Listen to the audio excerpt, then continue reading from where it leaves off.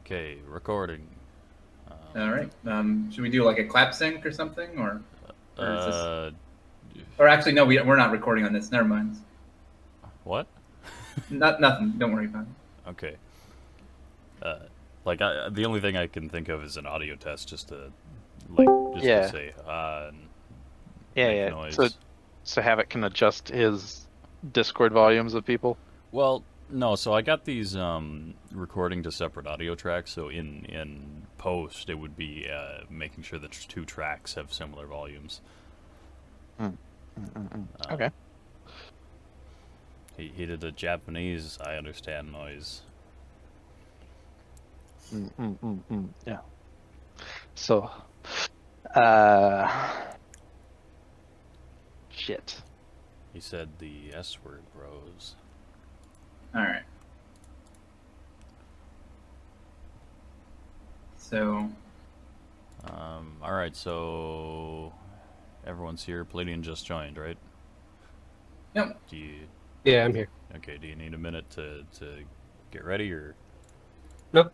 Okay. Everyone else is here? Think so. Merc, Birdman, Pat. Yep. Okay.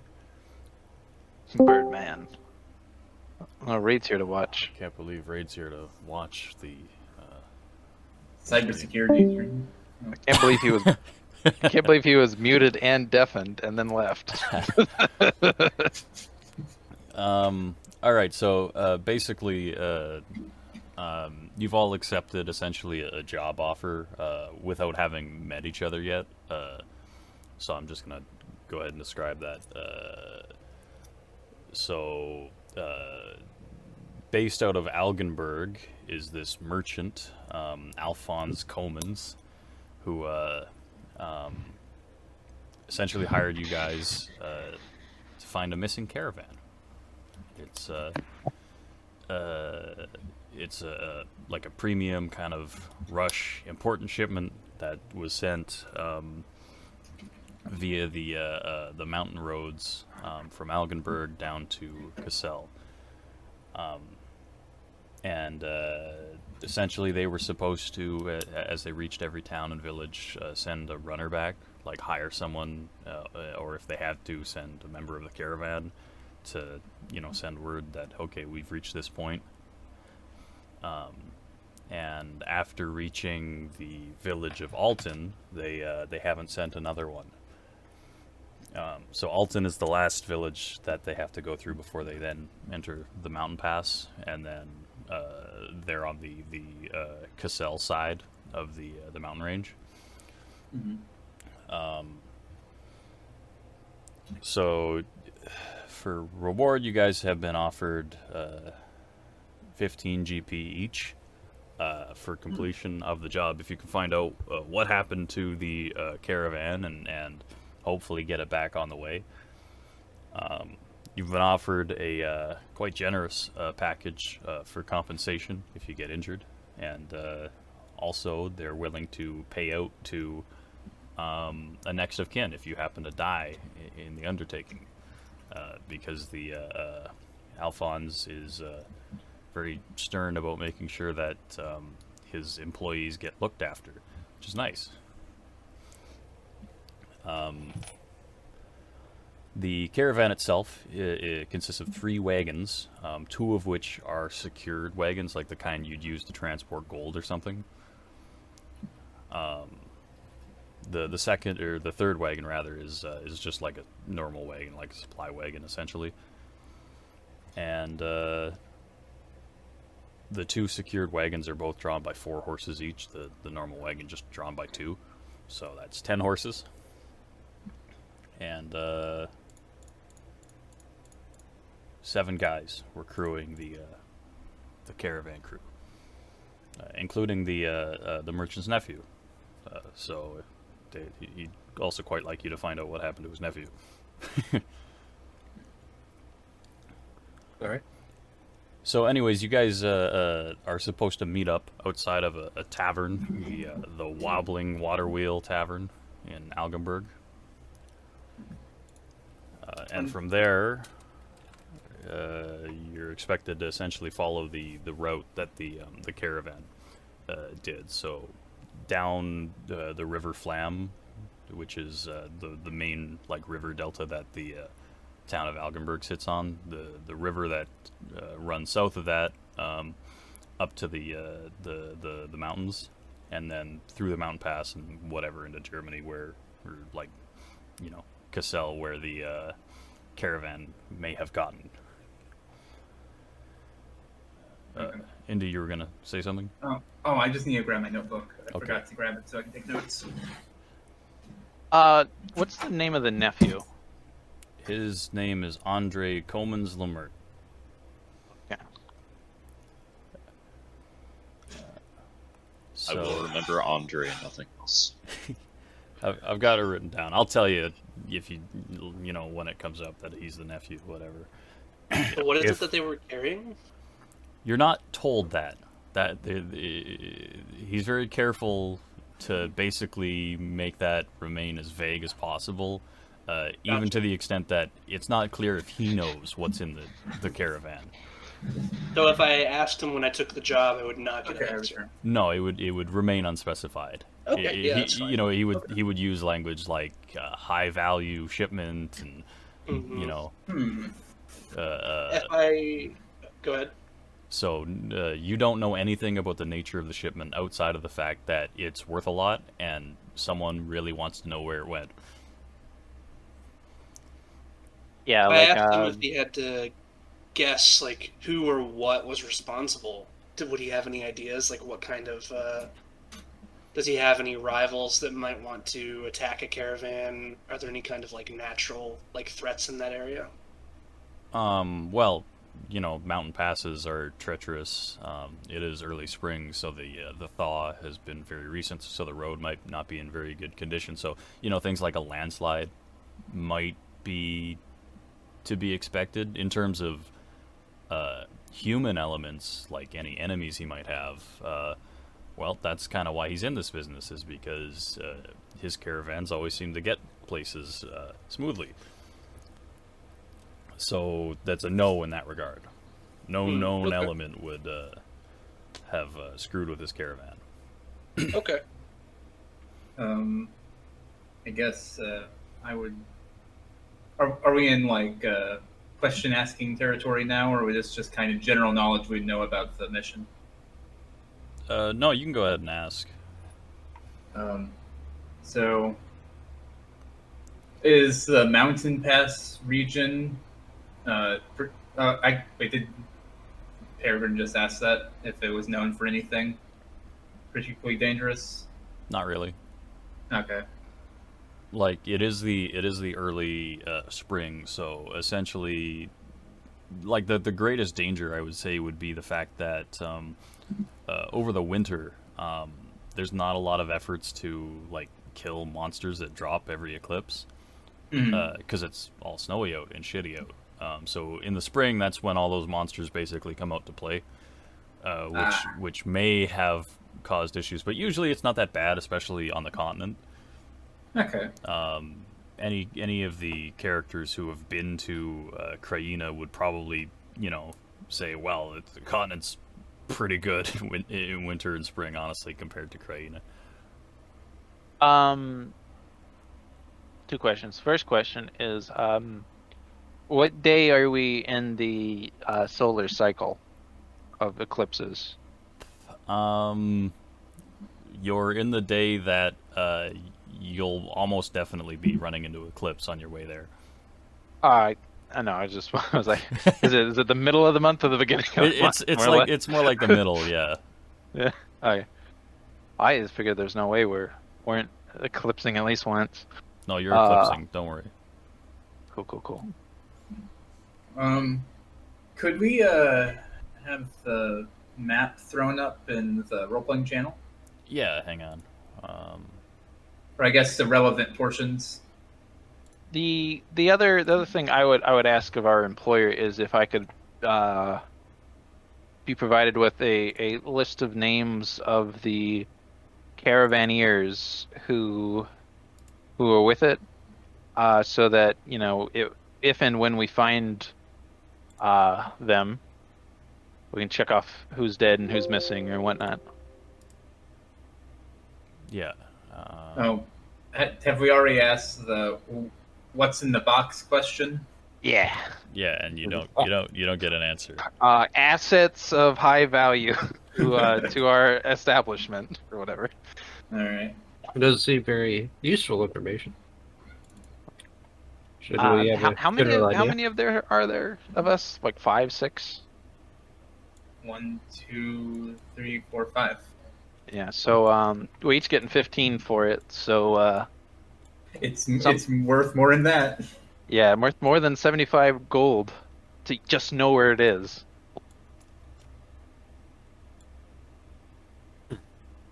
Like, is there any like extra like, I guess, restrictions or requirements to the job other than find it? Find it if you can. Get it on the way. That's really the two. Okay, so Um, and we're in Algenburg right now. yeah, right now you're in Algenburg. Let me just mark the So road. is here. that dotted line like the border with France? Yes, that's the border with Galley. Galley. Yeah. Okay.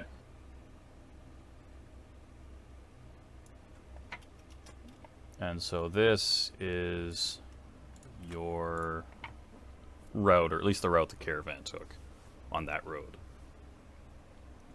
All right. Is Lanner Stokes like up there in the mountain? The road seems to. Yeah, so it's there's a switchback road that goes up there, and Mhm. because wagons don't have brakes on them, they're a lot less steep than what you would be used to seeing like a modern mountain pass road. Yeah.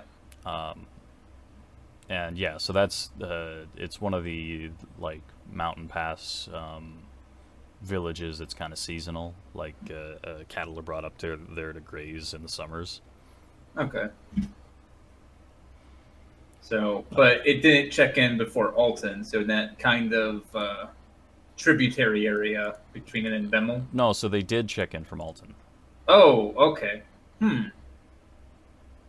but that's the last place they checked in from. All right.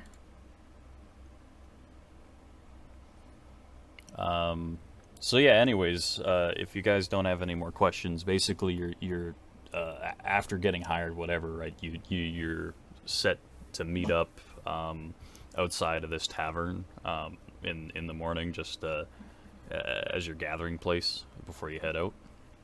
All right. So I don't know what order you might show up in or anything.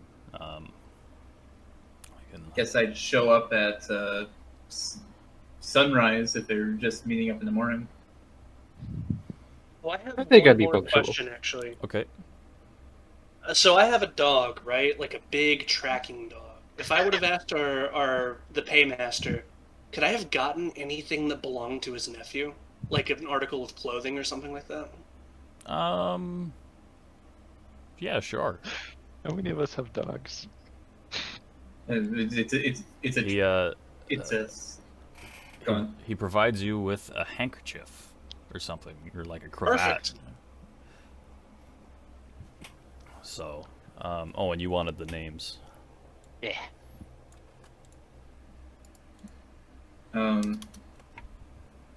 Sweet. So, yeah, so I think it's Birdman and Pat have dogs. Who else? I've got actually a sheet. I have a dog. Do you? People have fucking dogs. I have the regular hunting dog. That's like a few silver. Yeah, Yeah. you do. My dog has a character sheet. Yeah, you spent a lot of money on your dog, right? I spent 2 gold on my dog. Yeah, you and Birdman both have powerful dogs. It's certainly not worth 2 gold pieces, but I think it's one of the 2 statted ones. I think it's like the Scottish one. Yeah. Yeah, I just So- have regular dog, which is I have a distressingly large dachshund. So yeah, you guys eventually meet up outside the Wobbling Water Wheel Inn, and there is a rather short man with black hair. There's one of the Iron Elves in their funny suits. There's a one-eyed man who looks gruff and intimidating. There's a French man with a dog. And there's an English man also with a dog. And I forget any of your defining characteristics, so I don't know what you look like. I don't know if I wrote most of mine down.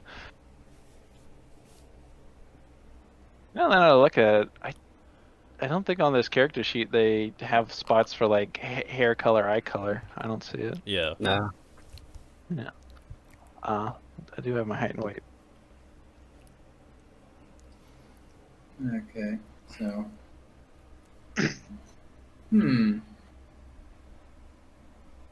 Yes, How?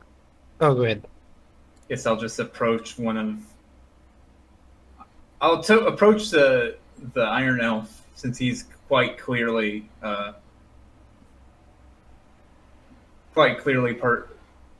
of the group, whatever this group is. Yeah, Kind of wave and say, "Hail, are you here for the job too?" Aye. Hmm. What is your name? My name is Clovis. Clovis. What is yours? Etor Kerbasi. Call me Chuck. Can you repeat that? My name is Etor Kerbasi, but please call me Chuck. Chuck. write that down. Got it. DM note: I'm not calling him Chuck. Etra Travasi or whatever. Yeah. Etor. Etor. Yeah, I'll just spell it out in chat. It's one of those Basque names that. I hail Etor Travasky in his native tongue, and basically just say, how long have you been how long have you been hints from your iron fortress? I'm not great with Basque. I look at these people speaking Basque in disbelief. People can speak other I languages. reply in my native tongue. Several seasons now. Been trying to put together a group for an expedition. My efforts have not had much progress of late, unfortunately. Yes, I turn. Right, to- anyone if the money's good. Afterwards I'd answer, and I assume everyone here speaks Common, so that's why I default to it afterwards, with a French accent. And I say, have you any knowledge of the town of Till? For I am Javert du Till, and it is near your native homelands. I cannot say I have visited it personally. Javert du Till. Is that Javert. spelled? Is that like I spell Javier or Is Javert, do, and Till J. is Tilh. As a proper Frenchman, you do not say the H. Tilh? Okay. Yeah. Would recommend once you say your name, write it down Yeah. in the chat. Yeah, so Indy is Clovis. All right. So Literally Javert from Till. Oh, and just because it wasn't specified, Indy is considerably shorter than average. He's quite short. my character Clovis is 5'3". Nice. I'm 5'10". Yeah, I think I'm 5'6". Yeah. 6. I usually- turn and usually address Big guy. the other two. And who might you be? The name's Dirk Vanderhayden. Dirk Vanderhayden, you say? Question: would we be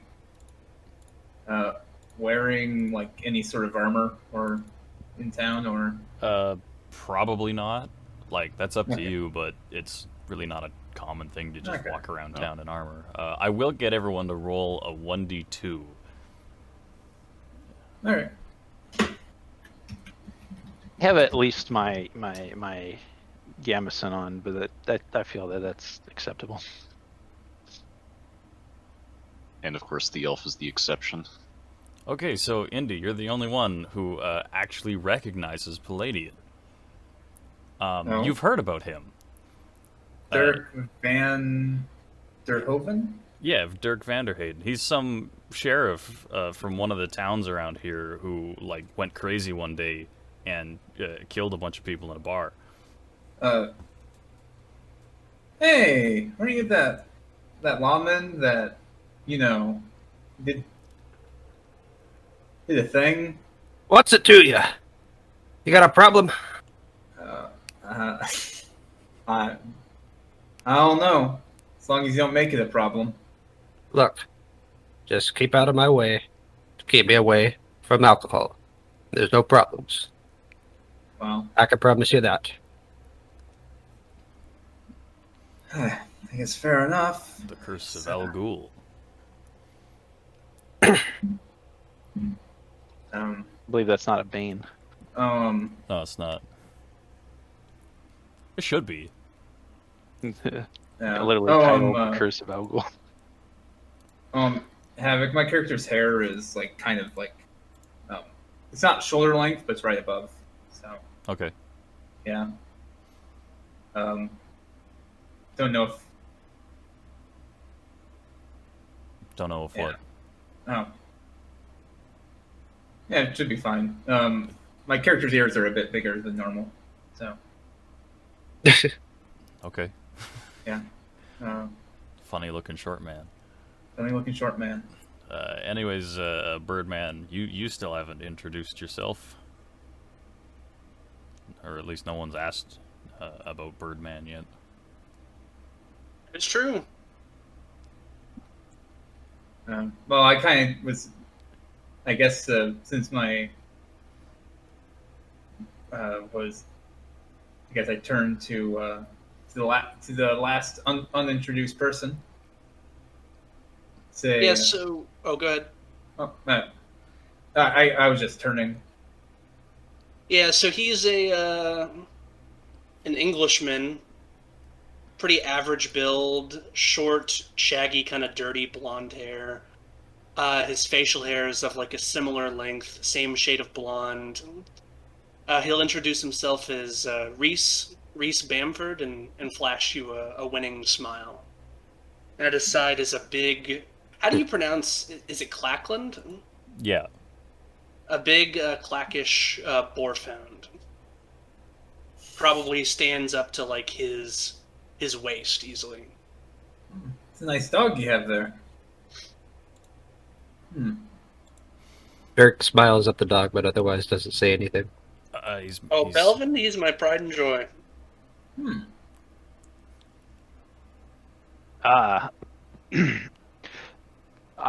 had not thought to ask our employer how to recognize our fellows, but seeing as we are all men of the Hound, it was not too difficult. And I point at my dog, who I introduce as Noir.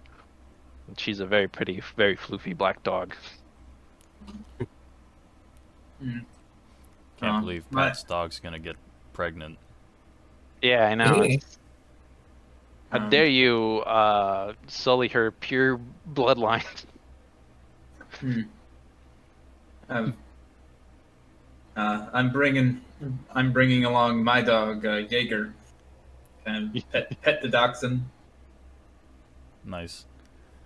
Oh, is Etor still riding a donkey? I think so. Yes. Poorly. All Very right. poorly. So, when you guys mount up, you all notice this, that the Iron Elf is riding a donkey instead of like a proper horse, which is hilarious. I get on my donkey. Oh. You brought a donkey? Yeah. Seriously? Yeah. Or no, a pony. Do Sorry. you have no steeds? What's that, Palladian? Oh, nothing. We'll He's remark worth in talking to. the That's what I'm saying. in the Iron Elf language that perhaps he'd have more luck finding, willing participants in his adventures if he had a more impressive mount. Perhaps funding has not been forthcoming. Presentation is everything. Clovis looks kind of confused. How many of you guys know bird speak? I know Ask. That's it. I don't. I know it, I but don't. I took language 3. Yeah, okay, so you know basically every continental language. Pretty much.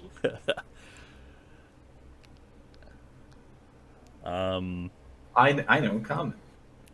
Yeah, so I'm not gonna be using like the more advanced languages. It's mostly just gonna be Cayman. So, yeah. Anyways, basically, if you guys don't have anything to do here, you can get mounted up and on the way.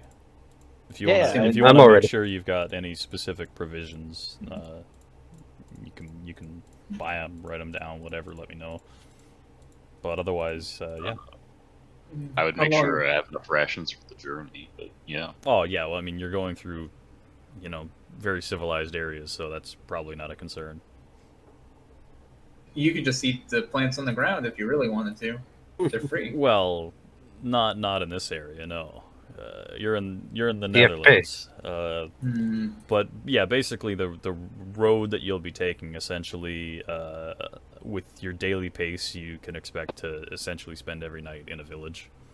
Okay. There's a couple stretches It's not where that might not be the case, where you'd probably have to push it a little bit through the day and then through like the evening as well to make it. But regardless, it's quite civilized. The area that you're going through. That should. I have a question. Yes. On the road between Driel and Bemmel, I see like the little icon of a town, but I don't see a name there. Yeah, it's because I didn't bother giving it one. Understood.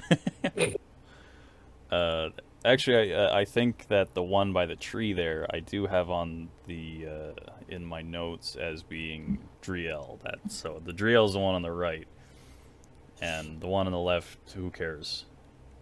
Good. I can't believe that place is also named Driel. Yeah, it's Driel too. But yeah, no. We all mount up. All right, you Yeah. guys are good to go. Mhm. Yeah. Yeah, I am. All right. I have. Thumbs up. If it Fine. comes up, I've got the second heavy armor perk, so I'll be traveling in my arm because I don't take any penalties for it. It will come up. So yeah. Let me know, everyone else, what you'll be traveling in. Yeah, I'll be traveling in just, let me say, like kind of basic traveler's clothes, like standard tunic with a kind of a cloak. Okay. Uh, Go ahead. I definitely keep my gambeson and like my mail sleeves on and my leg armor, but that's all like my leg armor is mostly fucking leather.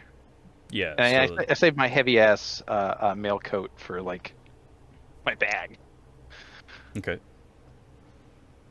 What are the I think I'll have the penalties mail. for traveling in armor? Basically, It depends on your Things- encumbrance. well, you take a bunch of fatigue if you travel for it, and if you stay in it for 4 hours, Okay. and then you also take an additional penalty if you sleep in it. Those are the two. All right. I'll probably have my quilted coat on, actually. Well, so like for in regards to that, gambesons, quilted coats, etc., I wouldn't even count as armor for that purpose. I think my heaviest thing is my brigadine coat, so that'd be the one thing I wouldn't have on. Yeah. Otherwise, most of my stuff is pretty light, like jack chains and like quilted armor and leather stuff. So And Okay. then I'm gonna assume that Etor is wearing his full setup. Yes. Yeah. Thankfully, I'm still only lightly encumbered. Yeah. Yeah. Okay. So, off we go. All right. So you can expect to make. Sorry, you're gonna say something, Indy? Oh, I was just wanting to know if we wanted to go down what it looked like our mounts were loaded down with. Oh, yeah. Go ahead. Yeah. So my pony, Rattler, has a compound bow strapped to it and a half pike, and it looks to be like a bedroll in a tent.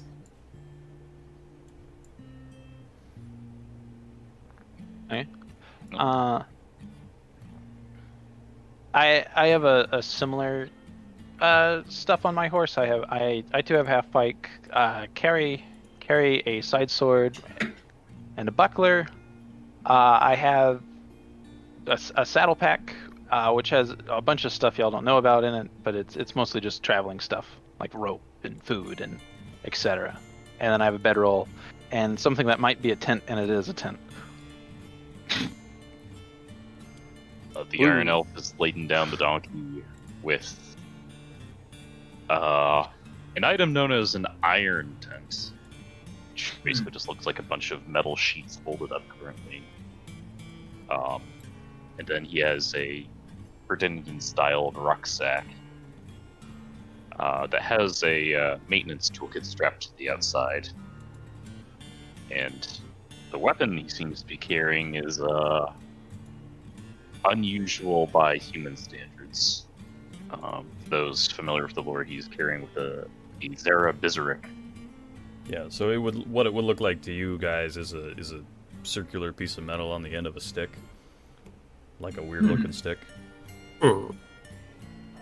But outside of that, nothing too fancy about it yet. I love the Berserker. That the Zara Bizarek. He also The has a Zara- strange-looking canister attached to his armor. The Iron Elves have always been strange, I think. I don't get it. Reese's horse, other than like the very obvious like travel accoutrement and the stuff that's in the saddlebags that you can't see, has like a poleaxe and a rifle like hanging off the side of his horse. A pretty nice looking rifle at that, as well as like one of the like a miniature keg, like a wooden keg of cider hanging off the side. Nice. I totally forgot about my crossbow. Yeah, I've got the usual strapped on the horse, tent, bedroll, bags of supplies. On my back, I've got a longbow, a Kriegsmesser, and a bar mace at my side, from what you can see, alongside a heater shield as well. Shield. Okay. I think that's everyone. So, yeah, basically you set out down the southern gates of Algenberg and then through like the southern suburb, essentially. And for the day, you're basically just going to follow the road down to a town called Warfum, which is on a little like bay on the western coast. So throughout your journey, you can expect to make between 30 to 40 miles a day, depending on terrain, weather, and luck. Now, I'm using the old mileage before I doubled the size of Voska, so that map should basically be accurate to each of those towns are roughly 30 to 40 miles apart. What was that, Indy? I was going to say campaign scaling has been turned on. Yeah. Because the journey on the road isn't like super the focus, so Yeah, on the road though, I definitely would like to talk to the other members a bit and like see like where they're coming from, sort of like. yeah, no, that's fine. So on the road to Warfum, What's said, Rose? Who wants to be riding up front? I guess. I can, I can. I can take point. Um, I'd probably prefer somewhere towards the back, and whoever's would be second to the back, I'd probably ride up to speak to them first.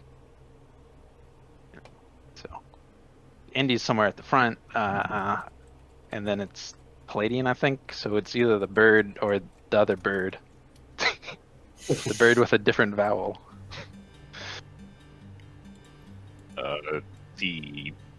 My bird would probably be about midway of the pack. So I ride up to the Englishman, I guess. Reese, was it? Yep. And you know we're riding along, clop clop clop, and I'm like, so before you accepted work from Alphonse, what did you do with yourself? I've sort of done everything. Been a mercenary. Grew up a farmer, and most recently taken up bounty hunting here in Common Lands. Bounty hunting. I assume the dog comes in handy. I've taken a contract or two myself. Oh, Noir certainly earns her keep, though I received her as a gift initially. Oh, I'm sure yeah. there's a story behind that.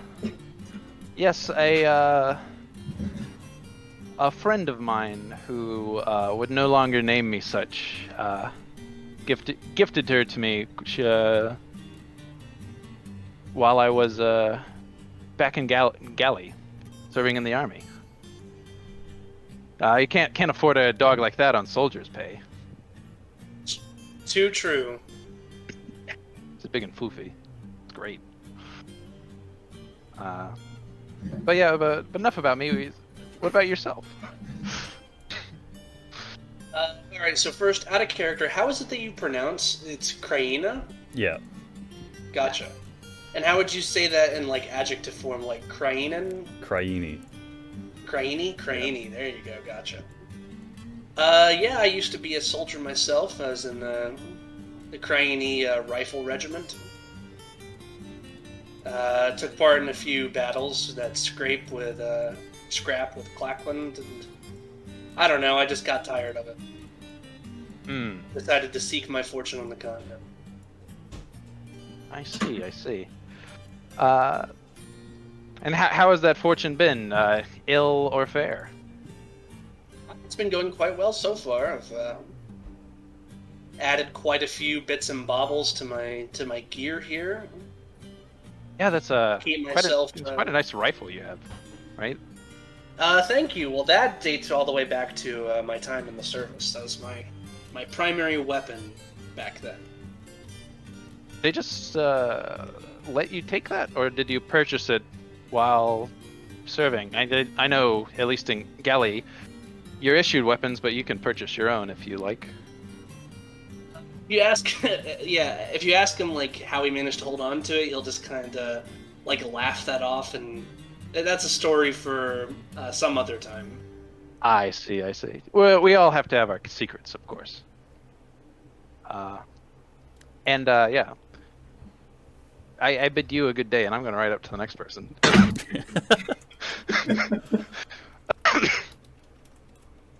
Which is, I believe. Hang on, I'm going to interrupt you here. I just want to say that, yeah, as you're walking, you're just following that kind of the very distant expanse of the horizon over your right shoulder of the ocean. So it's kind of overcast.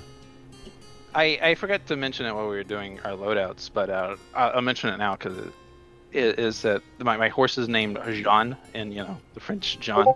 Okay. And so I like to talk to my horse when I ride it. So as I'm leaving, I'm like, "Come on, then, Jean, let's go." Kick it. And then I ride up to, I believe, Ettore Travasi. Kerbassi. Yeah, Torvesi. No, Kerbassi with a K. Kerbassi? Yeah. Kerbassi? See, I can't say it right. It's the French accent, which I'm not doing. Yeah, you said you I were wrote going to it. do a southern accent, right? Yeah, I'm working into it. Okay. I'll try it right now. Workshop it. Yeah. I gotta say Kerbassi right first. Kerbassi. Okay. So yeah, I write up to the bird. Ettore Kerbassi. And I Hail. speak to you in Basque, just by the way.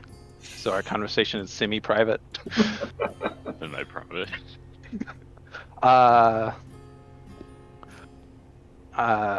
So, and I begin the same way. Also, before you sought employ with Alphonse, what did you do with yourself? What sort of elf are you? Are you a man of technology, soldier, farmer? Do elves have farmers? I don't really know. Security officer. So I hail from the Glade Calamania. Hmm. And there I basically helped ensure the peace. But So, things were yeah. to be peaceful. yeah, Pat, you would recognize Glade Calamania as being the one in the Kaiselreich, on the near the border of Calmacia. It's in Kauserland. Yeah. So it's actually kind of far from where I hail from. Yeah. And I say as a man of peacekeeping, that is. I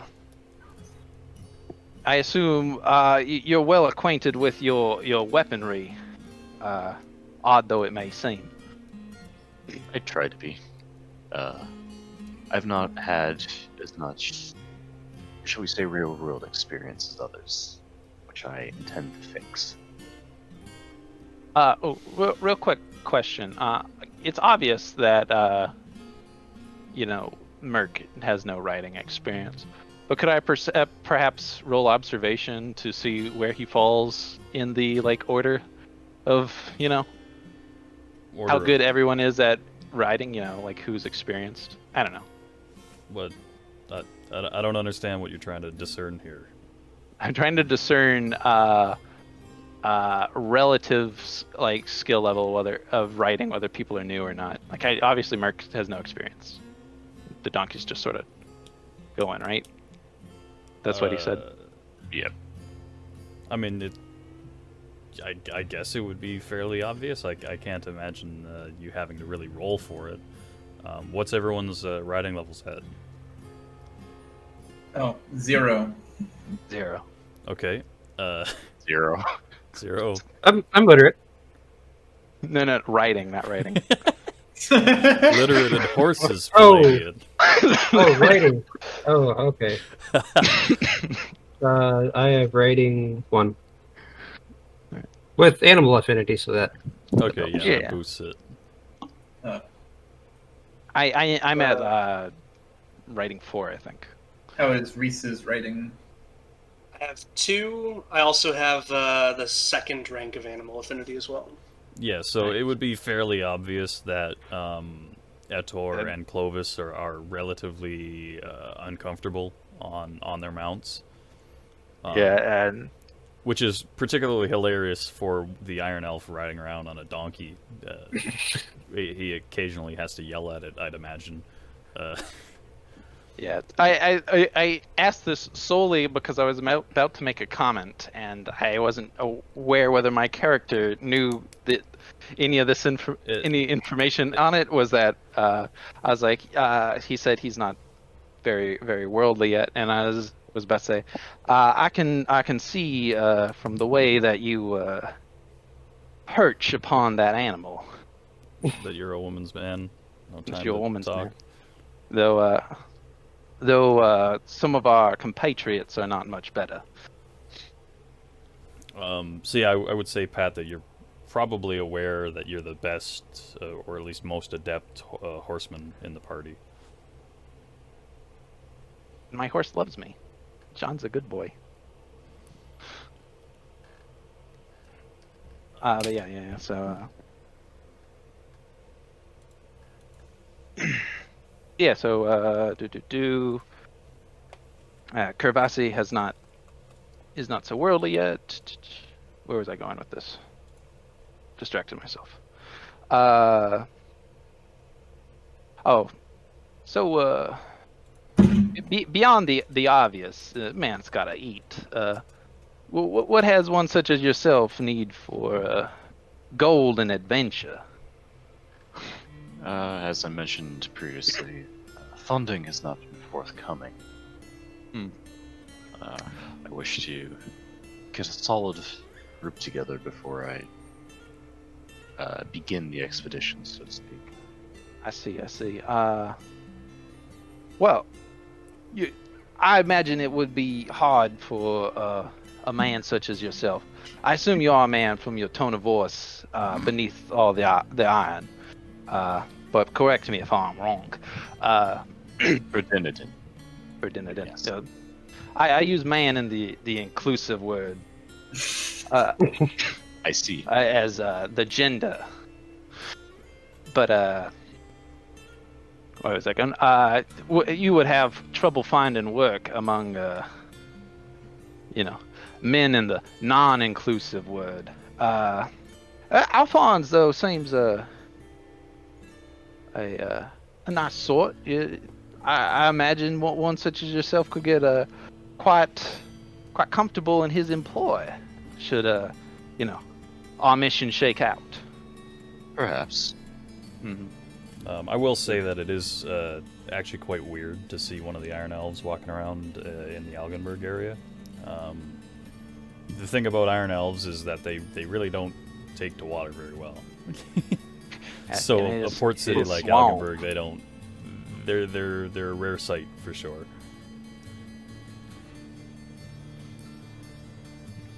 It did not occur to me while we were in Aldenburg, but you said we could take stuff before we went. Is that I would like to purchase like a small jar of their weird. Oh, the sea beans. Yeah, sea bean. Nice. beans? Yeah, you get them. You get a jar of pickled sea grapes. Yeah, Actually, that sounds not bad. No, it doesn't. Yeah. You reminded me that that's where we set out from. Yeah. It completely slipped mine. But Oh, and every time that you eat one, Clovis like gags visibly. They're gross. nice. Well, But yeah, Which is also in itself weird. Most people quite like them. yeah, they're quite nice. But yeah, so I excuse myself from Etor saying, I hope he has a blessed day. And then I'm gonna Safe go right up journey and talk to to other you all. people because that's apparently what I'm doing here.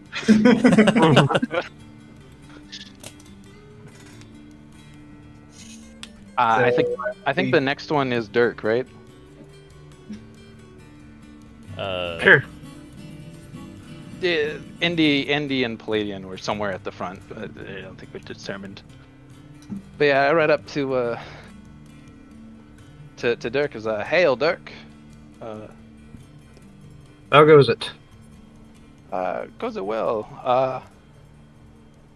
I hope you do not mind, but I have taken upon it myself to introduce myself to the fellow members in the effort to ease this how would you say lackluster view and experience, and like wave my arms at the swamps that we were riding through. At the No, Netherlands. you're not in a swamp yet. You're following the coastline. Swamp compared to where I'm from. Okay. Not really, but yeah. It's I assume it's just plain, you know. Yeah, well, it's like, grasslands and coastal kind of like, beaches and stuff. It's very much, Flanders. So I do the bit that I did with Peregrine where I say what I've been up to. Mm-hmm. I'm not gonna repeat it. What? Just- You're not going to repeat the whole thing? No, no, I gotta talk to Indy after this. We'll be here all day. So it's like, so Dirk, how about yourself? Like, before being employed by Alphonse, what did you do with yourself? Let's just say I take on odd jobs Ah, for people with a lot of coin. yes. I know something of that myself. Yeah, deeds must be done, and the pay is good. And I try to keep the work honest. Yeah, a good man, a good man. I try to be nowadays. I hope you do not mind the overhearing your conversation with, and I nod towards Indy earlier. How long have you abstained from the drink? It depends on how we define abstain, but nevertheless, I do not believe it will be a problem. Absolutely, sir. I was just checking a formality as a compatriot. Hmm. I would, well, quite frankly, I have no next of kin to take the payout. So I would quite like to remain off the ziggurat, as it were. As would I. Yes, yes. But good day to you, sir. Oh, you had a Yes, dog, Mayor. right? No. No, you didn't have a dog. It was Peregrine had the dog and got the scent. Okay, but we're not even bothering using it. We're so far out. Okay. Yeah. Oh, it's also worth noting that I guess now at the back of the column, Reese is pretty much constantly like whistling some sort of jaunty tune. Nice. Nice. As one does. But yeah, so I write up to Clovis. Hail, Clovis. How is it up here at the front of the pack? It's doing all right. Yeah, I hope you do not mind my joining you, but there was a few too many asses between me and the open sky. Yeah. But I can understand that. Yeah.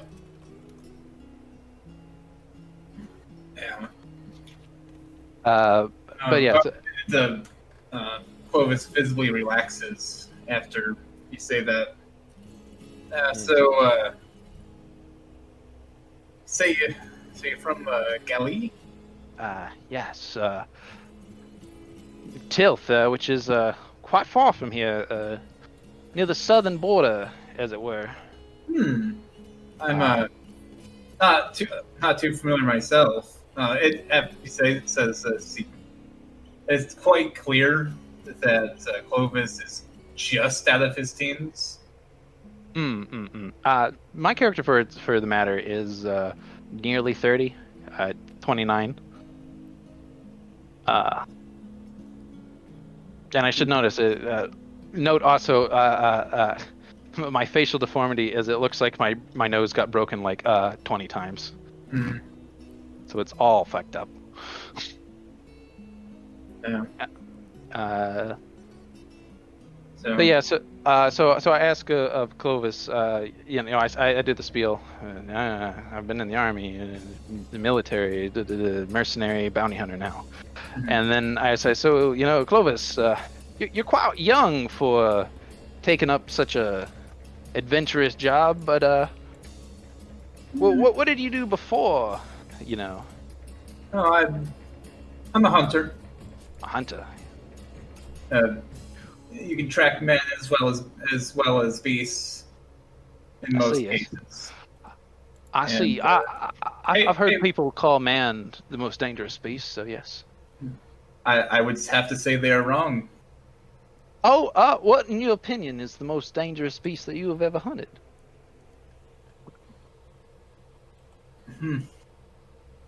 Clovis kind of looks up at the sky, and then looks back at you and says, "Boar." Hmm. But- I follow your gaze, and I think it's weird that you looked up in the sky to think of boar, but I don't say anything. Hmm. Yes, boar are quite dangerous. I've never hunted them myself, but have known tales of men who've gone out and never come back for that particular prey. It's a profession that I don't think many should follow. Hmm. My mentor was quite clear. He did not want me to follow in his footsteps. So now that you have excused yourself of the most dangerous prey, you've taken up hunting those that are at least in the top 5 or perhaps 10. Yes.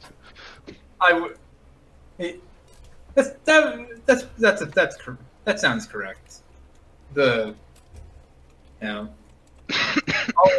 Always can use more money, and this seems. Oh, of course. It seems like a good way to get some, if not easily, well, relatively quickly. Let's see. The pay is, honestly quite good for the mission. I'm almost afraid there might be difficulties. I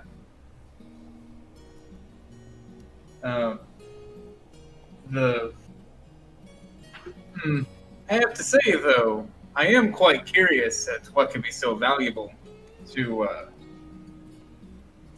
be paying us so much. I have half a mind of finding out myself once we get there.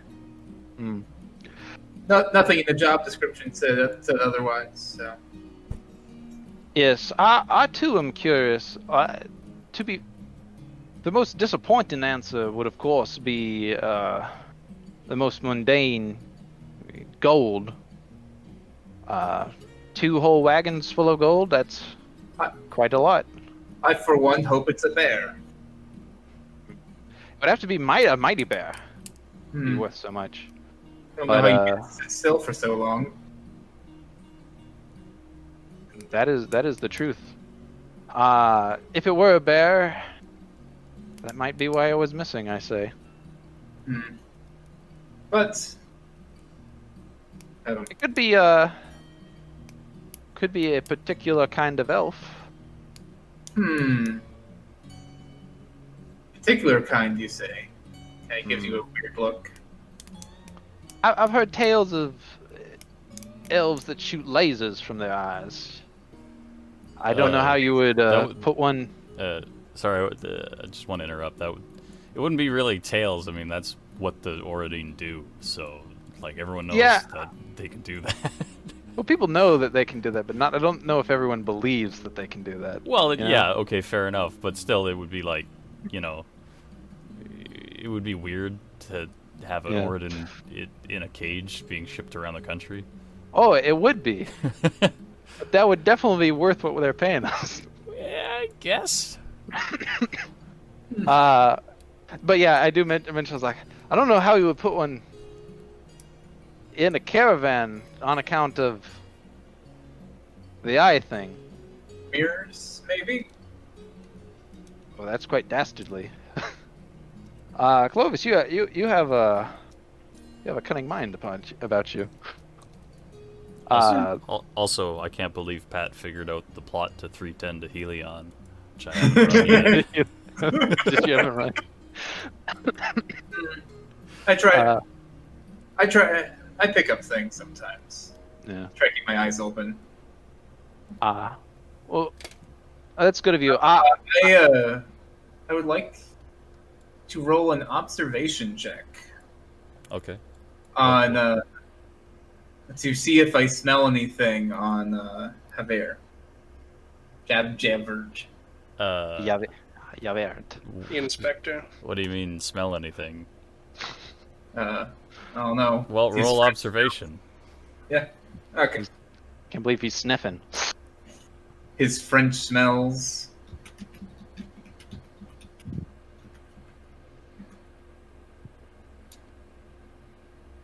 Where did I go wrong?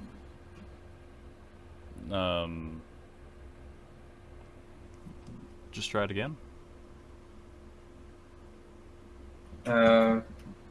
I think you need to do I think greater it's than T7. 7. Yeah, I think you need to do greater than Oh, 7. T7. Okay. Okay. Oh, T7? Okay, cool. I There you go. okay. I'm trying to see if I can smell his breath from here. Pat, are you particularly stinky? No, but I probably definitely ate one of those pickled things before I left. Yeah, but that would just give you like a briny smell on your Ah. breath. So no, he doesn't smell like anything in particular, Indy. Okay. You probably smell the cheese I have in my pack. It's Roquefort.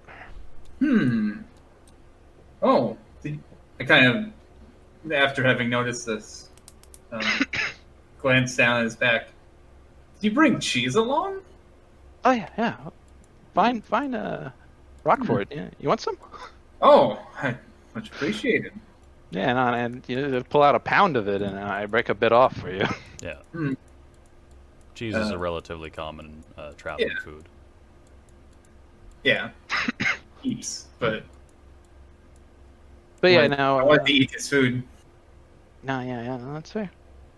Nope, nibble on it. But yeah, I excuse myself afterwards and say that keeping your eyes open. I'm gonna return to my position at the rear where I shall do the same. And this ends Whoever me wants talking to everyone. Okay.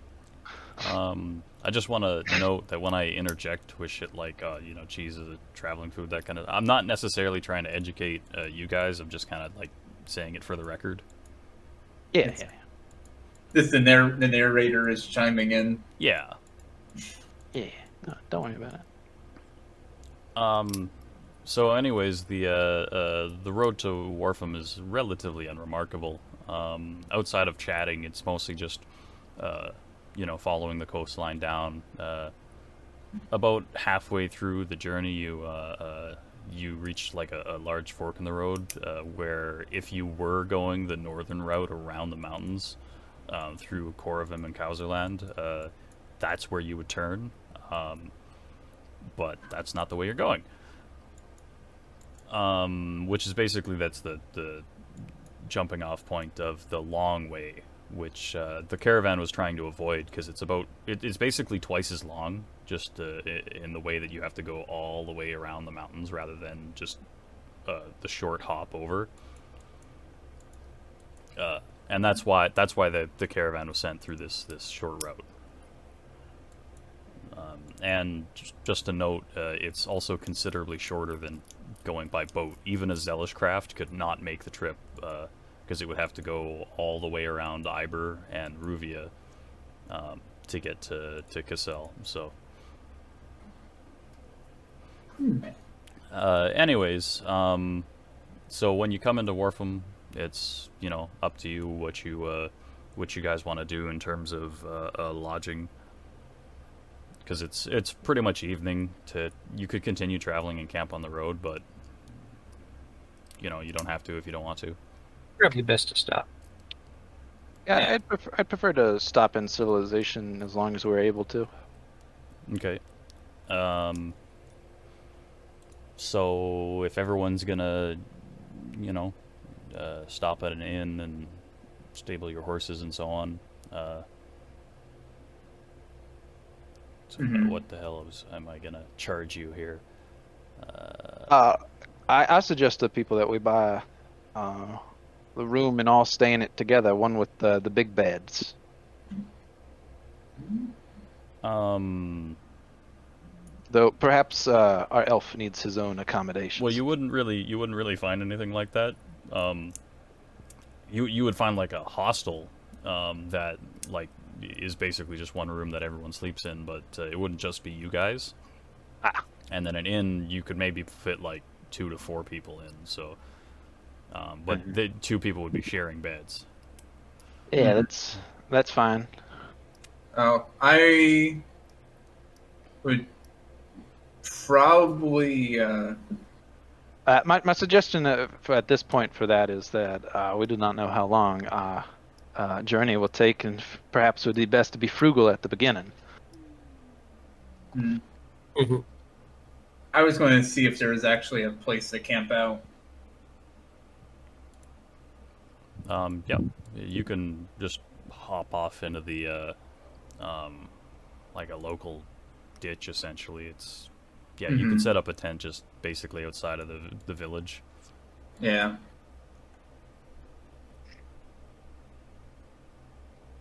Just And then everyone else, your accommodations. I got a quick question. Yep. He mentioned that there was like a last town that they had sent word from. Yeah. Right. Which one was that? Alton. Obviously not here. Okay, Alton. Gotcha. Yeah. All right.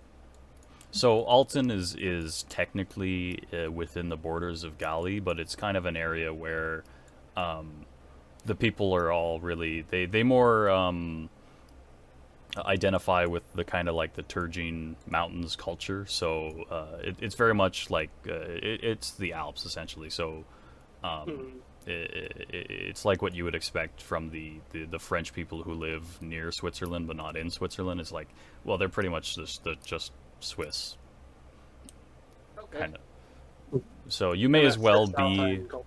in the Kaiserreich the whole Okay. time. Interesting. Yeah. As for my accommodations, unless Clovis like outright refuses me, I will offer to like set up a camp with him. Oh, sure. Yeah, just not really too. I guess attached to easy living.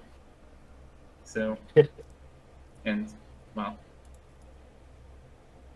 rooms cost money. That is true. They do.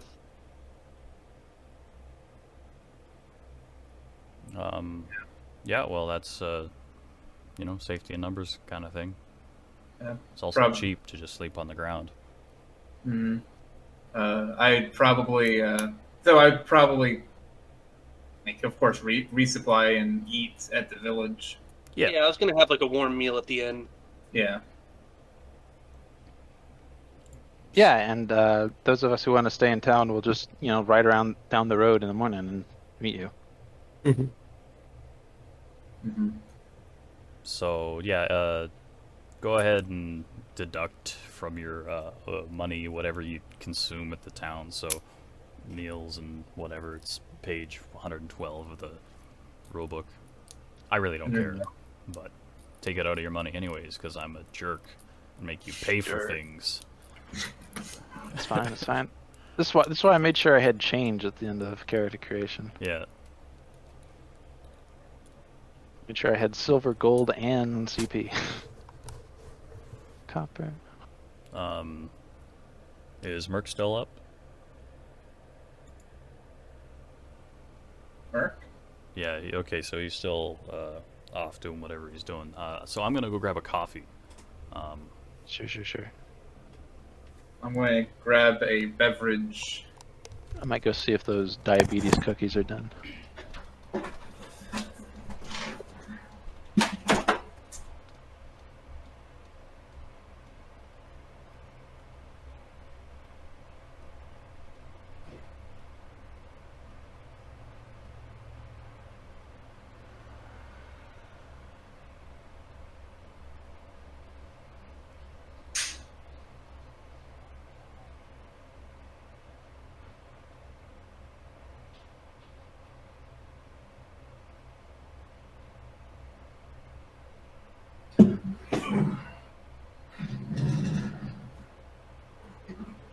Okay.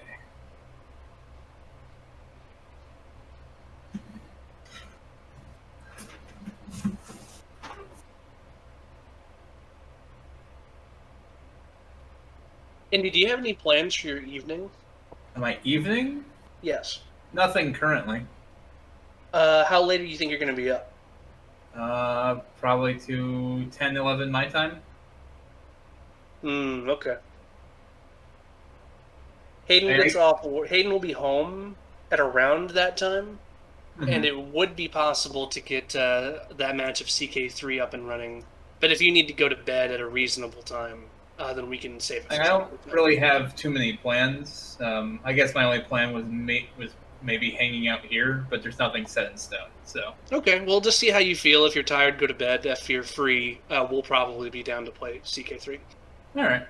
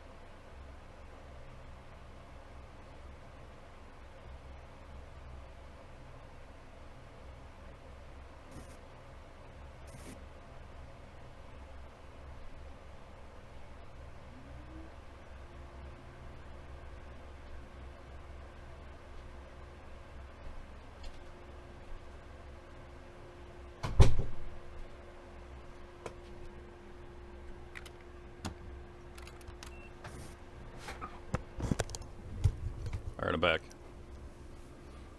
Okay. He's back.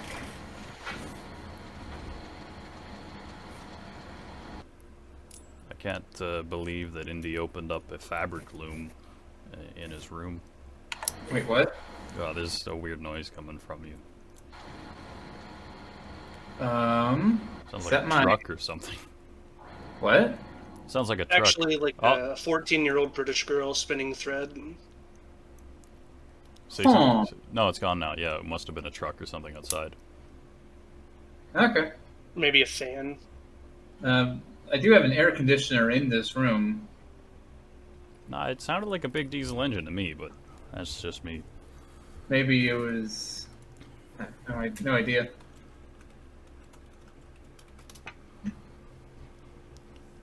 I can't believe Merc has died. Hmm.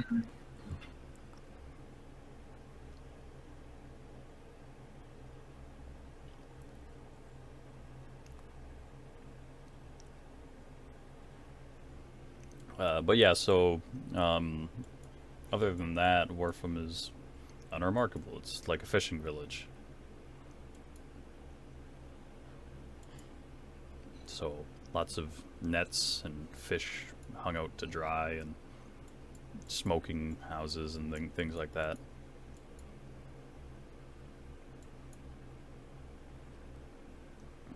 I'm gonna say wait till Merc gets back to continue.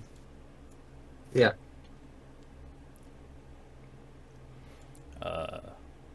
But yeah, eventually I'll probably go through and redo like the language system. Because I've put down like a bunch of provinces or essentially kingdoms or whatever onto the map, and it would make sense that they would speak, you know, slightly different dialects essentially, or have language groups. Because the current language system is kind of bananas, where basically it's like if you have languages 1, you know 2 languages, and if you have languages 2, you know 3 languages, and if you have languages 3, you know every language, and it's like, well, that doesn't make a lot of sense. Yeah. Right, because I made a bird once with languages 3, and I was literally running out of languages to speak, and I'm like, hey Jimmy, what's another language? So if to redo the language system that you have like groups, like language families, and then you also have all of like the little dialects that the different provinces speak, it would be better, I think. Of course, you don't have to use it if it would bog down your game.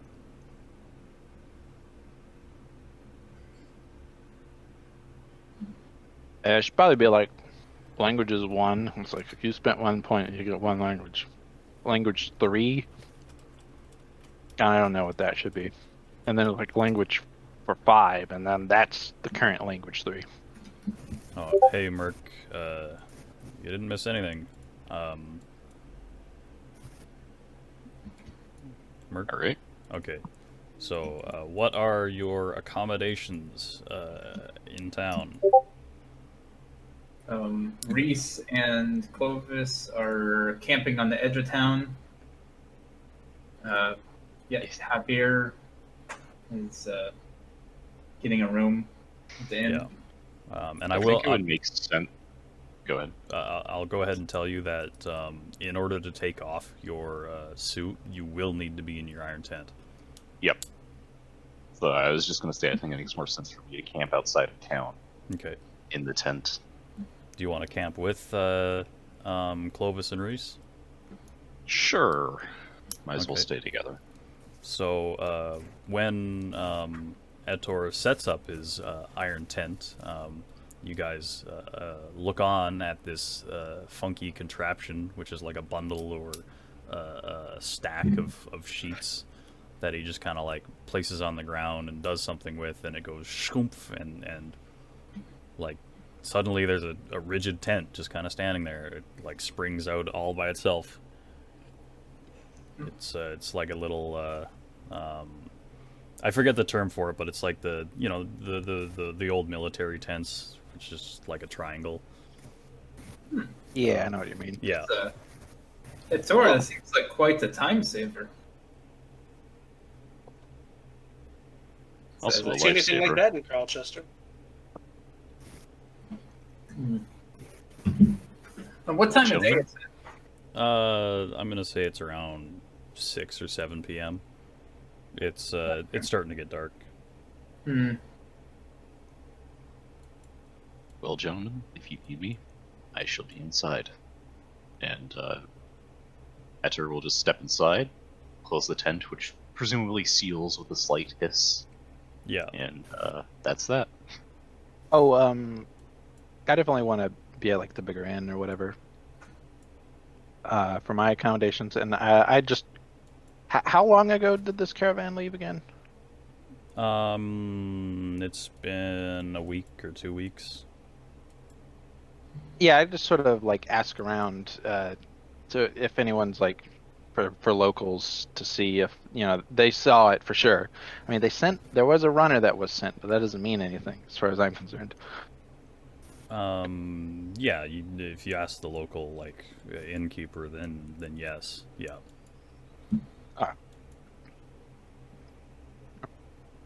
And that's all I want to know. Just make okay. They definitely went through here for sure. Yep. People saw them.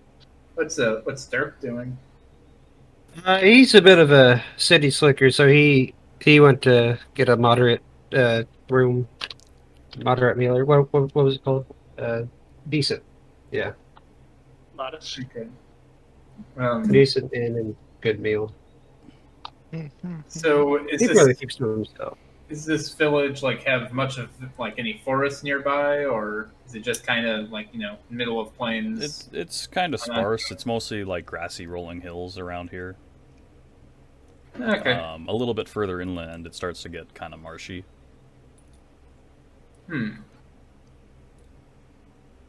Yeah, I guess I would.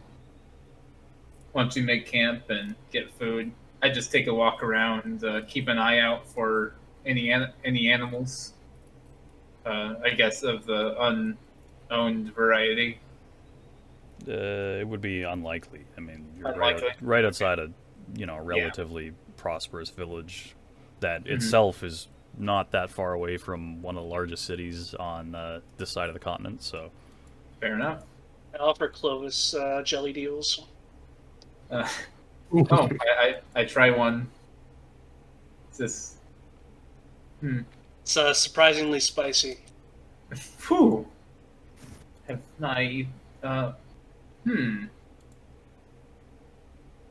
surprisingly spicy eel. I think I read something about them like spicing them with paprika or something like that. Yeah. I don't recall. Hey. Just like my nan used to make. Yep. Sounds pretty good. Um, yeah. So yeah, if that's all everyone wants to do for today, the night is again unremarkable, and you wake to find another overcast morning.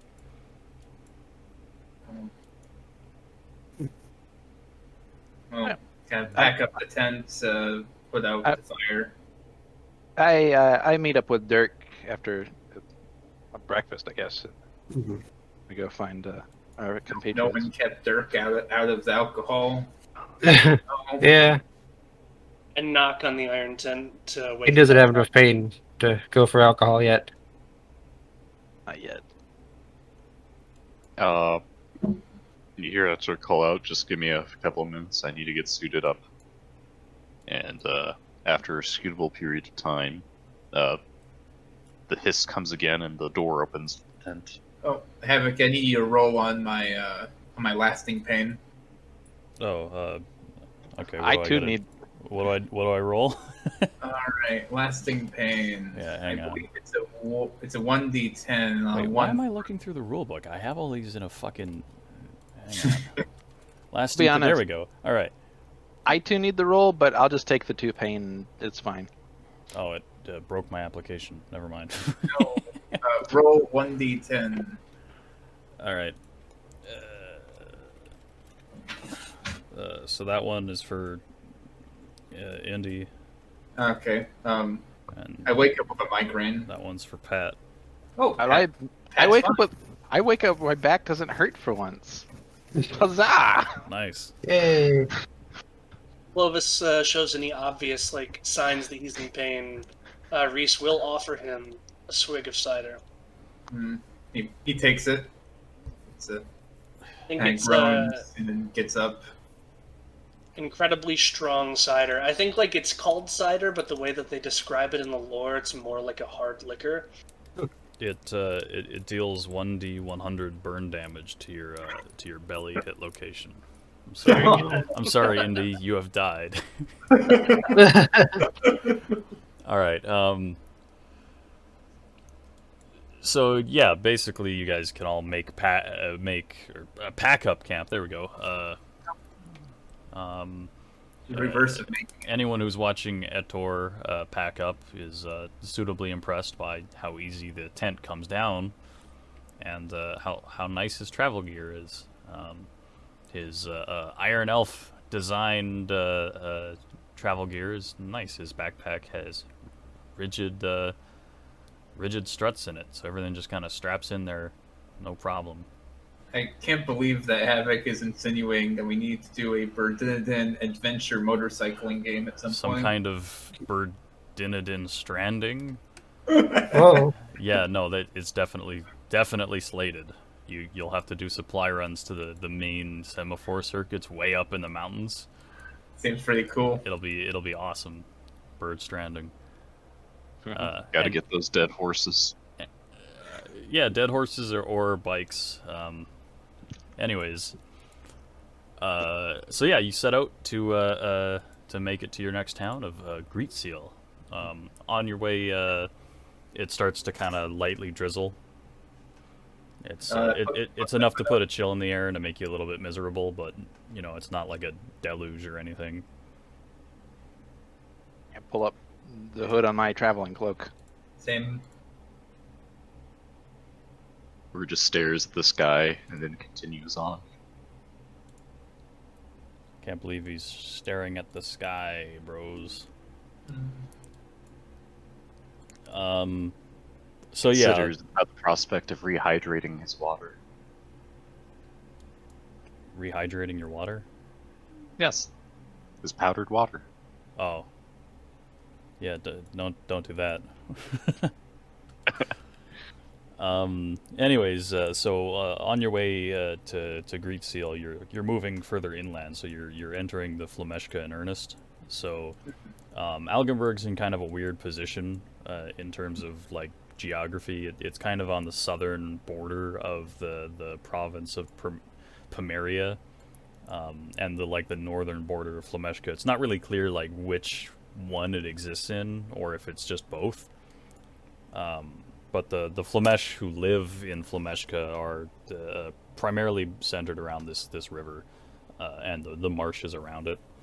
So they have their own funky dialect of Cayman that's kind of weird. It sounds like they're retarded sometimes, like they've been brained with a cooking pan or something. But that's just how they talk. But yeah, the road to Great Seal is again unremarkable, and you can you reach the town without any real problem. It's once again mostly a fishing village. These guys are more centered around fishing out of the river and some of the larger lakes in the area. Mm-hmm. And yeah, you do your accommodations thing again if you'd like. Yeah. Yeah. Same as last time I asked you. Were they here? Blah blah. Eat a good meal. Yeah. Yeah. Camp out again. Disappearing and reappearing tent trick go. Nice.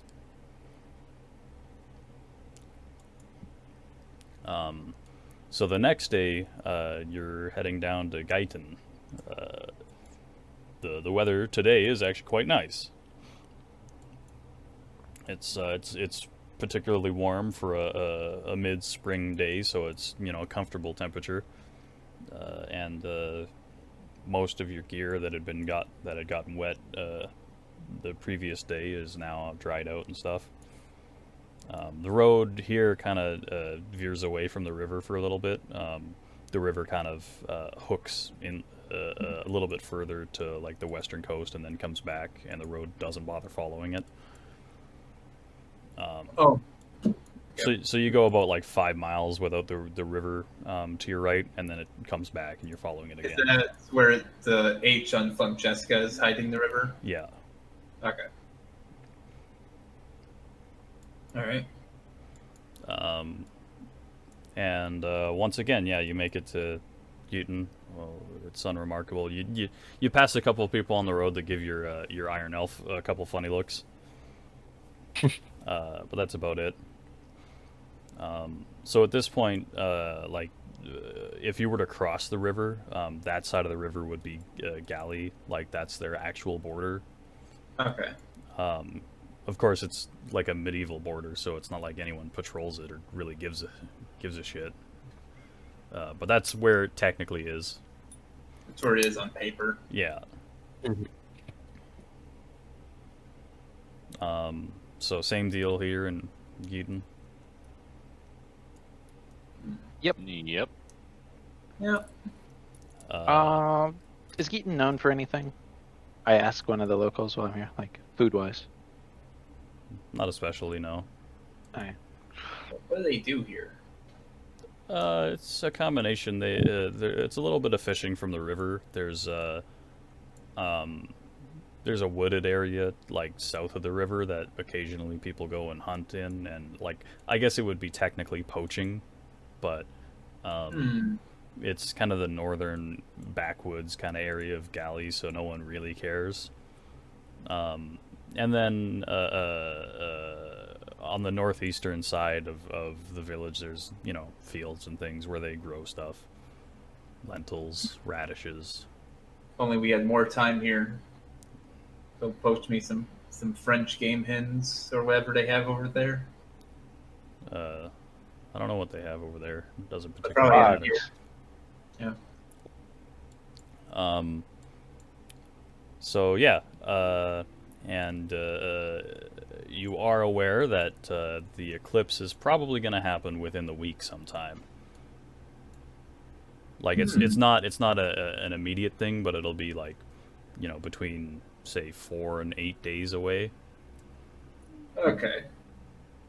So it should either hit us when we're at Alton or beyond. Yeah, that would probably be the case. Yeah, if we maintain our current pace. Yeah. Yeah, would we want to just stop at Alton for a couple days and wait for it to pass, or? We'll have some investigating to do there anyway. Yeah. Yeah. On the other hand, though, if those we seek are still alive, the eclipse will lower their chances of survival if they are still out in the wild. That's true. Yeah. Out of character, what happens on an eclipse? Okay, so basically, it's essentially an integral part of the setting's theology. You have the god of the sun, Yeah. who got ganked once by the moon goddess. So Right. essentially, every 30 days, he has to take a break from his job of being the sun, and he comes down and hangs out on the giant mountain that's named after him. Mhm. So people can go talk to him. But while he's doing that, there's the sun turns off, so it still floats through the sky. It's just it's not shining. Yeah. And when that happens, all of the spooky, scary space alien Cthulhu monsters come down and float around the Earth and scare people, and they drop their horrible, awful creations off. So basically, the majority of the bad things are dropped off by the Dark Watchers, which are the spooky, scary elder god things. Mhm. And most of the stuff that they drop off are like weird, misshapen kind of lumps of cancerous flesh that hit the ground and then die. But sometimes they drop a monster that kills people. Good to know. Yeah. And you don't want to be outside of civilization when that happens unless you have a pretty good plan. And sometimes they drop stuff that ends up getting named, and it's around for centuries because no one can deal with it. Yeah. Yeah. So But that's the- rare. You know, in Dwarf Fortress, when you have the randomly generated like forgotten beasts and all that. Yeah. It's that. Yeah, they drop forgotten beasts basically, and the way that it works in setting is actually kind of interesting. The Dark Watchers are primarily attracted to centers of activity, things that are visible essentially from space or from the air. So cities and stuff like that have a lot of Dark Watchers kind of floating around. Now every culture has their own like set of rituals that kind of wards them off and keeps them from really screwing the place up. Uh-huh. But like, if you're in a suitably backwoods area where it's just kind of like a couple shacks in a forest, all the people there really do is kind of just batten down the hatches and don't go outside. And it's mostly fine. Like, you probably won't die, but occasionally something nearby will be a horrible monster with size for arms, and it shoots lasers from its face or something like that, and everyone dies. Oh, I guess another relevant question to the eclipse. Like, Okay. well, not directly relevant. Where is the Schwarzwald right now? What do you mean? Like, doesn't it move around in Germany? Well, there's no one Schwarzwald. Yeah, but I understood it as like it was a phenomenon that happened. Yeah. Is there always one, or is it just kind of No. pop up? Okay. There could be 0, there could be 10, right? It really depends. Is You're not there any? you're not really familiar with any of the any nearby. Again, this is on like the border with Gali, and the Schwarzwald is more of a like eastern side of the Turgine Mountains thing. Okay. For those who are not in the know, what is the A Schwarzwald? Schwarzwald, or Black Forest, is a phenomenon that occurs in the Kaiserreich, where a densely wooded area will essentially turn evil. It's a thing that like only affects their forests, which they have a lot of, where like essentially dark energies kind of start to gather, and the forest creatures start to get meaner, and if it's allowed to like fester and grow and get worse, eventually it'll basically cause like a rift between reality and I want to say like the spirit world or whatever, where horrible, awful creatures will start manifesting, like the like the Nachtmacher, which is just a sphere of 0 light that a creature lives in that kills you. Or the So Aufsucker. Emperor really doesn't want to have to do anything with this if you can help it. The Schwarzwald is essentially your character might have heard of it as essentially it's Chernobyl for Iron Elves. Yeah, basically, if you were to enter a Schwarzwald with anything less than the heaviest form of insulation available to you, you would instantly die. While having like 8 health. Well, this is using my expanded gear set, so you could enter the Schwarzwald without having crazy health, but you need the gear for it. Okay. It's almost as bad as the ocean.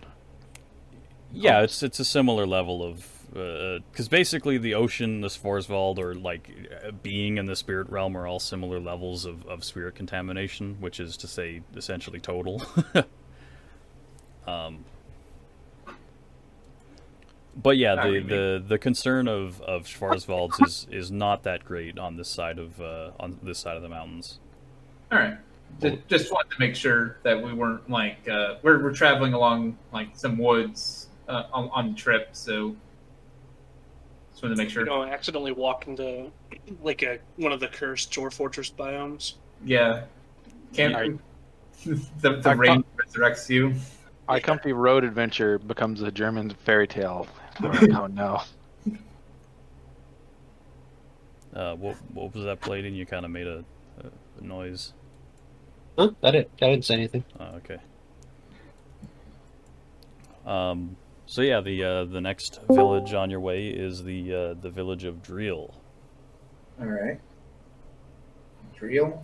Yeah. So if What's going on in here? Wow, you're loud. Pardon me. We're playing Song of Swords. That's crazy. Why would anyone ever do that? I don't know. Well, we're really not playing it. We're more like just talking about playing it in theory. I see. With character sheets Yeah. and playing. Yeah, technically, the Indy's the only one who's rolled anything. Yeah.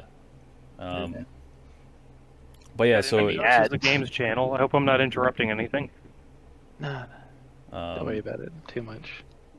So unless you have anything else to do, you head off to Driel. The weather is also nice. And when you get to Driel, you're astounded by the size of the oak tree that they have. They have like a 200-foot tall oak tree just kind of sitting there. Yeah, like it was on our map, and I didn't think there was to size, but holy shit. Yeah, well, I had a really big tree on the map, and I left it there, and I looked at it when I was doing this, and I'm like, well, how about I just write that in? They've got a really big tree. I definitely want to stop someone and ask them about the tree. Pardon, sir. I'm from oak trees. They don't get that big. I mean, they get big, but what's the story behind yon tree? Well, I mean, you're asking a random peasant about the giant tree that's always been there, so they basically tell you as much, that in their opinion, oak trees can grow as big as they want if you don't cut them down. Oh, there's no story about it. Nothing special. No, it's just that it's their tree. That's remarkable. Do you have the history skill? No. Okay. Well, if Neither do they. you did, you would be aware that basically this is kind of like a sacred tree that the pagans that even predate like Gnosticism worshipped. And this is Brimstone equivalent. Right? yeah, it's just no one's bothered to cut it down or burn it down or whatever, and now the village just has this really big tree that they would rather people don't cut down or burn down because it's the coolest thing in the village. Because otherwise, it's just a normal village without a tree. Me being a bird, Yeah. and being cautious of spirits, can I roll observation in combination with my full sensory suite to see if there's anything noticeably weird about the tree other than its size. Okay, roll for it. What bonuses would I get with a sensory suite? It gives you good eyes, right? Good eyes, good ears, and good nose. Okay, so that's so good nose is +1 overall. So that'd be if it has sight or sound, you'd be getting +3. Yeah. So take +3 to observation. Okay. And let's see, observation is based off of perception. Right? Yeah. So, okay.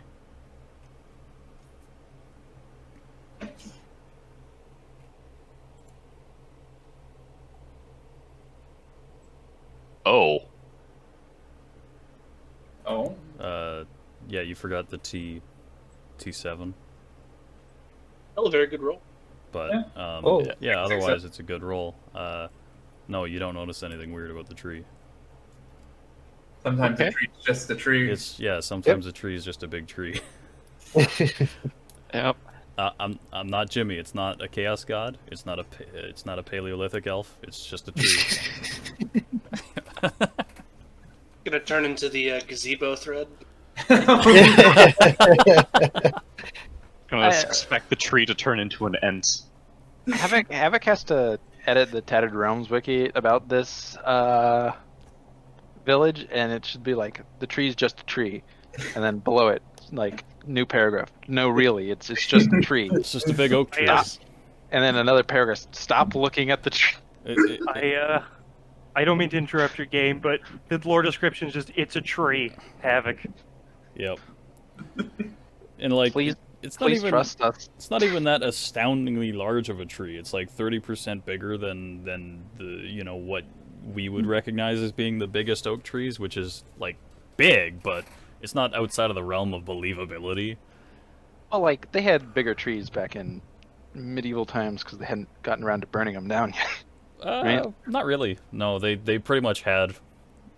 Well, I mean, wasn't that one of the things with the Notre Dame where they're like, well, there's not big enough trees to replace some of the roof beams? Yeah, but when was the Notre Dame built? Oh, Over hundreds of years. yeah. Yeah, It but took a while. that specific section, I would not be surprised to find that they were using North American hardwood for. It might be true. Because Europe ran out of their big hardwood a couple times, so they would have Yeah, had to ship it in. It was built before they discovered America. Notre Dame began in 1163 and took over 100 years to complete. Okay, It was finished in 1345. in that case, I would not be surprised to find that they shipped in lumber from The Baltics. the Baltics or Poland or something. Yeah, But there's probably there's no. very little chance it was in France. I could be completely wrong, but I would very seriously doubt that they had trees of that size. Regardless, anything that they would have had would have been like needled trees, right? And so that's the thing. Like a tree of this size, particularly old redwoods and stuff, would easily reach that height. They're just not oak trees. Yeah. Yeah. Oh man. Yeah, it's okay. It's nothing. I just looked up that they're in the selection process of finding French trees that are several hundred years old to replace it with. Yeah. Nice. Anyways, that's really the only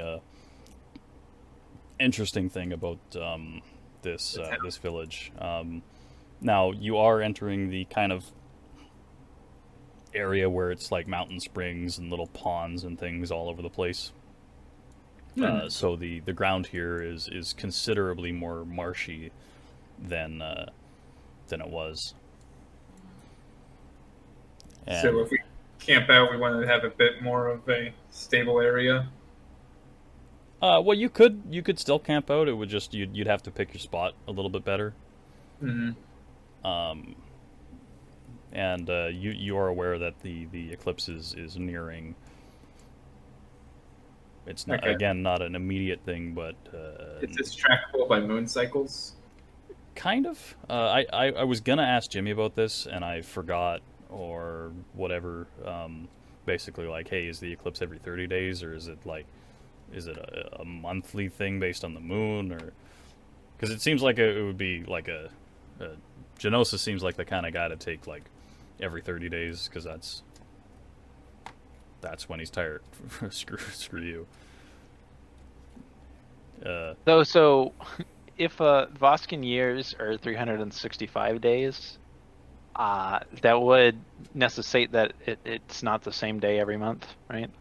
Yeah, exactly. So, well, that's what I was gonna ask, but that's why I didn't ask, is because I didn't want to be like, hey, Jimmy, how long are years on Voska, and are months all the same length? How long are the days still 24 hours? Like Mundus is hollow and it's big. What's so it would have had a line of questioning that I doubt he would have answered. So I didn't bother. The point is that the eclipse will happen when it's narratively convenient. Ooh. There we go. Oh, Anyways, so yeah, same deal here. You can camp, whatever. Yeah, I do the same song and dance. Yeah. yeah. Alright. I Yeah. guess I see if there's anyone willing to loan out their fishing pole, and I want to go fishing in the ponds. I guess. I assume I do not catch anything. I mean, Hey, is there a hunting. fishing skill? Yeah, okay, roll hunting. This is. What should I roll as the associate stat for hunting? Charisma. Uh, nice. Hunting is perception, so. Okay, I'm gonna roll my hunting. Catching fish is all about charisma. You have to charm them. Fish fear me, women fear me. You could chuck a hand grenade in there if you want. God forsaken. I think I'm good. These weird candles. I mean, you know that weird canister I was telling you that I have? Is it a net? It's a stun grenade. Oh, We want to catch a lot of fish. Nice. that's a good idea. Thanks, Merc. I- Oh, regular grenades aren't like some like crazy arcane device, right? No. Well, you just have like a couple of grenades if you're a soldier. Good. You They don't don't- have to. The only reason I could see not knowing what a grenade is if you have the technologically illiterate Yeah. thing, Yeah. which my character did have, and someone tried to threaten them with a grenade, and he just didn't understand, which freaked that person out because they were holding a That's lit funny. bomb. Yeah, the reason I was ambiguous about it is because it's like a modern day style grenade with like a spoon and a pin. Yeah. Oh you- yeah, that part I understand. You guys would not absolutely not recognize the fact that that's a grenade. Yeah, no, I assume that I have like a Warhammer Fantasy style grenade. Yeah, if you bought one, yeah. Yeah, a pot with a gunpowder in it, more or less. Yeah. Okay, so I rolled 3 successes on my hunting. Okay, you catch a small fish. Oh man, dinner. All right. Yes. Continue on. Well, I guess we sleep for the night and then continue on. Okay, bros. So, yeah, okay, that was drill. Yes. Yeah. All right. So, the road to Bemmel is much the same. Bemmel's situated on like a wider stretch of the river, so it's actually a fishing village as well. But it's kind of weird. So it's like a fishing village, but they mostly catch fucking crawfish and things. Occasionally, every couple of years they'll fish like salmon, because salmon come all the way up here to spawn. But it's not a regular thing. It's mostly just crawfishes and snails. They really like snails here. There's Oh, like man. snails and everything. I definitely order some, since I am a snail-eating Frenchman. Okay. Yeah. Just want to make a point of that. Um, Man, try to enjoy some crawfish while we're here. oh, and Delete. if you ask around, yes, the caravan came through Bemmel. Oh, Nice. I guess you should have been asking. I was, but I've just Haven't been heard. assuming that you've been asking, and the answer has been yes. yeah. Like I asked at the first couple towns, and Havoc was like, "Yes, yes," and then every time I said same song and dance, he was like, "Yep, same answer," or whatever. Yeah. And I was like, "Cool."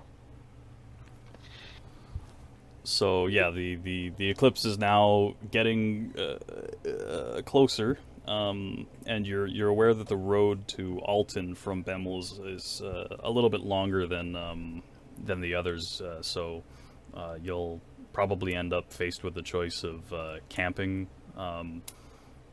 like midway-ish, or pushing through the night, because it'll be dark before you get there.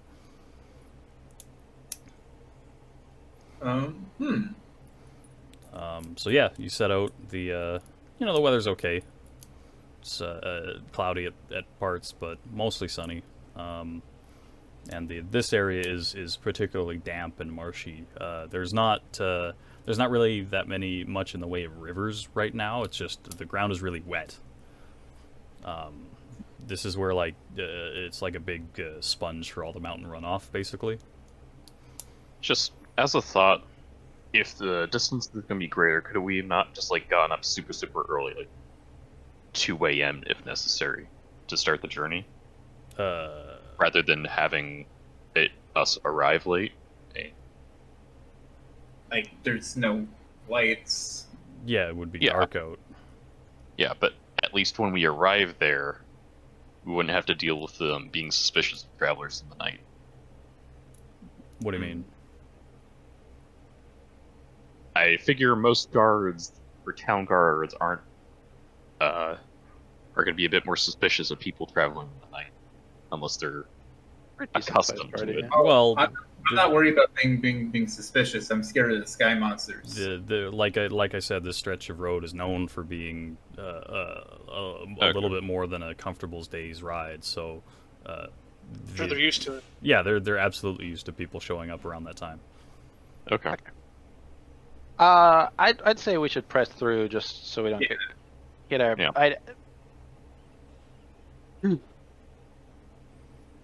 Our pants, Okay, so either way, you guys set out from Bemmel, Mhm. and but now you have the choice of camping in the marsh or pressing on through the darkness. So I meant to bring it up, but so from Bemmel to Alton is when I was planning to start wearing all my gear, because we don't know what happened here. Might be brigands or who knows. Okay. I want to keep wearing what I was wearing. Yeah, it's really I just put on my mail coat. That's the only real difference. Yeah.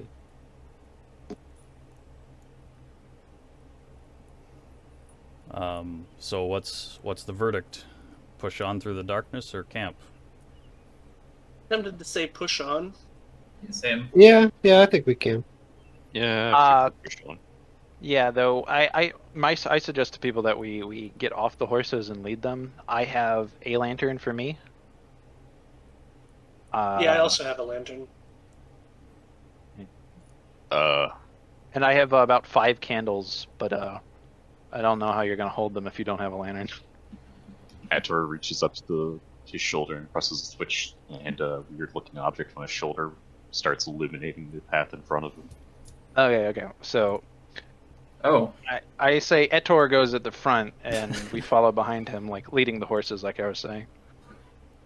Because even with the light, we don't want to ride, right? Okay, We're not well, riding it. We're not riding like a full gallop. I mean, it's just a trot. Yeah, well, Yeah, like no, the, but- the horses can find their way in the dark. It's really not a big deal. And They have better night vision than we do. yeah, exactly. Hmm. So your pace will be slowed a little bit, but it's not insane, and you don't have to lead them.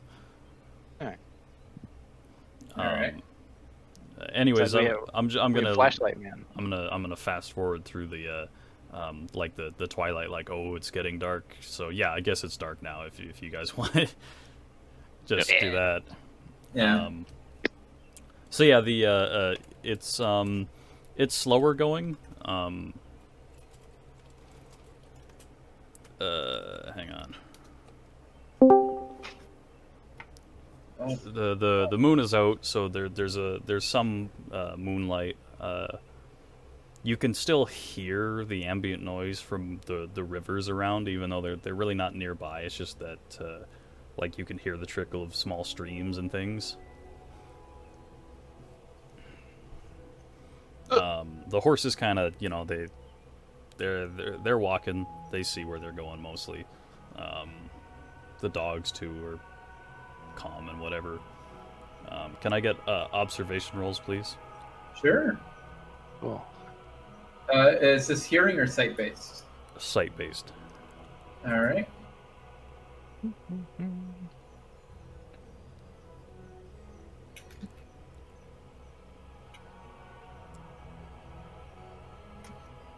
Hang on.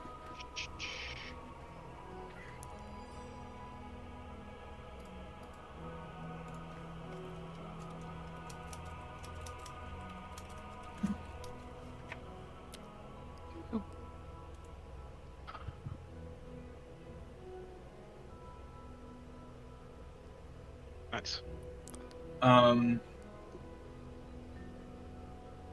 I kind of trot my horse, so then I'm like up close to heavier.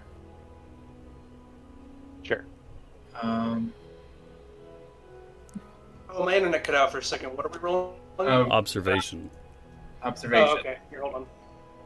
Yeah. Okay. I'll let everybody get their observation rolls out of the way before I take my action. Hmm.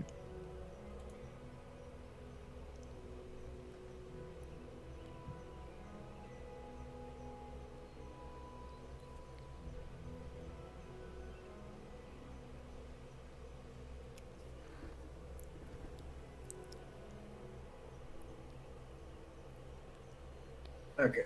So.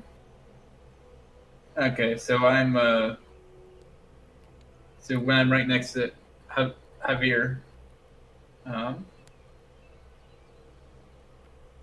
I kind of go over and say in not a loud voice, just like I'm just talking.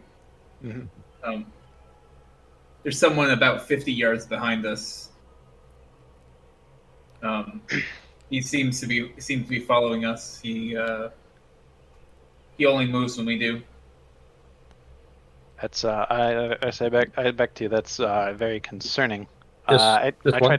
tried to look back a bit, but I don't know if I see him. Yeah, Pat. So- If you take a peek, you see him. Okay, that's I kind of ride over and relay to the rest of the group. One second.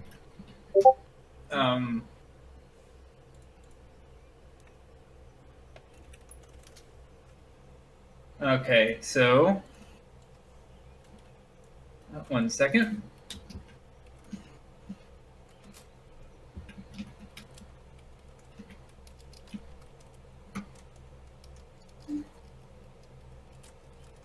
I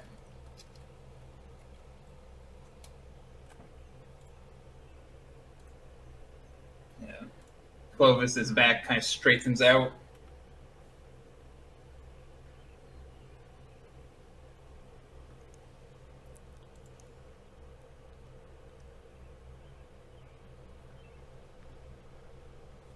Tur will be using his weapon as essentially a walking stick. Oh, you're still mounted.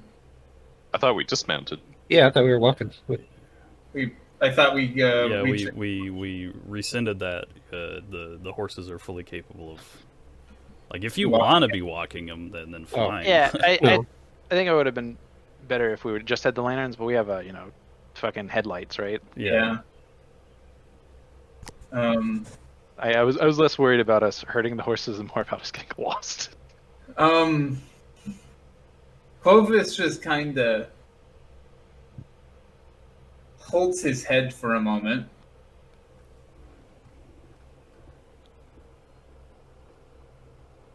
And says, "That's not right." What? He kind of mutters something under his breath, like really fastly, but he's not saying it to anyone. Spooky.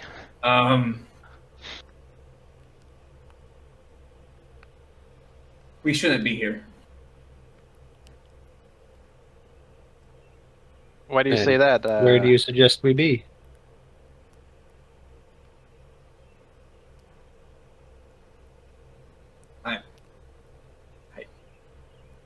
Elsewhere. I think we should ride on to the town. I don't. As long as he doesn't approach, it should be fine. Well, as long as who doesn't approach. The man apparently following us. But Have I you don't. told anyone else in the party about this? He told everyone. I said I trotted up to Javier. Yeah. And Just I thought you- Javier. I forgot to say I kind of ride up to the others in the group and kind of relay the same thing. Well, Yeah, like- so that's the funny thing. Dirk and Reese, they don't see him, and neither does Oh. Etor.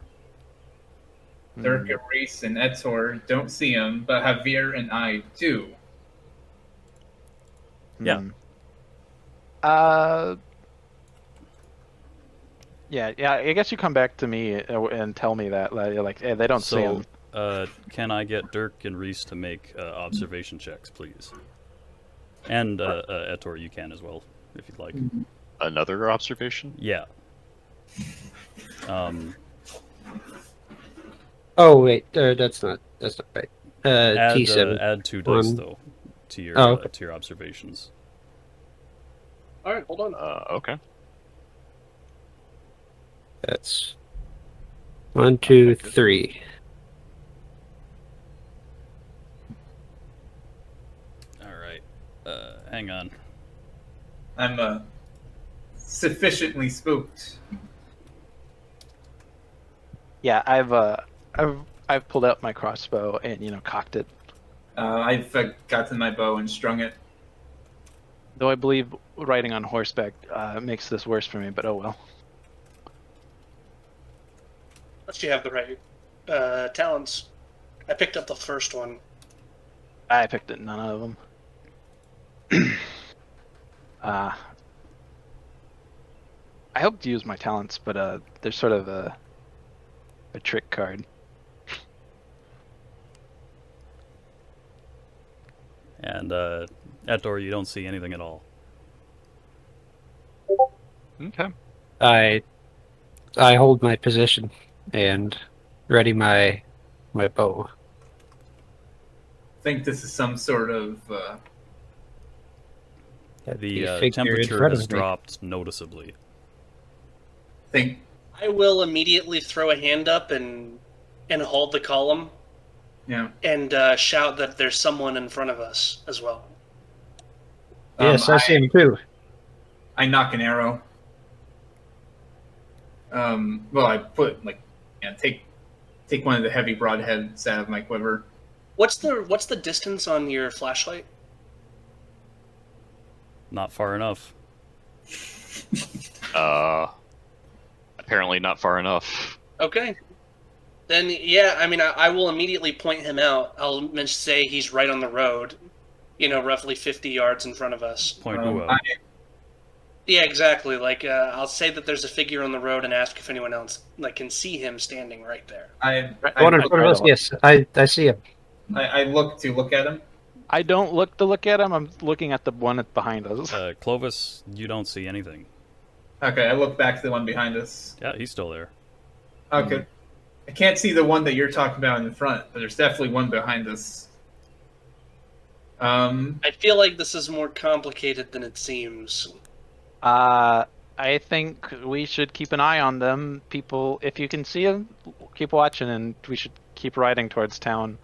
I don't relish fighting anything in the dark, and The one that least of all, whatever this is. Etor, you have no idea what these crazy humans are talking about. the one in front of us is just standing there, like he's not riding in front of us. He's facing me. So The one behind us only moves when we move. He's been standing there still, right? yeah. Walk towards him. If we all go together, we can all go forward. I'm not going up to him by myself. Yeah. No, I mean, not even. There's Not 5 even of us walk and all- presumably 2 of whatever this is. I don't mean like walk all the way there. I mean like take a few steps, see if it moves at all. Yeah, I'll trot forward, Okay. maybe 10 feet. Yeah, I'll go with them. Okay. Guess I continue. It might be just a trick of the light, but it doesn't seem that you're actually gaining any distance on him. Like, he's not moving, he's not walking, but he's not any closer to you. Okay, guys, I let's feel just like go. there's something happening that we don't understand, and I think the best way to handle it is to get out of here as quickly as possible. Yeah, if they get any closer, report. But otherwise, Are we still on the road? Yeah. Okay, just want to make sure. yeah, what's it? So, Etor, please lead us. The 2 of you up front who can see him, you keep looking at him. And here at the back, Clovis, if you lead the 2 of us, grab my reins, and I'm gonna keep watching the one behind us. Okay. As he grabs the reins, Clovis kind of just looks at you, and with a completely straight face, he tells you this: A knight lies down under a tree beneath the road to nap in the afternoon sun. A man wakes 60 years later and follows a group of travelers, teeth sharpened on the river rocks. And then he just goes back to guiding your horse. I gotta look. I'm very tempted to look at you, but I don't tear my eyes away. I was Clovis, I don't know what you're quoting, but that's some creepy shit. Yeah, I hear that. I guess he just says it. It's not like he's whispering it. If I hear him say that, I'm not obviously threatening anyone, but I just had my hands on the reins before. I will draw my sword and my pistol, and guide the horse along with my legs. Yeah.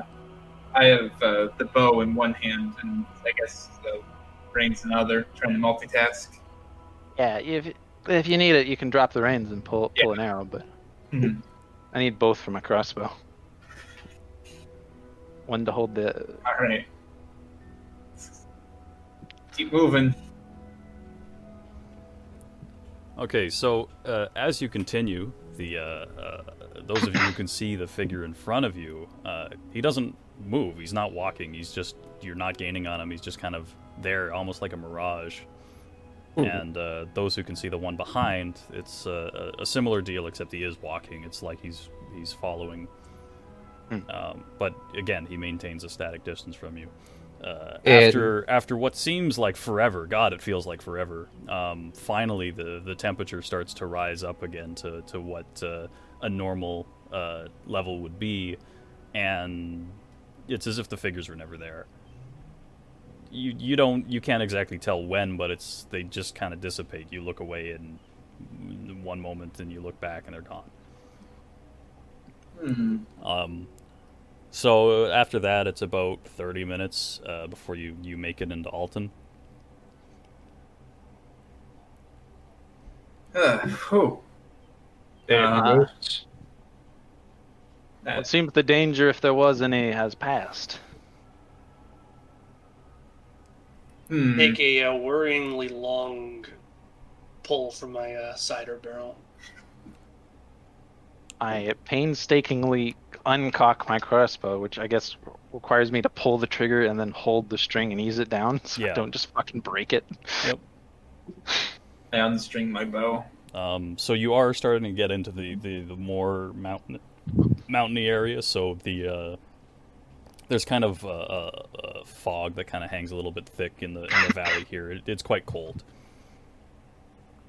Camping might not be the best option. I could splurge on a inn stay for tonight. Yeah, I suggest we all stay at the end, because perhaps they know something of this specter. It's- It might be good to ask around. I didn't sign Yeah, the we need to investigate Knowlton anyway. We might as well spend a little money. yeah. Ingratiate ourselves to the locals. Now, and also, now that we're in Alton, I'd like to reveal what you told me earlier, Haddock, about how on the way up to Landerstukes, we should be wary of the renowned, infamous bandit, Gerard, who is wanted in the area. Gerard, did you say? Yes, Hmm. he has a scar like a crescent moon on his cheek. Apparently he's sacked entire villages before. I don't say anything, Really? but you see, like, me tense up a bit. Entire villages? So they say. Does he have like a posse or a gang? He was a known leader Hmm. in the northern Gallian countryside, around that area. Well, hopefully he's no match for my bow if it comes down to it, but should be careful. Perhaps he is the reason for our missing caravan. We might have to seek him out. Maybe a simple enough. Certainly a possibility. Okay, so you guys go to the local inn. Mhm. There's really just the one, but it's quite a large like boarding inn. Like they've got a full on stable and everything. So it seems like this is this place sees a lot of traffic because basically Alton sits on a fork between the road that follows the River Flam you just came in on. As well as the fork that heads through the passes into Cassel, and the road that heads down south to Sheris. So it's a relatively important hub town, even though it's not like there's not a lot of people that live there. It seems like they get most of their most of the local economy revolves around the fact that there's just a lot of travelers through this intersection. Mhm.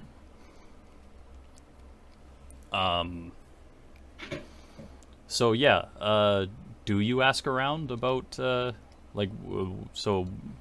are you gonna ask the innkeeper?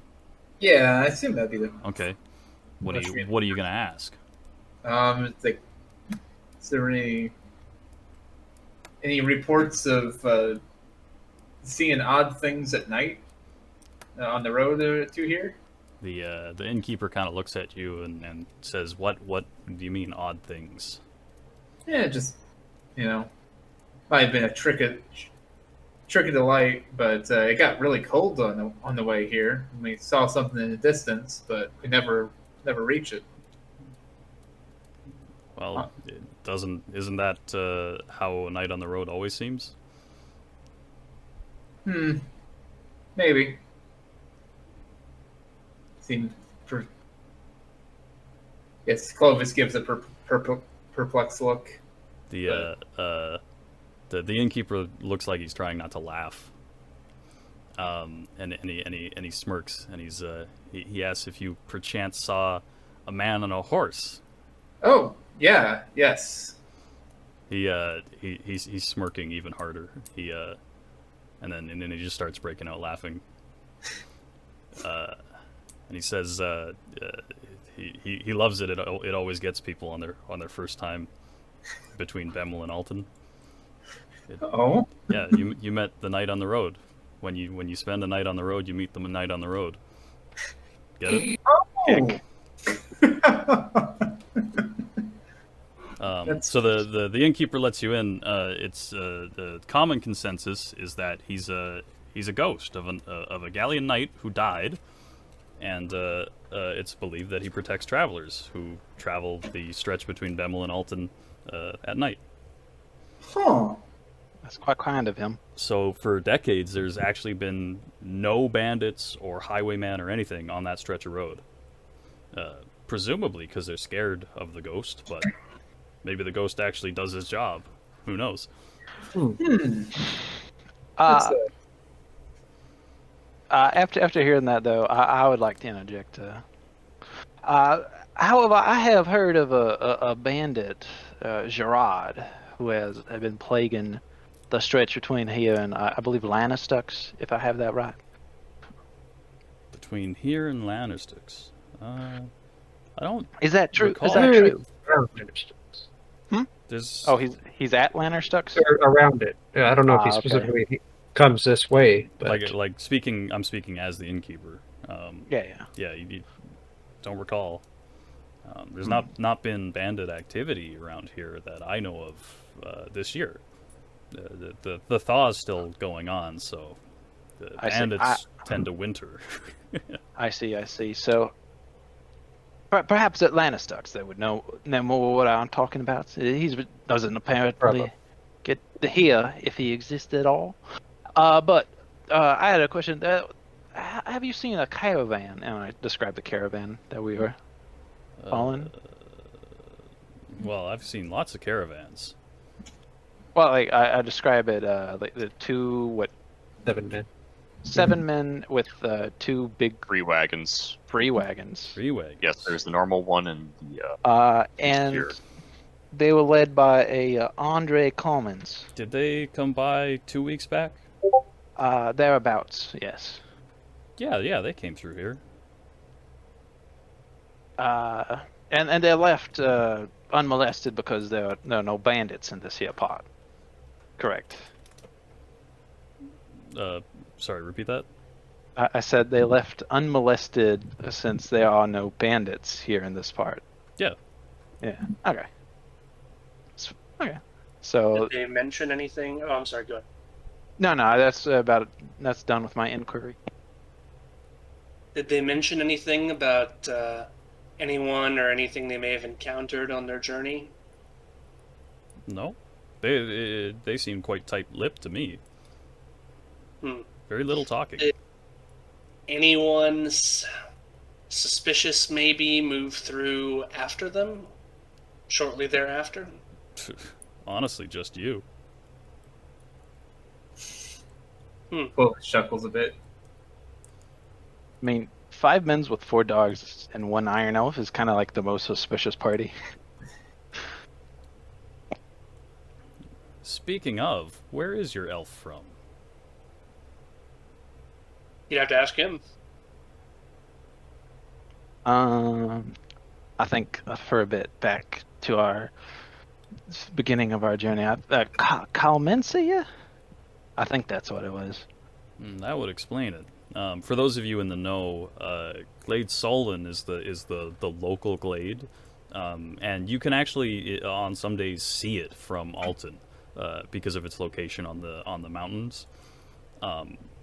But the thing about Solon is that they are quite friendly for the most part, but you never ever see elves from Solon walking around. They have, like, you can go there if you can manage to climb the mountains and trade with the elves, and they're perfectly nice, but they don't come and meet anybody. Glade Solon is also the glade that provides what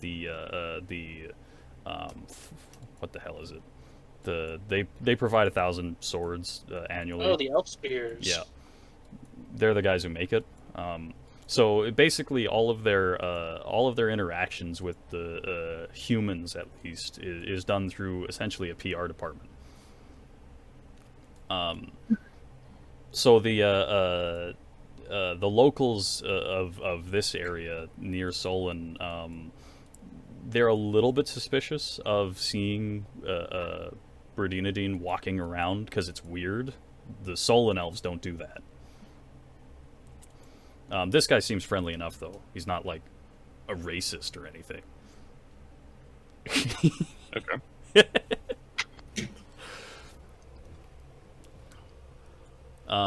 He does say that unfortunately he doesn't have any accommodations for your kind in the boarding house. You would be very hard pressed to fit your tent into one of the rooms.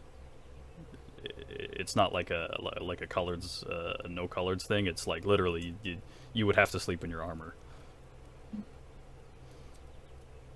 or sleep outside in your tent.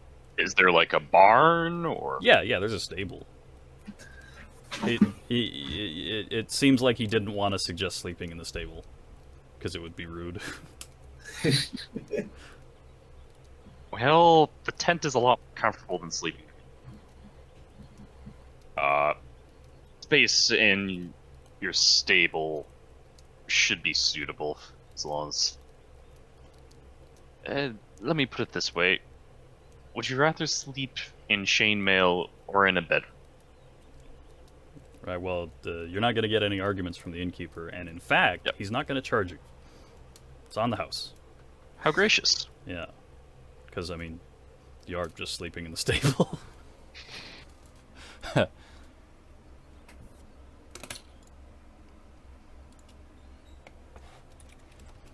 Well, that has my needs settled. Uh, Yeah, I just probably do what I've been doing by recent realm. how much are rooms? 1 second. What page? 160 something. I don't know if it has rooms on it. I've just been deleting like 8 CP for food and stay, room. I don't know.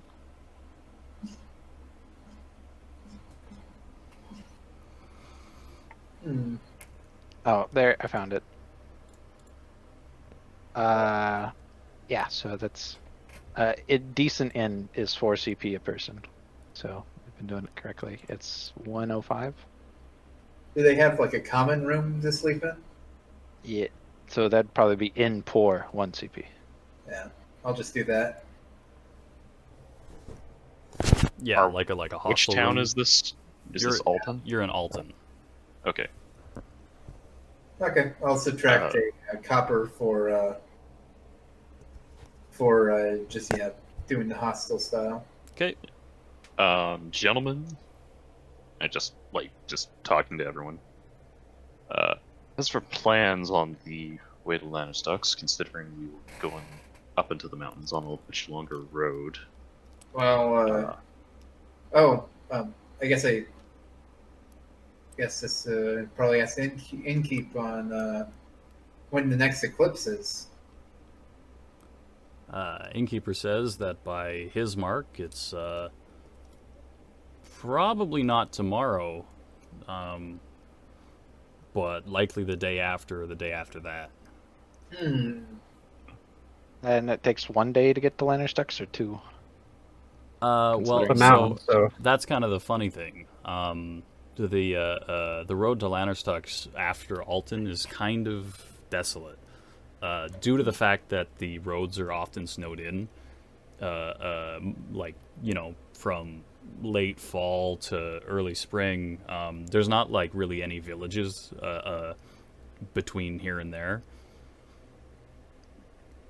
So if you were to get caught out on the road during the eclipse, well, you'd be on your own. Like there might be small groups of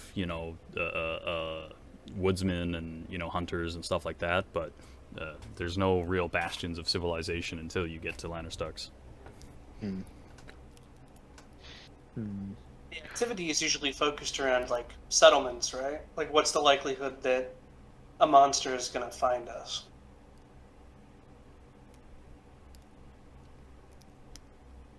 As likely as it is narratively interesting. That's true. Well, traveling during the eclipse, while certainly scary, is not as risky as popular culture might have you believe. You could travel during the eclipse. The problem is that you would be traveling in the dark. And potentially you could run into something horrible. Now, the thing is about like eclipse monsters, necessarily there's going to be monsters that kind of drop down from the sky and then die almost immediately. And then there's going to be monsters that don't die almost immediately. But chances are, after the eclipse, they're probably still alive. So traveling during the eclipse versus not during the eclipse, it could go either way. Fighting in the dark would be bad. If we were to leave, and travel, my suggestion is that we would find some place where we could back ourselves up against a wall or something. If So I we may could- interject, there happens to be a Glade Soul and Domestic Relay way that we could probably take shelter in. So, again, for those of you in the know, the Glades operate a network of semaphore relays high in the mountains that they do their main communications with, but each Glade generally operates what's called a domestic relay of semaphores, which are small, like, trading posts the Brudinadine operate. And do you think you could get us in? Reasonably. Well, like I said, Glade Solon tends to be quite friendly, so the likelihood of being able to stop in is very high. And maybe our caravan even stopped there. Who knows? It's not. All I in don't favor think it's. of pressing. I have no qualms. Yes. I have no qualms continuing when there's a risk of the eclipse, though. When it becomes dark, I do suggest we find some place to Hunker down. hunker down. I Maybe agree with use that. maybe use the iron tent as a wall on one side or something between some trees. Who knows? I mean, you'll have to explain it for me, like, out of character. Is this going to be like a Left 4 Dead style horde? I mean, No.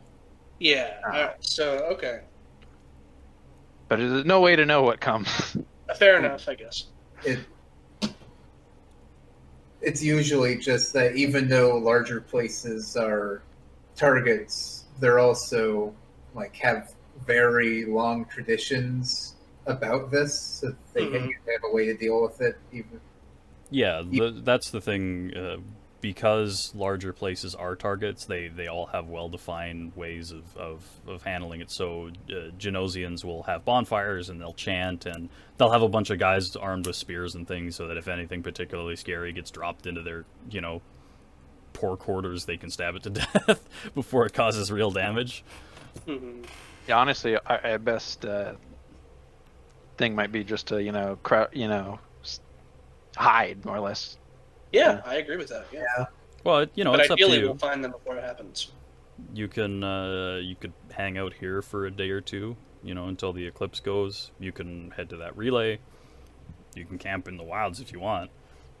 Yeah, well, I think our plan is to make for the relay, but if worst comes to worst, we'll hunker down is this and try not to draw attention to ourselves. is this a semaphore relay? Yeah. Okay. All right. Are I guess non-Verdinidin aware of like what a semaphore relay is? They probably aren't aware of what it's used for in terms of like the functionality of a semaphore, but they are aware that generally Berdinidine relays that you can access, they generally have like a hostel and some services available. Like you can buy things from them. Okay, so probably Like just, doctors? It's like a trading post. Sometimes, yeah, but they have what? doctors. A doctor. Okay. Okay, so it's Typically a trained doctor. The services provided by relays are often quite unpredictable, and for those of you who know a little bit more about it, they can change. Over 5 years, what one relay offers might be completely different from what it offers 5 years prior. Mhm. Okay. I'm gonna. He's gonna. So it seems like we've settled on pressing forward after this evening that we spend here. Yeah, I wouldn't be against it. Yeah, we found that they left perfectly fine. So. What's the worst that could happen? A giant, a big Dark Watcher drops a spawn directly on top of us, and we all get eaten. It'd be kind of cool. Would be could unfortunate. That would probably be the worst thing, right? Yeah, but I don't know. A also giant killed spawn monster. shaped like an anvil drops on your head. That's the campaign. Thanks, guys. Once we leave Alton, I will be using the handkerchief and my dog Belvin and trying to get him to find a scent somewhere. Okay. I assume he probably won't early on, since it was like 2 weeks ago. They may not even be nearby Alton. But probably like every 30 minutes to an hour, I will try to get him to like reacquire it. Yeah. I wonder if my character's good nose will let him act as a hunting dog. No. If it does, probably not. My dog also has keen scent, but I'm ruling that I probably haven't taught it exactly like smelling specific scents. You know, just hey, go chase man.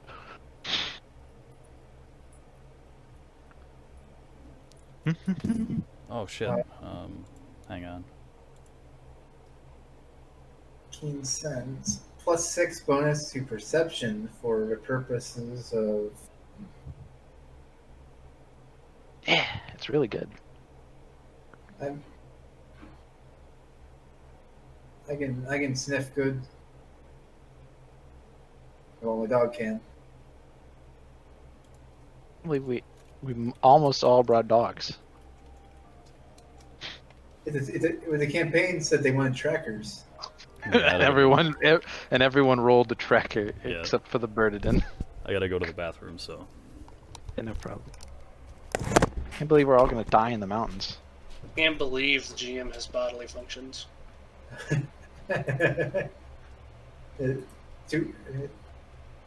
It's an unfortunate fact of life. I'm gonna get a glass of water. I'll be right back. I'm gonna get a snack.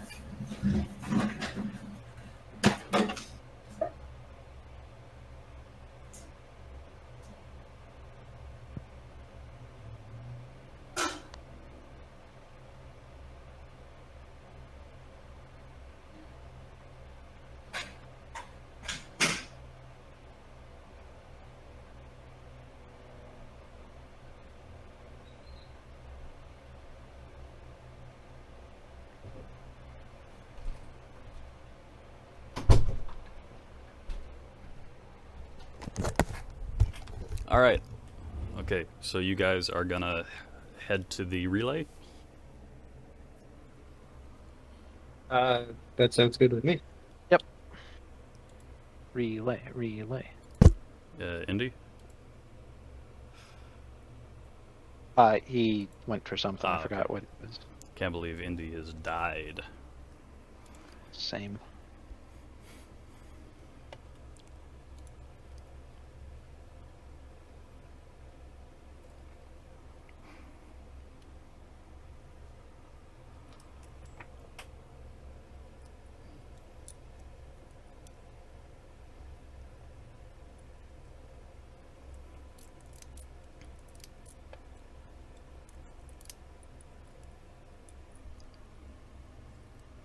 Good luck with your campaign, guys. I can't believe Duck Fuckum. Wait, what did you say? You were really quiet. Oh, I'm sorry. I'll move my mic closer. Is this better? Yeah. I was just saying good luck with the campaign. Thank You're you. heading out. Yeah. Good luck. Also, Duck Havoc, Fuckum. before I go, Uh-huh. is finishing Movlov Extra absolutely necessary? Yes. What do you mean finishing? You have to read Samika and Maya's routes. Fine. I'll get through it.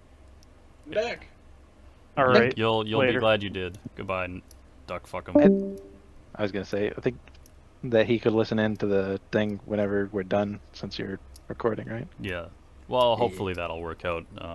It's got that separate audio track thing, so anyone who wants to listen to it is going to have to do that, like, play simultaneous thing. So, Nice. I think Aston might have recorded some of it too, but I don't know. Nope, since Havoc did, yeah, said he was. I'm recording. By the way, you can just dump all the tracks in Audacity and play them like that. Yeah. Nice. Guess I'll have to get Audacity.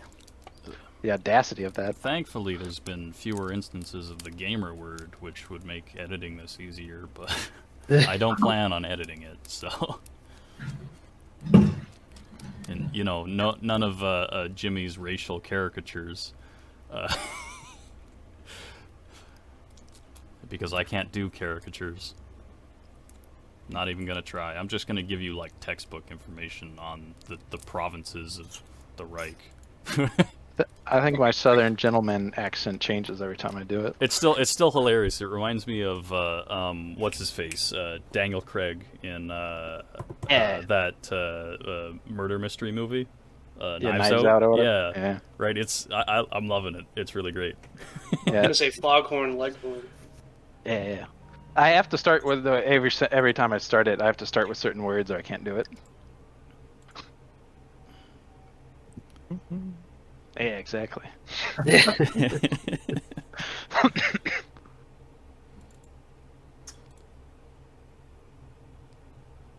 Oh.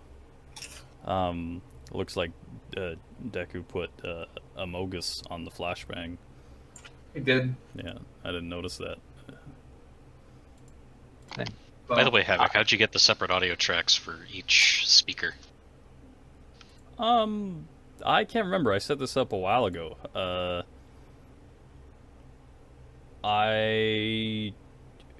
Oh, okay. In OBS, I've got it set up that it's doing audio input capture from my mic and then audio output capture from Discord. Oh, And those are set up to go to different tracks. Oh, well, yeah, that's what I did. I thought you meant you had separate tracks for each User. individual in the call. Oh, no. No. I wonder if you could use like a third-party Discord client for that. I don't know. I haven't really looked into it.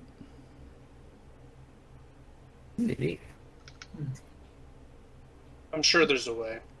Maybe. If it doesn't exist, well, then you have a project. I'm not making that. Well, if I did make it, I wouldn't give it to anybody because I'm a jerk like that.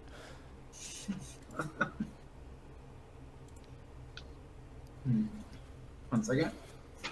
I actually don't know if you can hook Discord's audio API like that. No idea. Probably not, I think because it's just Electron. you might be able to, but I think they might not let you do that. Discord really doesn't like you doing any sort of scraping or automated data collecting. Yeah, only they could do that. Yeah. So I doubt they'd let you hook into the API that easily. But I could be wrong.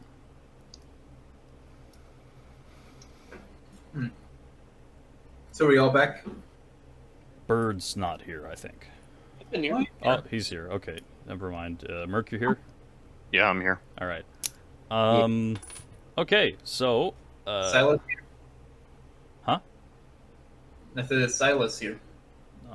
yeah, he's right here, boss. Is Indy here? Yay. I hope so. Can't believe you didn't ask Silas for his opinion on the spooky ghost.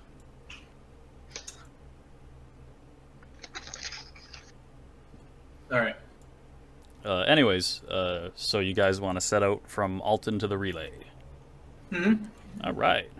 We. Where is the relay? The relay is basically at the foot of the switchbacks. All right. It's almost out of the way. It's kind of like at the foot. There's like a fork in the road, and you go like, a couple hundred feet, and there's the relay. It's really, you don't have to go to it if you don't want to on that road, but it's right there. Mm-hmm. Okay. It's not that big of a diversion. Yeah. So yeah, the travels for the day. It's relatively clear sky. Really not that many clouds. Nice weather out. it is getting colder because you are climbing an elevation, even though you're not quite in the mountains yet. It's still right. Instead of the leafy trees that you were seeing further towards the coast, now you're getting into like pines. And the ground is much less wet here. It's more rocky. You've got like mountain streams and things coming down. It's not the marshes that you were seeing near Alton. So yeah, after some hours, it's starting to get a little bit late in the day. The sun's starting to go down, and you can kind of see off in the distance, right, as you're approaching kind of where the relay's at, right. You got like orange on the horizon where the sun's setting, and on the other side you can almost make out spooky things. Okay. But other than that, it's again relatively uneventful. You see a couple deer, some goats even, just kind of wandering around. And yeah, you make it to the relay. So the relay is again off like a fork in the road, a couple hundred feet off, and essentially it's this really big building made of what looks like black iron in a clearing that's clearly artificial. Like, it's surrounded by pines, but someone has clear cut and like leveled the area, and the road actually comes in on almost a little bit of like a bridge, because the clearing is flanked at its outside by like a ditch that's about 8 feet deep, and the road itself is it comes in on like a cobblestone reinforced like bridge over the ditch, but it's like maybe 5 feet, 6 feet long. It's Would it have been more? Is it more common to like have seen a relay than a glade itself? well, so I'm uncomfortable in seeing them. it depends on where you're from. Glades themselves are often very visible because they're gigantic. So most people will probably have seen a glade that the relay belongs to, just because like the glade is 500 meters tall or something, and you see sunlight catch the tip every morning, kind of thing. But there are areas of of Voska where there's just no birdinidine at all. So this area is like quite near Glade Sullen. You're like 50 miles away from Glade Sullen, so there's relays around. Yeah. Most of their relays are actually on the other side of the mountains. They only have a couple on this side, and most of the ones on this side are also a little bit inaccessible. They're kind of like up on ridges and stuff like that. Mm-hmm. Pat is from southern Gali, so he's probably seen Glade Oxhill. Right, and the relays for Glade Oxhill, because it's not very far from Sheriff's. Mm-hmm. And then anyone who spent any time in Marsoon or Kartsatan has obviously seen Glade Lagu, because it's huge. And then Reese from Craina may have not seen a glade, because there's no actual glades on Craina itself. Oh. Yeah. Okay. I think he may have, like, on the continent. The reason why I picked up their language is that I assumed that maybe he'd done a job for one a couple of times. That may or may not involve ever actually having seen one. Yeah, no, that's fair.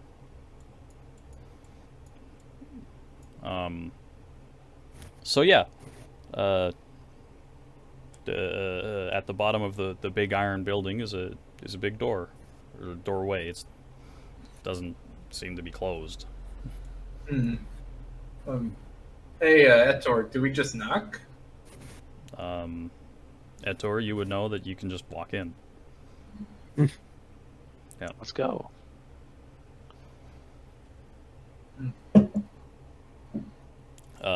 So yeah, you guys enter the relay. Yep. All right. So as you do, there's a disembodied voice that says in flawless Cayman, "Welcome to Relay 3 Beta Beta," and then it repeats as much in flawless Galleon, and then repeats as much in flawless Burdinesi. In like the same intonation. It's like like getting on a plane and they do the safety thing in different languages. Yeah, it's like that. So the first like room you enter in the relay is what looks to be a stable. There's like spots for a couple wagons, but then a bunch of stalls for livestock. And it's weird because like the room is lit with essentially torches that are in like enclosed cylinders that poke out from the roof. They're like candles or something. And the whole area it's not like any stable you've seen. It's spotless in here. There's like feeding troughs for hay and shit, but like the ground is clean. There's no like hay on the ground or fodder or horse droppings or anything. It's weird, really weird to see a stable that's like, this is cleaner than most living conditions, right? Like you could eat off the floor in here. Nice. Interesting. So yeah, Etor, you know that it's fine to just basically tie up your horses in here. I do so with the donkey. I follow at Door's I- lead. Follow suit. I put my pony up. How'd they keep it so clean? Do I know the process for doing so? Yeah, someone cleans it. You just have people that ensure it stays to such a condition. Hard work. Hard work.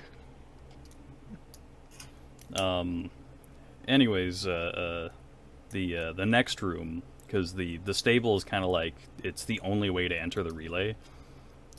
And then there's another door. This one is person sized. Like you couldn't really fit a wagon through this at all. It's like it's big compared to doors that you're used to in like the shitty little shacks and stuff that humans live in. But it's it's like a modern doorway with a big recess in the side. It looks like for some kind of sliding door. But it's open. You hear another disembodied voice say in Cayman and then Galleon and then Burdinesi, just basically telling you to feel free to make use of the facilities here. So the next room you walk in and it's kind of like a hostel. It's a bunch of like beds and some like footlockers and stuff, all arranged in nice geometric grids. Right, there's got to be like 20 or 30 beds in here. It's quite a large room. Also lit with the torches from the ceiling. Very, very well lit. There's a couple other travelers kind of in their own groups. They've kind of pulled some of the beds together. But there's not that many people here. It's maybe like 8-ish people. My Are there character any- is like. Go ahead. Of the, I guess like are these all like, humans or human adjacents? Yeah, they're all humans. It looks like. Okay. And then on the far side of the room, there's another door that seems closed. And it says basically on top of it, if there's anyone who can read the Burdinidin like script, it says Glade access only. So Etor, it's basically a staff door.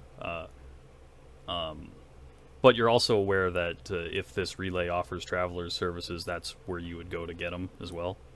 Gotcha. And beside the door is a funky little like perforated circle with what looks to be a button beside it, a button or a switch or something. For the Glade IDs. Oh yeah, I guess there's a slot too. Could just be a help switch. It's only for those specific to the Glade, unfortunately. You get room service. Well, so at Tor, you would know that it is an intercom, but there's a slot for your ECW as well.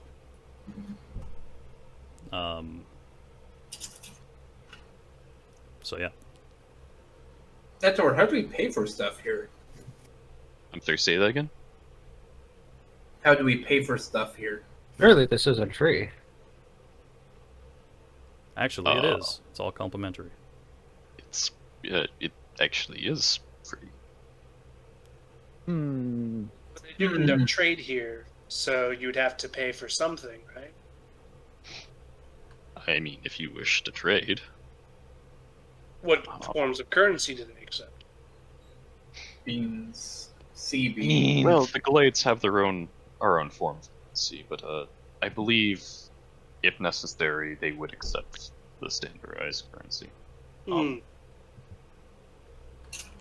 Regardless, I don't think we are in any major debt by staying here, if any at all.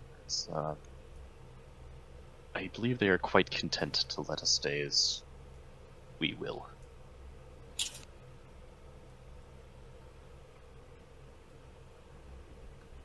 Very well. So yeah, you can make yourselves at home using the nice beds. They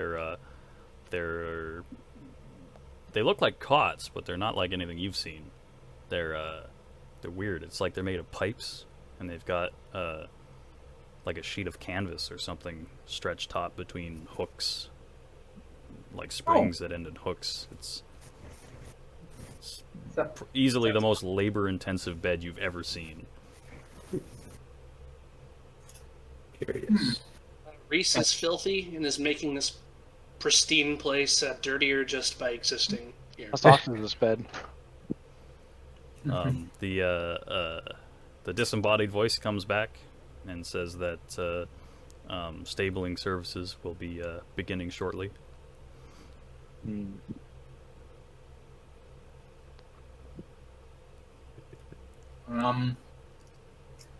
Is there anyone we can talk to ask if they've seen our caravan? I say aloud. I'm not sure if the voice can hear me or not. Maybe? Press that. Yeah, We'll you see can if I can get some Press the button. assistance. Yeah, so you can just go up to the intercom and hold the button and talk. Oh, okay. Peregrine just said he pressed the button. I missed that, I guess. Yeah, then I'd do the same. Hey, let me get in character, actually. This is Javert speaking. We are in search of a caravan, and we were wondering if perhaps you'd seen it. It consisted of two, and I described the wagons, along with 7 men, one of which is the nephew of our employer, one Andre Comans. They would not have happened to have stayed a night here, perhaps.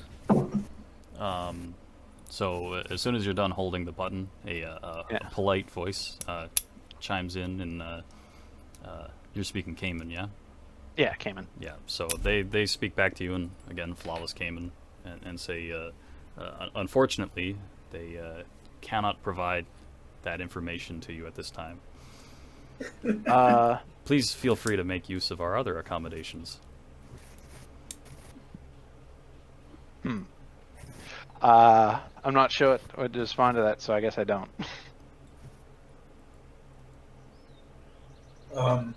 Were you insinuating the eclipse was starting by you were saying we're seeing scary stuff on the horizon? Yeah, it's starting. Oh, so I guess we're not leaving for a bit. Yeah, they might be busy. Who knows? Maybe they don't know. Maybe I'm talking to customer service. You'd warrant you're probably talking customer service. Yeah. We'll hit the button and in their language ask to speak with someone that's in charge here. Talk to their manager. I would like to speak with the supervisor. Yeah. Um, Yeah, Sorry, go ahead. I guess I do push the button, and I'm like, is there someone who could provide this information for me? But I say it in Basque. You get a similar response, and unfortunately, we can't provide that information at this time. Okay. Now, anyone who's familiar with dealing with the Brutdinadine essentially means that you're a human, and you're not a Glade citizen, so no. Fair enough. I go and press the button, and I can't believe they're gonna turn our button off. hey, Conductor, we have a problem. can I buy a beer? The intercom chimes in that food services will be beginning shortly. I press the button and say thank you. Wonderful. Nice. So yeah, So if I ask to speak with someone like in the leadership, they do not respond. they just say the same thing, that they unfortunately they can't provide that information. The very polite Japanese. Yeah, exactly. It's like asking for something from a Japanese banker. Very polite, but no.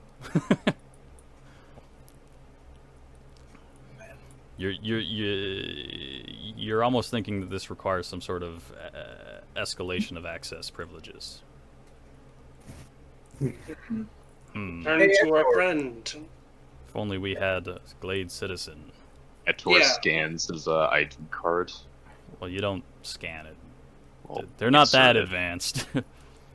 I think It's that there's like a complex encryption or something. There is, but they don't scan it with a computer. It'd Okay. be funny. It would be funny if it was like a punch card sort of, and you put it in a slot and like, steel things come out and then it reports back somewhere, how far they went in or something. But anyways, yeah, if you do approach the intercom and put your ECW in the slot,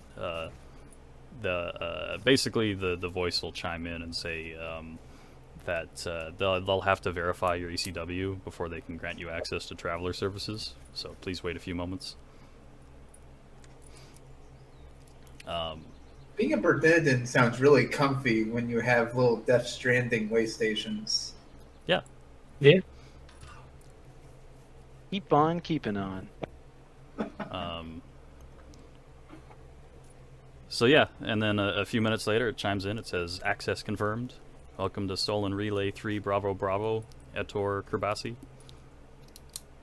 Can't believe the name changed. Oh yeah, And it was what I beta know of beta, my- sorry. Beta. Yeah, I forgot. And with my access, would I know if I can request specific information? Well, so the way that it works is once you get traveler's access, you actually can just go inside to the internal level. Okay. Yeah. Would I know if it is a social faux pas to have them come along with me? Or... You don't get to bring friends. No, you don't get to bring them. Okay. The traveler's learn. access is bringing you into the Bernardine only zone, so no spirit contamination.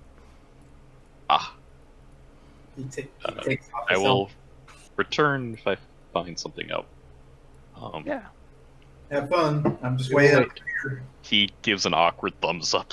Leaves. All right. I will return with a thumbs up. So, yeah, as you go in, Etor, you're actually kind of like you have to shuffle around a Bernardine in an environment suit pushing what looks to be a cart.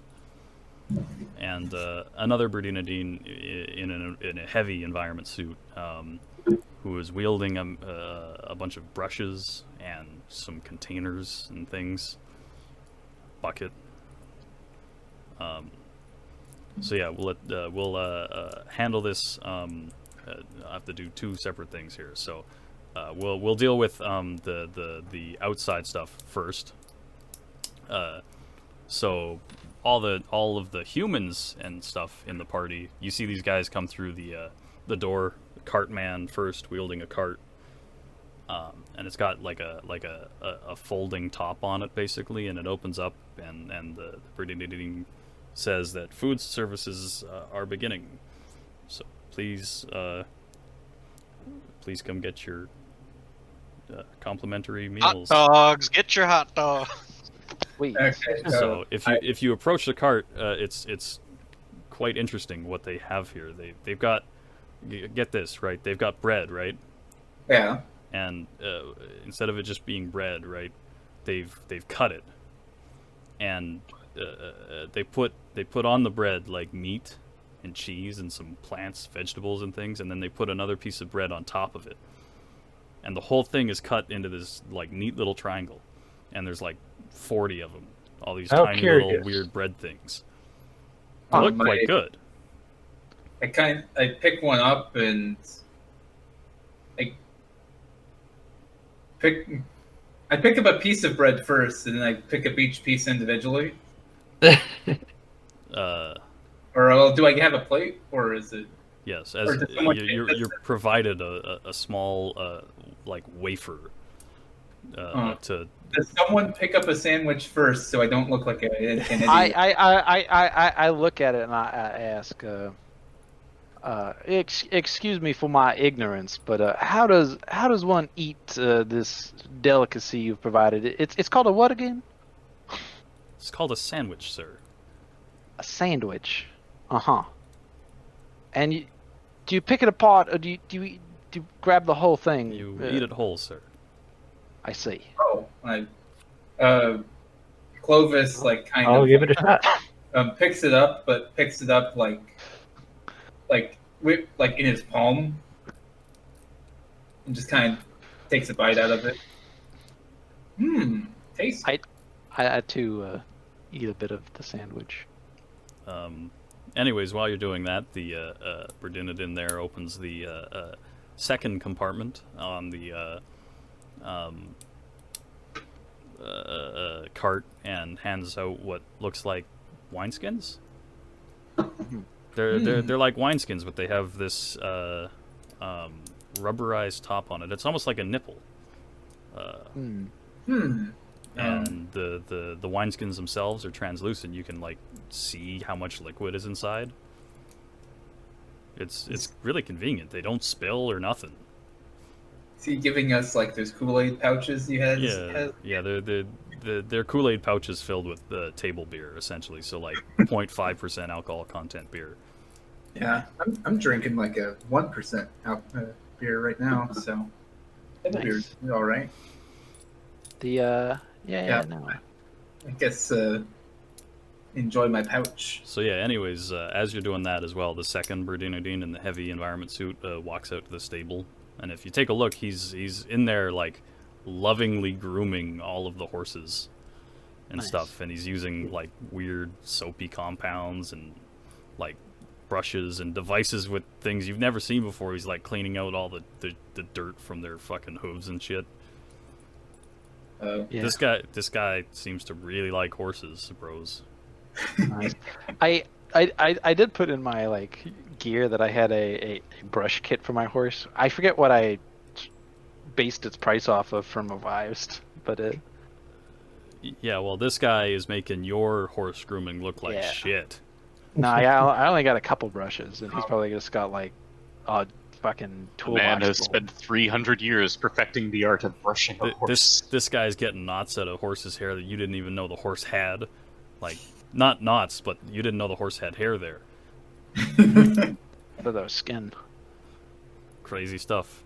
So yeah, that's pretty much the extent of the shenanigans downstairs. So for this, actually, I'd like to move over to the other voice channel with you, Merc. Just because I don't want to DM you all this shit. Sure. Okay. All right. So you get inside to the Berdinadin zone, and you can take off your suit if you'd like. There's a little changing room and everything. I think everyone would prefer it if I kept my helmet. Yeah, I figured.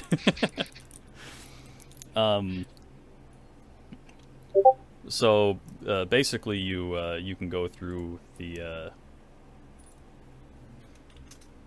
into the next section, which is like a, it's the living space and working space of the relay. It's a number of rooms that are kind of modular, and they can be configured to however the staff essentially want to run things. You're familiar enough with relays and the services here that they have they have travel gear that they can provide to you for a fee. If you wanted to contact relays, of course, it's a semaphore, or like if you wanted to contact glades, it's a semaphore relay, so you can. Right. Anyways, you're approached by what seems to be the senior staffer of the relay, and they come up to you and they say, "Hello, cousin." Hello, cousin. I'm in search of a caravan that may or may not have passed through. I was wondering if you could assist me in identifying whether or not they had. Hang on, let me come up with a Basque name really quick.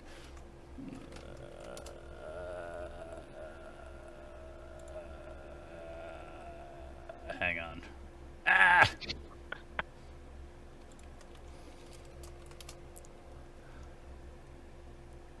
Okay, Ander. His name is Ander.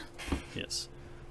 So Supervisor Ander, he introduces himself to you, and he says that it's actually quite fortuitous because Glade Solon has an offer for you. Oh, hang on. Oh. What? No, what do you want? All right, hang on a sec. Alright, hang on. I actually have to go pick up a dead mouse because women of the house are squeamish, so give me a minute. God. Okay. Why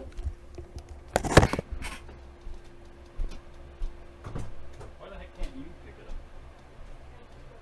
Your cat.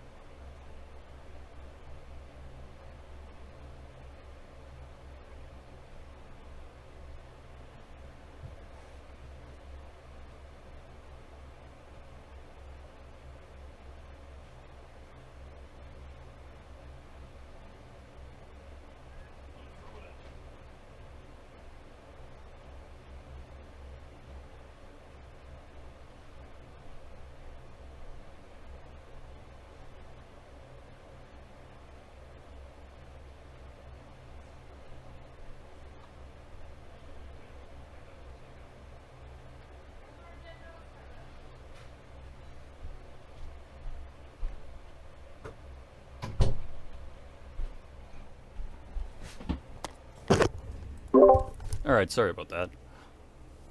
No problem. So anyways, Ander explains to you that Glade Solon Intelligence has become aware of an unusual level of third-party interest in the caravan that you're asking about. So actually, they have an offer for you. Glade Solon External Affairs wants you to identify the contents of the shipment and determine if they pose a threat to the Glade, or any Glade, really. If they do, destroy them.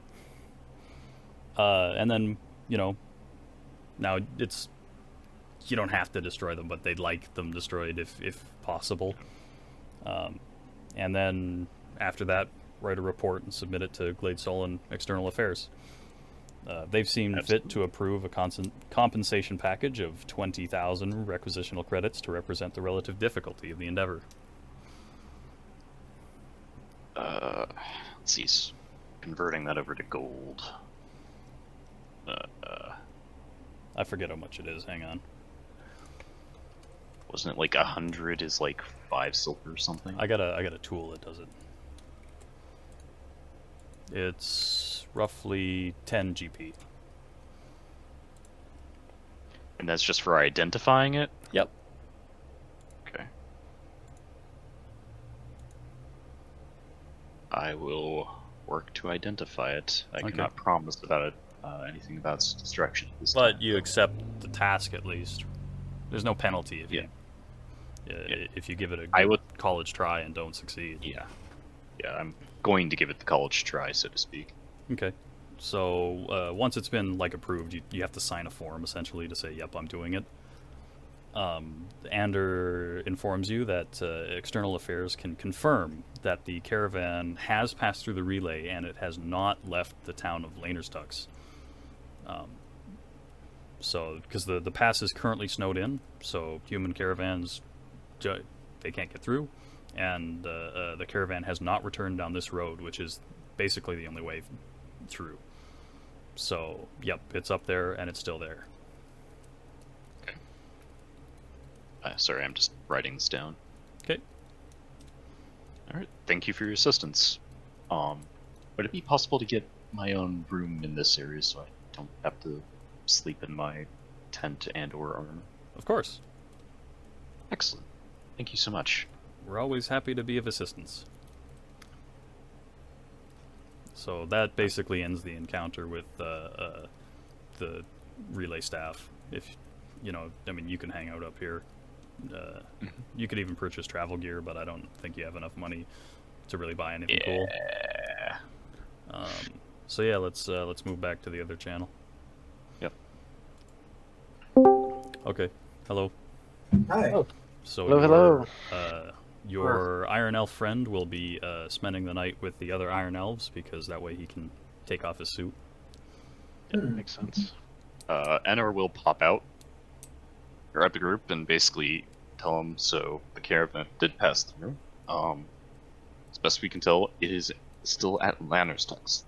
The pass is snowed in, and they've not come back down. So, this is the best of our intelligence at this time.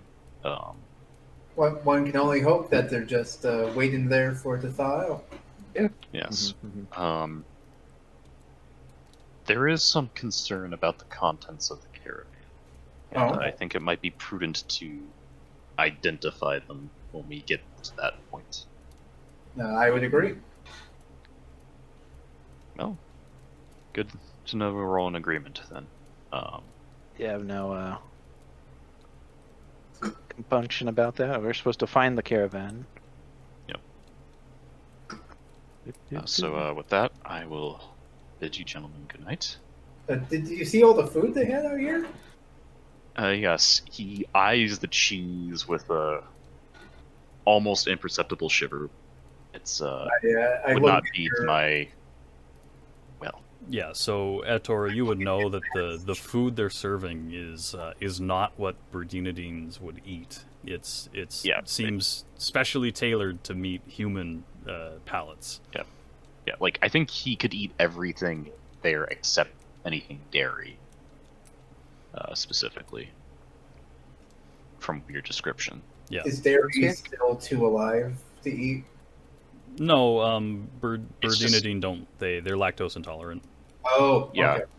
Yeah, they didn't evolve with cows, so they never built up the ability to consume dairy. Well, it's less that and more that they've stopped eating dairy products. Ohana didn't have no problem with dairy, and they're roughly of the same lineage. Well, That's why they get a lot of their calories. Yeah. Protein. well, yeah, after pastoral. Yeah, Ohanadine live off of dairy, blood. They use their herds as work animals. You know, clothing, that kind of stuff. They just don't really eat the meat that often. But Yeah. Maybe they have dogs they feed the meat to, because I mean your cows die eventually, right? what I would imagine is that they, when they do have to slaughter, because herd animals generally you'll only slaughter the animals you're not sure going to make to survive through the winter. Yeah. So what I figure they do is they slaughter those animals and then they salt or cure the meat and then they trade it. Yeah, that makes sense. That makes no sense. Right, because you could go up to humans and say, okay, well we'll give you all this meat we've got for, spear tips or, tools. Make us a meat cleaver with a bone handle kind of thing. Yeah, the Yeah, the meat's practically worthless to them, but to humans it's worth a bit. Yeah. And I figure at this point in Voskan history, Ohanadine are on the way out enough that they don't bother trying to eat humans, because it would just basically mean that, It would start a race war. yeah, it would start a race war that they would lose. Yeah, if they capture prisoner of wars and decide to eat them, they're just like, no, we didn't eat them, we killed them, right? Yeah. The normal way. That we totally didn't eat them. That never happened. So Nope. my image of the elf and human relationships in Kartzlatan is that, you know, there's human villages and elf villages that are relatively close relationships. The humans probably donate their dead to the elves for consumption.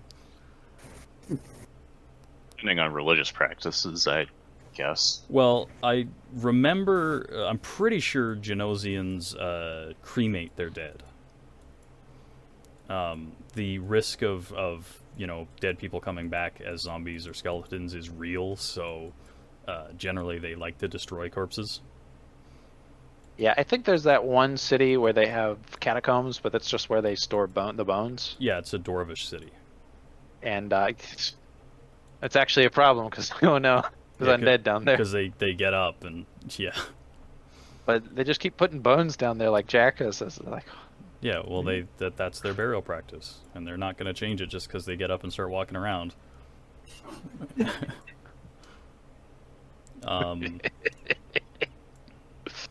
All right, But yeah, so I mean- the food that they provided is all very very nice stuff. Very nice stuff. It's some of the most impressive food that you've probably eaten in your life. It might not be like the best in terms of a meal, but it certainly is like a curiosity. It's pretty cool. yeah. And Etor, while you're in there, you know, making your bed ready or whatever, it's a result of some guy whose like obsession is making food that humans like. Yeah, right. So he's in there and he's like he's making these little triangle sandwiches like a machine. And they're perfect, right? Like if he doesn't cut the crust off one like just right, he just tosses it in the garbage. I'm glad. We were imagining that they didn't have crust on them, and we came to that conclusion independently of each other.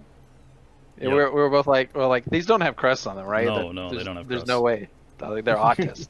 The crust come off. Yeah. So, you guys probably don't know this in character, but the domestic relays essentially are like vacation spots for Berdunadine, where they can go to practice their hobbies or study or whatever away from the glade itself. So, in this case, the guy who's taking care of your horses is a guy who's really into horses, and the guy who's making sandwiches is really into making sandwiches, I guess. So that they just like to do this, and that's why it's all like basically free of charge. Is they're just happy that they can give sandwiches to people, and you know, I assume we can't, And of pet course, horses. can't tell any identifying features about anything of the Berdunian while they're in their armor, right? no, they're like you Yeah. recognize the suits. The same guy comes out wearing the same suit, but that's Yeah, but it's like, oh, can't tell like man, woman, No. you know, that kind of stuff. no Okay. way. But yeah, it's like the guy doing the horses. It's like if you were living in a glade, you wouldn't be able to touch a horse, right? There are no horses. So if you like horses, well, the only way to be able to interact with horses whatsoever is probably to go work at a relay. Okay. So it's just kind of okay. So this is. So it's not like we're taking advantage of their hospitality. This is what they do. This is what they do, so that way they don't commit suicide. Okay.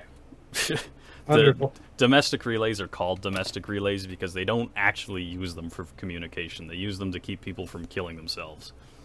Oh man. Stress relief is very important It's when you're immortal. you remember the whole thing about from Death Stranding about how they automated away all the service jobs, and it turns out that sucks because there's some people who just really want to do a service job. Yeah. Yeah, it's like that. Okay. Which is funny because I wrote this without that in mind. But then I replayed like that chunk of Death Stranding not too long ago. I was like, oh, that's this. All right. So I'm just Clovis is gonna grab like a cot and guess kind of put his feet up. How late is it? It's probably around 9 at this point. So the candles or whatever from the roof are actually starting to tone down how intense they're burning. So Mhm. the room is gradually getting dimmer. Hmm. And the friendly voice chimes out that lights out will be in about an hour. What do the other groups staying here look like? Are there any? There's a it looks like there's a family. So there's a husband and what appears to be a wife who's pregnant and a group of children. They're kind of keeping themselves. There's a pair of travelers. They look like woodsmen. They're also keeping themselves. It's really just the 3 groups mostly. Okay. There's not that many people here. You would probably warrant a guess to say that anyone who would be traveling at this time probably stuck around a human settlement for the eclipse. Yeah. Not a lot of people are comfortable with elves, despite how friendly they are. Yeah. Okay. So, Nice cave. Made you a nice cave. is there enough room inside of the relay to like I don't know, take a jog, or like I guess like do some calisthenics? You could do some calisthenics, yeah. You can move some beds out of the way. Like I said, it's quite a large room. There's like 30 beds in here. Okay. Yeah, I'm just going to do that to try to limber up because no idea what could happen. Yeah. Happen from this. Also, he's bored. There's nothing to do inside of this metal room that interests him. So as the night goes on, you're all familiar with eclipses. Basically, the wacky shit starts happening as soon as it gets like to around midnight. It doesn't wait till like the next day. It starts as soon as it's pretty much dark out. Yeah. So by the time lights out reaches, and it's basically the candles in the roof like flicker down until they're out. It's a very nice, comfortable, gradual like darkening. And when they finally shut off, you hear the doors to the stable and the dorm just slide close. That's comforting. So on the inside is a what looks to be a protected switch panel, which you would imagine opens the doors, but the switch itself is actually inaccessible. You presume that you would need access to open the doors from inside.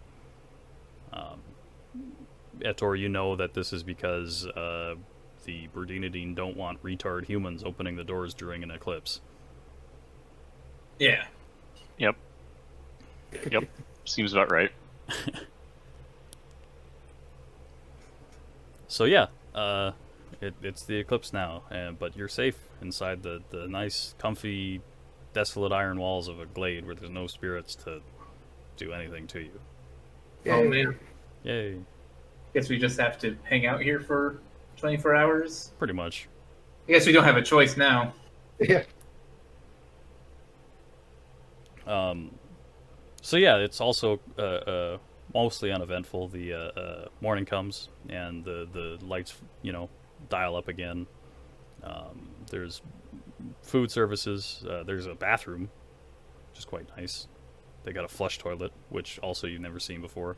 Or wait, no, they have a ground toilet. They've got a squat toilet. You got a squat. That's what? Yeah, Oh no. the one from JoJo. Oh no. Except it's clean. Thank goodness. And then throughout the day, you almost think you hear muffled gunfire. Oh man, I want to be out there. Almost. Might be mistaken. It could be anything.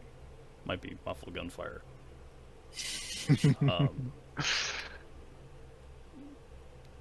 But anyone who spent time in like the area around a glade at night knows that during the eclipses, the sky around glades gets pretty bright because they fucking shoot at Dark Watchers with flak 88s. Wait, like the actual like capital letters Dark Watchers? Yeah, they shoot at the fuckers. Because glades are so visible from outside, and the stuff that the Berdinidine do attract Dark Watchers like nothing, so they actually come under attack by the big ones. So yeah, they'll open up with like flak Furlings and flak 88s and stuff, like the Berdinidine versions of those.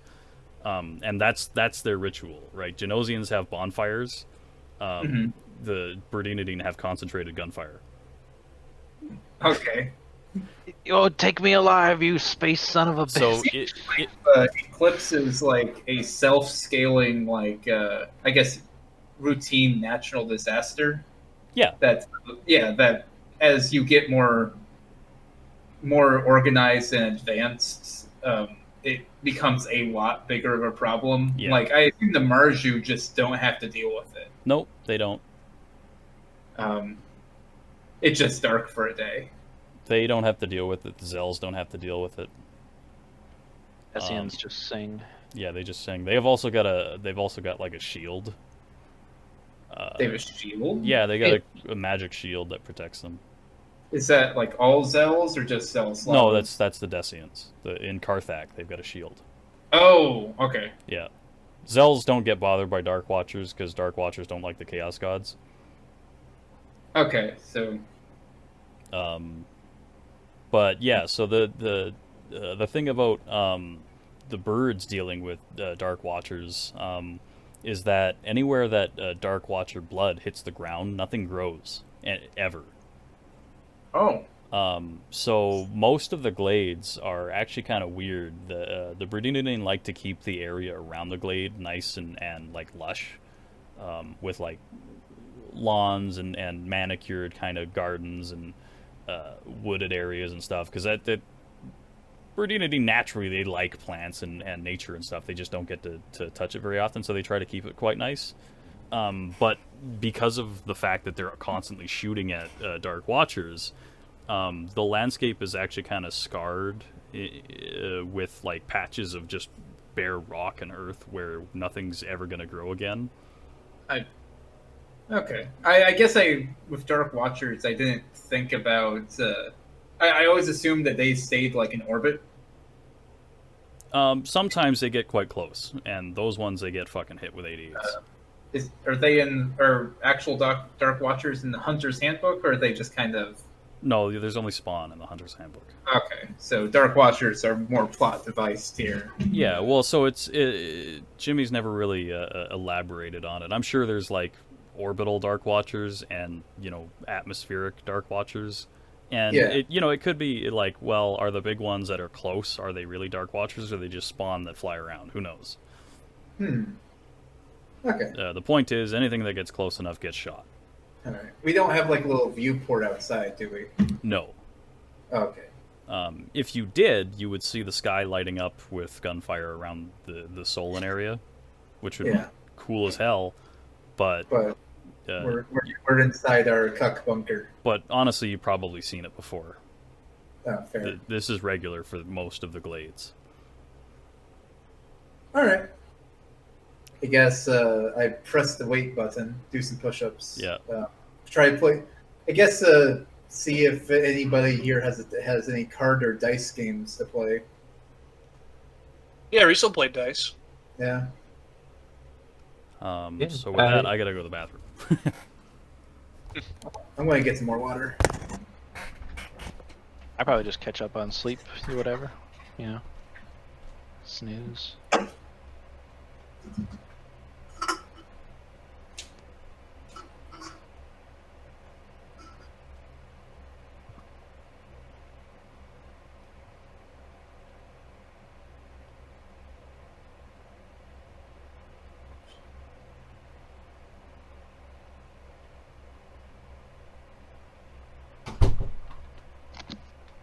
Alright, Merc, I just finished Sens. Now what? Then you go to Orlando.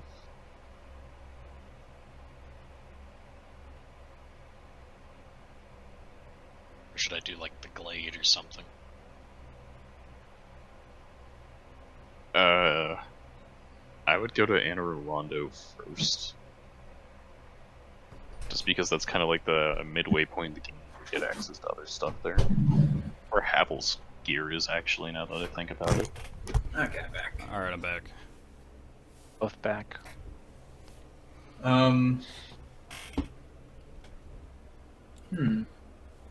What's up? Oh, nothing. Okay, so I assume we pass our time with, I guess, relaxation, minor recreation, and Tiny sandwiches. yeah. Yeah. Assume that there's no space to, I guess, to practice archery or anything inside. Not really. Okay. You imagine you'd probably get yelled at if you did. Yeah. Guess just try to drill without weapons. So.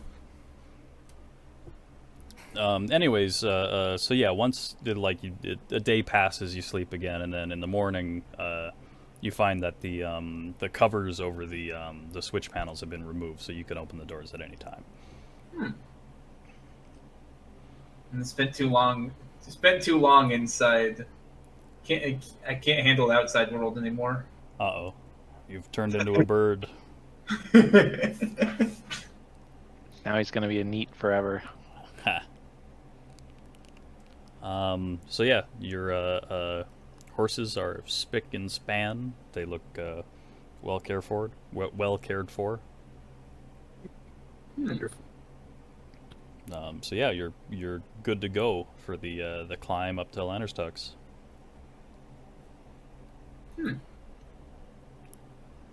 All right. Out of curiosity, I know that they're kind of protective of a lot of their technology. Will they sell you any of like their more mundane bits and baubles? Like what? Like any of like their weapon enhancements, like a mage stone sight or something like that. If you can afford They it. don't have any at the relay. They wouldn't stock that kind of stuff. Oh no, I don't mean here. I couldn't afford the asking price anyway. That's listed in the book. But I just mean like hypothetically, or is there like a big taboo against selling anything like that to humans? Something like a mage stone sight. It largely depends on the glade, how much they like you. If you're That's true. If I you're guess known to the forging like a glade. relationship with a specific elf would help. Yeah. So like you can imagine it very much like modern Japanese kind of bureaucracy stuff. So if they trust you, right, and maybe you know a guy, you can get approval for that kind of stuff. Now, I think maybe the intention behind the prices in the rulebook is to kind of represent the cost of maybe bribes or, greasing the wheels a little bit. I'm not sure. Gotcha. If you really wanted one, I would say yeah, you could probably get one. Okay. Assume it's just stuff like power armor or their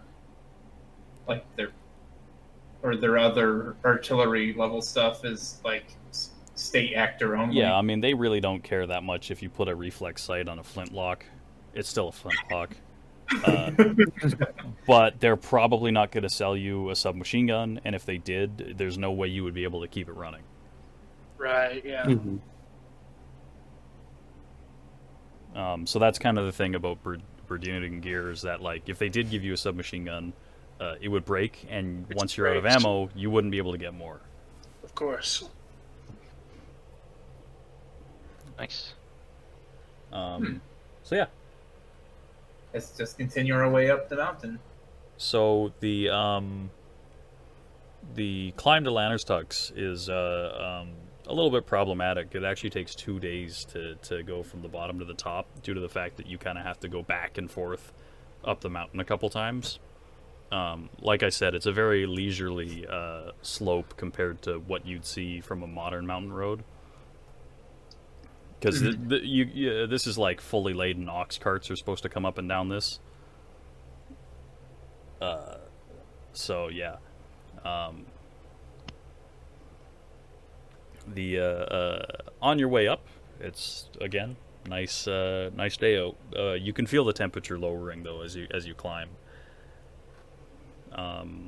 about noon or maybe 1 o'clock, you're coming up across a particularly thin portion of the road where it's like you've got a steep slope to your left and basically a drop off to your right, and you actually find that the road is nearly blocked by just this kind of like gigantic hunk of what looks like meat.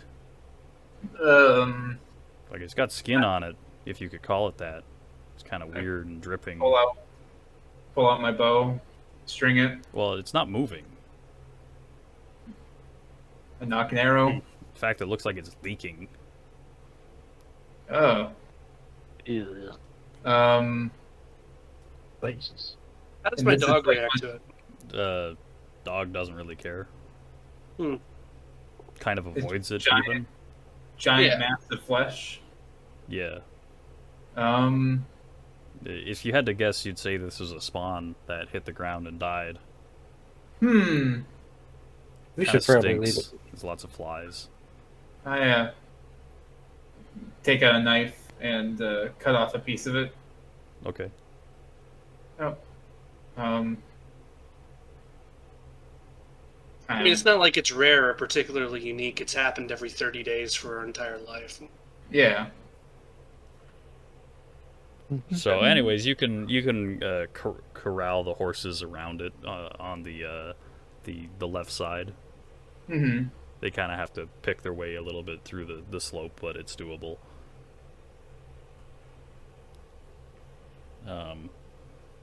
Anyways, yeah, you continue up the mountain. A couple spots you see some bear droppings. Bear. Yeah. Huh. Can I have my dog sniff at them some? Sniff at what? The bear droppings. Well, they're bear droppings. That would imply that there's a bear in the area. Yeah, bears live in the mountains. This is normal. Well, maybe we wanted to. I'm Maybe so- I'm normal, sorry, but we want to be aware of it. Sorry, I forget that Indy lives in the Midwest. Yeah. I'm just describing normal mountain adventure stuff. Like, Oh, okay. if you travel around and like around here on the logging roads, if you don't see bear droppings, something's wrong. It's weird oh. to not have bears nearby. All right. Yeah. My.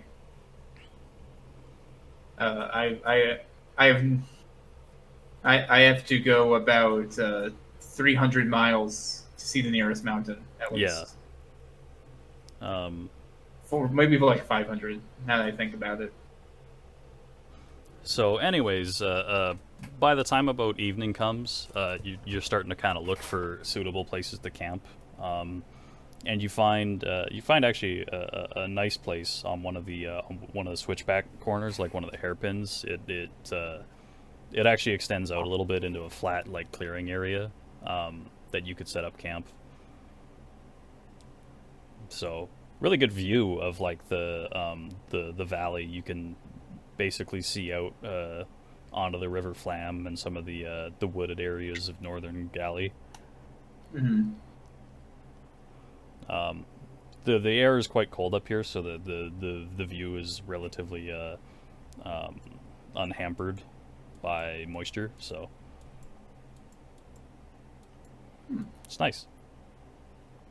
I guess just make camp. Camp. He's camping.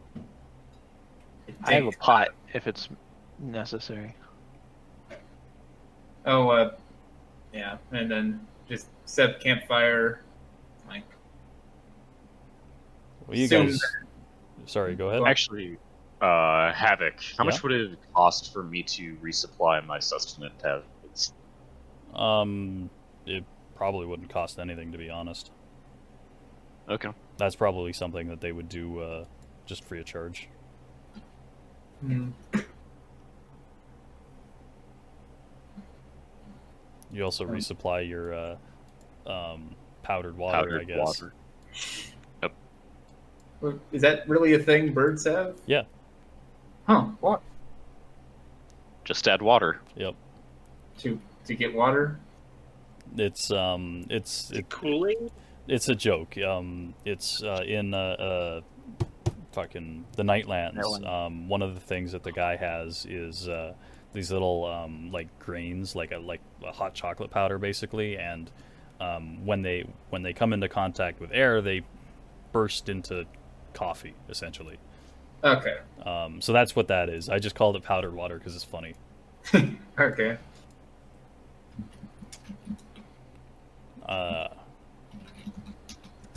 But yeah, so yeah, you make camp. Yeah, you'll have resupplied your stuff there at Tor. It's fine. Yep. And I'm sure you guys have rations and stuff. Mm-hmm. I have like 3 weeks worth. Yeah. So. Yeah. Assume that we'd have some dried out fish or whatever from most recent town, in addition to like any hardtack or cheese. Yeah, we could put it in the pot and Yeah. Make a stew.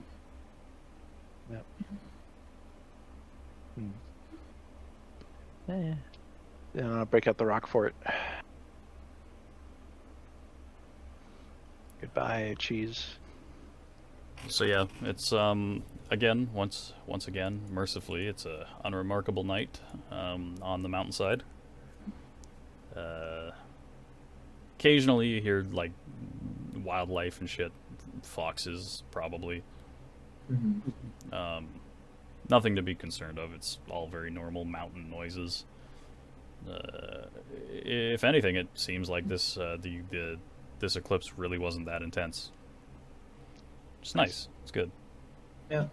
Like, how big was the thing on the road? It was pretty big. It was like 2 cows. Ugh. Ugh. Right. So I assume it didn't live long. no, it probably died almost immediately after landing. But it didn't have flight, so it just fell to the ground. Well, it would be just kind of silly if that were the case, that they would just hit the ground and explode. But no, it probably like softly landed on the ground, but it didn't have any like organs for locomotion or eating or really anything, so it just kind of died. Essentially, spawn, or if you hit the random button on creating an organism. Yeah. And So most of the time they just hit the ground and die, and then sometimes you get a really good combination. It is really bad playing Spore. Yeah, it's basically just spore creatures. Right, so like in the case of the most effective spawn, you got things like you know, well, Star vampires. yeah, I guess star vampires and stuff. They're more like purpose built though, really. They're not really the random spawn. Mm-hmm. Anyways, yeah, so it was quite large, enough to basically block the road that ox carts go down. So you feel bad for the first people who have to try to get a cart past that, because it's going to be a pain in the ass, you know, somehow moving 2,000 pounds of horrible cancer meat off the mountain.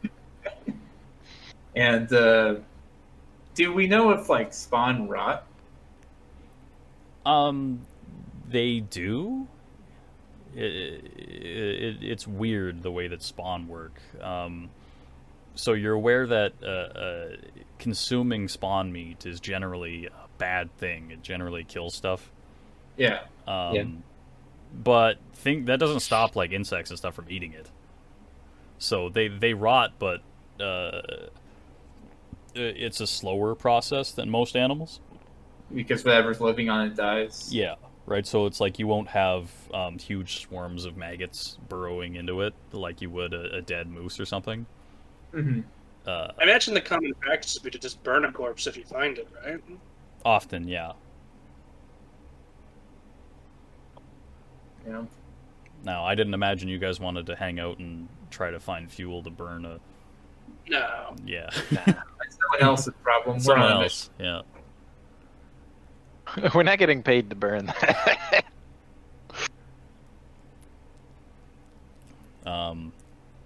So yeah, the next day, once again, nice. And by about 1-ish, you start nearing Laner's Tucks. So the the road seems more traveled up here. Like it widens out a little bit. It's not as treacherous, and it starts to kind of turn into a straight path between like one of the valleys between peaks. I'm sure there's a term for it, but like you're still in the mountain, and you're quite high up, but it's not a switchback anymore. Okay. It's like leveled off. Anyways, so yeah, as you approach, you can't quite see the town yet, but you see like a woodsman's house. There's a woman in the like the yard tending to the garden. She smiles at you while you pass. Wave. Hang on, I got a picture. Well, no.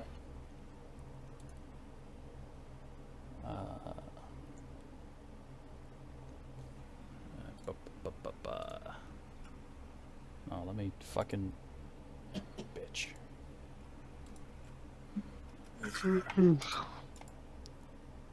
Why are you not letting me do this?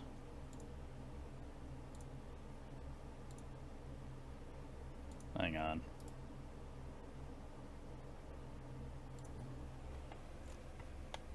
Well, I'll give you a crop of it instead, because too bad. So yeah, you approach a town, and it looks very much like this. It's really nice.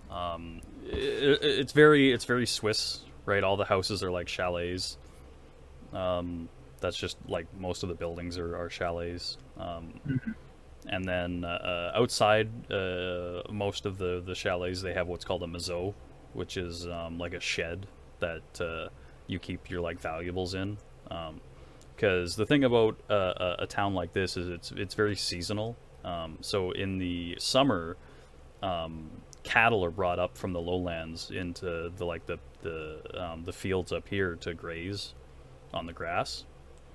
Yeah. So it's still too early in the year right now for any cattle to be up here, but you're seeing like more the beginning of the seasonal activity. You've got people moving in to start prepping for herds of cattle to be driven up here.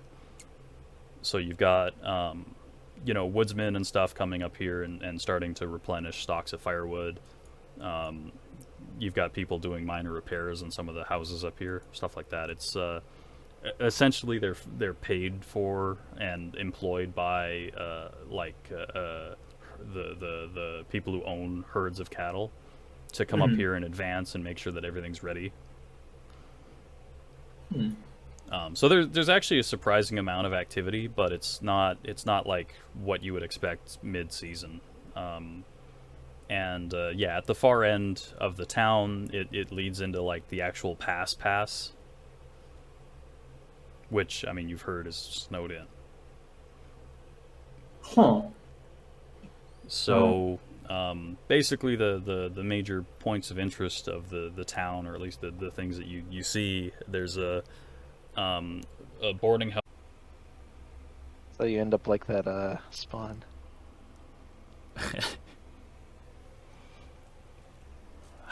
Look at how they massacred my boy.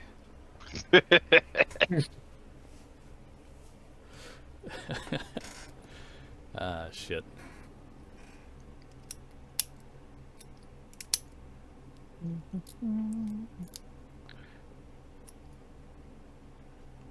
So how are we enjoying it so far, bros? I'm having a good time. It's comfy. Yay.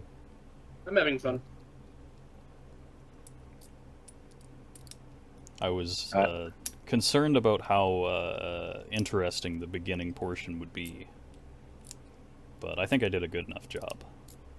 Yeah, for sure. Interesting setting tidbits.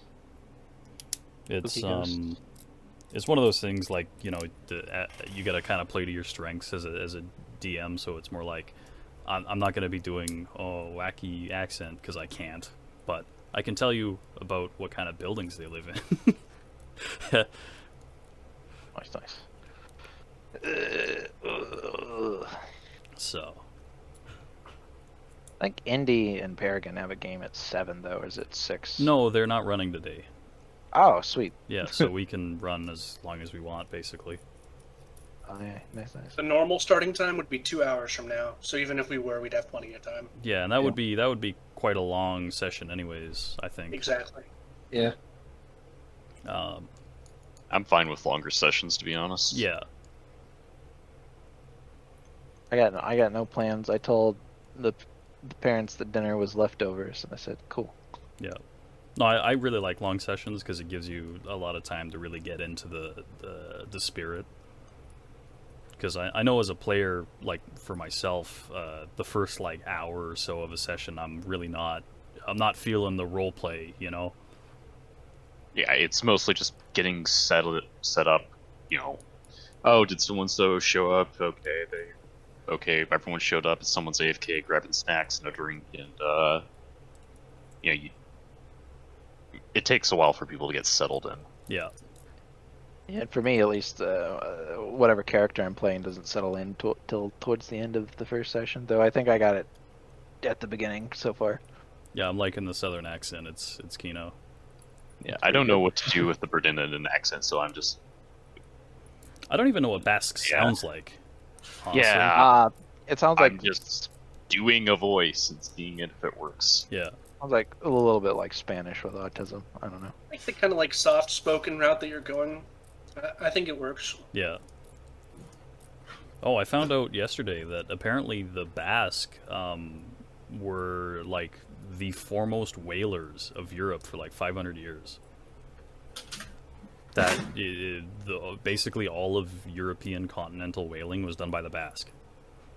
So Okay. that actually it's a lot of insight into the Ohanadim economy. That yeah, of course they would be the ones doing all the whaling because it's one of the few things they can eat. And I pinged Jimmy and asked him to tell me about the whaling industry because I want to know what kind of crazy, insane whales they have in Vasca, but he didn't get back to me. So, oh well, handy. The Ohanadan can eat whales? Yeah. Whales speak technically, so it's fine. So the dietary restriction is they can only eat meat that comes from a speaking animal, and it's fair game to eat parrots and whales. And I would imagine not Dolphins, fair game yes. to eat someone who doesn't speak, who's like mute or something. So. Could you cut out your tongue to avoid being well? I would imagine there's probably some super metal like group of pagans who are specialized in fighting Ohanadim who do that.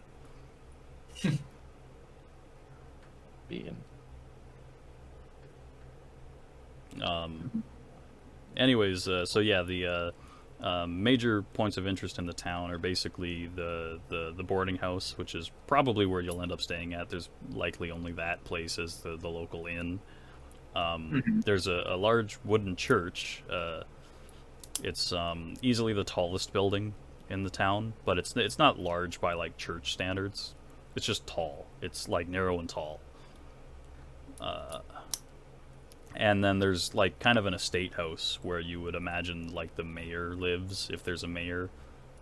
You can't even tell if it's occupied right now. It could very well not be. Usually the mayor of a town like this is whoever the richest like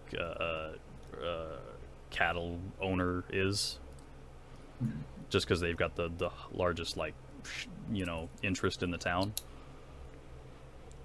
Mm-hmm. So because of the local economy and like what happens here, generally the what would be considered the municipal government is often an ad hoc kind of like direct democracy thing, where it's mostly the largest stockmen, to come to agreements and things like that. Does so the galley government doesn't like host like a garrison here at all, do they? No. So there's no like federal or activity here whatsoever on either the Galleon side or the Kesselreich side.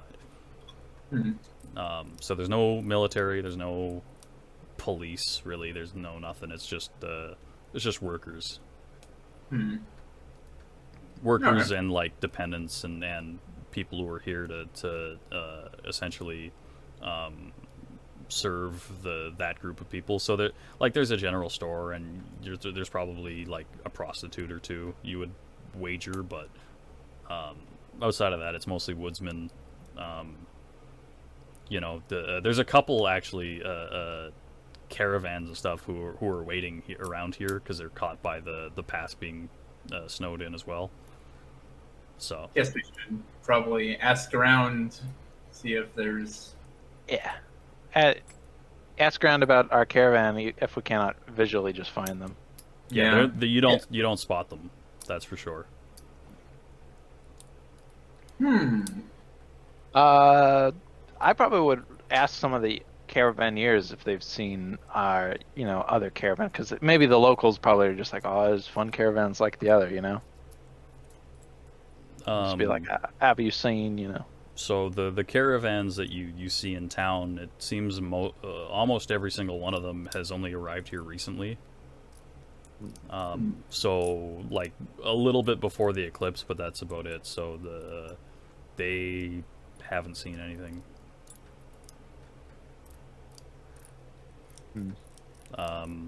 They haven't seen it at all. No. Okay. And so I guess then I would ask the locals, around. Hey, have you seen Andre Comans and his caravan? Well, which locals? That's good. That's a Yes, good so you question. might. At the general store, I'd probably ask. Okay. Hang on. It seems like they might know. I have to come up with a name because the general store was just added right now. Okay. No. You asked the storekeeper Eugenio Arseny. Okay. I'm not kidding. That's his name, not Arseny. Oh, Isn't set I'm right. on fire, but I'm writing it down. And I guess what time of day is it? Morning, I guess. it's about 1 p.m. All right. Good afternoon. Storekeeper man. Yes. Yeah, storekeeper. I'm Javert Dutil, and I was wondering if perhaps you might know if a Andre Comans and his caravan passed through here. They had about 7 men and 2. What are they called again? The wagons. There was 2 secured wagons and 1 regular. Yeah, 2 secured wagons and a wagon of a more mundane sort. Secured ones had 4 horses, regular one had 2. The storekeeper kind of looks at you and says, "That's a mighty suspicious line of questioning. What are you, some kind of bushwhacker?" I step forward. His uncle has sent us because they have not reported in long past due. And my uncle's the king. Did we have any papers or anything from Alphonse? No, you did not. No, it's The storekeeper says, "Listen, if you want supplies, I'll sell them to you, but I'm not going to tell you any information on caravans that may or may not have passed through here. For the record, no, I haven't seen them." fair enough.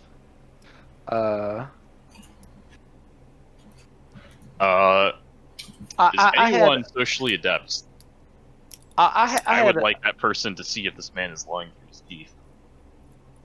What's what's the scope of that? Is Observation. there observation? You say? Yeah. All right. I will roll an observation roll. Okay. I could try, but I've got a lot of penalties for. Well, observation you shouldn't get any penalties for.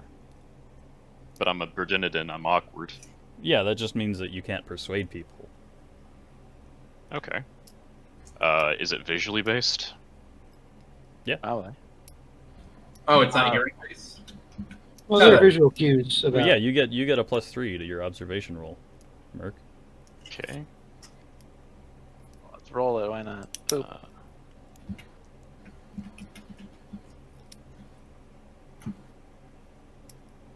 I'm not getting a lot of successes today, even though I'm No. throwing a lot of dice. I mean, it's easy Same. enough. It's easy enough to tell he's not lying. Fair enough. I had another question for you, shopkeeper, and I will of course be purchasing some items. But I've heard that there is in the area one by the name of Gerard with a crescent scar on his cheek, known to be a bandit of some sort. Have you heard of this man? A Gerard with a scar Gerard. on his cheek. Yes. Well, the Like a mayor has crescent a moon. scar on his cheek, but his name's Gerhardt. Gerard. I see. That's so. Yes, that's so. They suddenly long has don't he been like the this mayor? town. I see. We should probably talk. And I probably buy some stuff from him, like some replacement candles and more rope. Okay. Yeah, why not? I don't want to be rude. Yeah, fair.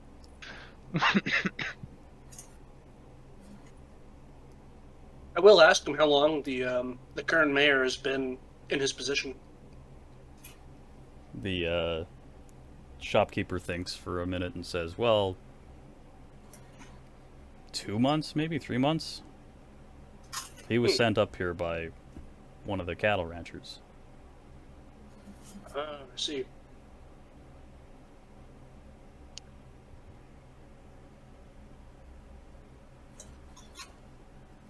Hmm.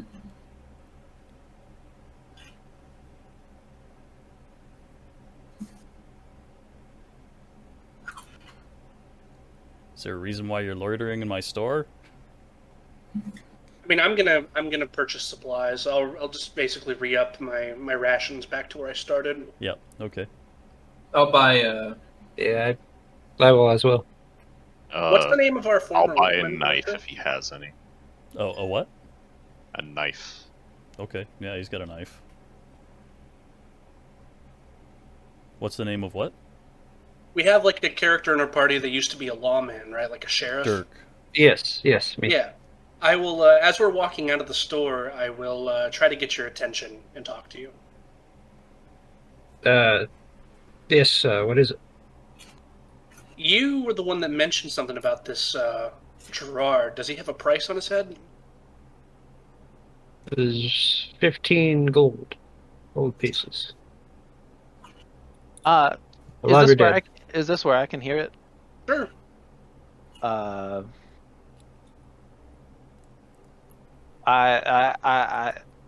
ask it that the party perhaps retreat to a location where the locals could not hear us, for I have something I would like to divulge. Sure. Sure, Yeah. why not? And yeah, just anywhere where there's no like people around.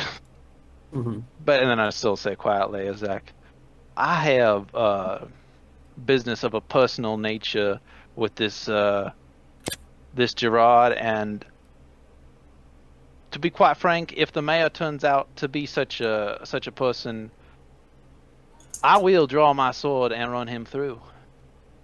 Oh. For the rumors, Dirk divulged, they are true. Him and his band killed my mother while I was away. I've hunted him 5 long years. Well, I certainly understand, where you're coming from. I understand your grievance. It seems like you've settled in here, and he's not leaving. Seems like he's gotten himself into a pretty cush spot. So I think that we should continue with, like, our current job, and then note this and hit it on the way back. Like, while we're coming back to Algenburg, grab him. Or kill him. Is the bounty for Is that his alive? corpse It's or for his alive or dead. Yeah. I wouldn't want to do it now, because we're going to have to come back through this place. Yes, I wouldn't Maybe want on to the draw the way. ire of the locals for running off with their mayor. Especially when we need to remain in the area. The fact is not yet confirmed to me, but I would perhaps abandon our quest in seek of my own personal grievance if he is revealed to be who I now suspect he is. I mean, I'd be more than happy to help you if we can finish the job that we're here to do first.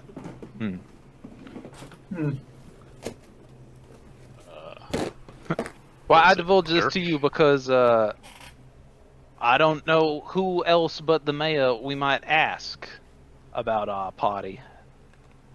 That's true. When I heard Dirk's information, I thought perhaps there was roving bandits in these here mountains that had perhaps belayed our party. Well, That was the impression I got as well. I'll interject that you still haven't asked the trusty innkeeper of the town. We have That's- not. Question, Yes. Havoc. Huh? Would knowledge criminal give me anything in this situation?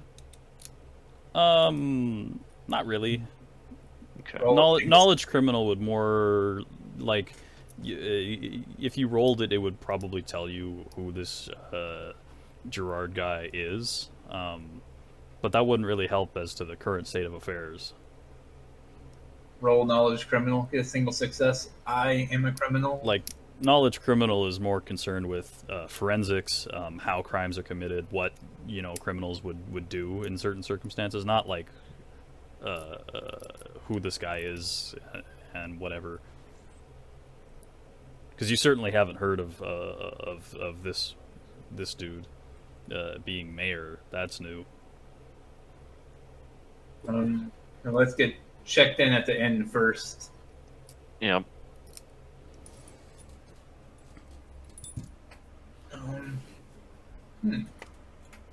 So, like, how obvious is the snow in? Like, is that further down the road? Yeah, you'd have to go up to the like the mountain pass. The snow line is not where the town is. The town sits probably, I want to say, like 100 feet lower in elevation. Okay.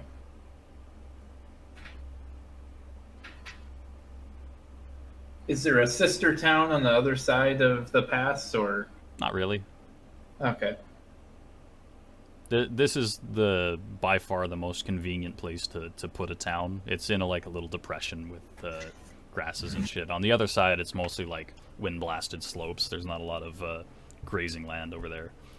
Okay.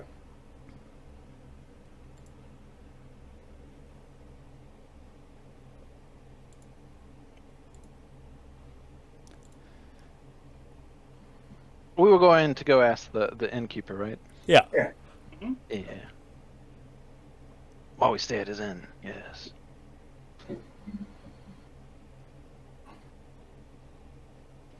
So you guys go over to the inn? Yeah. Yeah. All right. Well, like I said, the inn is quite large. It's 2 floors, and there's quite a lot of people inside. It seems like a lot of the caravanners are hanging out there. There's some of the woodsmen and stuff. It's because it's late enough in the afternoon that the more or the less diligent people are getting their drink on early, that kind of stuff. So you go in and you I mean, there's the innkeeper. He's like a bartender too, I guess, cafeteria manager. He looks trusty. He's a large bald man with a big belly and rosy cheeks. He's the trusty innkeeper. All right. Wonderful. He does look a little bit shifty at the Iron Elf. He's keeping an eye on him. He doesn't like him. You can see that. Because he can't buy alcohol. Well, I mean, you could buy alcohol. Just you assume that he just doesn't like Berdunadine, which is quite normal. Yeah. How far away is the glade from here? Let me take a look at the map. So the glade is actually not that far. It's like 50-ish miles, 40-ish miles. But the thing is from this side you can't get to the glade. Okay. If you wanted to actually enter the glade, you'd have to fork off from Alton. And like they've dug out a section of the mountain that you can access some of the they've essentially got lifts or elevators. From this side, you can't get to it.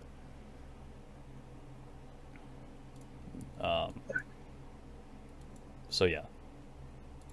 And like I said, Glade Solon does not. They don't have elves out walking around. So okay, so this is unusual and all that. Yeah.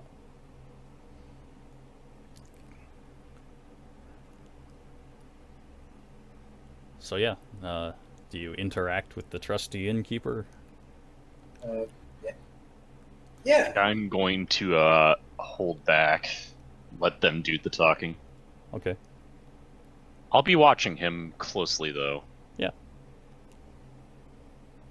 Does anyone take point on this, or? I don't have the best charisma, so someone else should probably. I mean, I I mean, can my- welcome. Yeah, go for it. Yeah, so I'll approach and I guess order a drink and whatever food they have cooking. What Yep. time of day is it? Like I said, it's about 1, 2 p.m. It's probably around 2 or 3 now. Okay, that's fine. So right now they don't. They're not like serving full-on dinners, but they do have like they've got like salted meats and stuff. There's beef jerky. There's some bacon if you can afford it.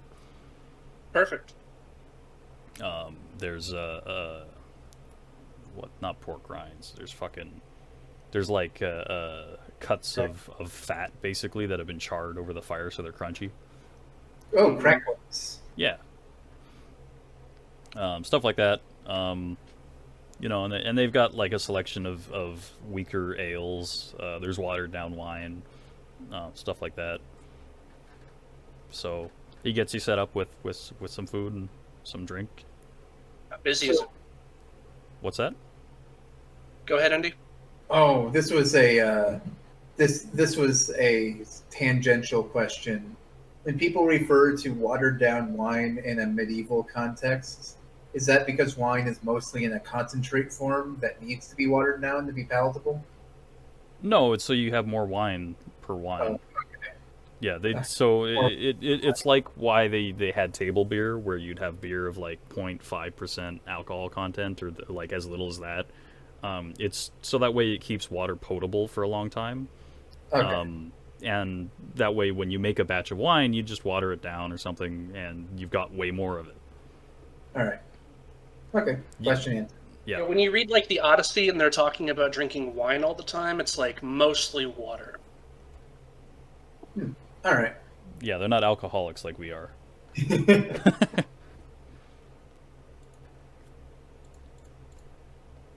Anyway, how busy is the inn? Does he have like, a lot of patrons to attend to, or can he sit around? And talk? It's quite busy, but most of the work is being handled by a pair of serving girls. He's mostly just hanging out. Yeah, I'll ask him about how does the cattle business work around here? Do they have like sales, or do they like raise the cattle for a lord, or like what's going on? What do you mean? Like, who are these like individuals that like they're not like capitalists, but do they own like their own capital, or are they doing this on the behalf of like a lord who owns the land? So it kind of depends on the specific person you're asking, but all the people up here are employees of either a merchant who or like a non-noble person who owns a large herd, or they're on behalf of a noble who does own a large herd. But the point is that the people up here are all employees of some cattle owner. Gotcha. Okay. So they don't have like any like big sales No. here, like they would like in like the Wild West or whatever the hell. Okay. Gotcha. I was asking if anything interesting has happened recently, other than the eclipse. Interesting. Nothing interesting. Old Gerda's dog went missing. That's kind of interesting. During the eclipse? No, like last week. I see. Interesting. Well, we're here, passing through this area. Well, you're not passing through. The pass is snowed in. It'll be at least a week before it's thawed. In the grand scheme of things, passing through. Well, fair on enough. the tail of a caravan, came in from Algenberg. Well, if you're on the tail of a caravan, that tail is short too. Like I say, pass is snowed in. Unless they came back the way they came, they're still here. Right, and that's what the interesting thing is that they're not here. At least not right now. Well, have you looked around? Mm-hmm. Fair bit. Spent a couple hours this afternoon. Was wondering if maybe they might have stopped in here while they were here and spoke to you. What was the caravan? There's 3 wagons. Okay.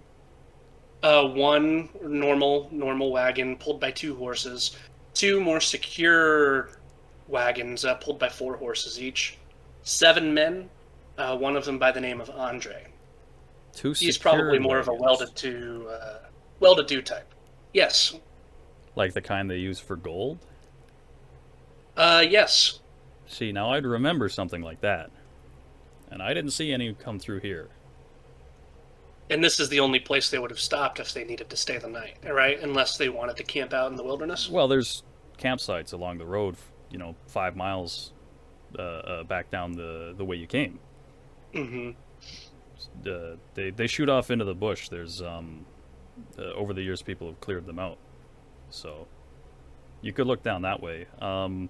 There's a local woodsman you could talk to, Hubert Royeckers. He knows the area quite well. He might know something. His cabin's 2 miles down too. Okay, thank you. I guess I come up and get a drink as well. Okay. Have some sort of meat dish. Can you tell me anything about what's his name? The mayor of the town? Who, Gerhard? Jahar or something. And that's him. What do you want to know about him? Oh no, I guess I a bit of fascination with just learning about places I've been. Well, I can't begrudge you that. I could tell you he's ugly. Profoundly ugly man. Seems a kind of hard-bitten type. But usually the mayors of this town are. It's quite often the cattle owners will hire someone, a mercenary or something, to come up here and keep the peace. Quite frankly, I don't like the look of some of his men. They're shiftier than the usual enforcer types we get up here. They're encamped up near the snow line. Some of them are working to actually clear it out, which is nice. Usually mayors don't bother with that. He's living in the estate right now. Like the big one in town? Yeah. As an aside, it's not like in town. It's kind of up on a hill a little bit. Like it's separate from the rest of the buildings. Okay.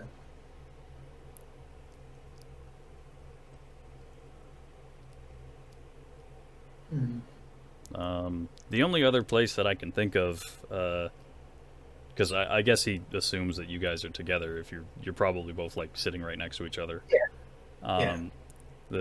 He says the only other place that he could think of that someone might be able to hide a wagon is there's a large cave up near the snow line. When you take the road up to the pass, there's a point at which it forks out in both directions, and on one side there's the mayor's men have a camp, and on the other side if you follow it for like a mile, it's kind of like a goat trail that you could reasonably get a wagon down, and then it goes into a cave. That'd be worth looking into. Yeah. Okay. I agree. I guess before I stop talking to the trusty innkeep, I ask if there's any good game to hunt in the area. Not particularly. Good game to hunt would mean bad land for cattle to graze on. I'm sure all the local woodsmen and huntsmen have already taken care of that. Well, fair enough.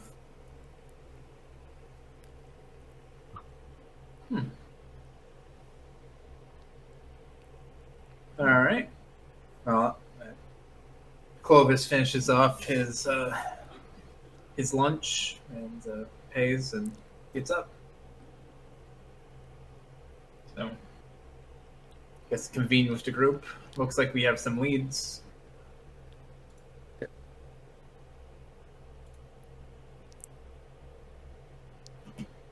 The question is, where do we want to investigate first? The huntsman or the snow line? I think the Or cave even the- is the best bet. Yeah.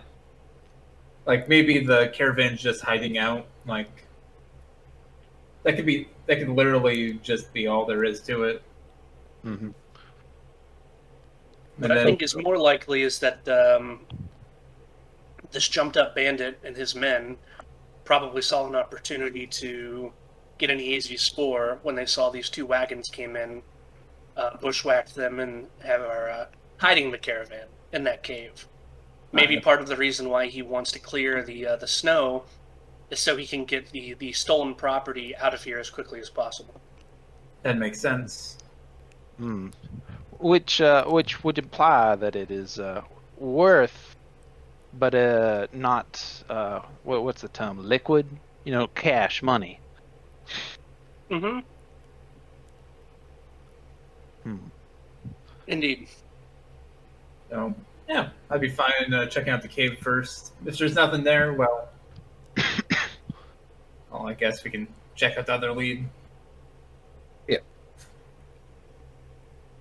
Okay, so it's about 3 or 4 p.m., so you probably have time to check out the cave, and then not really anything else for today after that. All right. Okay. So if you want to make any adjustments to your gear, you could probably rent a room and drop shit off here,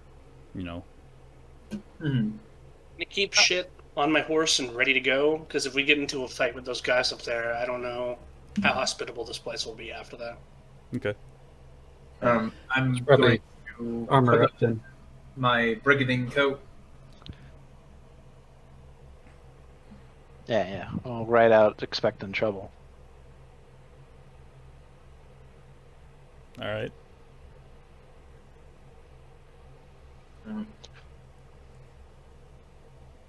So, here's the thought process.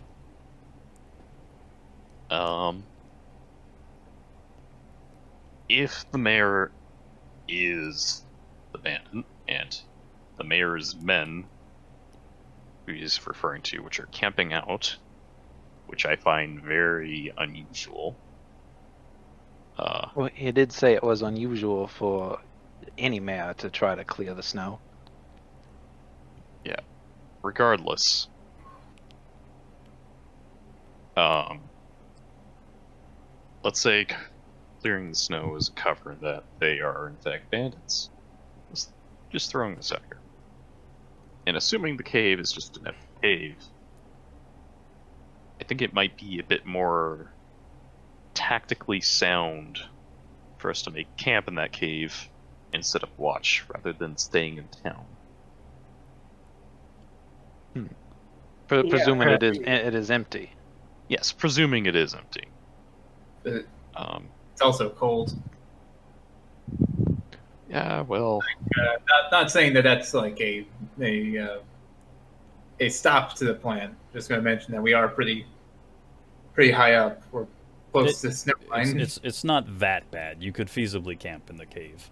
Oh, okay. maybe you buy a few extra furs at the general store or something. I don't know. Or But, buy here. some firewood. Yes. Alright. Regardless, So we need to check out the cave first. yeah. And I do not like this town so far. It doesn't like you either. He hates it. Yeah. What's wrong with the town? I thought it was comfy. Be careful. It was comfy until it wasn't. Oh, Presumably, if worst comes to worst, and Gerard is Gerard, it may be that he has heard about us already from the general store keeper. Yep. These small towns like to keep, close watch for each other. Possible. It may have been wise to bribe the innkeeper to not mention anything about this.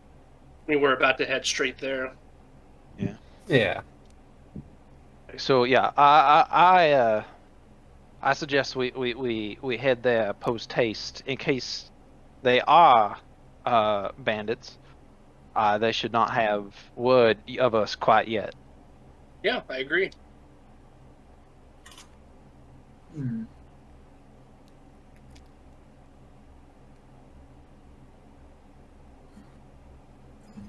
okay. So I mean, we're it would going- be Oh, great sorry. cover. The cave. All right, you're just gonna head up to the cave. Yeah. All right. Hopefully we're How quick enough. far away is it exactly? It's 3. Well, okay, so it's about 2 miles up to where the snow line is, and it's only just a little bit before that there's the fork, and then you And the follow that mountains road for gunshots like definitely carry that a far. mountain or two. Once you're on the fork, it's like a mile or 2 miles, and then there's the cave. Maybe not. I don't know. You figure that it's the from the cave. You could probably see down to the town if you were looking to set up like an observation post. The geography of the area indicates that the ridge that you can see from the town is where that cave is. Okay.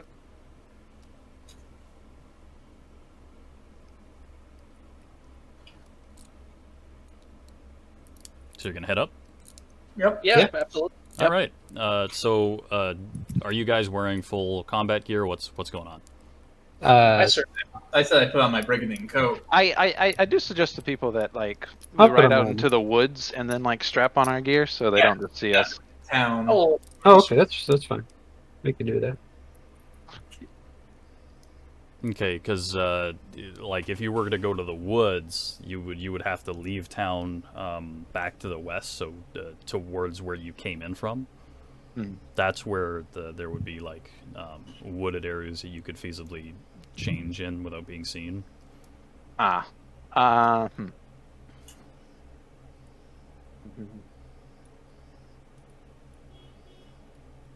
I'm not personally too worried about my brigading coat, but I guess for people with heavier armor, it might be a bit more suspicious. We got to bird it in with us. I don't know. We're already conspicuous. I'll just say, let's just go for it then. yeah, I agree. So you're just gonna throw on your gear here? No. Yeah, why not? Mine, like the only extra gear I'd put on is my mail coat, and I might just put it on and then pull my gambeson over it.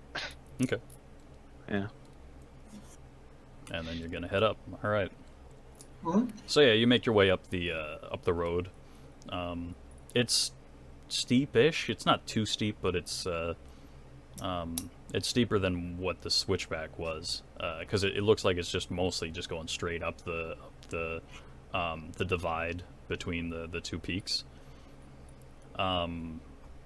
So you continue up there until you reach the intersection, and at the intersection you see two guys just kind of sitting around a campfire. They're wearing what look to be like leather jerkins and stuff. One guy's got a crossbow. It's unloaded. So they're clearly guards or something.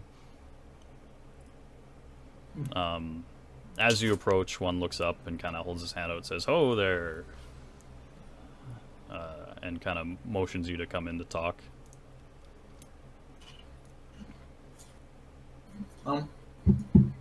Let's all go ahead. Slow down. Yeah, yeah. So he kind of stands up and like cracks his neck and he says, "You know the pass is snowed in. You're not getting through here, right?" Should I try something kind of risky? Maybe. Always. Yeah. All right. I'll probably have to roll subterfuge for this. Okay. I'll say that Gerhardt sent us to check out the wagon.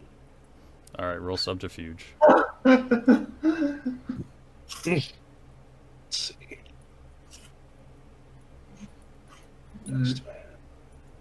Would that just be straight charisma modified by whatever the skill rank is? Because I don't think I have any boons that play into it. Yeah, it's charisma plus skill for your pool. Second question: how many guards are there? Just Yep. two. Okay. The do you have beautiful? I don't. Oh, okay. I thought you said you were handsome or something earlier, but I it's do. handsome, but without. I think he said he gave a handsome smile or something like that. That's what I was saying. A winning smile. Gotcha. See. He's aggressively optimistic and cheerful. Oof. So he believes you, but it's clear he doesn't understand what you mean by the wagon. He's like, "What wagon?" We were told that there was something in the cave. The cave. And he thinks for a second. He's like, I don't know. That must be between you and Gerhardt. Can you point me in the direction of your camp? He hooks his finger to the right. So his Thank you. right, your left. So the left is towards his encampment, and then to your right is the path to the cave. Very well. We'll probably stop by there shortly. We have something to check out up here. Okay. Good luck with your wagon, I guess.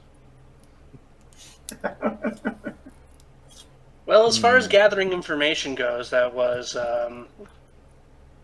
kind of helpful. At least these guys aren't in on it. Maybe they don't have the wagon. I don't fucking know. Who knows? So yeah, they go back to sitting around the campfire, just kind of chat, playing dice. Mm-hmm. And they don't molest us as we go up towards the cave. Nope. Hope not. Sweet. So you're going to the cave? Yeah. I press the "Are you sure?" prompts. Okay. So yeah, you continue another 1.5 miles, 2 miles, and sure enough, right there's the mouth of the cave, and it's kind of like a level plateau, and then a little bit of a rocky outcrop, and then straight down you can see the town. So that ridge is where that cave opens up. The cave itself is quite large. You could probably fit a wagon in here. You look around. It seems there was there's the remains of what looks to be a campfire at the ridge. Can I get observation rolls, please? Sure. Yes. Visual or Visual, yeah. Okay, so if it's just visual, Did you ask Reese if he could have his dog sniff around for? I forgot the TN. Reno. Looked like it was just 2. well, yeah, all around up here, I'll have Belvin trying to sniff out the handkerchief, or really just anything out of the ordinary. I'll have Jaeger sniff around too, just to look like he's doing something. Noir is a good girl. Big and floofy.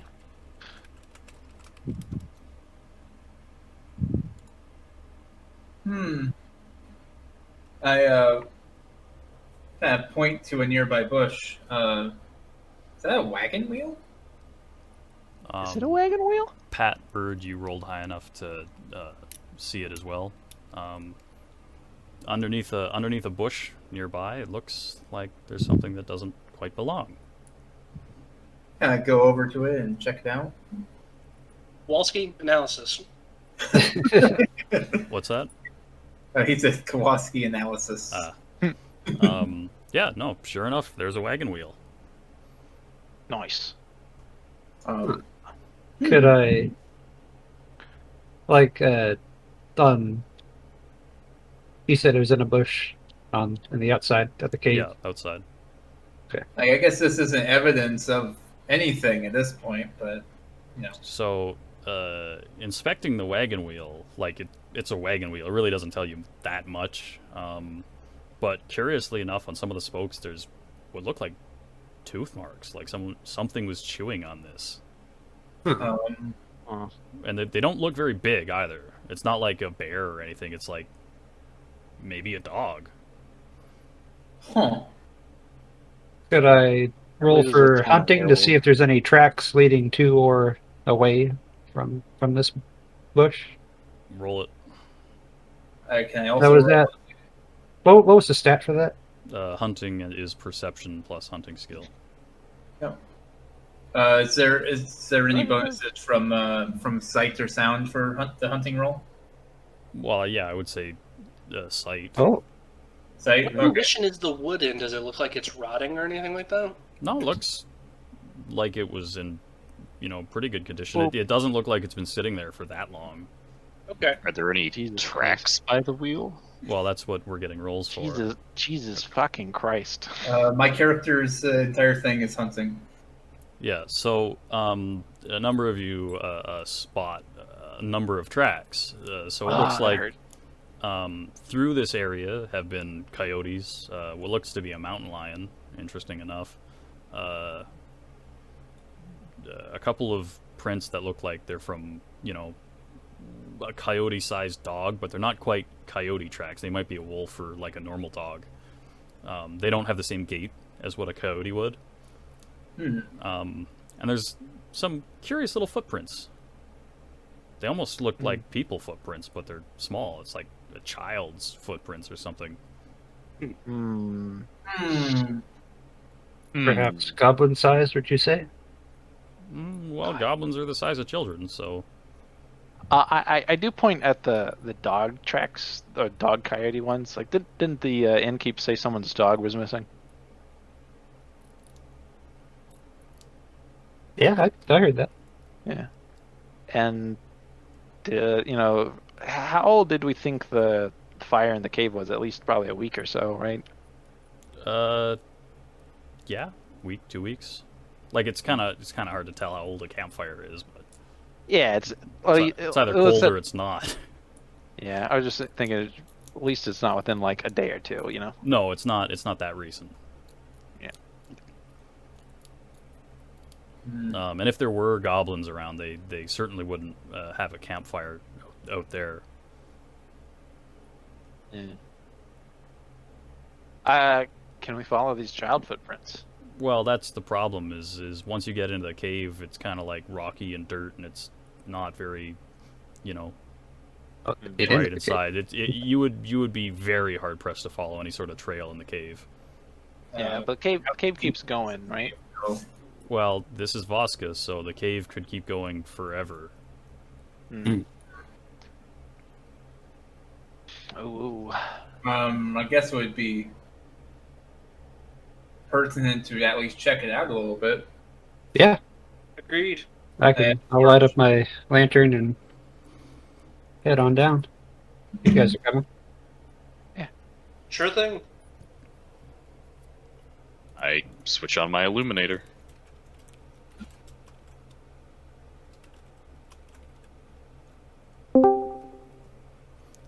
Well, no. This isn't necessarily relevant. I just think it's a nice song. So, so yeah, you head on into the cave. and it stays pretty large. It's you could definitely fit a wagon in here. In some sections, you could even fit 2 wagons side by side. It's actually quite quite large compared to most caves that you would be familiar with. Now, there are immediate concerns that come to mind, like bear, sleepy bear, ooh, right, that kind of stuff. You are walking through essentially the pitch black in a claustrophobic environment. Now, Etor probably doesn't find any issue with this, but for you others, it's probably a little bit weird. There's dripping of water and like spring water dripping down. There's echoes of all of the little pebbles and shit that you kick around as you're walking. It's weird. It's certainly not like tracking or looking for anything on the surface. So eventually you keep walking. I would say maybe 100 meters, 200 meters, which is quite a long way underground. And you come to like a split. So the cave keeps going in the main direction, but there's like 2 forks off in the off to the sides. One of which is actually still quite large, and the other one is not large enough to fit a wagon through. So if the wagon's in here, it's not through there. Oh. I guess but it seems kind of obvious which way we. So hang on, let me put this down here just so we can keep it straight. I think we should have someone devoted to watching our 6. Yeah.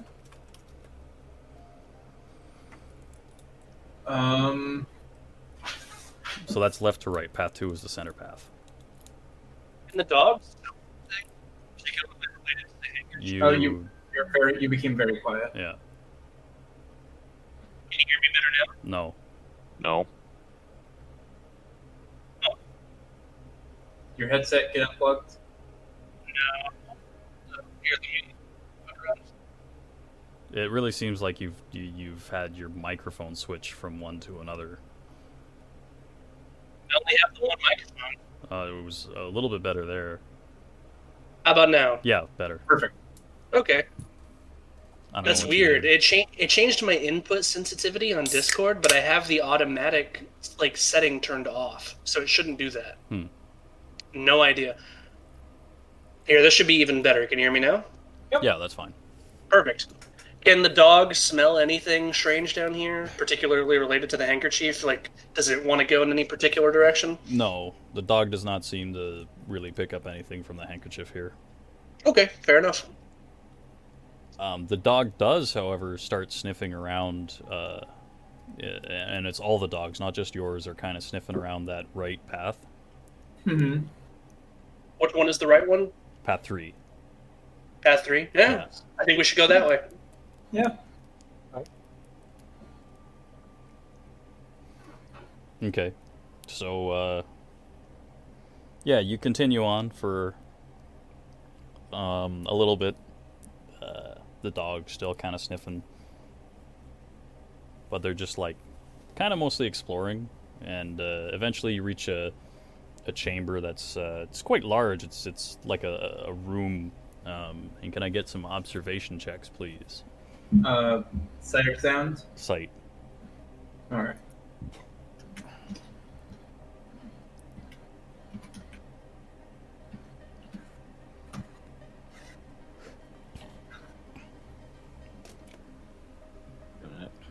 Uh, 4.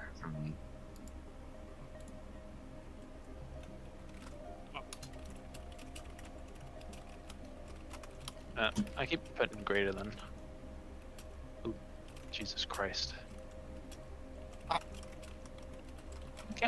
can't wait for us to stumble into combat and no one ever rolls high anymore because we used it all. Something was just here. Something has been living here until we just approached. Well, there's only one way they could have gone. Well, Guess so. that's I kind of look the at the- issue. I look at the ceiling. On further inspection, there's a number of small holes and shit all over the walls here. This chamber branches off in a lot of different directions.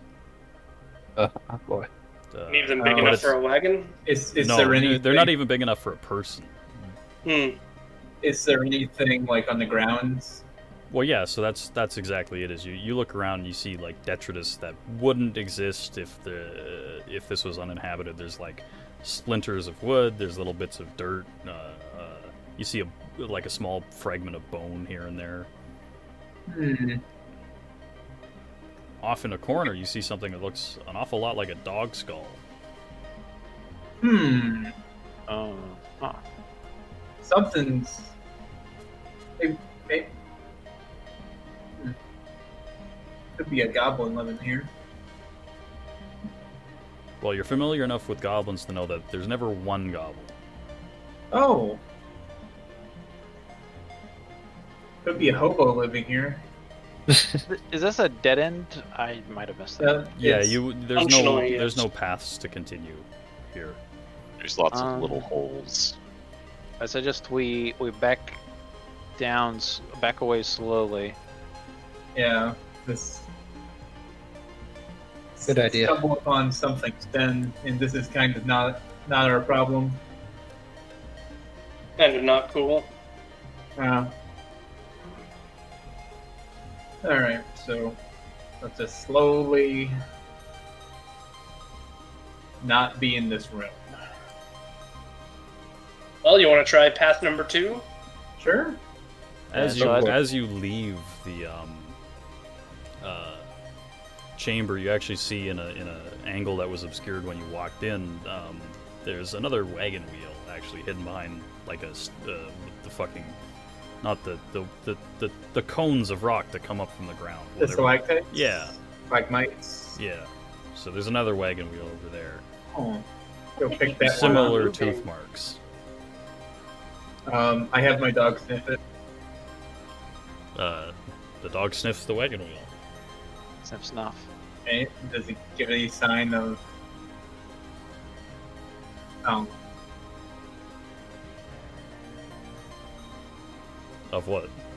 Oh, I guess of any direction. Not really. Okay. Nod. If this wagon wheels nod in a similar way.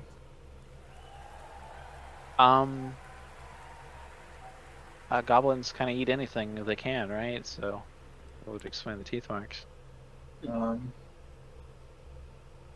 They attempted. Wonder how they kept these things moving. What do you mean? The wagons when the wheels came.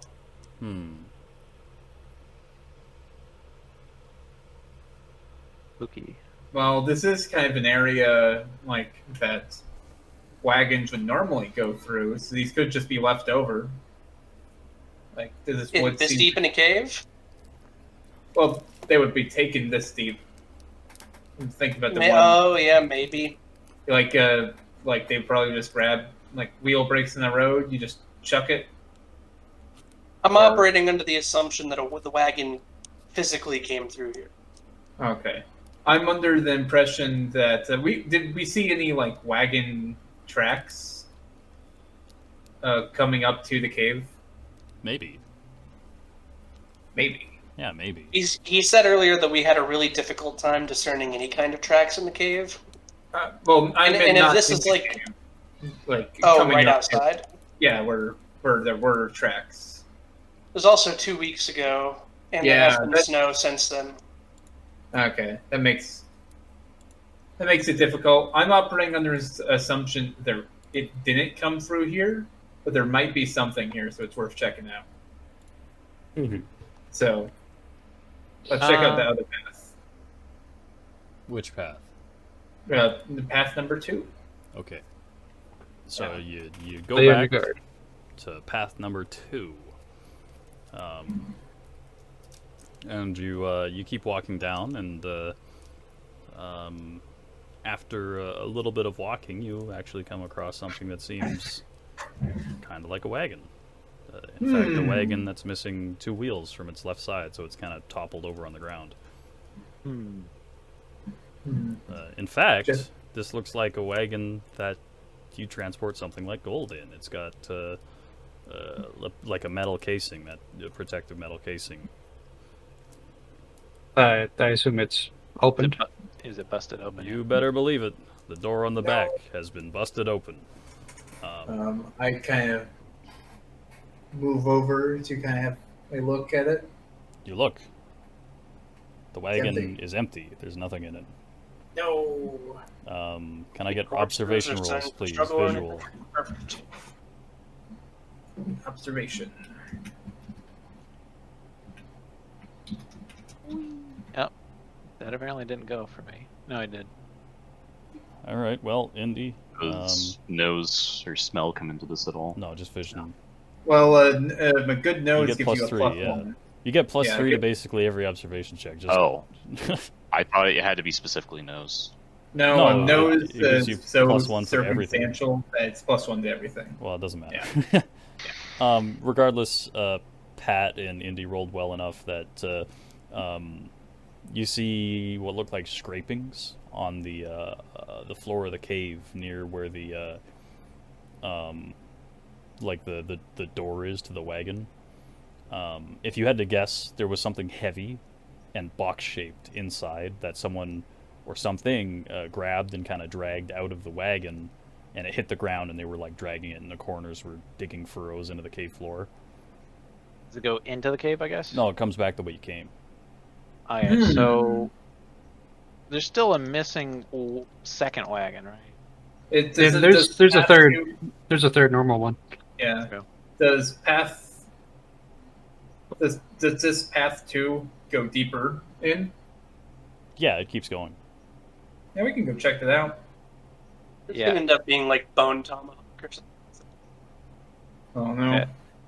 But what it seems to me happened here is that the wagon was assaulted by not goblins, because why would goblins take a heavy like box out of the cave? They live here, right? If there are goblins here, Well, they could have taken it down that first path, the smaller one. That is true. We haven't checked that part yet.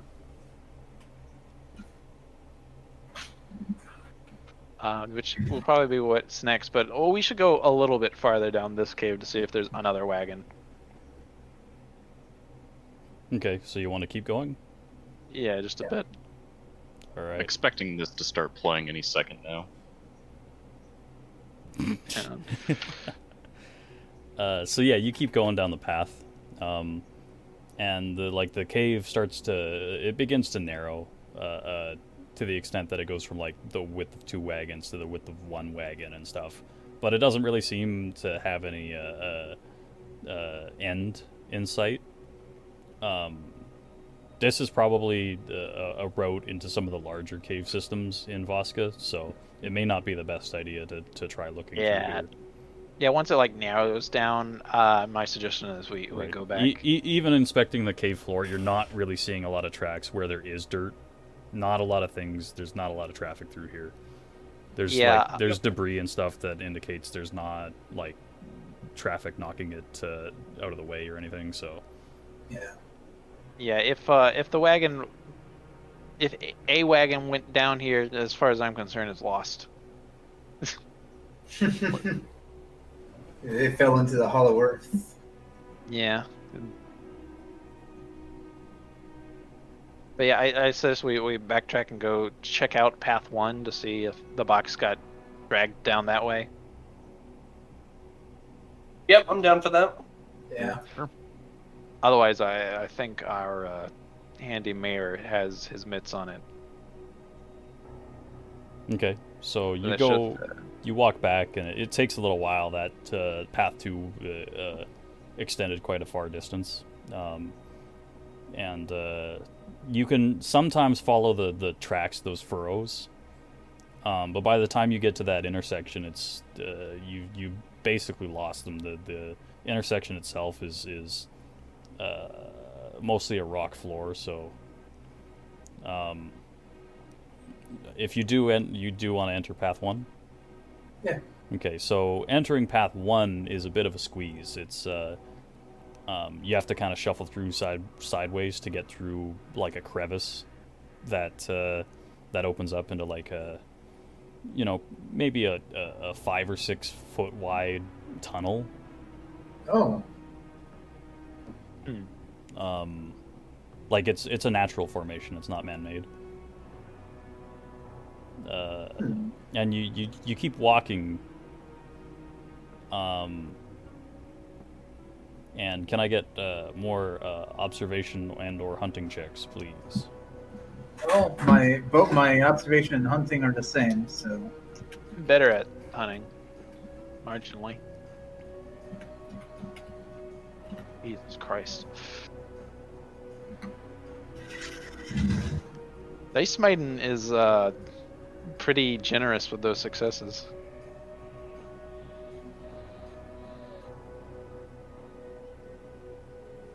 Okay. So as you follow the tunnel down, it ends in a dead end. But there's something curious. You see the tracks in the chunks that do have dirt, which are very few. It's odd.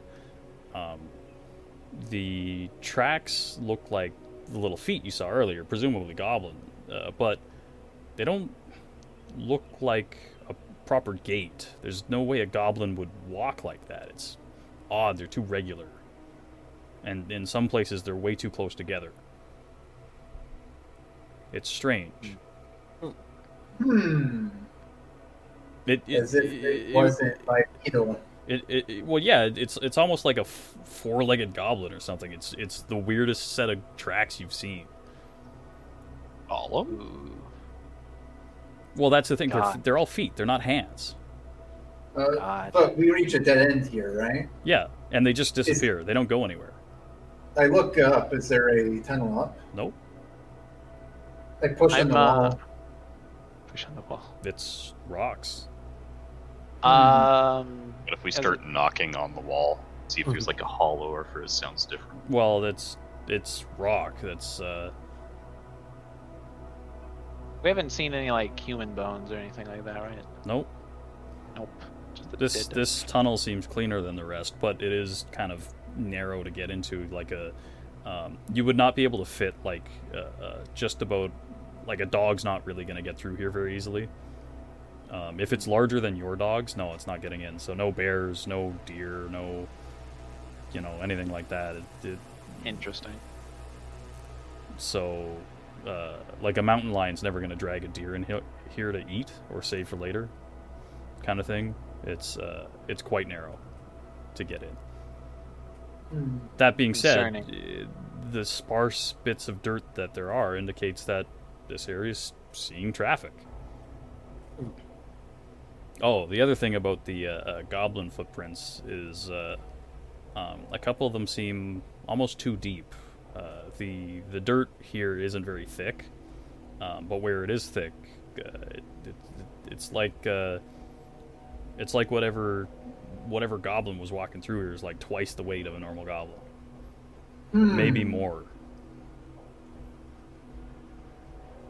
Terrifying.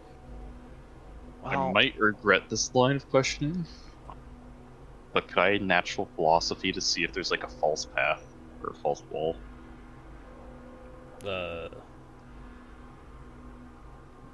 Sure, roll it. Can't believe the knowledge guide's just gonna take him right here. Okay. So what is this going to be based off of? Willpower plus perception, plus engineering, I think, or maybe it's research. I hope it's engineering. Hang on, let me look at my thing here. Birdinity is you make a research test.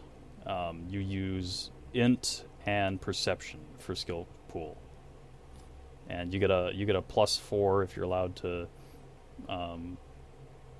fuck around with things. So that you get a +4. So int and perception. I don't have a research skill. I only have engineering. Yeah, so just int and perception then. Plus the +4 Yeah.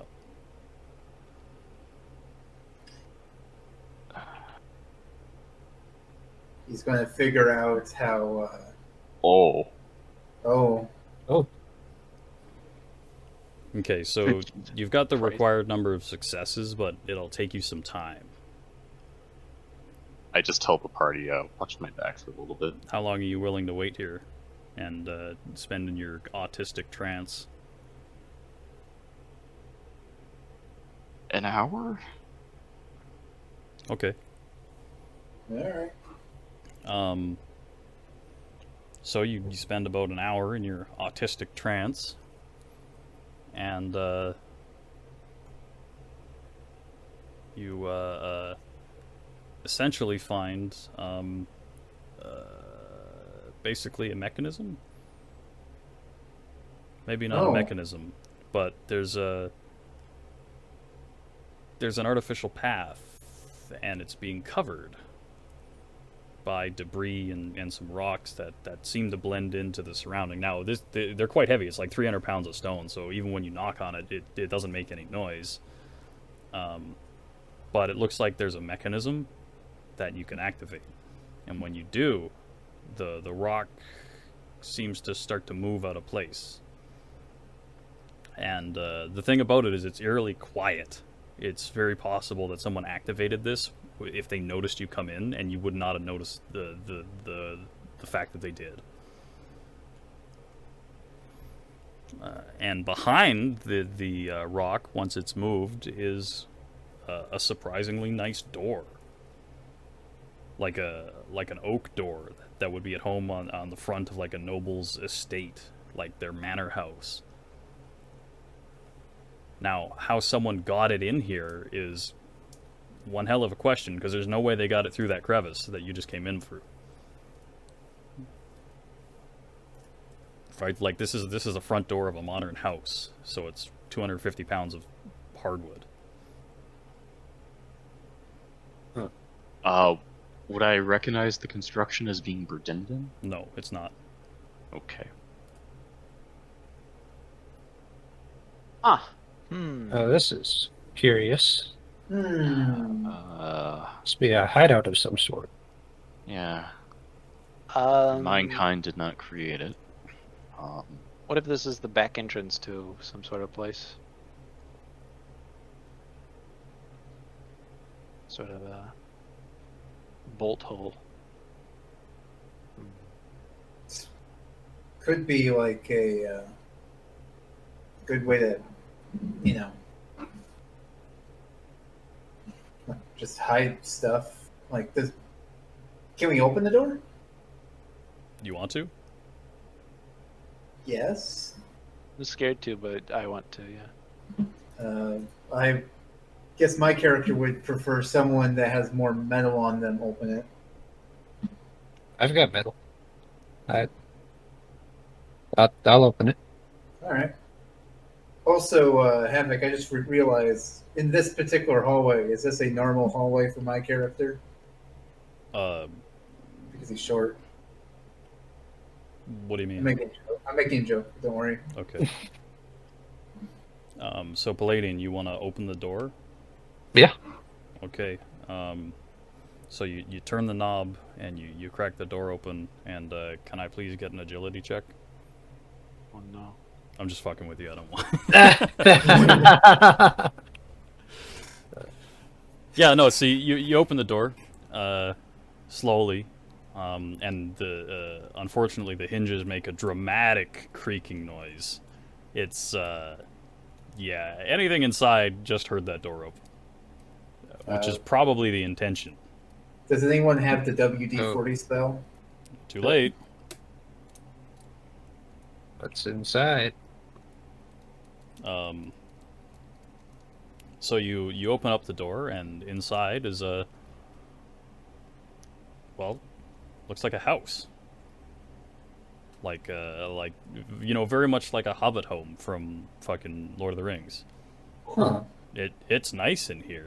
There's hardwood floor. There's nice furniture. This is terrifying. Oh no, a house! I'm going insane. But it's still short, right? Like No, it's normal size. Like a person normal would live size? here. Yeah, a human being. Oh, And it's like this is bigger than most like peasant houses. There's a bookshelf with books on it, assume there's kind another of books? door. right? So you're looking around. It's still lit. Like there's candles and things like because this is subterranean. There's no window, but the candles and things are Pretty far underground. they're Decently. they're, they're burning. So Someone was here recently. yeah, What kind of books do they have? they have a number. Some theological texts. What language are they written in? A variety. Hmm. Anyways, so in this main room, it's like a kitchen combined with a living room. Well, if you had to build a house in a subterranean cave, right, you'd try to make use of whatever you could. So on one side, there's a rocking chair, Oh. with like a small table and what appears to be a work in progress of like knitting. Someone was knitting like a scarf or sweater or something. Hmm. Oh, hang on, Indy. Let me get to that. All right.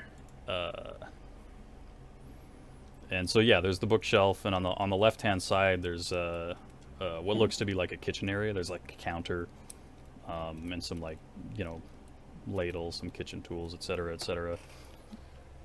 Hang on.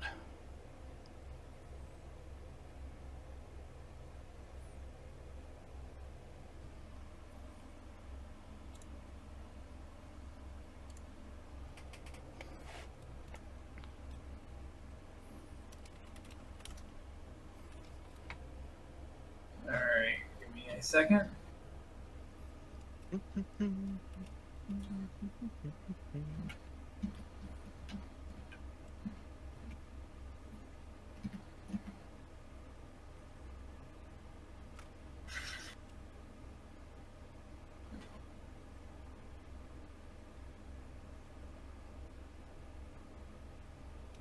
Doot doot.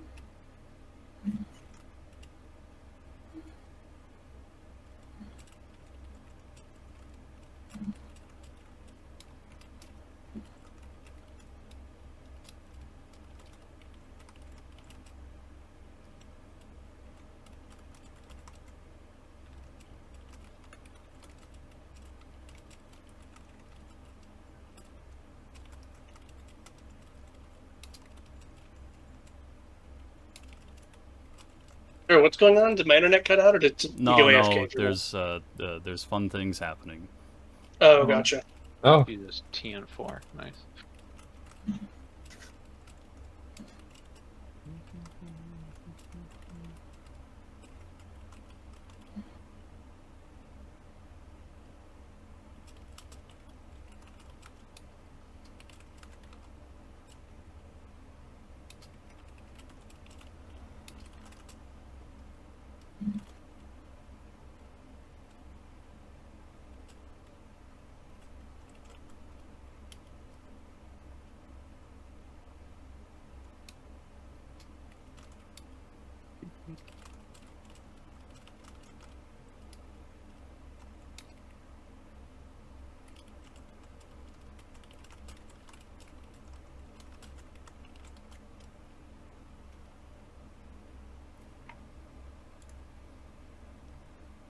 Mystery thickens.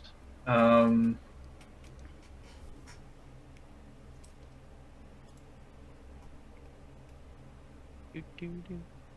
Uh.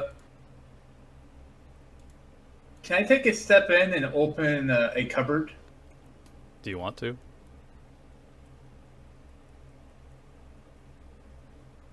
Um. Thought we were kind of already in the room. There's some really bad stuff in here, guys. how do you mean? I have a bad feeling about this. What kind of bad stuff? Like bad, like we should leave, or wet. Oh, I forgot to mention there's another door that presumably leads to further in the house. Sorry. Oh. I guess we're already here. Well, So- what kind of bad stuff? I mean, What? what information do you have? Should we should we just go?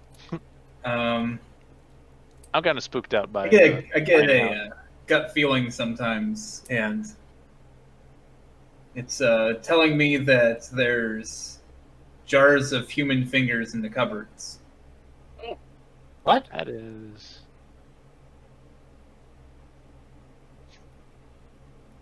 How would you know that? Would Andre have a signet ring on his finger? Andre? Probably not. Oh, I can't believe the evil gnomes are gonna get us. It's just I don't know. I get a gut feeling sometimes. And it never Havoc, was I stood- really not supposed to let us get into here? What do you mean? What? Because I don't think there was another way that we could have gotten into here except for natural philosophy. Well, you guys seemed really determined to get in here, so fine. We would just start hitting the walls. Well, like, so I didn't expect you guys to go to the cave first. So, Oh, That's always how it so happens. I'm going to take a step in. Or have we not done that already? Yeah, I'm definitely walking in. Yeah. Yeah, thought we were already in. Yeah, I thought so you I were was already flipping in. through the books. Oh, and- okay. Yeah, All right. I go over to the cupboard and open it. he opens the cupboard. Okay, bros. Can we get a grit test? Woo, Grit sure. 4. So I've never had to make one of these. So what do I do? So if I have grit 5, You don't are we don't fine? roll. Yeah. Oh, I also But- have 5, so I'm good. So is it that I have 4. Is it I have grit What? 2? at or so- above? Yeah, so if you have grit 2, you have to roll 2 RS will. So the difference between grit 4 and your current grit is how many RS you have to roll a will check at. Oh, wait, is it a will test or a grit check? Grit check? Will. You roll will. Will? Okay. So, I need all successes. I guess I fail. Is this a fear effect? Oh. Havoc, is this a fear effect? No, it's more like you have to This try is- not to vomit effect. Okay. So, as Clovis opens the cupboard, it takes you a moment to realize what it is that you're looking at. Because it's probably one of the most unexpected things to see when you open a cupboard in a kitchen, is just jars and jars and jars, so many jars of human fingers. Each one of them manicured, and each jar sealed with paraffin wax. Pickling. That's So yeah, anyone who Quite didn't dreadful. pass your grit test, your stomach turns, and you really have to try hard not to vomit. Make an endurance Met test. some All right. some warriors with battlefield trophies, but this kind of takes the cake this. or the finger. No mere trophies. This is an obsession. Oh no. Did Palladian? Did you make the grit test? I had that grit. Okay, so Etor mercifully does not vomit inside his face mask. Clovis, however, vomits all over the counter.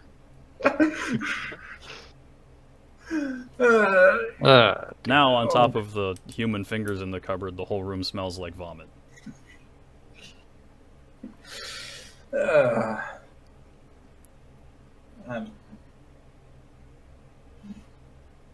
So not being undetected. I'll pat Clovis on the back and laugh as he vomits all over the cupboard. I'm very worried about us getting out of here, boys.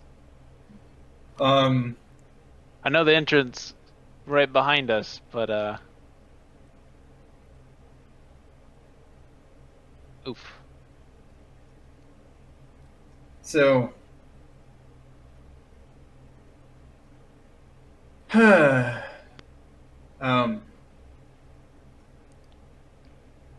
Yeah. So If I they're look they're at- pickled. I'm trying to think of what this could be. Um, A hobgoblin with sorcery? Looks like a place a wizard would live, to be honest. Yeah. Oh, it's wonderful. I'm. The brine is for the pickling is produced in your Algenberg. Hmm.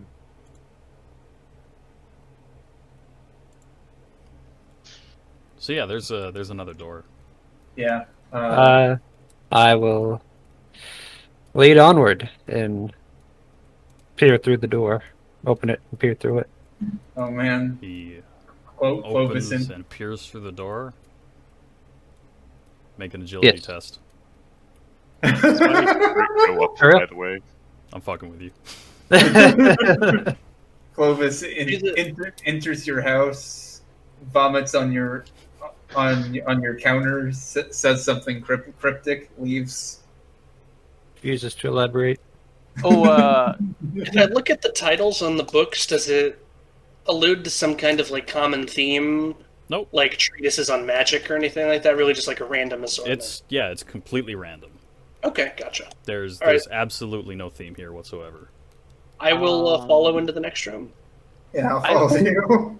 I've drawn my dagger, at least.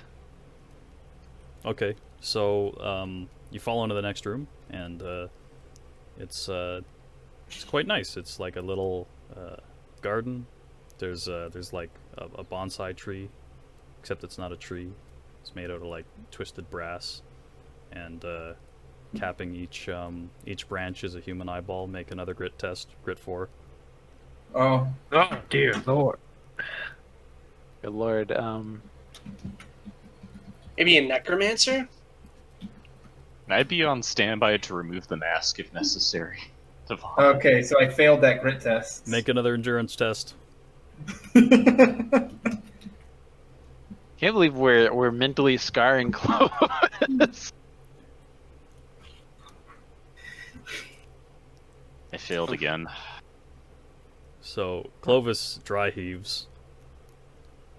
I need to roll the endurance. Thankfully, you've already vomited all the contents of your Yeah. stomach out. So But Merc hasn't. and he holds it in. Valiant Wow. display. And yeah, so in one corner of the room, there's what looks to be like what you would recognize out of character as being a Pomeranian. Just kind of sitting on this knitted cushion, chewing on a human jawbone. It looks at you and then looks away and continues chewing. Just a dog. Yeah. I think Okay. we'll leave the dog alone. Turns out the dog is the wizard. So this looks like a kind of study. There's like a desk with writing implements and some parchment, but there's nothing like that's been written on it. It's all blank. I reach my hand out to the dog. I do have animal affinity 1. Okay. He pets the dog. Does it take notice at all? Yeah. Well, it's a normal dog. You pet the dog. The dog has been petted. Okay. Oh man, this is in fact a game where you can pet the dog. Gain 1 luck. Oh, thanks. Dog has been petted. Good boy. Probably really it's a not. study. I look at the titles and I'm like, I can't read. But yeah, no. So it's quite normal outside of the weird, scary human eyeball tree. I'm concerned about that, but Do the eyeballs look like they were attached, or are they growing from it? No, they were attached. This is, Okay. like I said, it's made of Oh. like twisted brass or copper. It's like wire, and they've been placed on the ends, and they look like they're coated in a sort of wax as well, to presumably preserve them.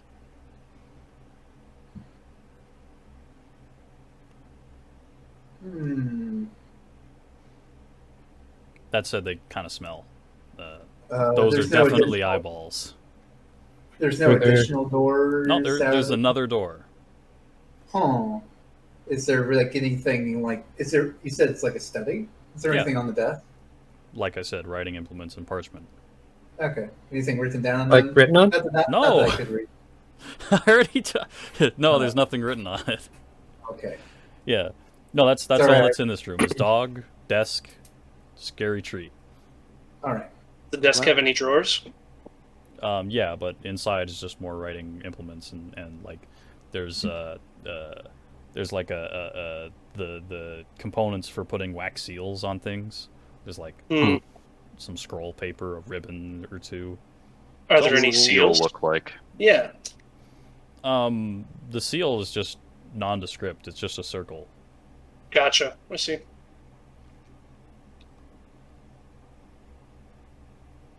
Are there any other doors? Yeah. Like Yeah, I he's- said, there's another door at the end of the room. All right. I guess I I, can- I open this door. Oh, okay. He opens a door, and you see, make an agility check. Okay. I'm shitposting. We're all ready for it to finally not be one, right? Well, that's the funniest part, is I can just keep doing that, and every time it's like, oh man, this is gonna be the one. Anyways, you open the door, and you immediately feel a draft coming in. Oh, does this lead outside? Well, that's the thing, is you look up, and there's a ladder leading from the end, because this room has no doors. It's just a ladder, and it goes up into a hole in the ceiling, Huh. and you can see light coming through. I guess this is how they would enter from higher up. I wonder if what we went in through was the back door, and this is an entrance into a house of some sort proper on the surface. Who wants to go up first? I can try.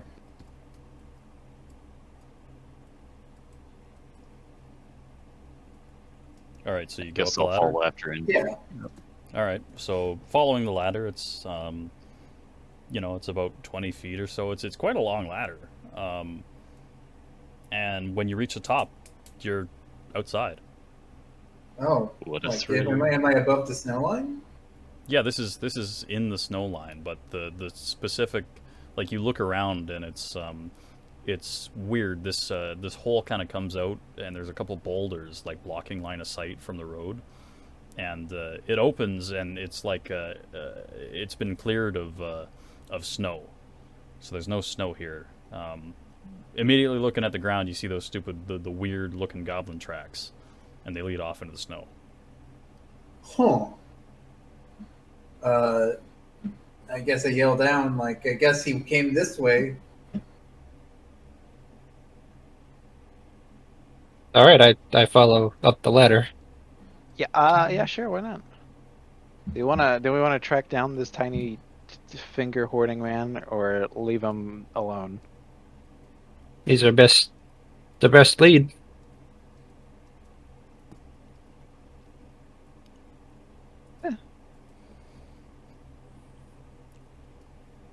If nothing else, maybe he saw something. I don't know how you negotiate with such a being, though. Yeah. We won't tell them how you're collecting fingers, and just tell us where the thing went. Take the dog hostage. Well, if it's a monster, gotta kill it. Mm-mm. And do you really have to kill monsters? Yes. Not really. Ooh, I You can disagree. make friends with them. Man is the real monster. Don't tell Indy that. Yeah. But yeah, so if you follow the tracks, they kind of meander off a little while. It looks like they were made by something that was running. They're um, uh, they're what's the word? Starts with a C. Whatever. They were made by something that was running. Anyways, they meander off into what looks like a stream that runs down the mountain. You can see like where the stream goes, and it kind of goes off into the forest, like the wooded area beside the town. So it looks like whoever it was or whatever it was, it knew that something was entering its little hidey hole, and ran into the stream to kill its scent and to get rid of its tracks. So it would be very difficult to follow it. Yeah. But whatever it is, it's probably in the woods to the south or like to the west of the town, near where those campsites are. That's where the stream goes. Terrifying. But we're kind of almost done with the amount of time we had before night, right? Yeah, it is. It is basically evening at this point. Yeah, we can get back to town, and that's about it. I Yeah. think. Yeah. Yeah. Not sure we want to. Let's sleep here. Yeah, I I know. want to go back to the tent. I We don't. got the town, who has the mayor who may or not be a criminal, whose Yeah. guards we lied to. Yeah, that's probably gonna come out soon. I will. I'll take the L for that one. I did lie to the guards. Oh. Well, We're also a very, very standout group, so to speak. So they're do gonna we? know who it is. There are some campsites west of the town. Do you think we could hike there and then camp there? Since most of us brought our stuff, right? Yep. So we wouldn't be going back into town, but then we'd have to deal with the dangers of tiny midget Kira.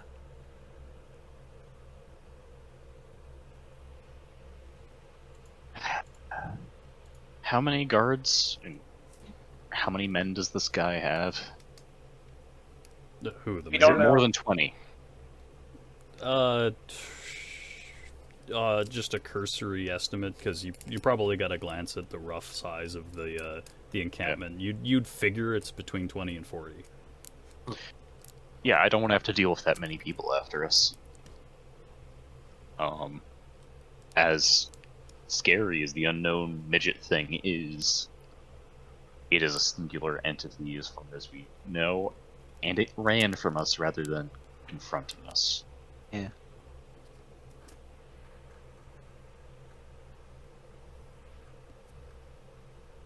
Yeah, so it doesn't seem to want to attack anybody that I guess looks like they're armed.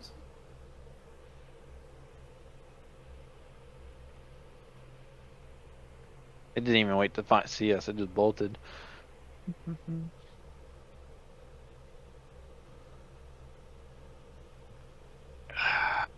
I mean, I'd be comfortable making camp like in the mouth of the cave. Yeah, that should be fine. Well, they know mouth to of- look for us We there. As long as someone's keeping watch. have it. We need Oh to, yeah. I mean, of keep course watch. we'll have someone keeping watch. The mouth of the cave we just came out of, or the western encampment place? The one that we I went think the one- into. Yeah, but we know there's other creatures down there. I don't know. No, I mean like Like, to there get outside. Yeah. Like back through the house and through the cave system that we Yeah. walked through. Oh, The one that has goblins in it, mhm. presumably. It's also Well, yeah. where our horses are. Yeah, no. Get back to our horses and then set out. That's the idea. Yeah. I mean, I'd be fine with that. So yeah, getting back Probably to our the best option. getting back to the horses is no problem. You do that. Now you can come back though. Like you can basically follow the road because you're actually near it. and then just enter the mouth of the cave if you want to, or you can go backtrack. It doesn't matter. You do it, and you're successful. So the real question is, okay, well, where are you spending the night? What's going on? I think the mouth of the cave that we initially entered. Yeah, I agree. That's probably our best choice.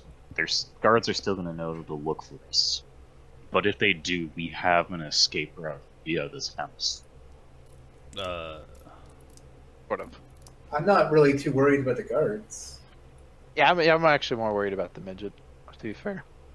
I don't want to camp here because, to me, what happened is the caravan got ambushed at this cave, and I feel like we'd be repeating their mistake, even if we are on guard. They had 7 guards. We're 5 with 4 dogs. They had 7 men, not necessarily guards. I thought it was 7 guards, but okay, yeah. Where Expecting 7 people This total. minute. you can Okay. basically Combat assume people. that the caravanners were all armed and trained. Yeah.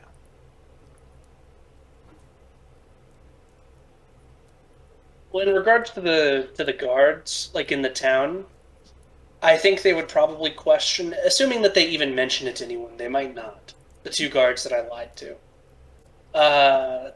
They might question us if we go back into town, but I don't think it's egregious enough that they're gonna like raise all 40 of their men and come marching up here to capture us. We can just say, well, we found a wagon inside the cave, Yeah, exactly. That's a 1. and like if the boss man has enough issue with us misusing his name, we can just talk to him. I don't know if that's going to be an option. I think we have like one member of our party who's Who like on wants to shoot to kill kill him? mode. Yeah. Well, we have multiple members on shoot to kill mode, if you know what I mean. Yeah, I mean, I'm also not really particularly keen on leaving the mayor here unmolested. And My thought process is would our want to- odds encountering Alright. the guards and the mayor more likely not going to end in a combat encounter, or we will be outnumbered. Yeah, I would not want to meet the mayor on his turf. Exactly, yeah. Or at least not like without immediately intending to like snatch him up and then run away right then and there. I'm gonna go to Yeah. the bathroom real quick, guys. Alright. It's more of an unknown option because we don't know exactly what kind of peril we'd be facing. Yeah. But I'm voting in favor of sleeping in the cave.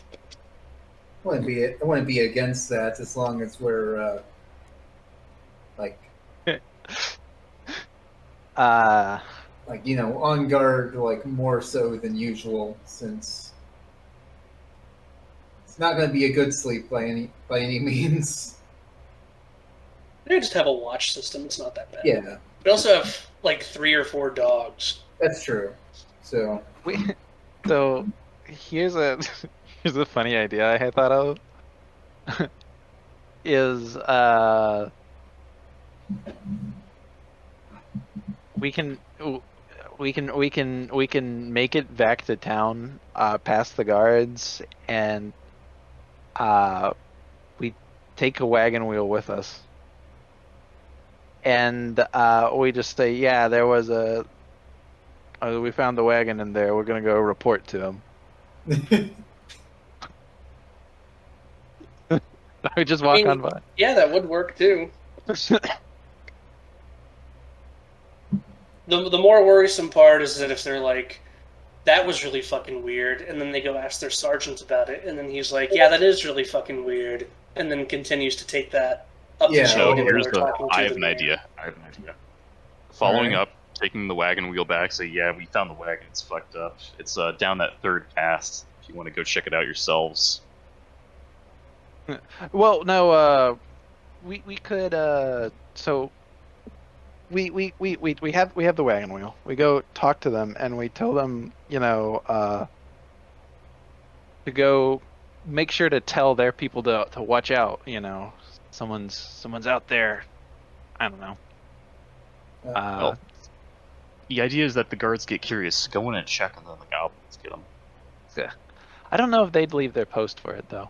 There's still 2 to be accounted for. Also, who knows? Yeah. They might not Still even be good. the same two guards. They could have switched shifts by now. Yeah. We were in there at least an hour, probably more like 2 or 3. I meditated for an hour, Yeah. analyzing it. Then we had our snake eater ladder climb, and then It's probably more like 4. well, I don't know how tall the ladder was. Wouldn't take that much to get us above the snow line. Like the Metal Gear Solid 3. Oh man.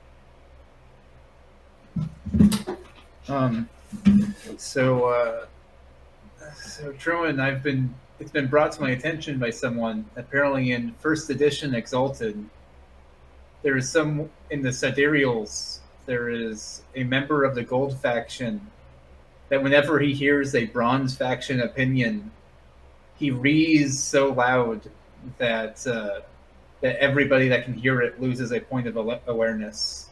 Nice. Permanently? I assume it's just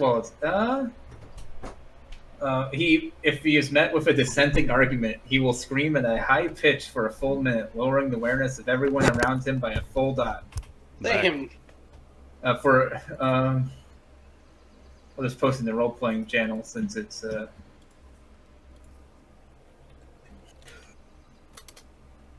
is what happens when you give people superpowers when they are having political arguments. Yeah. All right. So have you guys decided on a course of action? Make camp in the cave. Keep watch. Like we have a bunch of dogs too for helping keep watch. Are you sure you want to make camp in the cave? Crap, he's putting up the "Are you sure?" message. Now I'm not sure. I was sure until you asked me. Because you could just as easily rent a room at the inn or go to one of the campsites further down the mountain. I would also be fine with going to the campsite. Campsite sounds good. Yeah, Yeah, rather I go to agree. the campsite. Yeah. Yep. So, campsites? Yeah. Yes. Nice. I'm glad I don't have to do a goblin encounter. It's gonna be like, okay, who's keeping watch? Oh, by the way, there's 30 goblins. Jesus. All right. Campsites then.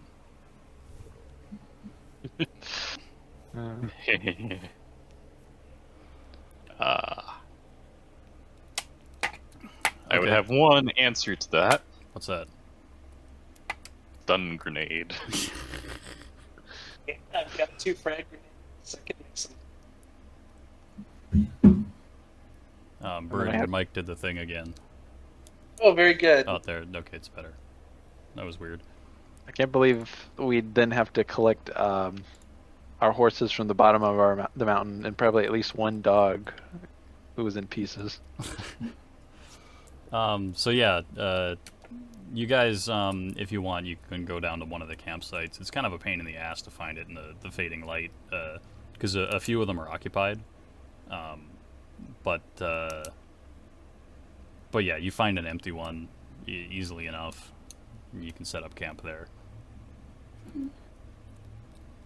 Do note this is on the other side of the road from the side that the thing is probably on. Okay.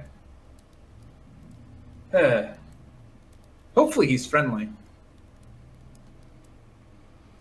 I think the goblin's got that dude's dog, right? Probably. Could be. Oh, there was a dog skull there, right? So. Yeah. Yeah. Okay, so you guys make camp. Yep. Yeah. All right. Make sure the dogs are on watch. So the campsite that you're at is probably 2 or 3 miles from the village, like the town. Well, actually, maybe not that far. Maybe 1.5 miles. So yeah, you camp, and you have a relatively unremarkable night.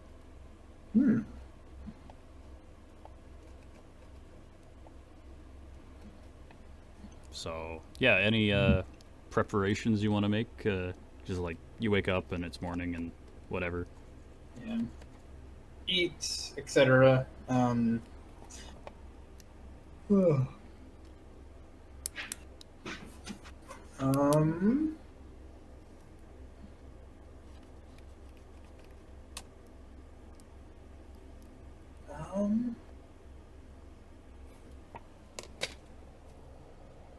So, I guess where do we want to check out now, since we're not 100% sure that whatever was... I guess we haven't we didn't really ransack that first room, right? Nope. To see if maybe there was a box in there. I don't think you could get the box into the evil hobbit house, right? Because we had to like sidle along sideways. It wouldn't Get have in fit there? through. Yeah, Okay. fit. And then the other way in was down a ladder, so there might be a way to get stuff in, but it'd be difficult. Because he had furniture in there, obviously, right? Yeah. Maybe he teleported in? Hmm. Nah. I don't know. No, I'm trying to think of I don't think Gil- he can teleport since he, hoofed it. Yeah. But is the shaft going up big enough to lower furniture in? Maybe. If you had to guess, it would probably be the case that furniture was brought in a disassembled state. Yeah, and then they built it. Okay. I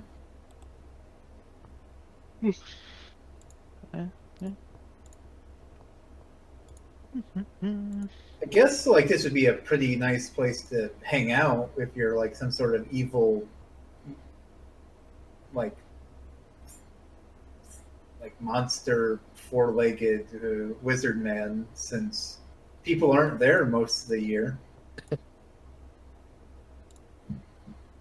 Well, yeah, and you got the goblins who are sort of living in the cave anyways. It would deter people. And just on the outskirts of society, etc. Yeah. So what's our direction we want to go now? Do we want to check in with the woodsman, the other lead that we got, or? I'd want to talk to the woodsman.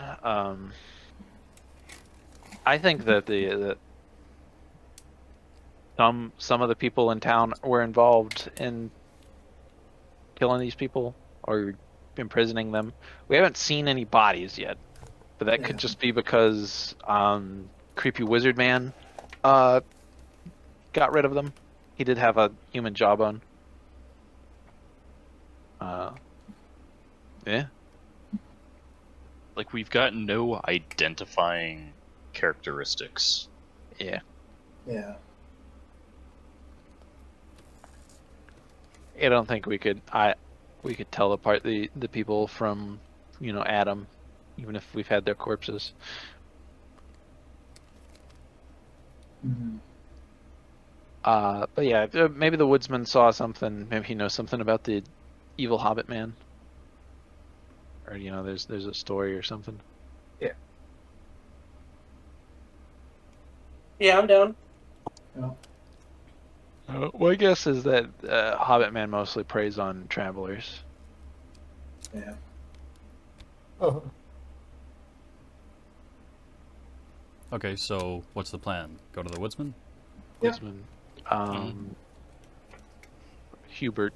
Okay, so Roy from Decker. the directions the trusty innkeeper gave you, it indicates that the cabin you passed on the way up here with the woman in the yard is probably that guy's house. Okay. So you head back down. It's about another mile, I guess. And yep, she's out there again in the yard, tending to the garden, I guess. I don't know enough about gardening to tell you what she would be doing in early spring, but too bad. She's gardening. She's gardening. Who cares? Oh, hello. She kind of drops her trowel or whatever the hell she's using and waves. Well, we're guess we're looking to speak to. The innkeeper directed us here to speak to a woodsman. Hubert. Oh, my husband? She says. He's out working right now. He's a woodsman, after all. Maybe check the town, or he usually goes to the inn for lunch and later for drinks with his friends. I see.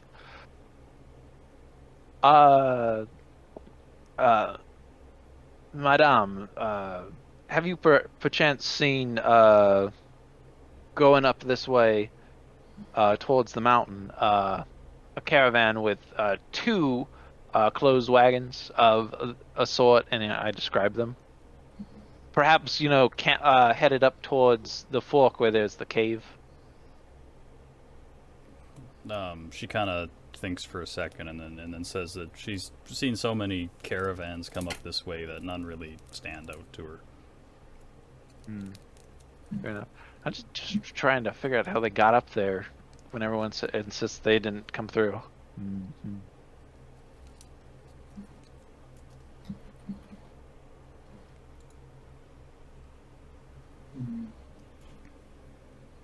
Sky is overcast today, by the way.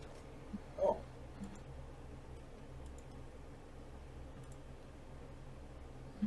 Well,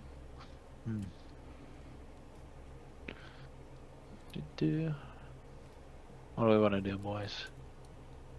I guess we can try catching him at lunch. Again. Sure. What is it still like mid-morning? Yeah, no, it's still morning. Yeah.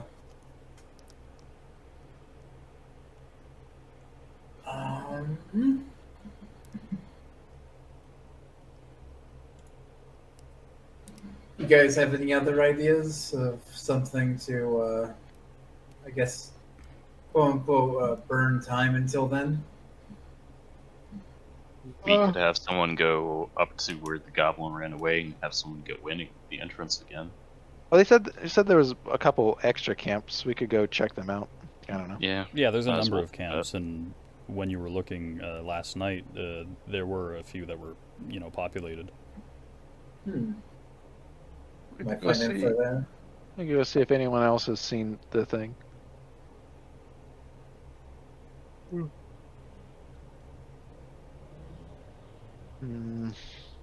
Mystery of the foot, boys. Okay, so what's the plan, guys? Just go check the campsites for now. Okay. So yeah, you start checking campsites. The first one you check is, a couple older men with one wagon. They got two oxen that are just kind of hanging out. They're just chatting. They seem to be talking about some sport. If you had to guess, it's probably some kind of sports ball thing that the Caymans like. All right, we're going to inquire. Hey, we're looking for a missing caravan. This is the description. Did you happen to see them winter here, since the pass is closed?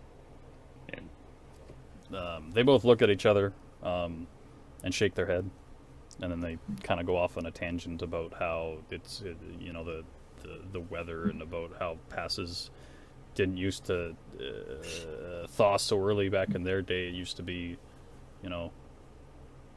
just old man tangents. Fair enough. be as polite as we can, excuse ourselves, go to the next caravan, and repeat this process ad nauseum. All right, so We're just killing time till meeting the woodsman. you approach a caravan, like one of the other campsites, and it's this time it's 4 guys, younger looking, scruffy, and they have a number of wagons and carts. So they have 2 ox carts and 2 oxen each for those carts, and a wagon.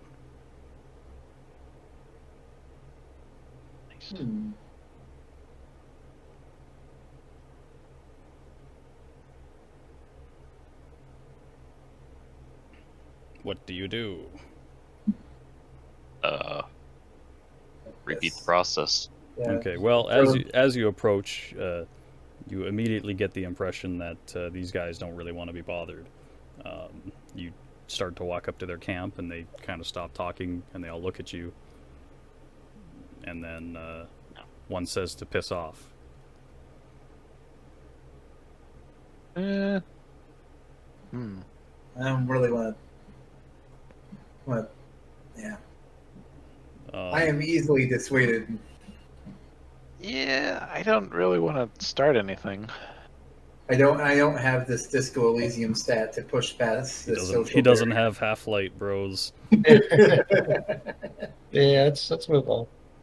Alright, fine.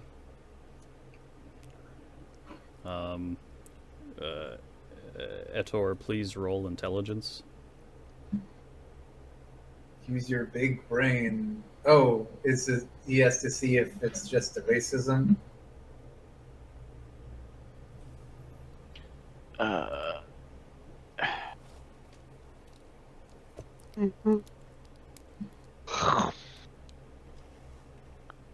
Oof.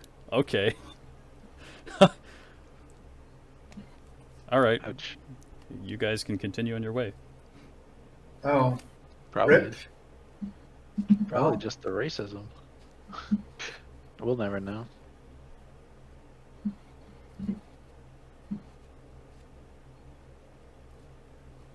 Okay. Have we killed enough time to go try to find the No, innkeep? it's still morning. You just Oh, you morning. fucked around for like half an hour. Nice. What's up? Question. Yes.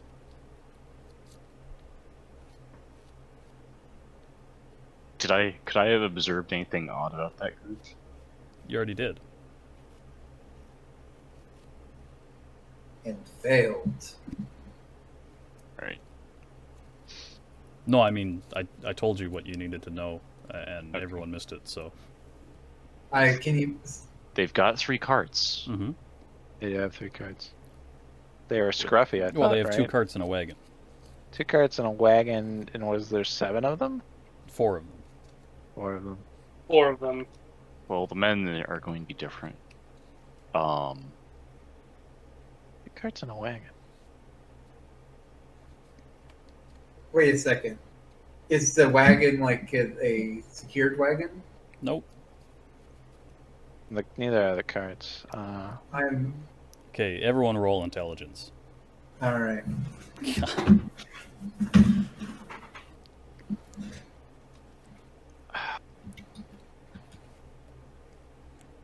The big brain. Jesus Christ. Ooh, 2. if you guys had a copper piece for every IQ point between you, you could almost buy a meal. I mean, we I'm we don't guessing that start the with any oxen are luck in place points, of do the we? horses. Okay, As well, far as I can. Oh, what did Peregrine say? Do we start with any luck points? I mean, I'll throw one at this. Yeah, if you you start think with it's 4. important. No, Sure, hang I'll- on. Let's, here we go. 2 carts, 1 wagon, 4 men, 4 ox. No! No! God. How many horses? None? No! And being people who live in medieval times, you're familiar enough to know that horses can't draw ox carts. Yeah. Oh. And vice versa Wait. is usually true. So wait, they had horses drawing the ox carts? No, they've only got oxes. They only got oxes, but the But carts ox are carts have a yoke. So these are horse carts, not ox carts. No, those are ox carts, but they've got a wagon. And it doesn't They have got a a yoke. Yeah, so it's a Where's it's a horse wagon. So they're missing some required stuff. And 4 men drawing 3 carts is odd. They don't have Usually it's enough 2 teeth. men to a cart. Yeah. So they have something extra, which is their wagon. Is anyone sneaky? Yes. Yes. Okay. All right. Puzzle time over. I mean, there's only 4 of them. We could just ride up and interrogate them. I feel like that would cause more trouble than it's worth it. We could listen in and overhear something first and then move in. I think that would be preferred.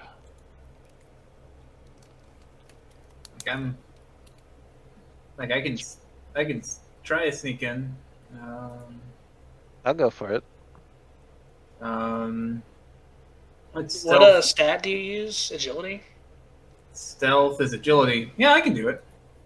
Yeah, I mean, I let's have go. agility 8, but I only have 1 point in stealth. What kind of penalties do you get for wearing any kind of armor?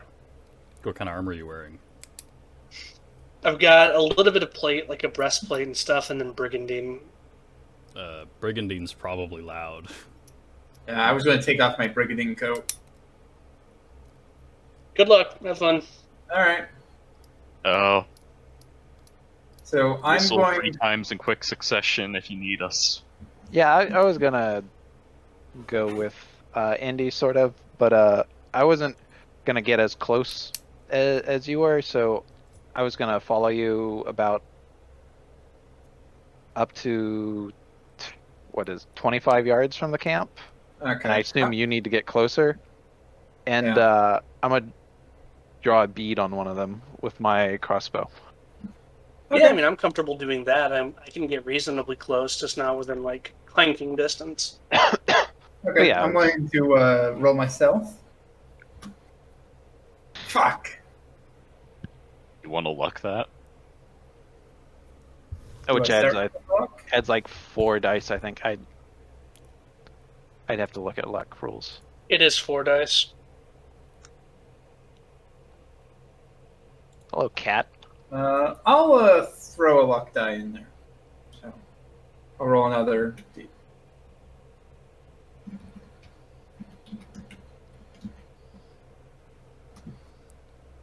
Oh. So 6 successes. All right. So, yeah, you succeed. What are you trying to do? I'm trying to. Well, I You guess I'm really trying to stealth up to them, and then I want to try to see what's in the carts. Yeah. Okay. So you successfully creep through the brush around the campsite because it's pretty densely wooded. It's like you've got pines and then a heavy undergrowth. So, yeah, you sneak over to their carts, and the ox carts. They look like they're carrying crates of some kind of finished goods or maybe raw materials, something like that. And then the wagon looks like it's filled with just general supplies. Hmm. Food, clothing, that kind of stuff.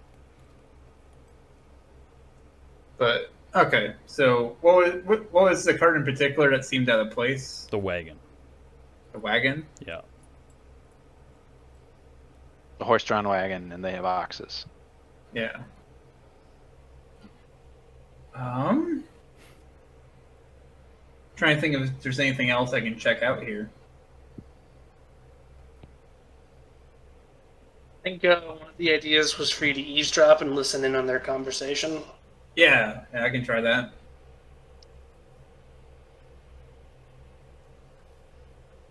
Okay, so you're trying to eavesdrop on them? Yeah. Okay, well, their conversation is a profoundly uninteresting one of their favorite prostitutes in the towns that they visit. Hmm. Take I don't know. notes. I think that's kind of interesting. We gotta know. Well, too bad. Use your imagination. Okay.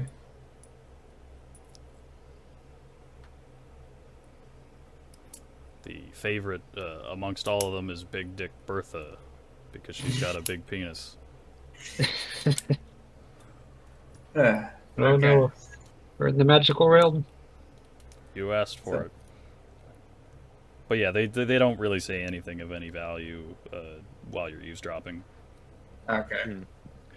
Well, if you stealth back to us, I guess we've determined enough that we should really question them, right? Even if it would lead to combat or something. Or, well, the conflict, right?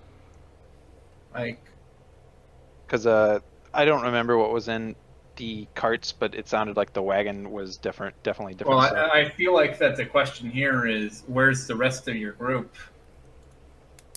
Where's the Why don't caveman? Where's Yeah. the? Because where's the- of you can't manage this many carts. Could wait nearby and just watch them for a little while. Yeah. See if any other group of men come up. Hmm. They could just be running like a weird sort of like fencing ring, like as in like, well, if you just camp out your cart here, like, Oh, it's like People- semi-permanent. yeah, and like people passing through would be like, oh yeah, they're just camped out, whatever. But well, it could be what they just have happened upon this wagon that actually belongs to the group we're looking for, and then they're just like score, and they're trying to get some, like they have another member trying to find some horses or something, you know. Yeah. Entirely possible. So, We would know if we questioned them. Yeah, I think we should question them about the cart, and you know, But then the just show back. question. Go ahead. Well, we show back up, and when they say "fuck off," we say "no, fuck you," and then we ask about it or a bit. Perhaps Wanna have even offer to pay intimidation? them. Perhaps even offer to pay them. So the question is, if we're decided on that, do we watch them a while and see if anything else interesting happens first, or do we pounce now while we know we outnumber them? we have all morning. So, Yeah. I guess that is the question though. I'd be worried, about them, because suddenly gaining 2 people, or 3. True. I gotta run to the restroom. I'll be right back.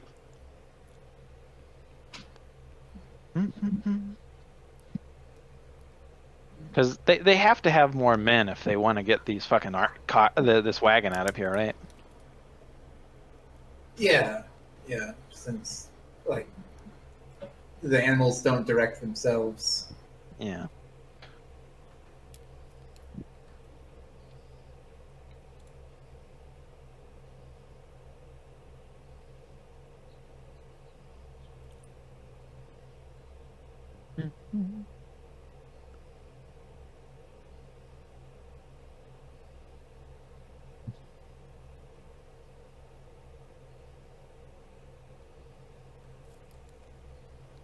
Sneeze. Neat.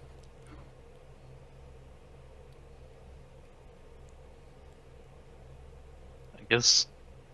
So, Listening into the logic puzzle, though, I don't think Vok insinuated there would be more. Because they've got 4, which is the ideal number for 2 carts. yeah. But they don't have any horses, right? Right. So the wagons Actually, could wait, put how us many stuck oxen here. do they have total? 4. They have 4. So they've split one off from one of the oxen carts to put on there. Well, right now the oxes are just kind of standing around. They're not really attached to any of them.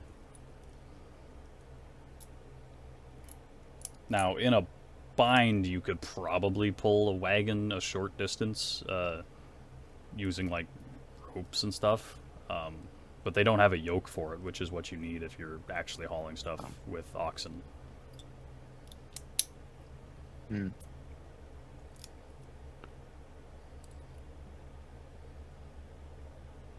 don't know.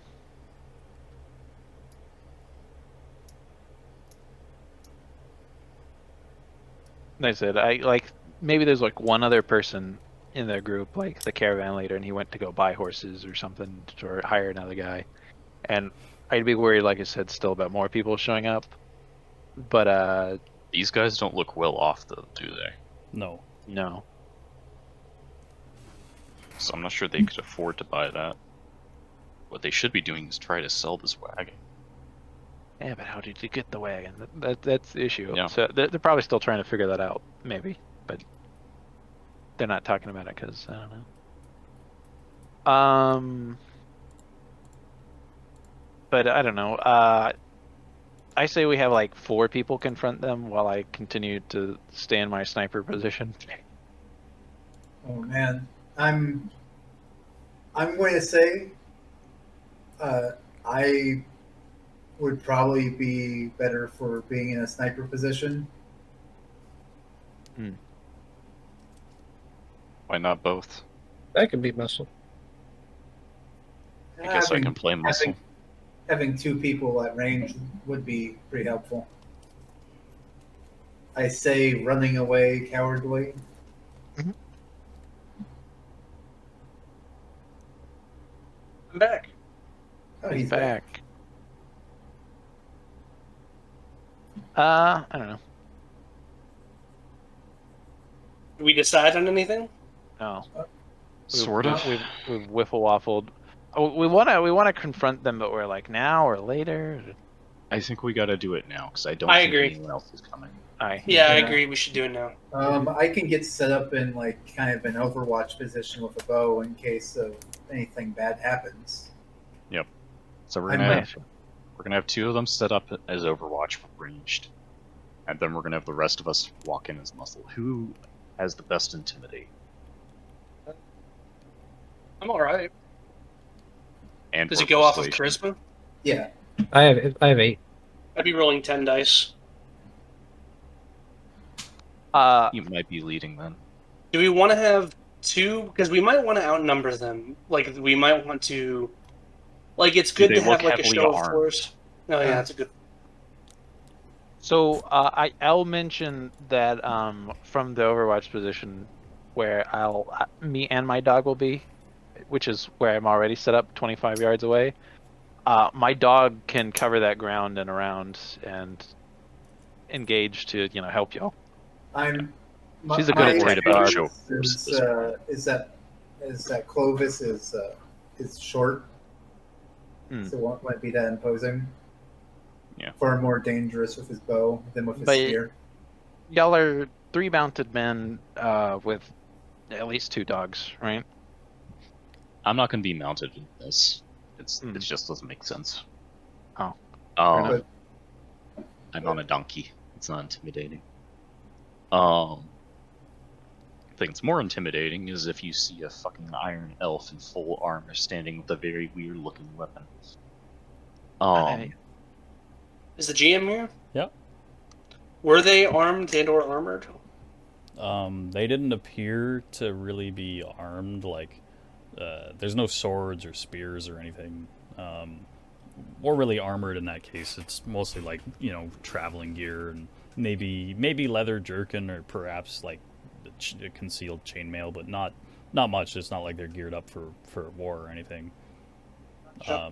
If you were to fight them, you'd figure they'd probably use cudgels, maybe small axes or something. Oh, okay. In that case, I'm okay with rolling up with just 3 dudes. Like they're certainly not equipped really for a fight. Right. Okay. I guess can we agree on a signal for opening fire, or is the signal just violence occurs? Pretty much. Okay. Just have it be a whistle. It works. All right. Yeah, so I'll string my bow and kind of get set up and. Set up where, Andy? Well, Pat said he was in kind of an Overwatch position, right? I'm Okay. like, well, since I have a crossbow, I'm just like prone, right? Yeah, but Indy, where are you setting up? That's a good question.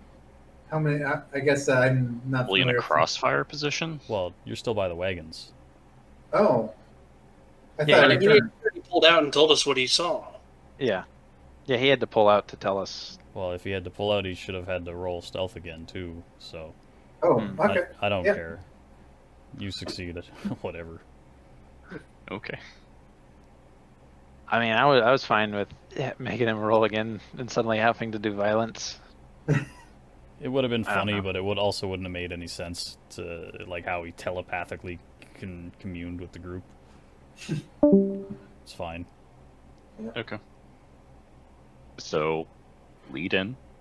I suggest a aggressive line of questioning that is primarily focused on where did you get the wagon? Yep. All right. And like, don't let them make excuses. Just laid up. Even if you have to bluff it, you don't own that wagon. Where'd you find it? We don't really care about the contents. Where did you find it?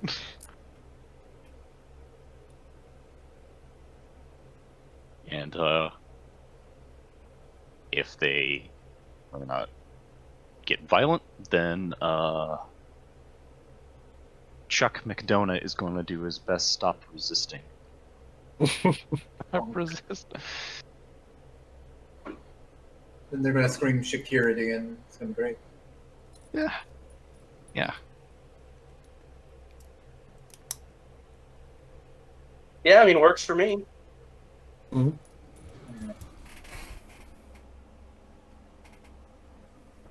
So All right, so you guys are gonna approach the banditos, or whoever these guys are, Yes. Menacingly. menacingly. Okay. So it's Clovis and Javert in an Overwatch position, Yeah. Yep. and Etor, Dirk, and Reese storming up menacingly. We have a third, don't we? That was 3. Yeah, that is 3. Yeah. Yeah, and I take it you guys are in full armor, weapons drawn. Yep. Okay. Well, I always use mine as a walking stick, so yeah. All right. Well, so as you approach, it's quite loud, and you immediately get the attention of all 4 men around the campfire who stand up. 4. Yes, there's 4 of them. My attack dog is there's also 2. like at my heel as well. Okay. Nah, not for And upon seeing you storm towards them, they all stand up and they draw. 2 of them have cudgels and 2 of them have like hatchets, basically. And one of them, the biggest of them, basically yells out, "What the fuck do you want? Where'd you I get want the you to wagon? answer my questions. Fuck you. Where'd you get the wagon? From your mom after I fucked her. Where'd you get the wagon? Fuck off." Where did you get the wagon? He's gonna basically try to kick one of the coals from the fire at you, ineffectually, but he tries it. Where'd you get the wagon? The 4 guys kind of look between each other. They're not really sure what's going on here. We'll draw my pistol.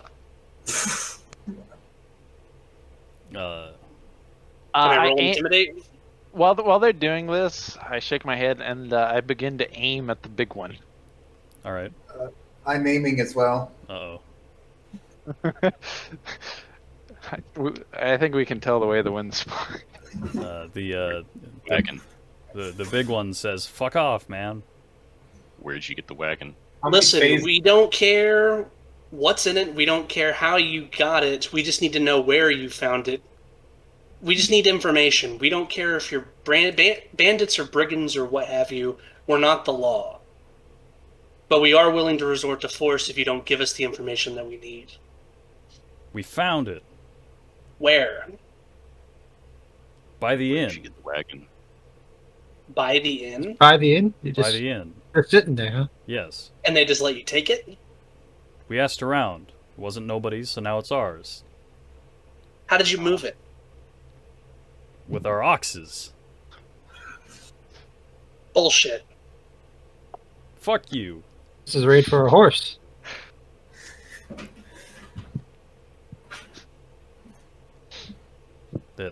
They repeat, "Fuck you." Can I roll observation to see if he's like obviously lying? No, you could move it. Like I said, a short distance just by jury rigging up some like lashing it to an ox. You could do that. Oh, okay. You just can't take it long. Yeah, journey. you wouldn't be able to really take it a long way because that's a horrible way to do it. But yeah, no, it's possible. And they don't seem to be lying about that. Ask them when they got it. Just How long ago? I don't know, a week ago, 2 weeks. And the innkeep said you could take it? Did you talk to him? Fuck no. Who'd you talk to? Some of the other guys. What guys? The caravanners. The mayor? No, not the fucking mayor. Fucking think we're gonna ask the mayor if we can take an unattended wagon? Fuck you. How are you gonna get it out of here? What's your plan? They clearly haven't thought this far ahead.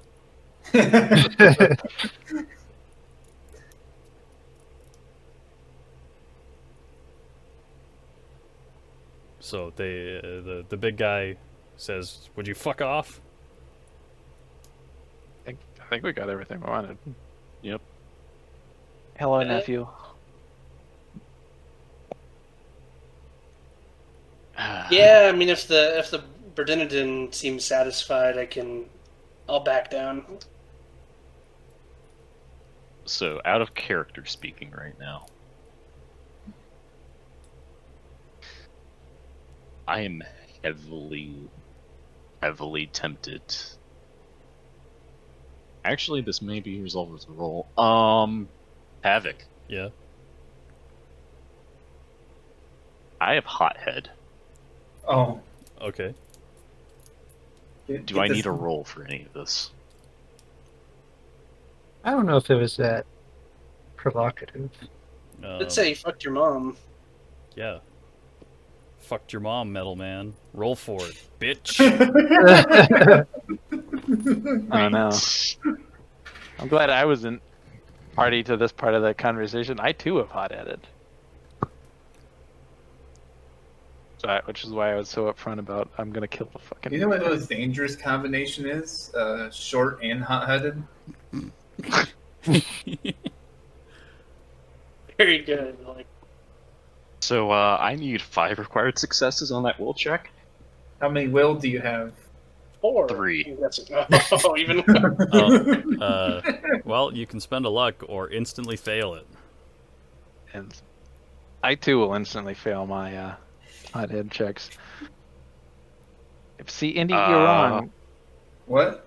I'm gonna fail that check. I'm going to whistle. The worst combination is short, hot-headed, and berserker.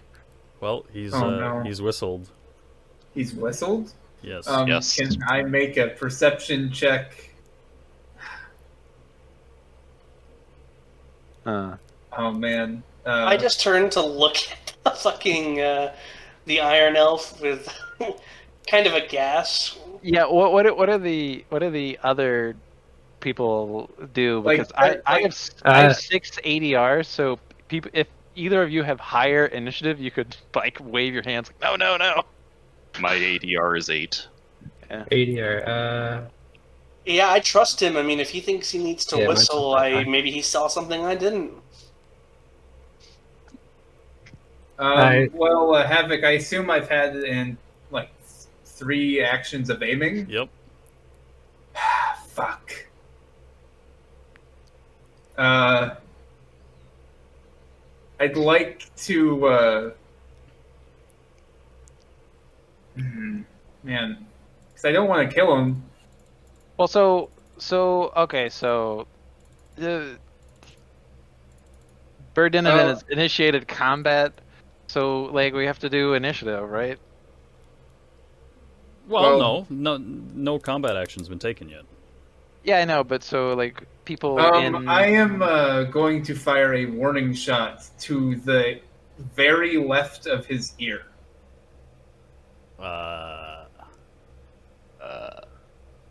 Will you allow me to try this?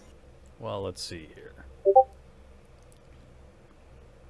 Is there a maneuver for trick shooting? not really. Left of his I'm- ear, right? Yeah, I just wanted to like. Hang on. Where's the fucking? Okay, so Pat, what are the rules for surprised characters? So Oh wait, surprise. surprise attacks. Yeah, they have half No their actions. Okay. and they have half their missile defense, and if they get engaged in a bout, they have half their CP. And what's base missile defense? 4. So, Which is a okay. little high, which is why revised makes it nothing. so I have a weapon with easy to aim. That means that if I get 3 aim actions in a row, I can add my perception, right? Yeah. Is that on top of the 6? I'm gonna say because he's surprised, he gets 0 missile defense because he's not moving. Yeah. And So for missile CP, I get +2 for each action of aim, right? So up to Yes. 6, Yep. and then I get my perception, Yep. and If then you score 6 bonus successes, I'll let that warning shot work. all right. So that's my perception plus my perception plus 6 plus my school, right?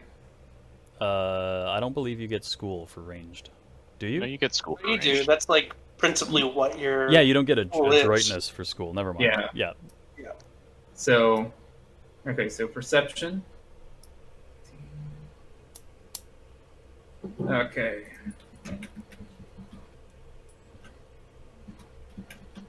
What if he just interprets it as you shooting at him and missing? Well, the whistle went off. That's fair. 11. Holy shit. Also, that's a lot of dice. All right. So the whistle's gone off. Clovis has fired an arrow and apparently missed. Pat, what do you do? Yeah, I'm just gonna try and hit him, I guess. I have no reason to suspect that we aren't doing combat, right? So it is mine. Yeah. I'm partially sorry about this, guys, but not only do I have Hothead, I have also got it is very law involved. Unfortunately, I'm about to probably murder this man. In all actuality. Let me Your check what real is quick. very law involved? Arc. Oh, gotcha. Oh well, yeah, they did steal it, right? Technically. Yeah. Okay. Boop. 8. Okay. Roll range target zone. That's 1. Oop, 7. Flip a coin. 1d2. 1 is left. Okay. Left. So you hit him in the left upper arm for Where on his left upper arm? Oh wait. Yeah, because yeah, there's multiple spots on the upper arm. oh, there is, I guess, yeah. You hit him in the elbow. Oof. Well, the good news about that is it's not gonna kill him. None of these people are making it out of here alive now. All right. So how do we do this? It's Can I take AVP another action? and well, hang on, we have to resolve damage Oh, yeah. here. So it's You AVP said and there- toughness versus your successes, right? Yeah, so successes and the damage of my crossbow, which is 10. Yeah. And I was using a bodkin because it gives me extra range, but it also does something with mail. Let me look at it real quick. No, he doesn't have mail, so I guess that doesn't matter. So that is what, a level 5 piercing to the elbow? Yeah. Unless you can tank 18. It's 5 stun, 18 pain, 20 bleed, auto drop, crippled limb, infection +4. I'm rendered totally unusable. Probably needs to be amputated.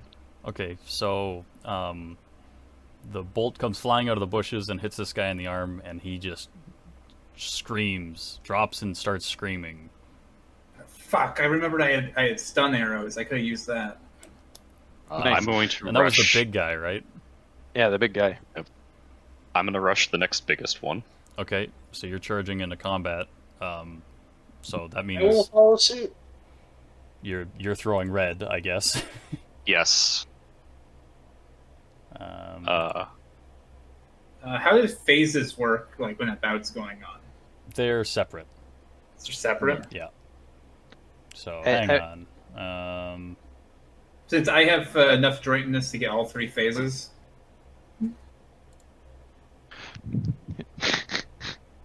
So Let me look. bouts just happen. There's 3 bouts to a round. It's always the case. Okay. Now, where the hell are the fucking the actions for? For what? For charging? They're Okay, charge. Yeah, so you get a +4 bonus to your CP, but you have to declare red. Yep. So let's do mercs first. We'll charge someone else, by the way, not the same. What's that? When I charge, I'll be charging one of the other remaining guys, not the same dude. I'll throw 12 dice into a overhead swing at the guy's head. Okay, he's he's gonna put 10 dice into what is it? Total defense. total defense. Just that's if you have a shield, right? Is it? Oh, okay. Hang on. Let me see here. Yeah, total defense is shield, and it's like half your CP, but you automatically tank it on your okay. shield. Let me look here. Because I don't quite think he's good enough to parry, but okay. Let's try 10 dice into a parry.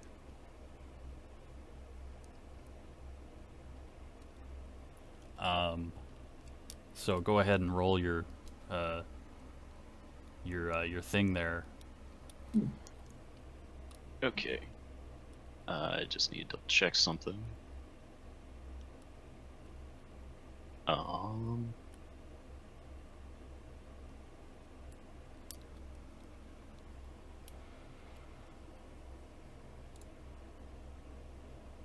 Actually, can I also...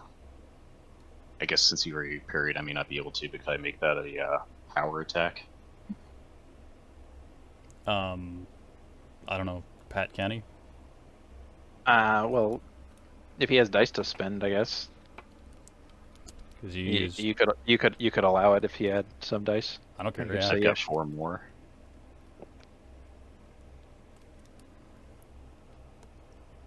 how many you're putting into it?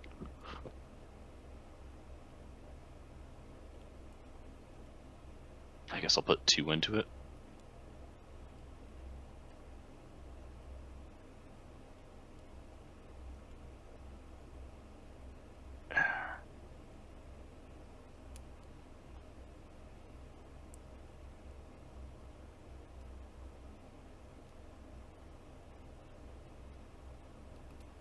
Sorry, I'm just looking for the exact entry in the book so I don't screw this up. Yeah.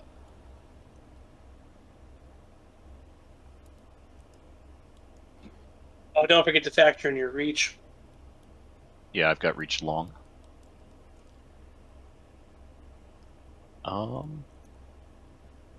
Okay. So yeah, spending. When declaring a swing, you may spend up to 2 CP to increase swing damage by an amount equal to the number of CP spent. So increase damage by 2 by doing that. And then I also have the Helm Splitter talent. Okay. So that's an extra 4 damage if this gets through. So 12d10 t7. 7 successes. Good lord. All right. So, is there any penalties to defending at when you've got a range disadvantage, Pat? Defending now. Okay. Because they're always coming to you. All right. So spend the 10 dice and defend at that TN, right? My defense TN. Yeah. Okay. Yeah, the only defense that I think has a ranged one is clinch. Because, you're trying to grapple them in mid-swing. Okay.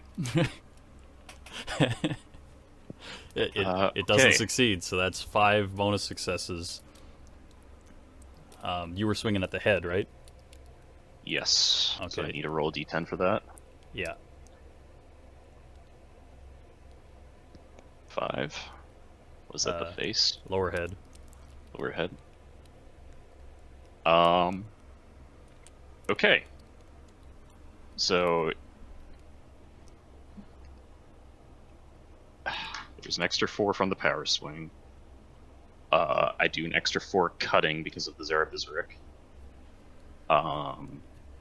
And the entry for the Bizarek is... I don't think AP, swing, or crushing comes into play. No, but I draw think does. he's just dead. Draw and current does. What about spatulate tip? No, that's for stabbing. Okay, right. Can't believe you've murdered this man. And Right. yeah, so he just took a level 5 cutting to the lower head, so you just cut his head off. He's dead. Okay. Why would you do this? And not only Because is he he's part of dead, the lawman. your Zarabizarek, which is a screaming buzzsaw blade that's just spewing sparks everywhere, also like just shoots a jet of blood like everywhere. Not at you, mercifully, because the Zarabizarek is designed to not cover the user in blood. Good design feature. The other guy don't standing insult behind Mother him Kerbasi. is covered in blood now. Okay, it's your turn, Bird. You're throwing red, right?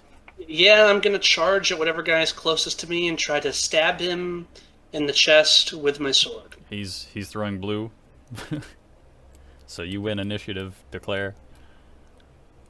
Yeah, it's gonna be a thrusting attack to the chest.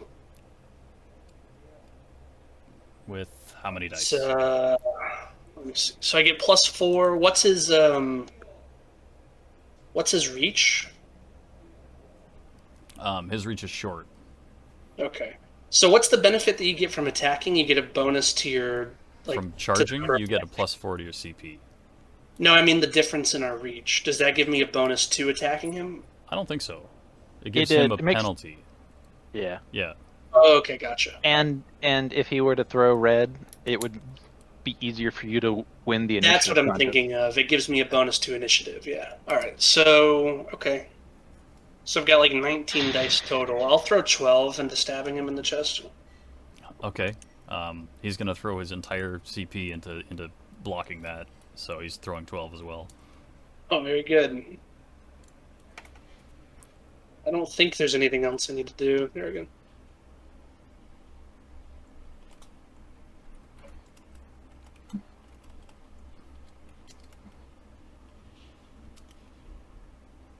Jeez. I just did the math, and I think I did 17 damage with that swing. All right, so you get 1 BS. So that's your SDB plus your weapons damage. Just one. What's your SDB? Let me check. It is 4. So that's 5 from your SDB and your weapon damage. Mm-hmm. Okay. And then I have like 1 overall success, plus right? 1, so that's 6 damage. So his toughness is 4, and let me just look really quick here what a quilted. I will throw an extra 4 dice into that with luck, just so I can try to get like a 1-shot drop on him, if that's acceptable. Can you do that, Pat? Oh, what is he? What was the question? I was Adding looking 4 at the dice rulebook. with luck into his Oh. attack roll. Well, yeah, you should be able to. I mean, Okay, it's yep, luck. go for it. Luck just says roll. Yep, he's fucked. Very good. So, well, okay, he's not super fucked. Let's see here, because that's what. Let me roll hit location first. So I was hitting him in the chest. All right. Oh, whoops! That's not how you do anything.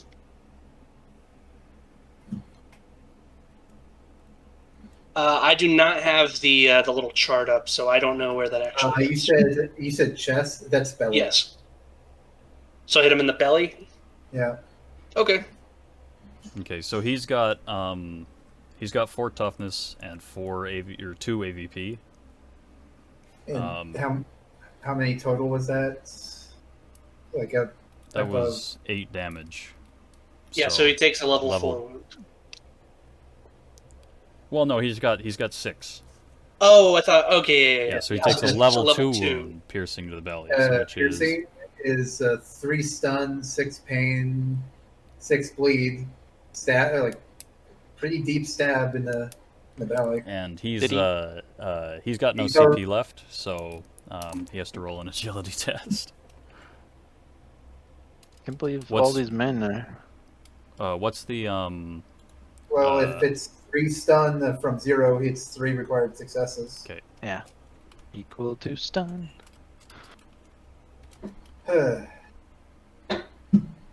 Poor guys. Dice Maiden? Oh, I had an extra L. Oh. I'll roll. Okay, he's prone. Goodbye. So yeah, this guy is out of the fight. There's no way. And then the last guy remaining is surrendering now as well. So you don't have to kill these guys if you don't want to. That one guy is dead. I'd rather we didn't. Yeah, that one guy's dead. There's one guy screaming on the ground. This guy has been stabbed in the belly. Well, he might be unconscious.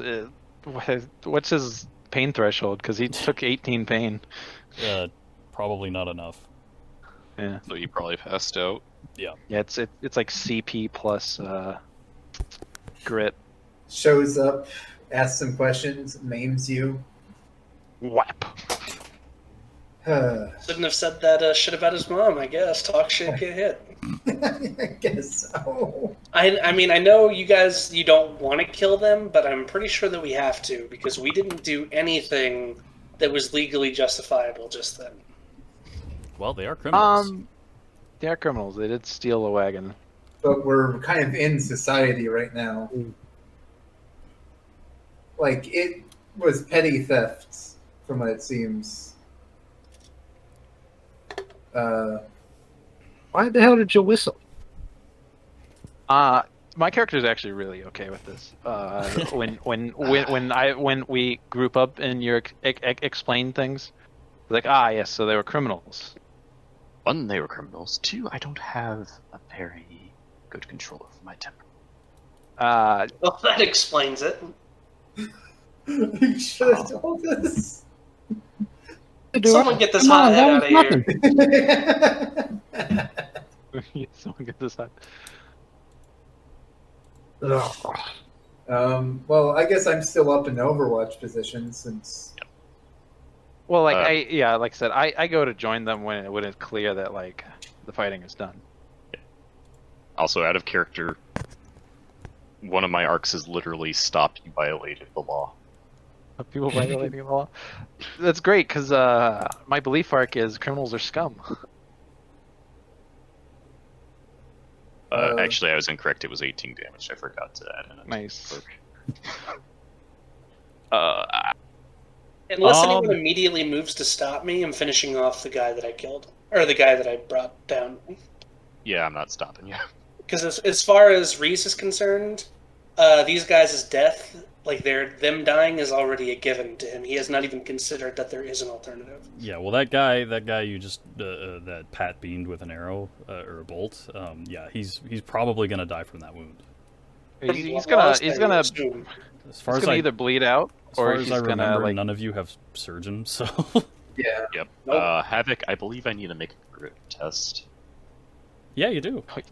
Yeah, you do. Yep. Merc, you need to make a grit 4 test.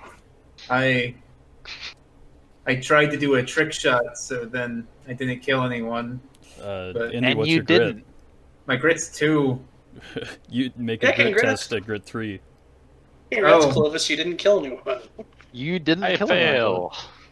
Do I just roll willpower? Yeah, willpower 1 RS. Okay. Is but- 3 seeing death? 1 Yeah. second. Seeing violent death. Well, I mean, this is just stabbing someone, so I'm gonna not make you vomit in your suit. It's not Okay. as quite as scary as. Yeah. Okay. So What? You just busted someone's head off. Yeah, but that's not that bad. Into you gain a point of grit, so you're at grit 3 now. Okay. So how is the mental coping process for gaining a point of grit in this work? Since I You level up. oh Wow. goddamn. Level 3 murder. Well, I mean, The world So, seems less bright.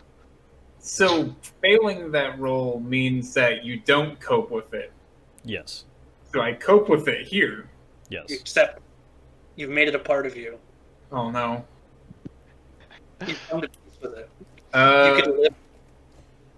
Maybe Quick, that's we gotta take Clovis back to the jar room. We can grind his grit. No, I'm Okay, kidding, so but, you're still left with one cowering guy. What do you do with him?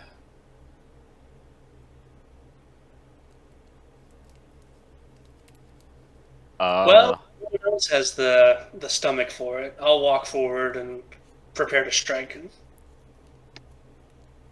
well, I unstring my bow and start walking towards the caravan group. Okay, well, Reese succeeds. This guy is dead. Yeah. So I show up now. My So- backup plan for him was tie him up, hand him the guard saying this he was a group of thieves, and Yeah, they I mean, started reaching. I left it open-ended to let someone stop me if they wanted to. But Reese is like, yeah, I these don't guys. care to stop you, is the thing. I would be. My guy doesn't really want any unnecessary bloodshed. Yeah, if you can make a convincing argument, Reese will stay his hand. But just in his head, he just assumes that these guys have to die. You can convince him otherwise if you want. What was your character's name? Reese. Reese. Is this really how we're going to be doing this? Leaving a trail of dead bodies wherever we're going? I mean, I wasn't the one that whistled, But if it comes down to leaving dead bodies and leaving witnesses, I prefer to leave dead bodies. What's he gonna do? So I would probably chime in that I am of the opinion that criminals are scum, but it's really the law is placed to judge a man who's surrendered, isn't it? And what kind Provi- of law? The jumped up bandit that governs the town just up the road? Perhaps somewhere more civilized, but I do agree with Reese if our options are to let him go or to and him not face justice. I'd rather him face frontier justice, as it were.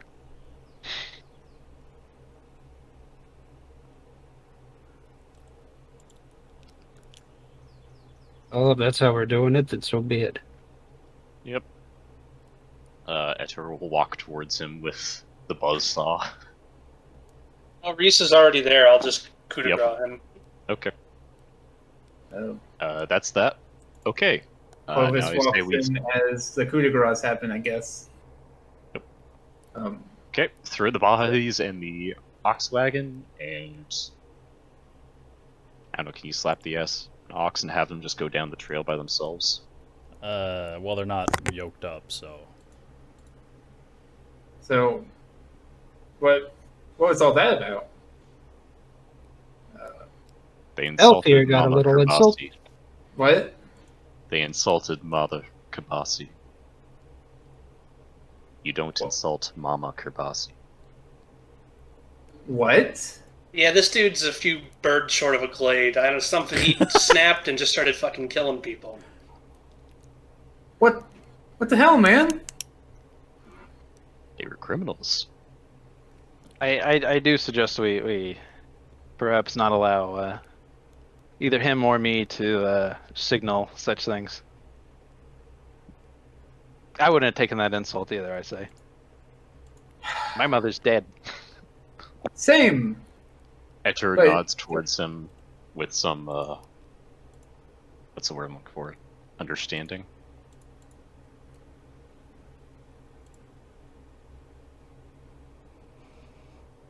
Reese is wiping the blood off of his blade. Yeah. However, I probably wouldn't have cut his head off. I probably just would have kicked him in the nuts really hard.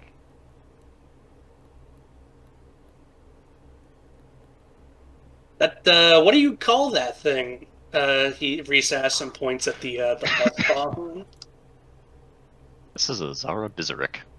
That's very impressive. I quite like that. Yes, it's very effective. Clovis looks is still blood just standing spray. there aghast.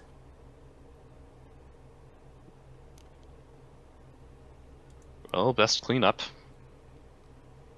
He gonna start loading the bodies into the oxen cart. I'm going to the inn. I'm gonna Clovis start picking leaves. through the wagon. Yes, investigating the contents is probably a good idea. Yeah, investigating. all right. So, what's the party doing right now? We're looking in the wagon, I guess. Okay. I guess I'm walking down the road. All right. Good luck, Gendy. It's are you taking your horse? Yeah. Okay. Well, if you hold on just a minute, Clovis, I'll come with you. Okay. Yeah. I'm- So we'll handle the investigation first, and then the walking later. Like in a minute. Anyway, so yeah, I guess I would have retrieved my arrow too, sure. since it would have probably impacted into like the ground. Anyways, yeah. So Reese's dog does actually pick up the scent of the handkerchief, and it's the wagon. Yeah. Oh, Yeah. So you're pretty sure it's that wagon, and it's like it's got traveling gear in it, some rations, stuff like that. Nothing conclusive though. There's no blood. There's not really any damage. It's just filled with goodies for traveling mostly. but they left a wagon at. This really makes me think that the fucking mayor is involved. Yep. Well, so the innkeeper said he never met these people, right? And but it was at his inn. Yes. Maybe the trusty innkeeper is not so trusty after all. But it says trusty in his name. Yeah, it's his first name. His middle name is Inn. His last name Like is when Keeper. when you click on him and select him as an NPC, it says trusty innkeeper.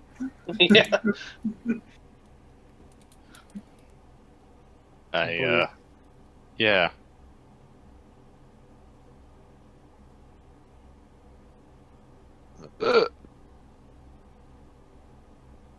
All right, so yep, you've successfully found 2 wagons. Da da da da. Nice. Is there anything actually worth stealing from this wagon? Well, it's just traveling gear. What about Yeah. If they have any food, I'll take it, like rations and Yeah, stuff. there's rations and stuff. out of character since I'm not there? There were the other wagons with crates. Yeah, like The I other said, cart. it's like planks and axe handles and things. Yeah. We could hook up our horses to it. Not worth it. To what? The ox carts? No, the horse cart. Yeah, to the I wagon. bet you you could. here's a war horse. She's Probably much too isn't- dignified to do something like this. Isn't what our clients were looking for. I'm True. sure they're more concerned with the other two. Yeah. Covering it's not a priority. Or I wonder what they're going to do with the bodies. I'm not sure what to do with the bodies neither.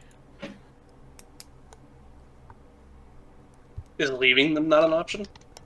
I mean, Yeah, it is, yeah. but Oh, I know what we Doesn't sit could right do. with you? I know Well, what we could do. this entire situation doesn't sit right with me. So Yeah, I gotta pick up on that. yeah, it's definitely not how my character would have preferred it gone down. But it's like, well,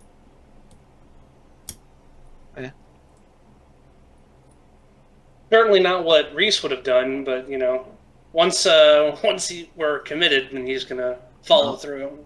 blooded is a bane for a reason. Yep. Sorry, guys. Fine. I don't care. It's fine. It's fine. I'm gonna start a fight with the mayor. It's fine. Reese is already whistling again as he's picking through this wagon. He does not give a shit.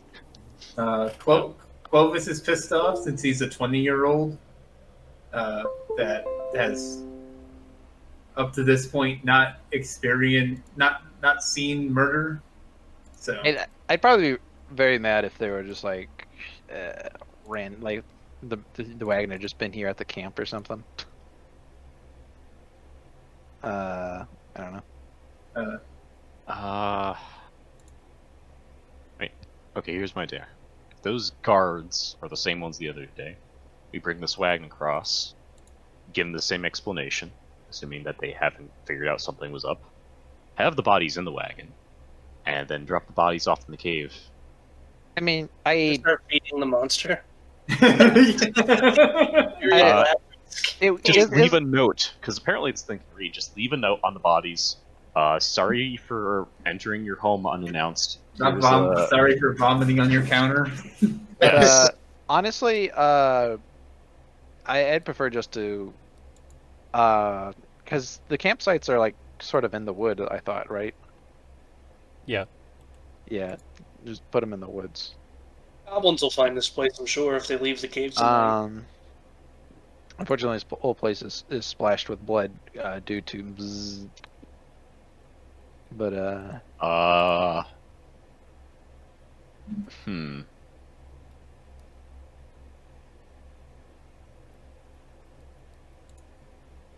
But yeah, I just feel anything else is just unneeded. What kind I of don't know. trees are around? Could we just cover it with tree limbs? Pines. Ah. It would be difficult. You could toss them into the underbrush. I mean, it would be Yeah. relatively difficult to spot. Yeah, Toss the bodies into the underbrush, and then I assume there's a tarp or something wagon, right? Not really. I just leave it. Okay. It's fine. No one saw us do it. Yeah. Man, I'm going to go find For Clovis. Dinadin goes monkey mode in the woods, and no one hears it. You sure you're not an Ohanadin? Maybe in spirit. Nice. Nice. Well, yeah, Clovis didn't get far, so. I got very far. But yeah, just pull them into the woods and leave. We know that they kind of disappeared in town, more or less, sort of. Clovis, where are you from? I am from. Did we talk about this? It's from somewhere in the Castle Rig. I don't think we had a specific place. No, we didn't. Okay. Have you ever been to Galley? I guess other than today, or no, this week. No, most time. They've got this wonderful breakfast in Galley. They call it an omelet. It's this dish. It's like egg mixed in with a few different other ingredients, meat, vegetables. But you see, to make an omelet, you've got to break a few eggs.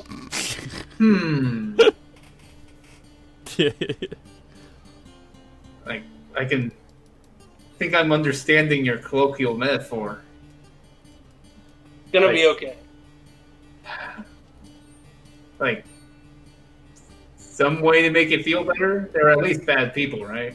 Yeah. You heard the way they were talking to our friend. I mean, they had it coming. Well. As long as it doesn't become a reoccurring occurrence. Oh, I'm sure it'll all be fine from here. I hope it's fine from here. I need lunch. Well, let's go to the inn. We can have a talk with the innkeeper while we're there. All right, so you guys head out onto the road. Yeah. Yep. All right. So, you begin walking out to, or like riding your horses, whatever, into the town, and you see there's a crowd kind of gathering outside the general store. I know. They're all congregated around one of the sides of the building. So yeah. Look. So as you approach, you see that they're all like kind of looking up at something near the roof of the building. And upon further inspection, it's a dead guy who's bound by the feet from basically a board that's been nailed to the this side of the building. It's got like a rope wrapped around it. He's hanging upside down from it. And you immediately notice that his eyes have been gouged out and he's missing all his fingers. That's... Well, this is easy. Also, this is easy. You recognize him. Innkeeper? No, it's the guard that you talked to at the intersection. Cool. Oh, yeah. He would be... The first to go. Oh, boy. So you see what looks like the local church basically saying, people, there's nothing to see here. Go about your business kind of thing. Of course, people aren't listening to him because gawking at the dead body is more fun. Well, I'm glad my grade increased earlier. Yeah. Could we Jesus. perhaps tell someone about what we saw in that cave? I guess the current issue is that we don't trust the local authority. Are we assuming the party has grouped up at this point, or is it just... Yeah, you guys are grouped up. Okay, do I have to roll a grit test against them? Nah. You just got done killing people, so the adrenaline's still, flowing. So You're tired. You're tired. Anyways, the priest sees you guys roll into town, and he kind of like hails you and says, "You look like useful men. Can you get that guy down from there? Can I do a trick shot with my bow? Um, Can I shoot the priest with my gun? do you have a broadhead arrow? I have heavy broadheads. Yeah. Yeah, try it. Okay. I spend I guess 3 actions aiming. You just shoot the dead body by accident. What did I roll? Okay, 26.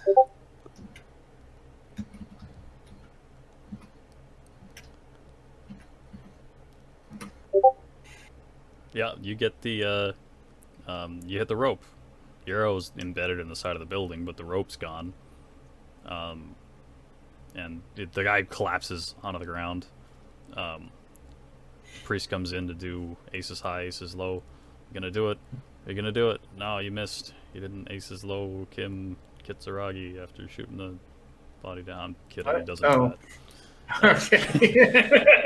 Yeah, if you shoot the body down in Disco Elysium, Yeah. you do like a secret handshake with Kim because it's cool as fuck.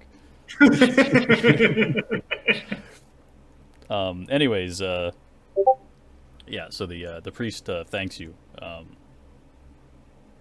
Now he has to prepare to give this guy his last rites and whatever.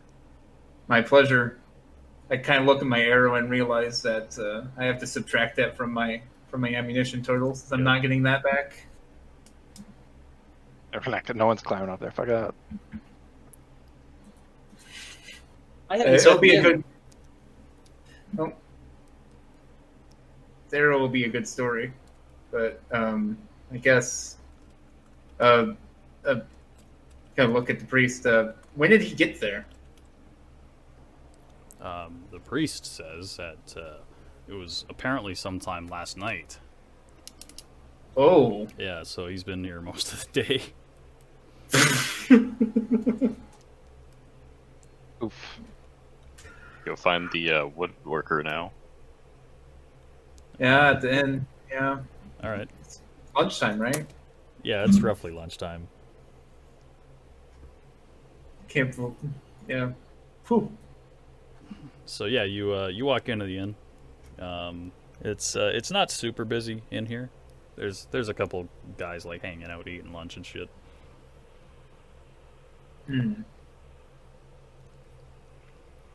We'll go sit at the bar and wave the innkeeper down. Yep. So you do that.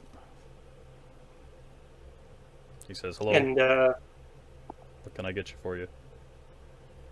what are you serving for lunch? Same thing as every day. Fair enough. Yeah, I'll order It's like- some food again. It's like Does he recognize me from like literally yesterday? Yeah, he knows who you are. But yeah, Does it mean or what seem he's any got for different? lunch is like pea soup and I don't know, more salted meat, I guess. Yeah, that's fine. The specifics aren't important, but I order food and drink and Yeah, okay. sitting there, eat and make a little bit of casual conversation, and tell him I made some progress on that thing we were talking about yesterday. He says that's good. Yeah, we looked around, went into that cave you told us about, found a little bit there, went and looked around the campsites on the road, and found a few ruffians with a wagon. One of the wagons that we were looking for. That's a lucky break. Yeah. We asked them about it, and they spun us quite a yarn and told us that they had found it right here in front of this inn. And then they asked around, and no one said that it belonged to anybody, so they just took it upon themselves to take it. But it makes me wonder who left it right here in front of your inn, seeing as you said that you had never met any of them before? Like, they didn't stop inside? Yeah, I don't know how trustworthy those guys you were talking to were then. Can I roll observation? Yeah.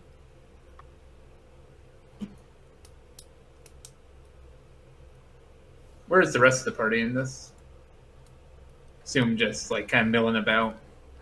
Yeah. Okay.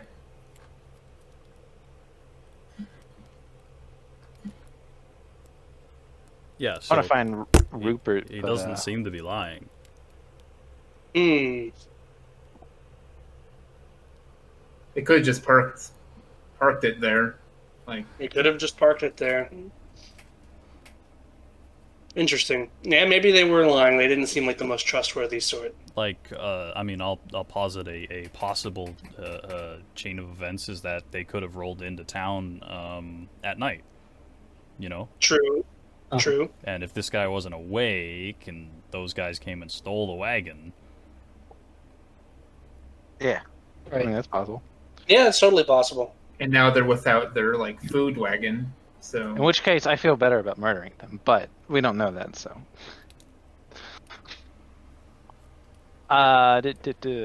Maybe the mayor and his goons did take the 2 important wagons and just didn't bother to take the 3rd one and left it here. yeah, it's just like a run of And the then- mill. Yeah. And then those guys found it and just said score and took it. Yeah. Yeah, I mean, this possible. I'd probably want to ask around for Rupert. Oh yeah, we never spoke to the woodsman. Is Rupert in here for lunch? he kind of looks around and is his name Rupert?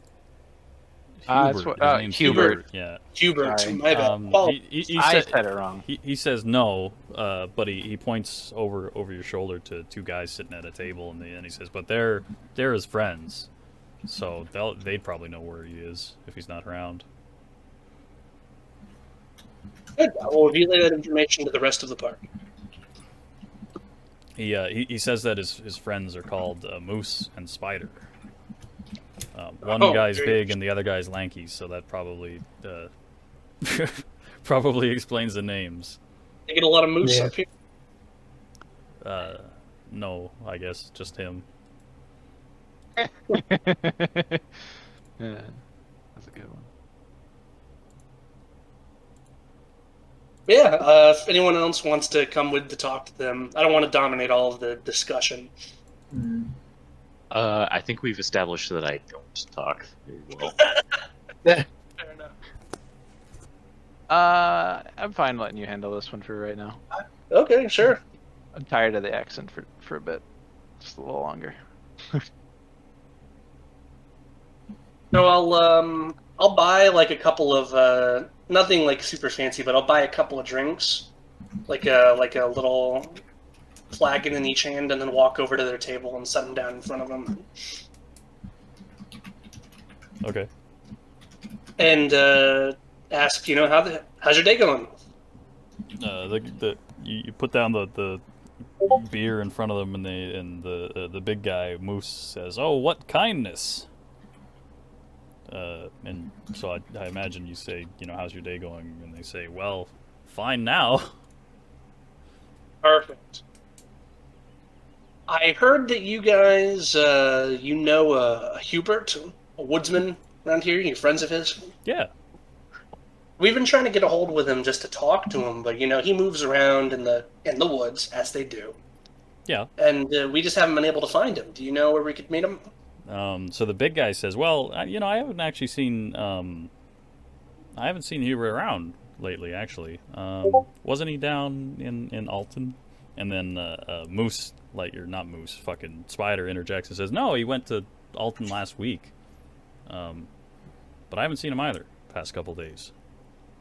Ooh, spooky. They both look at I don't know. He's not in Alton. He's probably at home.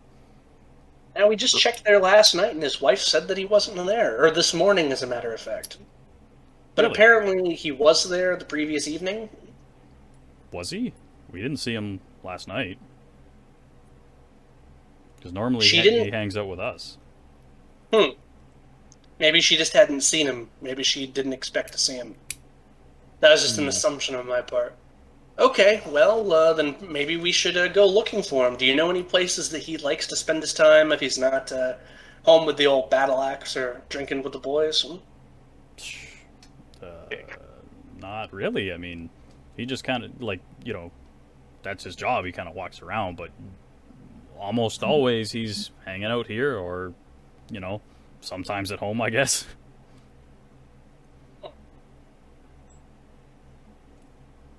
Thank you for your time. Jeez, now we're getting worried. You might want to go look for him. I don't mean to Yeah, I don't mean to make you worried, but maybe there's something to be worried about. You just saw that body that was nailed up out there. Something nefarious is going on around here. Oh yeah, that. That kind of thing happens once in a while in this town. Oh, Really? Yeah. Always travelers, though, so. Maybe Well, then I guess Hubert doesn't have anything to worry once about. or twice a year. Yeah, that's just something that happens. hmm. Well, I'll be sure to be careful. Oh yeah, I didn't even think you guys are travelers. Yeah, be careful out there. Thank you. Spooky. Then I will leave them to their drinks. Merc, you missed me asking the two friends of Hubert. Apparently, he's been possibly missing for a day or two, Aw. and then it's possible that his wife just hasn't seen him and assumed that he was just out doing his thing. I would figure that they would share a bed at the end of the day. We should go back and talk to her, I think, just to verify. But other than that, I think really all roads are leading to the mayor. Yeah. I don't know what the fuck is going on with that cave or how it connects to this. Specifically the thing that's living in the cave.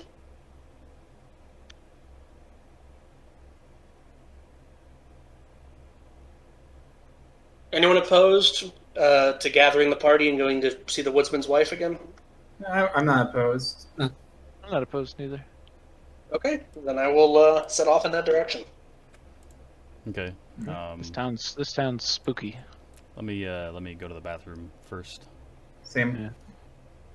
I might pop downstairs and microwave some food real quick. I'm putting in an order for delivery. Can't do that. I'm wearing my headset though, if you really need me. All right, hang on. I don't know if it's the game that we're playing, but I really enjoyed this name, so I'm going to post it.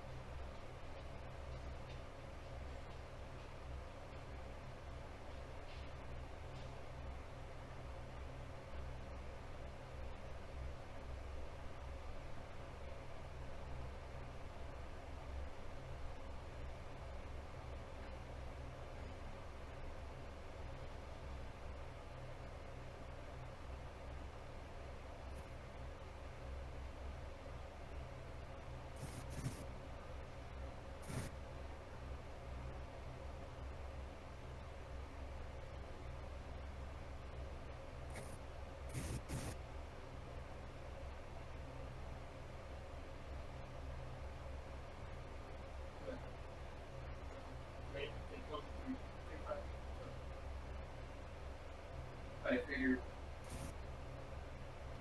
they say 50-minute time to get here, so I'm assuming. No, hopefully. Can't believe Indy is talking on the phone.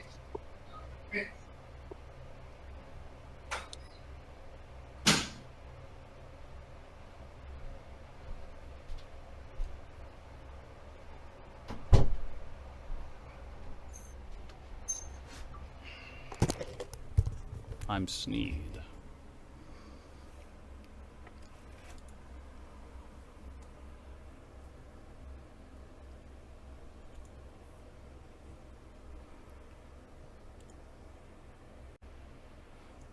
Hello? Hello? Yeah. So, I'll probably have food ready in a little bit over half an hour. So at that point, we can take a small break so I can eat. Because it'll be difficult to GM while eating. So yeah.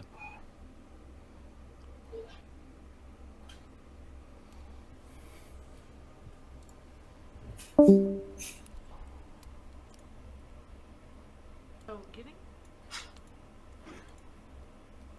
Obama.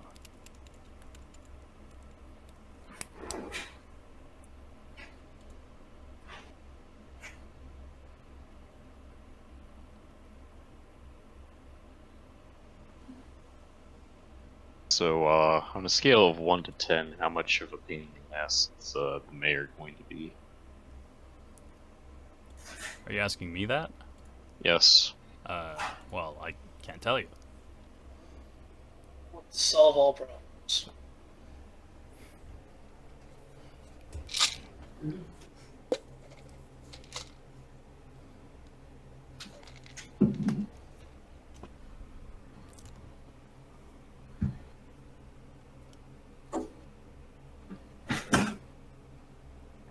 I'm sure I you'll am handle it sure. just fine.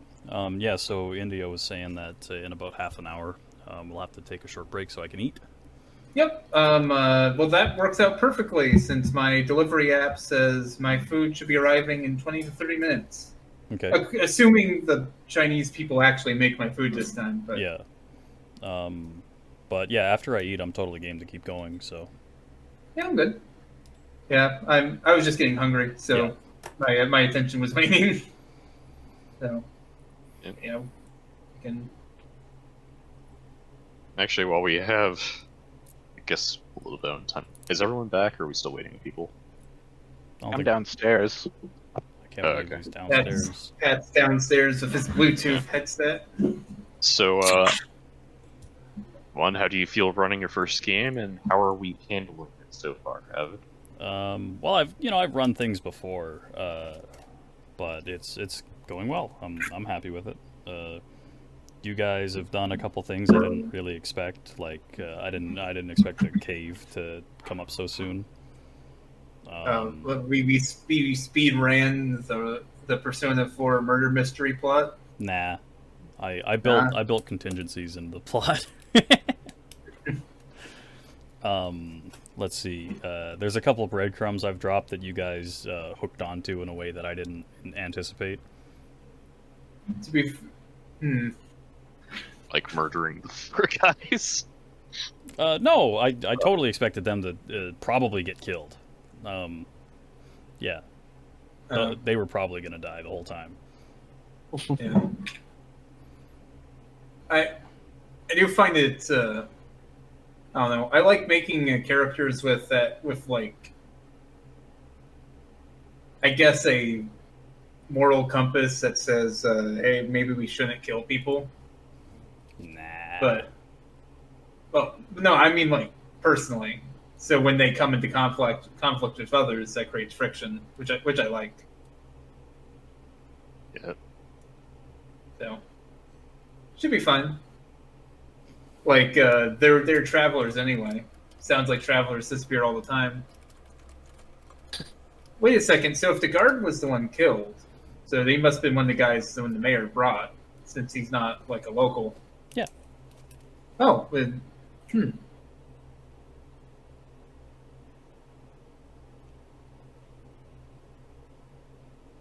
I'm Peregrine So back. the locals, as a general trend, don't seem to like Verdunida. Yeah. Those guys are friendly enough. Moose and Spider. Yeah, I wasn't talking. I removed myself, though. Yeah, but And they also were bribed with beer. Oh, they would have been nice to you no matter what. like the thing is that like you're always going to have someone that doesn't like someone else. Okay. Moose and Spider are good So dudes. the innkeeper and the general store guy were just dicks. The innkeeper's for some nice. reason. It's trusty. No, he's just suspicious of Birdman. He's not even mean to you. Okay. The way you were describing it, I thought he was going to be actively racist. It's like, yeah, No, I'm just making you feel persecuted. okay. That's the disadvantage of See, playing. you're playing a higher tier minority, game. which means that you Right. have to have microaggressions. Gotcha. Still, I think it for the best if I don't interact with him then. You guys Yeah, are, I mean, seeing how quickly you can jump into head sawing territory.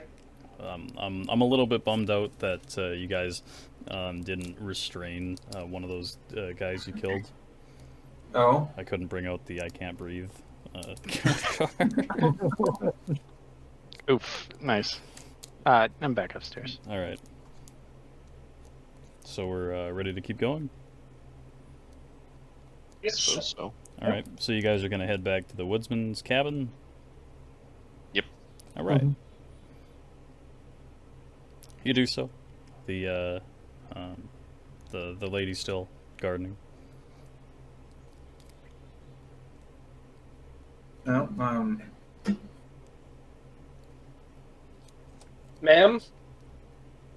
She looks up, waves. Sorry to bother you again so soon. When was the last time that you saw Hubert? Just today. This morning? Yeah. Did he say where he was going? Going to Where work. he was going? You know how it Or is. nothing out of the usual? Nope. Perfectly We normal. roll observation on her. Go for it.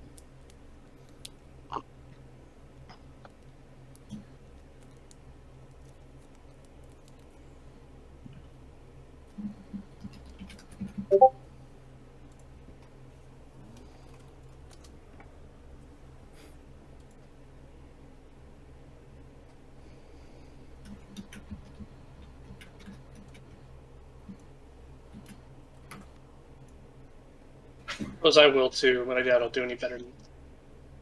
well, Thank you. Yeah. Indy probably has a good read on her. I don't think I'll have a good read on her. I will tell you something crazy. What's that? Well, I'm glad Indy took shippers.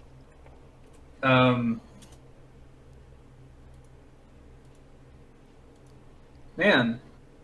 So it's Shivers is by far very fun to use because it's not broken since I have to parse essentially a prophecy, like in Disco Elysium.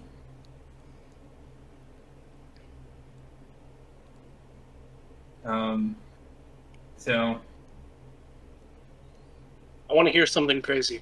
okay, so Clovis like eyes kind of roll up in his head a bit and says, Oh god.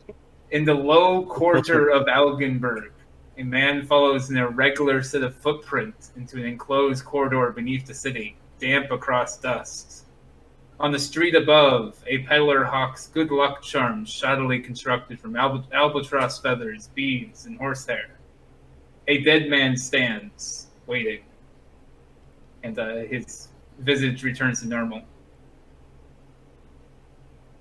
Awesome. What the hell are you talking about? I thought he was a fucking lunatic. I say, pointing at the man in the iron suit. We come in all shapes and sizes. The woman looks at you like you've grown a second head. She stops Yeah. gardening. She's like, "Wow." I need a. I'll be back. I withdraw a bit and take a drink from my water skin. Okay. The hidden character? Yeah. Oh, okay. Very well. Don't go too far. Understood. I'll turn back to the wife and so his friends, Moose and Spider. They haven't seen him for several days. Okay. Is it like him to not spend any time with his friends? He made it sound like he would spend many evenings drinking with them. Maybe his friends were mistaken. She smiles at you. That sounds suspicious as all hell. She does sound a bit on edge. I don't really have any like real line of questioning for her. I mean, I can't like press her on anything. Are there any tracks leading away from here other than ours that could belong to him? Well, no, I mean, the house is, like, right next to the road. You think he'd be in this evening? Yeah, will he be back tonight? He's back every night. Huh? Around what time? Oh, you know, whenever. But he wasn't back last night. Y'all want to just stake this place out? I want to shoot her in the fucking face for giving me these bullshit non-answers. She's being evasive. Goddamn femoids.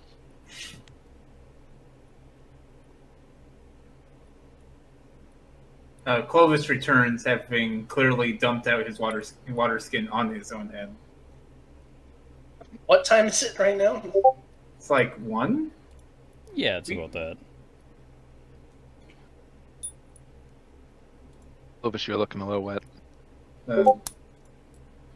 Yeah, need to cool off.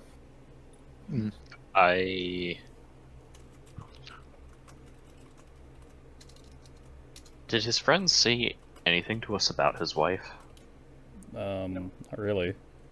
I don't think so. I mentioned her and they didn't look Yeah, no, like I was lying. He's so. got a wife.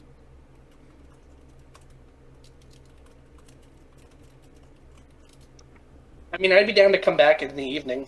Yeah, that's fine. It's only suspicious now. It isn't like criminally suspicious. Yeah. I think staking the place out is maybe your best option.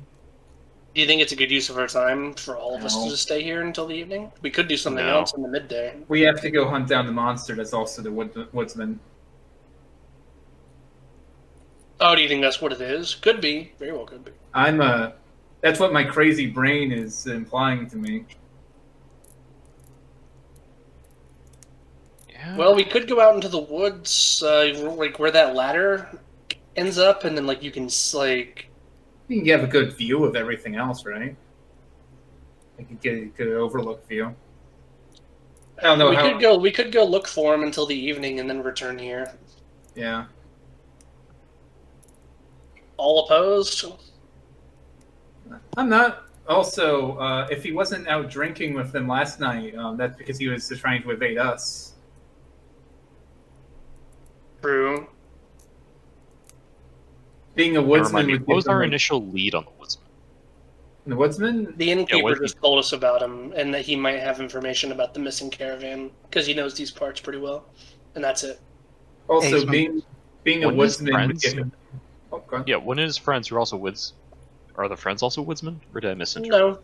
No, they're just like people that work here in Yeah. the city or town. If you had to guess, they're carpenters.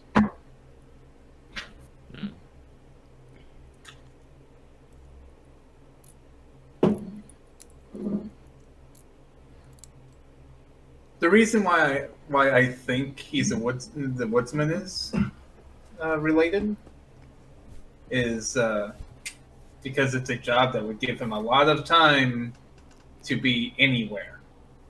True. And also both the woodsman's house and the the little hobbit hole. Are not too far away. Yeah, and they procced my weirdness sensor. Plus, my metagaming senses tell me that he's not really connected to this story through any other way, and the innkeeper did bring him up. Hmm. Yeah, let's go look for him in the woods. Okay, who are you looking for in the woods? The woodsman. The woodsman. Okay. The place is Here's a wacky idea. What if we split up, had two people at the top of the ladder, and then 3 people go into the cave the way that we came in the first time, and put the squeeze on him, and then he doesn't have anywhere to go. Sure. If there's someone in there. Yeah. How long would it take to walk up to where the ladder is for the cave? Like to walk up to it, I guess, not through the study. Like, I don't know, a little while. It's about the same distance as getting to the cave, but you have to go up up like go the up a road. mountain. Yeah. Yeah. So you could go to the mouth of the cave as well as the ladder relatively easily.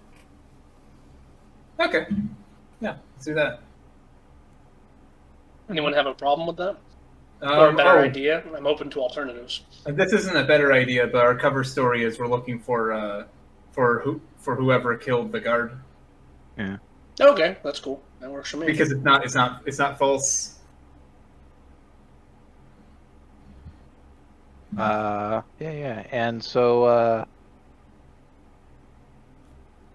who wants to be on top and who's going in the cave?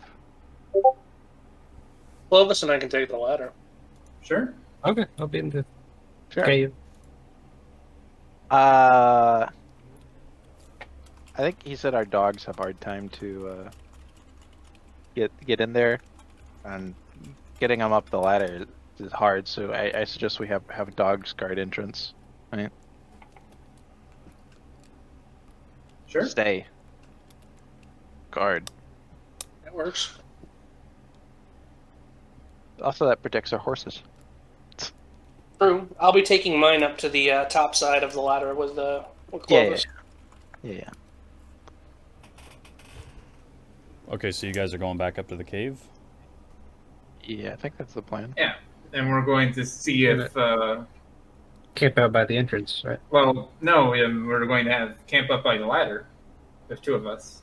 No, I And mean, the other three of you will go into the study and see if, like, oh, what if he's in there? Well, flush him out. Okay. And, I don't know.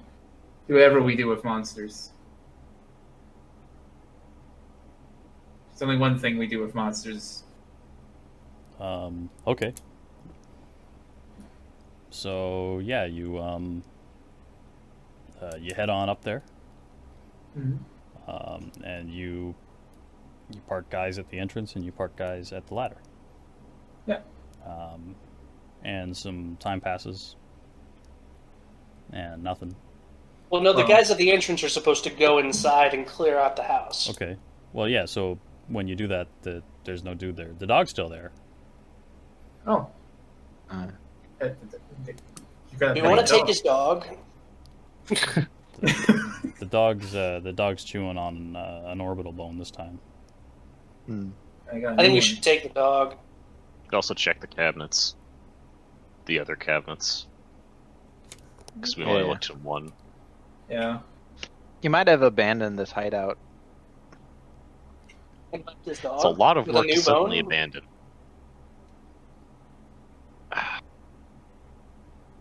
We know about both the secret. He knows that we know about both the secret entrance and the other one. I don't know. Well, he was here because he gave the dog a new bone. If he wanted to pick somewhere else, surely he'd take his pet with him, right? Or something, anything. Yeah, that makes sense. Maybe he thinks he can just outwit us and kill us. Which may very well be true. Oh. Yeah. no one's tried. So what's the plan of action here, boys? I think we want to search the little underground home more thoroughly. Yeah. See if we get Okay. any more clues. Well, you search it, and all of the cupboards are filled with jars of fingers. There's lots of them. There must be The fingies. at least 50, and they're all filled, 10 fingers each. Jesus, Oh. that's a lot of fingers. 10 fingers each. Or Yeah. sorry, 8 fingers each. No thumbs. Hmm. Is anyone against taking the dog? Other than we have too many dogs already. We're gonna collect every dog we find. That's our gimmick. Finally have a dog per person. I will I have an use my idea. I'm not affinity sure for it's a good one. dogs. Go. What's your idea? Destroy all of the jars, get rid of all of the fingers. Or It we gives him strength. Well, no. I'm assuming he eats them since he's pickling them. It's collecting. I think he just collects them. But Maybe you'll get mad if we start Well, breaking if his they're shit. in the kitchen, Some of them were just in the study. That's where we first found them. I thought we found them in the kitchen. no, it's the living room is a So, combination living room question: kitchen. so is he the counter cleaned up? What, of the vomit? Yeah. Yeah. Yes. Yeah, it is. Oh. He's still living there. Yeah, I'm taking the fucking dog. How We could long just- has all of this taken? What time of day is it now?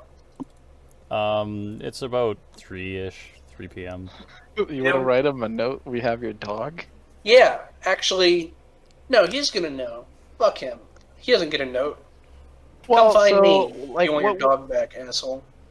Do you want to tell him to meet us somewhere with his dog? I mean, That's a good idea. Should we? We have your dog. we have your dog. But what if this guy's John Wick? Yeah. Well, we're not gonna kill his dog. Yeah, we're doing. Whoop. Hey, John he's Wick an asshole. didn't run away like a bitch the first time, though. Hey, wasn't it Pat that watched Seven Psychopaths with me? Yeah. He just wanted his dog back. Yes, give me the dog back. It looks like my food is almost here. So Nice. I'm taking the dog. I'm not leaving a note at this point in time. Taking dog, not leaving a note. Yep. Where the hell does the dog shit? I mean, we Huh? like, Take it hear me outside. out. Where does it go? Outside in the cave. Does it sit Someone- on the chair? What does it eat? It's got to be signs or something. It has a different. I bone, don't believe this is Arrow a in the normal dog. bones. I don't know. Yeah. You want? So I say we search the woods until it gets a little bit later, and then we go back to the hut, like the cabin with the dog, see if he's there. I think Indy's right. I think the fucking woodsman is connected to all of this. But Havoc, Yeah? does the dog shit? Does the dog shit? Squeeze him, I know. Does the Pope shit in the woods?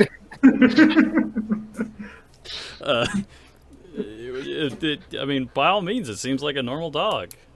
The guy who cleaned up the vomit probably cleans up the dog poo. I don't know. Maybe the dog's got a litter box or something. Search the house. Find the litter box. You know what? Yeah, there's a litter box. Okay. Damn I'm leaving. it.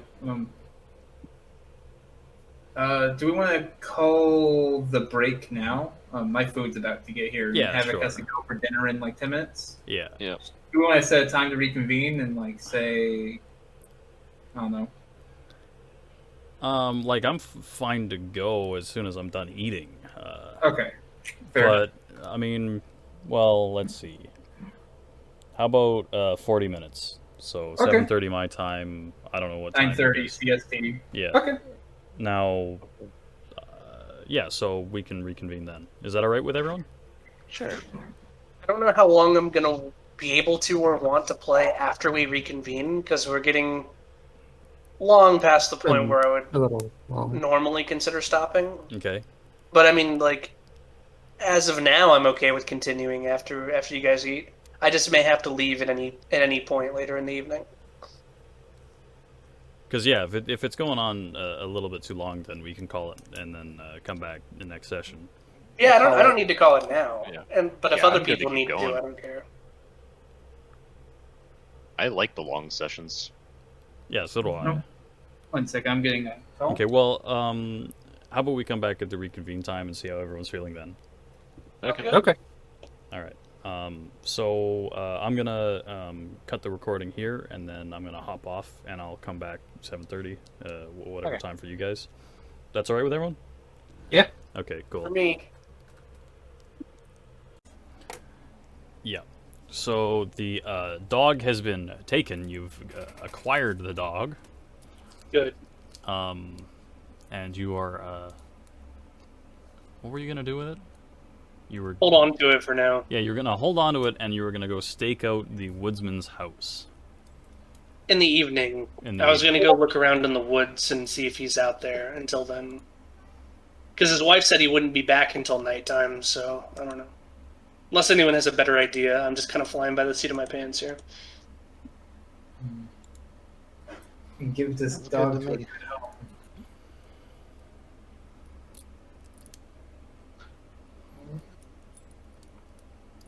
Okay, so you're gonna head back down and go fuck with the woodsman, or what are we doing? He hates the remember- Pomeranian. I remember when we went up the ladder the first time, we were like, "Oh, okay, so if someone left here, then they went out this way into these woods on the other side." Yeah. Mhm. Yeah, those are the woods that I want to go explore. All right. Seems doable. Oh, Maybe this person will have if they pet their dog, maybe they have the smell of their dog on them. Yeah. Okay.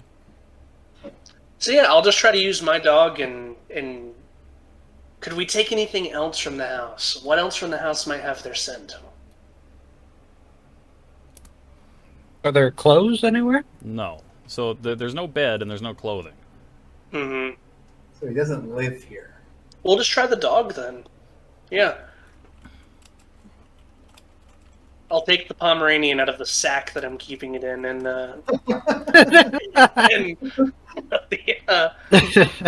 my massive dog like sniff it a little bit, and then see if it can pick up a trail anywhere.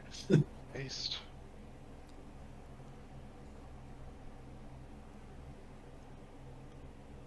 All right. So, who was down by the mouth of the cave? Me and Well, okay. So, are you all leaving in the same direction? Well, they'd have to get their horses and circle around. Yeah, I guess they would, wouldn't they? Yeah.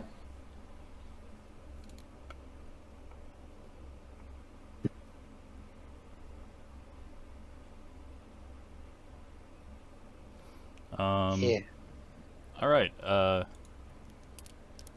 me just get my brain thoughts in order. Mm-hmm. I'm trying to decide what should happen here.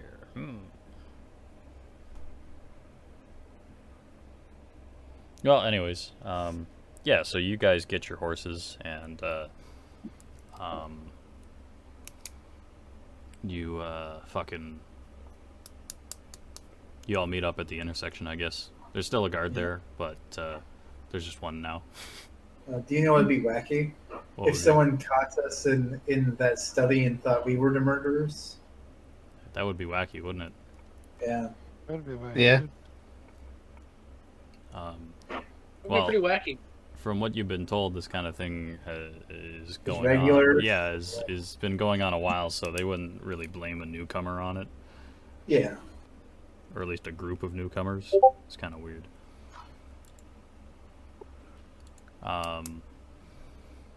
Anyways, so yeah, there's just the one guard there. He's a weird-looking dude. Doesn't have eyebrows. Hmm. Have eyebrows? No, no eyebrows. You lost him? Yeah, he didn't put them on this morning, so.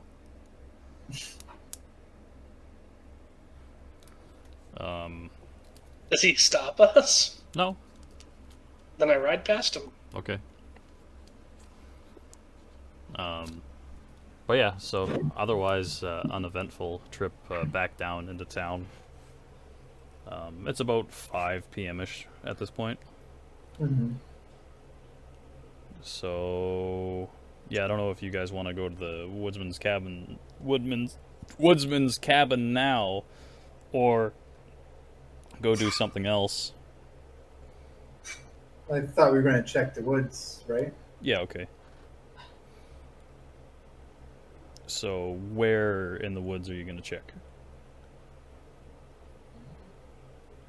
So I'm I think assuming you that my dog specified. can't find any scent No, up there. yeah, the dog doesn't find any scent. I mean, I don't really have any specific direction or aim in mind, other than just, canvassing the area until it's the evening, and then going back to the woodsman's or cabin or whatever. Just building up area knowledge will be useful. Yeah.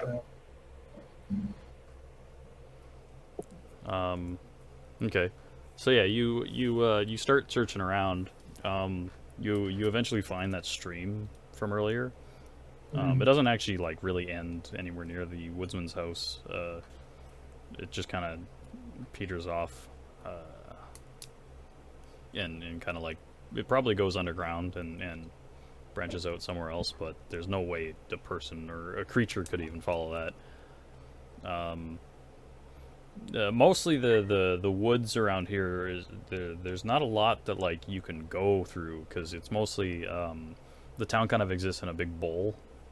Yeah. So if you go into like the woods on the one side, it's not very far before it basically starts to climb up and up into the mountain, and like the tree line just kind of ends, and it's the same on the other. So it's pretty dense vegetation, and there's a few miles of it, so it'd be like I don't know, like 20 to 30 square miles, I'd say, which is easy enough to hide in, but it's not like a vast expanse of wilderness. Okay, so it's not like he could go that many like miles away from town. So it's even more confusing why he wouldn't come back into town for food or something. Yeah. Do you poke through the woods near his cabin? Yes. Okay. So when you do, you actually find a number of snares and traps that have all been triggered. They've got like animals in them, half-eaten and stuff. No one's been checking them or resetting them. I don't think this guy's around here. Oh. Like, are the animals like, I guess, checked from their state of decay? Or they, like, is there like, do I have like how many days ago? Roll hunting. Hunting? Yeah. All right. Use my hunting brain.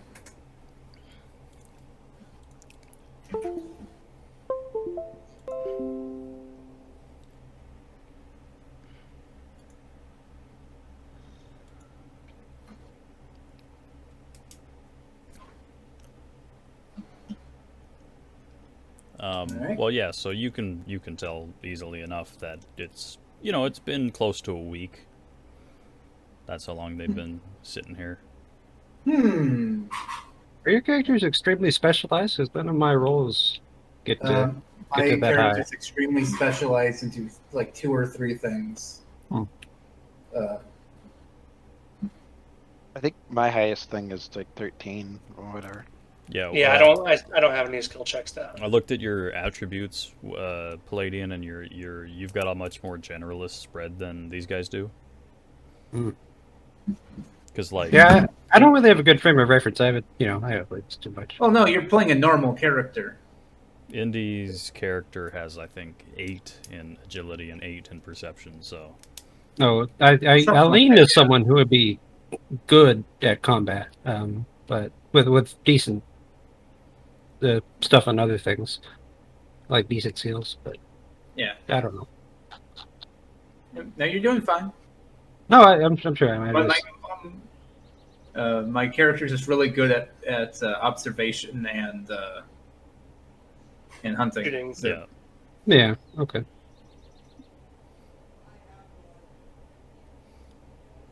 So yeah, you poke through the woods. It's starting to become evening.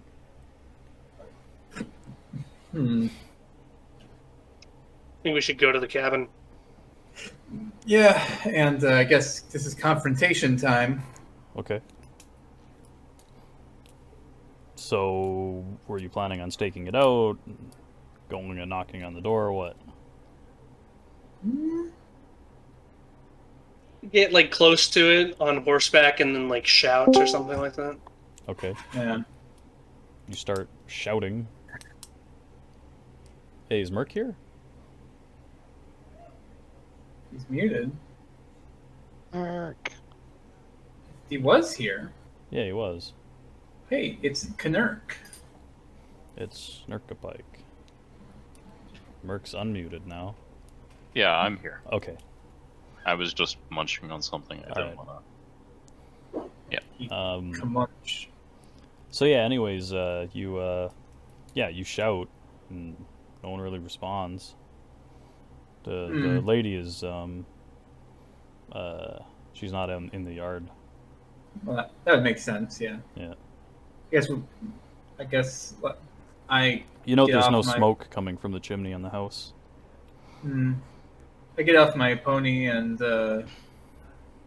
walk up to the house and give a knock on the door. Okay. I will go with him. There's no response. I try to open the door.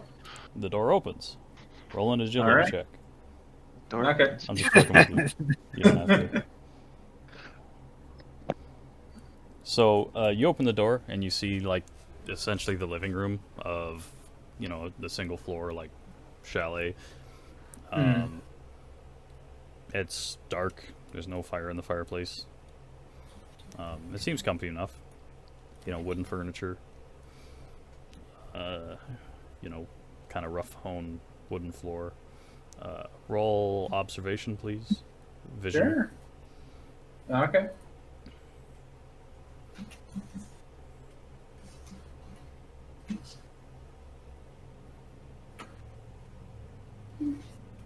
That's sufficient. There's boots by the door. They're caked in mud, but the mud is dry. Boots. Never worn. Wait. No. Yeah, boots. Boots not used recently.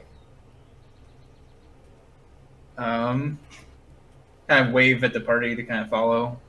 I check the hearth, see if it's like Yeah, no, it's cold. cold. Yep.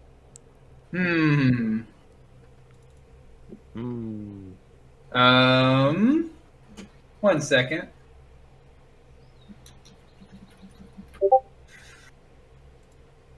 You already did shivers. Oh, I did? Okay. Same general region, so okay. Never mind. Would I know if there's any sort of monster akin to a doppelganger in this Song of Swords? Well, you would have heard legends of something like an Alfhawker, but You just call me? which are kind of like doppelgangers. They're shapeshifters, but they don't move if you look at them.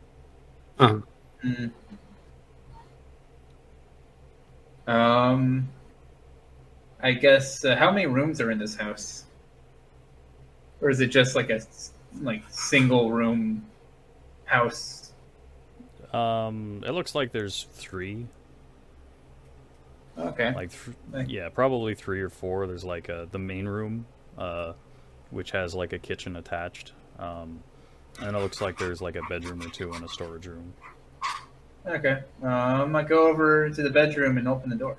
Okay, you open the door, and you see a bedroom with a bed in it, It's a and bed. cabinets and stuff. There's a vanity set with a mirror and everything, which is actually quite uncommon. And in the corner, there's a man standing there, with his back turned to you. He's got long, scraggly hair. Hey, Hey, what? I yell, hey. Oh, No response. Is it Does just he- Indy inside the house? I'm very Assume spooked. that he's trying to talk to me, and I'll also step into the bedroom. Found someone. By the way, the smell in here Um, is bad. It does not smell good. Smells like rot and disease in here. I slowly walk up to him and tap him on the shoulder. Okay. He turns Careful, around Provis. and attacks you. Roll agility. Okay. All right.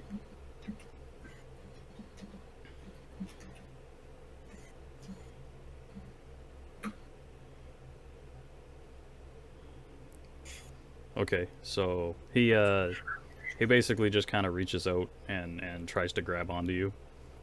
Yeah. And you manage to like bat him away. So you're in combat. All right. What is unarmed default to? Pugilism or wrestling. Yeah. I don't have either of those. Okay. Let me go find the table. Does this man look normal? No, he doesn't look normal. What's he look like? He's all gray and gross looking. No. I guess I draw my. Man, spear's going to be difficult to be using inside, but. Could have packed 10 other weapons. Like I did. You don't have a dagger? I don't have a dagger proficiency. You should get a dagger proficiency. I should. Yeah.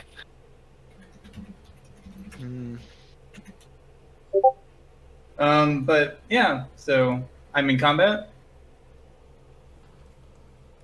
Yeah, you're in combat. Whatever Okay. point in this round that I can act, I'm just going to draw my pistol and start aiming at the guy. At the thing that's grappling with Clovis. Yes. This maybe seems like a bad idea. Will bullets like go right through people and potentially hit him? Yes, they could potentially hit him. Melee, being in melee makes it harder to hit someone. Yeah. So like a you're- -2 though, right? You're currently at reach 2, by the way, Indy. Reach 2. Yeah. All right.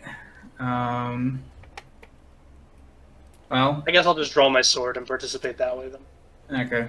Okay. I draw my my spear. All right. This is going to be a bad idea, but you said So- reach 2. Good thing I'm short, so my spear range is actually not as bad.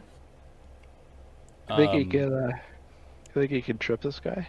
So yeah, the this guy is not going blue. He's not going blue. No.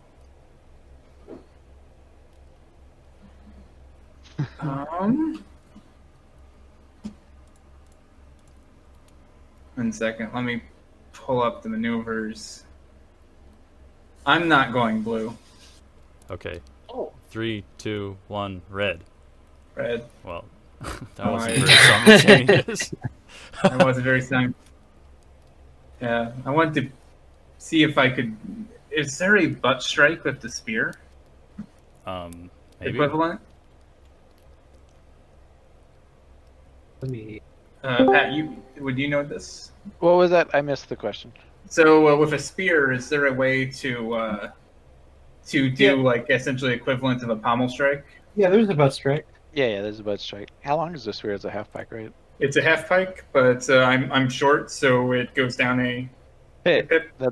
that's right. It's medium. At F reach with weapon swing TM. Maneuvers. And it inflicts bludgeoning damage equal to STB plus basic or plus bonus successes.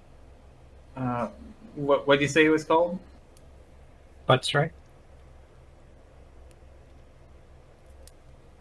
And then if you have a metal cap on the end, it is +1 damage.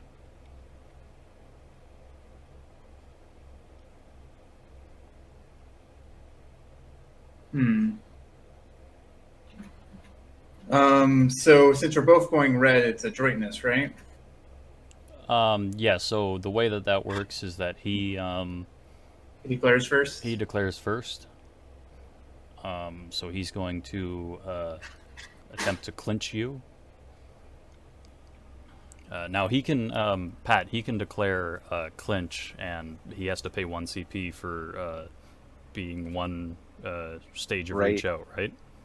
Yeah, what's clinches? I think it's HA. it's HA, and y'all are at hand. Yeah. Yeah.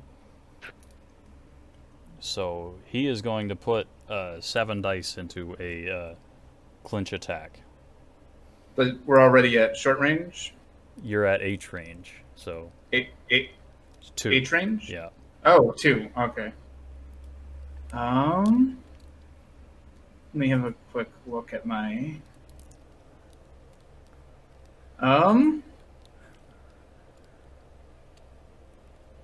2. So there's no such thing as doing half spearing, is there? I don't think so. Okay.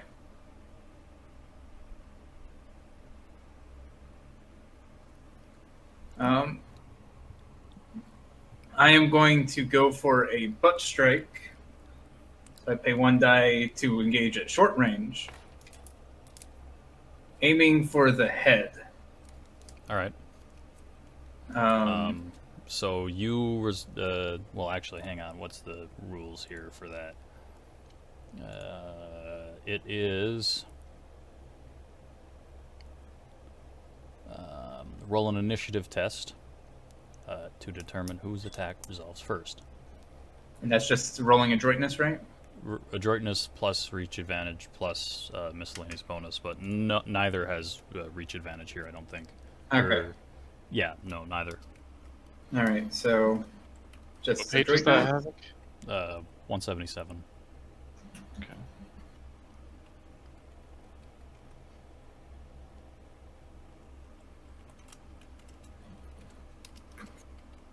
Oh. Oops. That's the wrong. Whoops.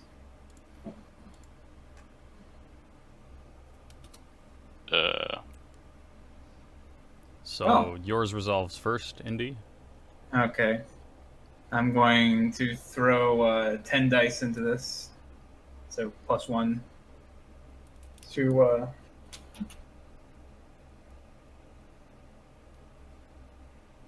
so it's 11 dice total because I have to increase reach.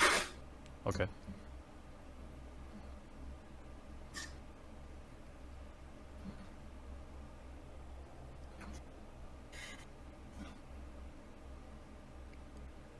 Bonk. So, and that's bludgeoning damage equal to my SDB plus bonus successes, and he's not defending, right? No. So that's 4. So that's 9 on him. Okay. To what location? Oh, I need to roll my. I hit. I want to roll the. I was aiming for the head, so. 1d10. That's 8 wound charts or hit locations. Swinging. I guess this would be head down, so upper head. Okay. So, he's got 5 toughness, so that's a level 4 wound to the upper head, right? Yep. Okay. So you bonk him on the head. He's got a visible dent on his head, and he's still clinching you. Oh, he's going for the clinch. He's going for the clinch. No. So how does it work, Pat? If he lands a hit, The shock is taken away from the dice in the maneuver. He No. declared. Do we move to? Well, You don't move reach yet. Okay. Yeah. The attacks are That's- simultaneous. That was the question. But yeah, the shock takes away from the dice in his declared maneuver before taking it away from the rest of his CP. Unfortunately, Nave, I believe this is not a living person. Oh, We walked into a room, and this man with scraggly hair was looking in the corner. Just staring in the corner. Yeah, well, you had a prophecy earlier, Andy. That Yeah, that the dead man is standing, waiting. yeah. A knave. Havoc is doing Disco Elysium appropriate shivers posts to me, which are almost completely useless until it turns out they're exactly spot on. I'm sorry, I can't do anything. It's not that. What? Well, it has to be spot on. Yeah. No, I appreciate it, but it's like it's information that I'm like, what the hell do I do with this information? So I'm like, oh. It's nonsense till you have hindsight. He was supposed to be targeting a body part, but I'm just gonna have him target your head because he's grabbing your head now. That's a body part. That's a body part. Yeah. And since you weren't defending, he's grabbing, and now he gets back 3 CP. No. Plus strength. So Indy keeps initiative, right? Well, did you do the attack clinch, I guess? Yes. Yeah, well, then I think you have initiative. So how's it work? Indy landed his hit. Jimmy has never addressed the problem of people surviving a red. Yeah. Huh. Yeah. So, well, I'm gonna say that Indy keeps initiative, but right now you're at HA reach and grappling. Oh man, now I have to learn the grappling rolls. Do you have wrestling proficiency? No. You default from your lowest applicable. I mean, you do have the spear, so that might be what you have to. It would be better for me to default from nothing. Sorry. Than to default from spear to wrestling. Yeah. It'd be better for me just to roll pure adroitness. Yeah. But you can't do that because you know spear. I don't know. It's weird, but that's sort of how it's written, right? How long will it take until I'm able to intervene? As soon as this bout is over. So right now, you've got one more action. Yeah. So yeah, since you've got initiative, you declare first, I believe. Okay. Is there just like a break out of clinch maneuver? Yes. I forget what it's called. I'd have... Once you have control of it, you can just choose to end it. Grapple slip. Yeah, but slip, if you succeed by a certain margin, you get out, I believe. 2 or more BS. You can pay 2 CP to break free of a trap or pin.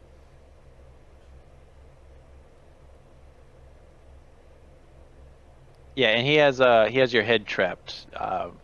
It's the only way you can be in a clinch is to have something trapped. Yeah.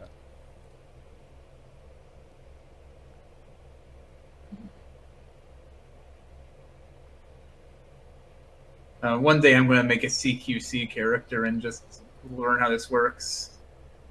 I think wrestling might actually be kind of busted from what I've read. It's pretty busted if you get into it, yeah.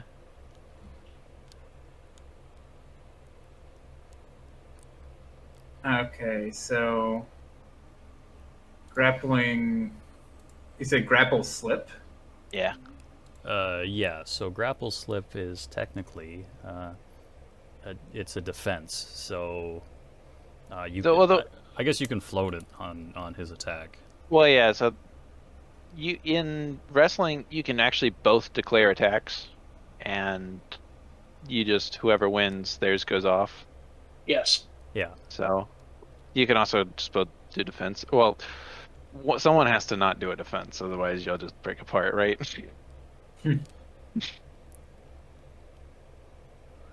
Okay, so is it the? Okay, so I just want to roll with 2 dice, since if I succeed, then I can pay 2 dice to break free. So I have 4 dice left. To do what? To do grapple slip. Okay, so that's a defense. Yep. It might still be the case, but it certainly was true once upon a time, that the best defense maneuver in a grapple was to do a straight punch to the enemy's face. Yeah. With the low TN, if you only are trapped in one location, it stays very reasonable. The Yeah. only issue is that with this particular enemy, I doubt that a punch will do anything if I put a dent in its head with my spear. Well, that's the nice thing about grappling, at least, is that your things happen simultaneously. So, yeah, I don't know. Yeah. So, this is TN6. 1 success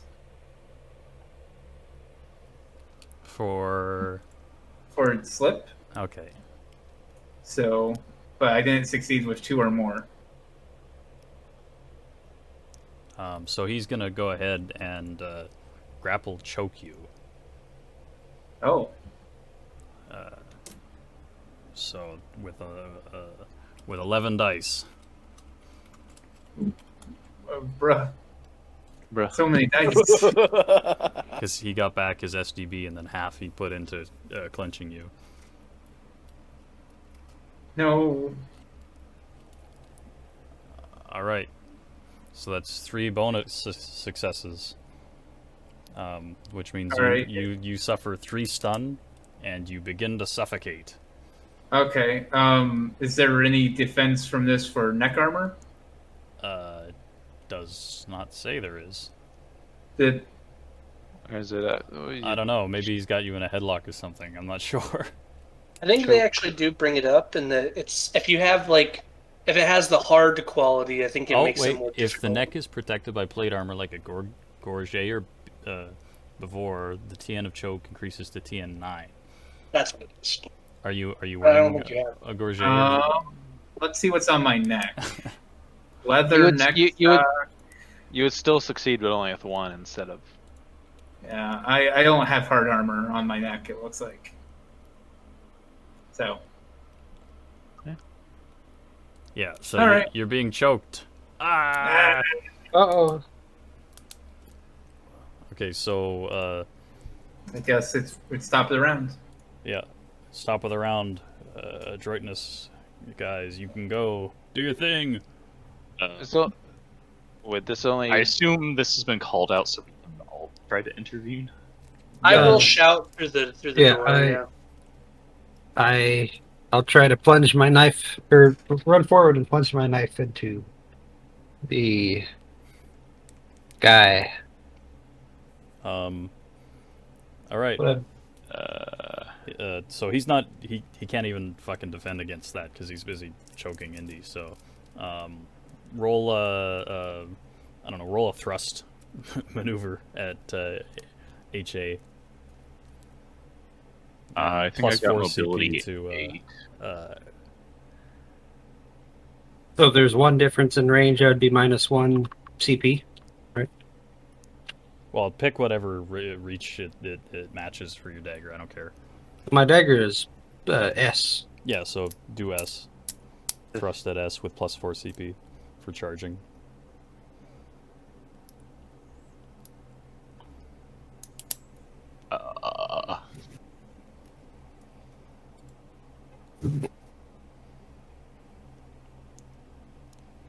Havoc. Yes.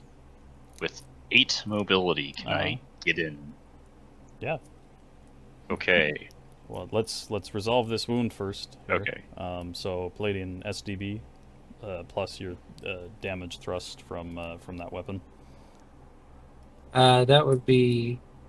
So if it was +7 + 0, that's just 0, right? What's your strength? Well, my SDB is 2. My strength is 5. No, so how? Okay, so how this works? That's not your SDB. Is that SDB? We're running something called Cop Fix, which is your SDB is equal to your strength up to 4, and then for every 2 points of strength past it, you get another point of SDB. Oh, so it's 5? My strength is. It'd be 4 if it's 4? Okay. So and then the damage on your on your dagger there is what? Plus 7 plus 0 P. Okay. So So that's 9, which means that you deal a level 4 wound to his head. Which he proceeds to tank again. I think we shouldn't be aiming for the head. he tanks it. He tanks it. The Someone repeat cop fix one more time. It's your strength up to 4, and then for every 2 points it increases by 1. Yes. Yes. So at 8, mine would be 6, not 4. Yes. Y'all mind? Okay, so I have the lowest ADR in the group, so yeah, I'll be last. But y'all mind knocking him down for me real quick? I'm pretty sure I can break his arm if you knock him on the ground. Yeah. Can I do a, I guess a thrust to his leg? Yeah. Would that be at risk of hurting Indy? Nope. Okay, 12 dice. Thrust to his leg. Go for it.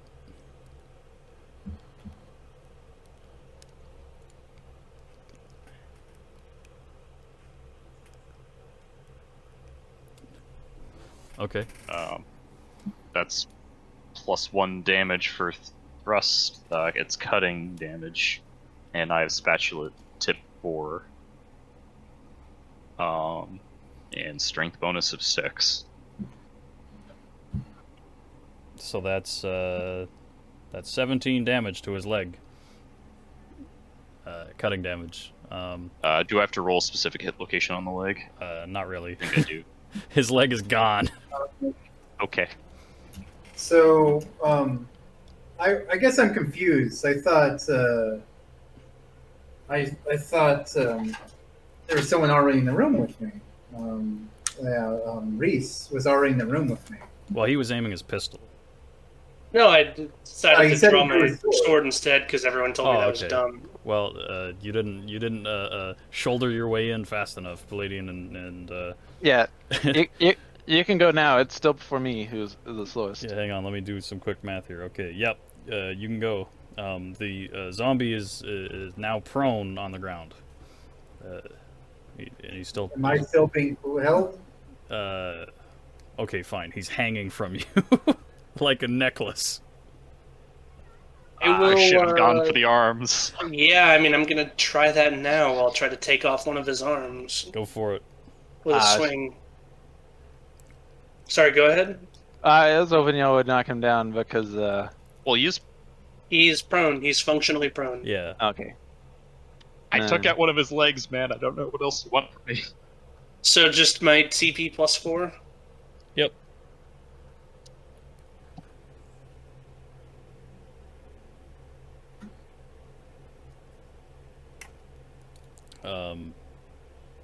So what's your SDB? 4. Yeah, okay. And then the backsword has plus 1 swing. Yeah, so you chop his arm off, and his half torso just kind of flops to the floor, and he's not moving anymore. I take my turn though. Okay. I'm gonna go stomp on his other arm. Yep, you do it. It's smashed up into nice little pieces. Good. People don't know I'm good at stomping now. I don't have to roll. So is it still I guess, moving? Nah, it's he's done. He ain't moving anymore. Hmm. Dirk can retrieve his dagger from the what's left of the woodsman's skull. What?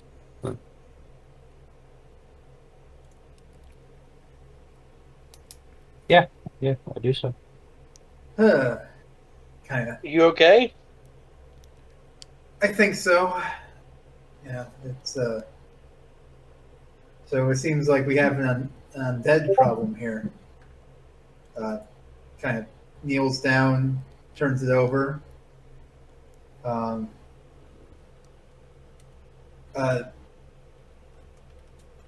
can't say I've ever dealt with the supernatural, but that's sure what it looks like. hmm, Yeah, the existence of the undead is in zombies and shit. It's not common, but it is common folklore, right? We know that they do exist. Yeah. Gotcha. So you know that witches and other evil magic can create these things. Hmm. Based on everything else we've seen, I can't say I'm incredibly stunned. I mean, that house in the cave certainly reeked of witchcraft. Hmm.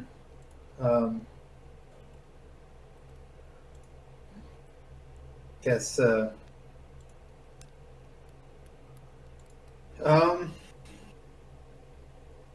I feel like that this should be reported to, like, I don't know, whatever authorities are here. That. We don't Really? trust the authority here. Oh man. So I'm assuming the wife was the witch, or at least Possible. masquerading as the witch. I do hold my suspicions.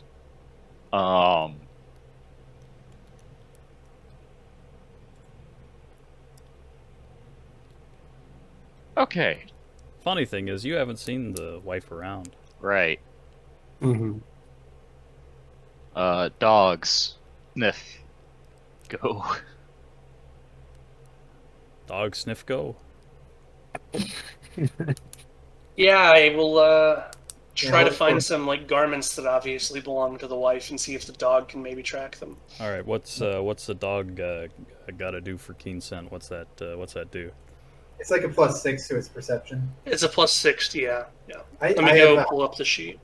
I have a higher perception roll than some of these dogs, though. I'm assuming that there's like a beast element to like there's just simply things that like a dog Yeah, nose a can do dog that a can do. humans cannot do. Yeah, that would make sense. Yeah. So roll the dog's perception plus keen scent. I'm trying to find it real quick. I think that's just 12 dice. Yeah.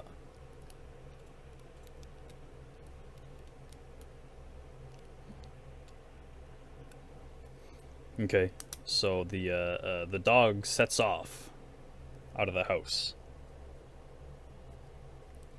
And I suppose you guys follow it. Yeah. Yeah. So you're trampling through the woods, and following the dog who's sniffing away. And then confound it, the dog leads you back to that fucking stream. Now it's not like the lady will get far, and there's only so many places she can go. Anyways, that being said, it's kind of starting to get dark out. We want to return to the inn.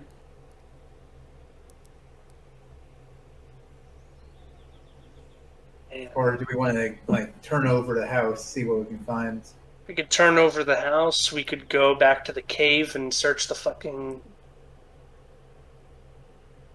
I can't really think of like a way to properly catch them when they just seem to be able to outmaneuver us at every turn.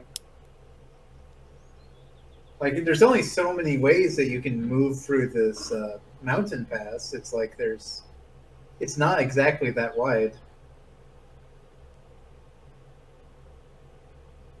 Well, we've been moving this whole time. Maybe we should wait somewhere. Right?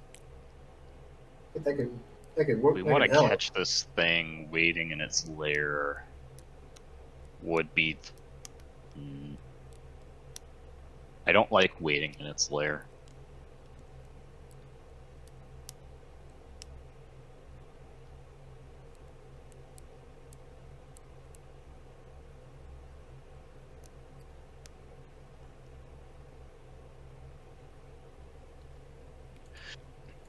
Well, what is everyone else's thoughts on this?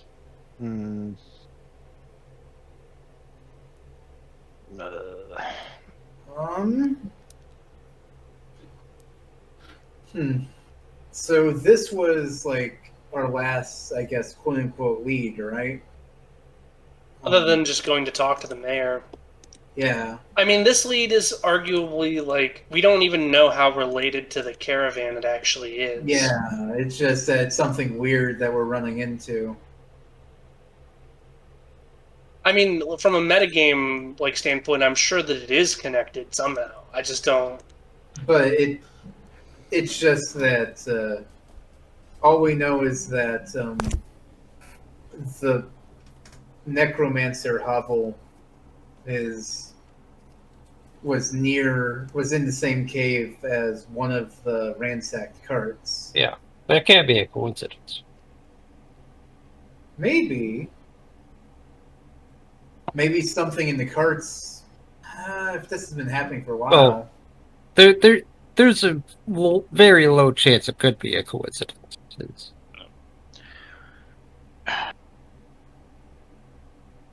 My thought process is we can't really camp it from the main cave because there are goblins there. We risk fighting them. Camping from the top is somewhat viable.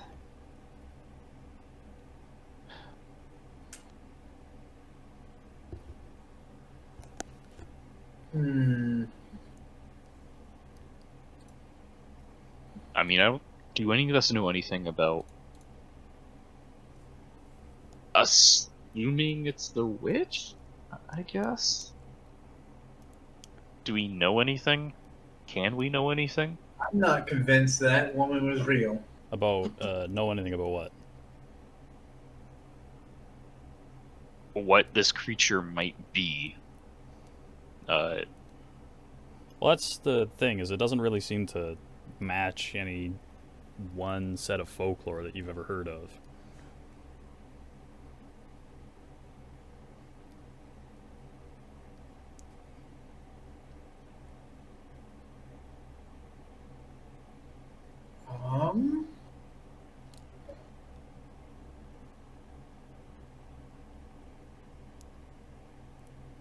Well, I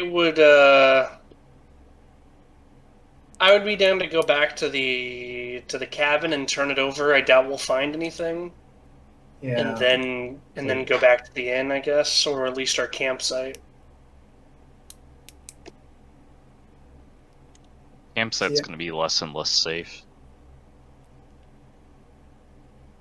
Well, nowhere in this town seems safe. So. Yep. I mean, the person that we are after seems to have like a preternatural ability to anticipate our movements and never be where we're going. If they want to find us, I'm sure they'll find us if we're at a campsite, if we're at the inn, if we're at the cabin. They don't seem to want to have an encounter with us, so I doubt that they're going to. Hmm.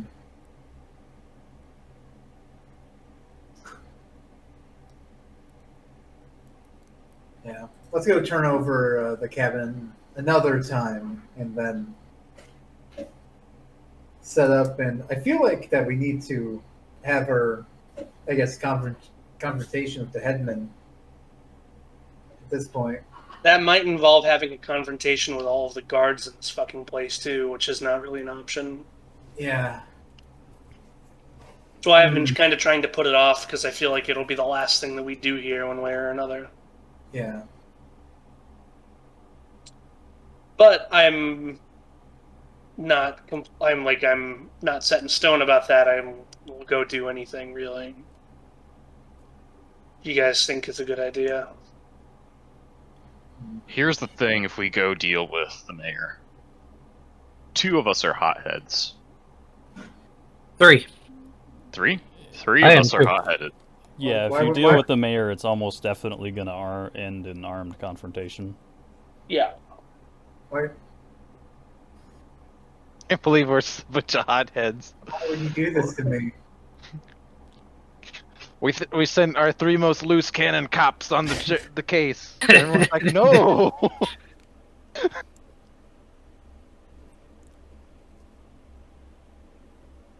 Yeah. So, Okay. So you guys want to turn over the cabin once more? Yeah. Yeah. We didn't really take the time to search it in detail. Yeah. Yeah.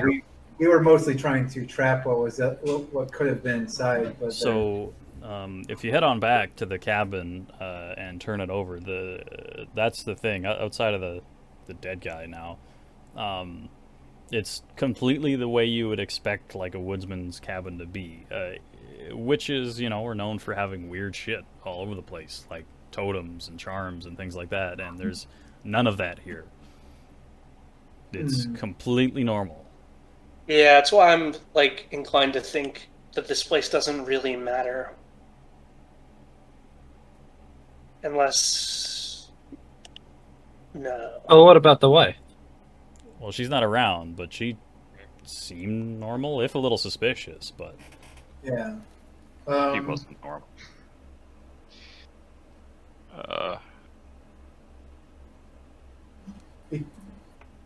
Hmm.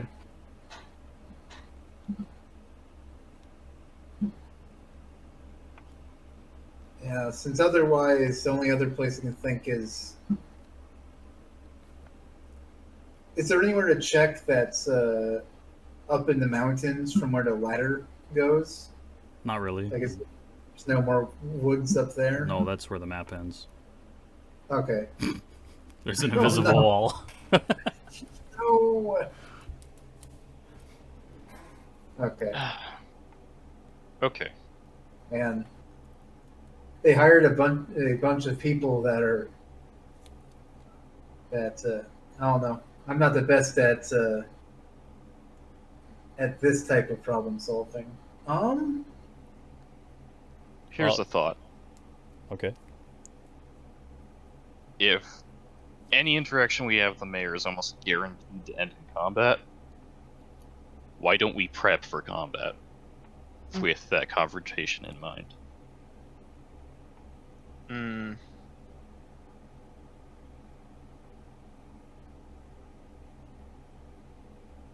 This is kind of going to the murder hobo territory, but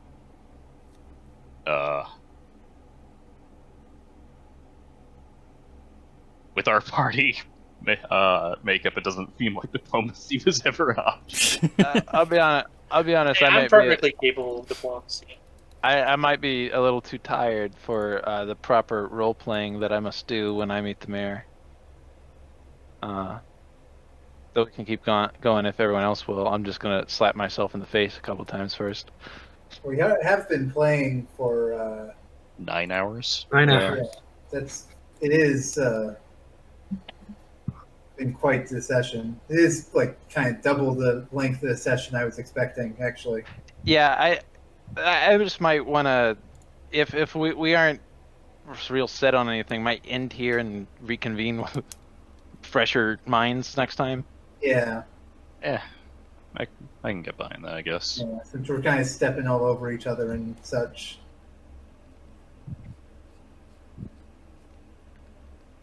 I'm glad we got to kill that son of a bitch undead man. Yeah. Okay, so we can call it if you like. What are you guys doing tomorrow? I'm not doing anything. I promised I'd spend some time online with my GF. I'll be spending some time away from the computer. Fair. Yeah, I Not won't too be bad. available tomorrow. But yeah, I will say that you're inches away from the next thing. Oh man. Mm. I'm excited. Bastards. I get the impression we're missing a couple of crucial details. No, you're not. Is it just? I mean, we may have been told them. I'm saying we're missing them. Yeah. No, you're not. I'm Or probably is- gonna have. The only thing you're missing is my Deus Ex Machina trigger. Oh boy. You need to sleep until the next night in order to trigger it. Even less than that. Oh, You could give us a cliffhanger to make us excited. Okay.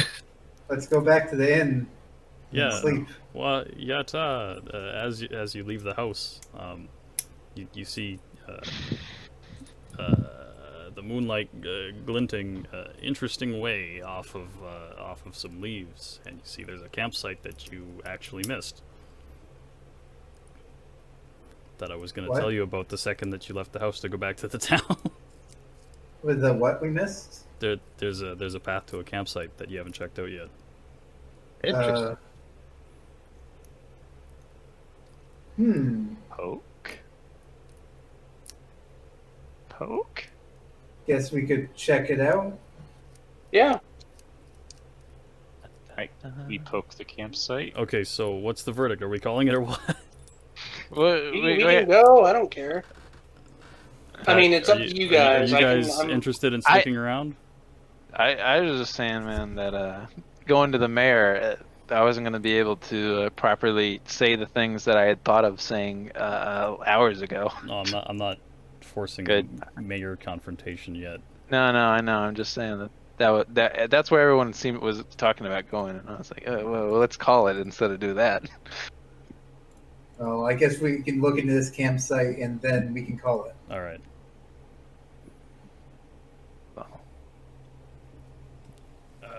So yeah, it's nighttime now, and the path leading to this campsite is overgrown considerably. It doesn't see a lot of traffic for obvious reasons. It's quite easy to miss. Huh. Anyways, you basically follow it down, and it leads to a gully near one of the walls of the bowl. Yeah. Huh. And when you know it, hang on, where is it? When you know it, it's there's a toppled, secure wagon, just kind of hanging out on its side at the bottom. Oh. Oh. The lock on the back is still intact. It's not open. Oh. Let's get this bad baby open. Back it up and go home. Mission solved. We got one. Well, we're not I guess going to we leave gotta- this unopened, right? Yeah, it's currently unopened. Why would we open? To check the contents, Yeah. which Burton and Intelligence are quote-unquote concerned about. Yeah. It's not The not our job. intelligences are concerned. Do you approach the wagon? Yeah. Okay. So Cautiously keeping an eye out for movement, but yes. how cautiously?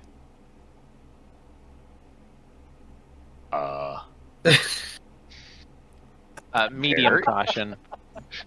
Okay. Thinking about a 7.2 on a scale So of 10. medium caution. You still make enough noise to be heard, and upon that, you hear a raspy voice from inside the wagon. It says, "Hello." Oh, interesting. That's not very raspy, Havoc. I can't do voices. Shut up. Hello. That's raspy. And then the voice says, "Let me out. Let me out. You'll be Let rewarded." me out. This is not a dance. Is there any Yeah. easy way to open it? Or is it Well, locked? there's a big I've fucking played- padlock on it. I've played Paper Mario too. I know what this is. He's gonna get superpowers. I've never played Paper Mario. He's 2, gonna so- curse us. Curse us with a Got a superpower. magical electric buzzsaw.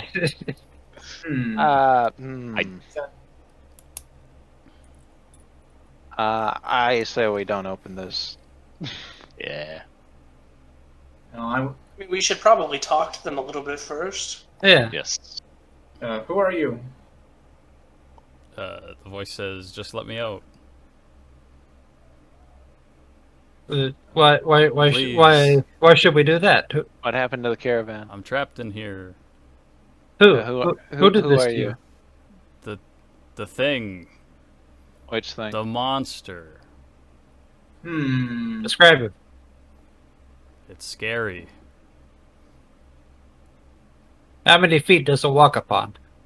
It doesn't.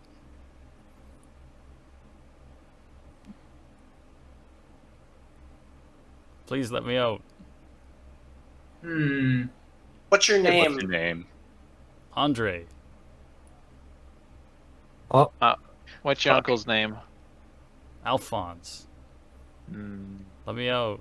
is that correct? Yep. Yeah. Yes. Correct. Okay. What are the other six guys who were traveling with you? I don't know.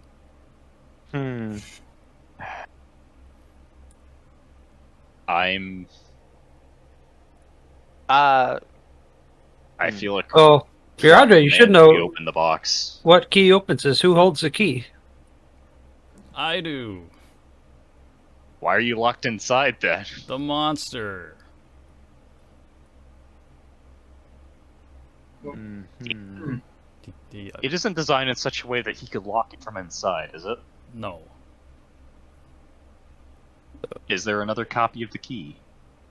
Well, No. he says he doesn't So you can know. throw it through.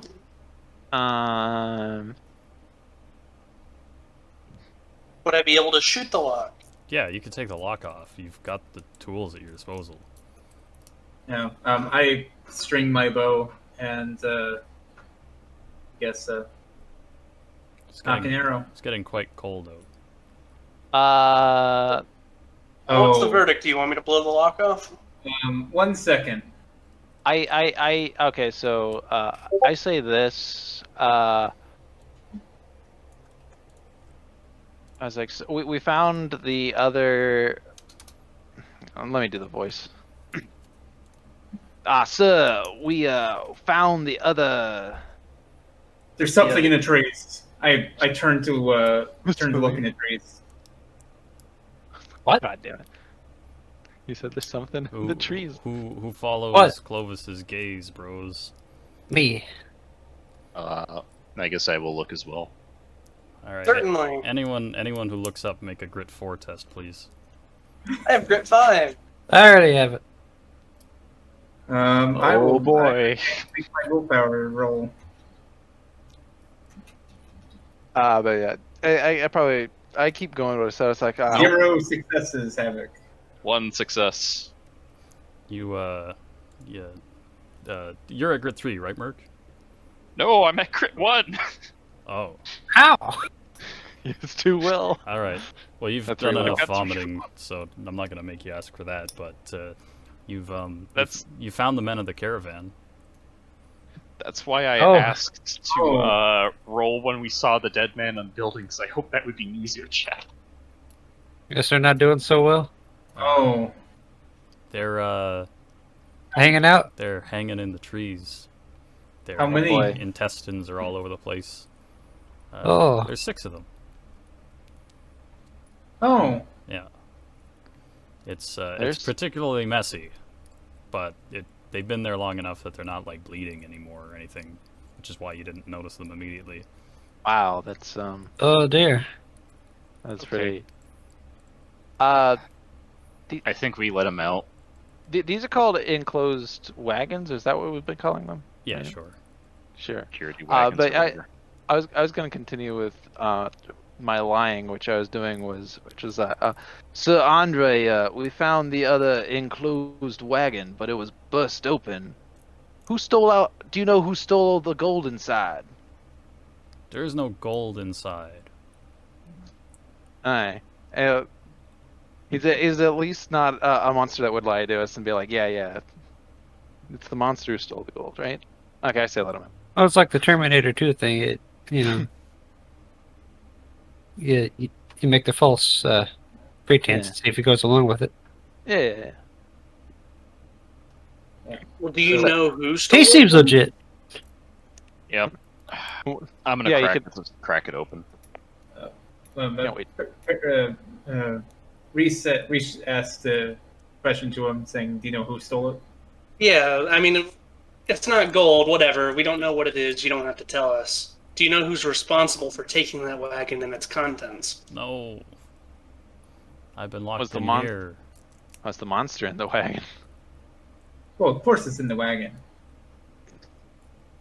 I aim at the door of the wagon He's aiming, bros. with my bow. So Okay, I'll take the front line. I crack it open. All right. So you use your Zero Bizarric to cut the padlock off, which is easy enough. And the door swings open. And Oh. inside is a, 20-ish something man who is deep in the throes of dehydration and starvation. Fair enough. I give him definitely some water. Okay. Sorry about the questioning. We just wanted to make sure you were the real deal. It's kind of spooky out here. It's been spooky It's been spooky the whole time. So What's in your wagon? what's that?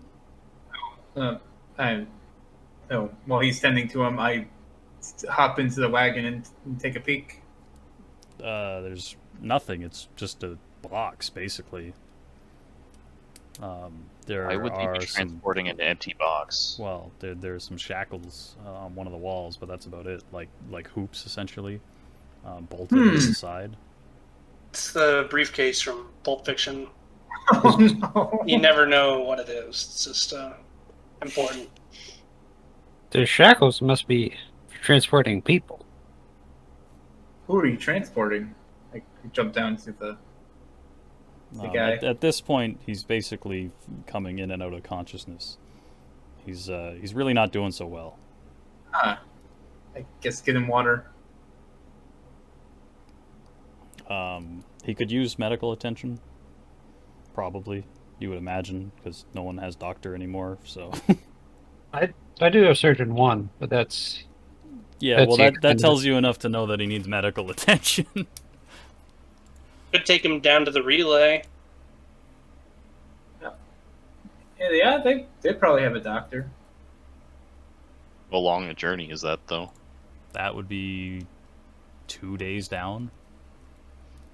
Yeah, and we another two really days need up. we really need to take him to town. Probably. Like, Do they have a doctor there? Yeah. Oh, okay. Well, in that case, that's fine. I didn't know if they had like anyone that did medicine there.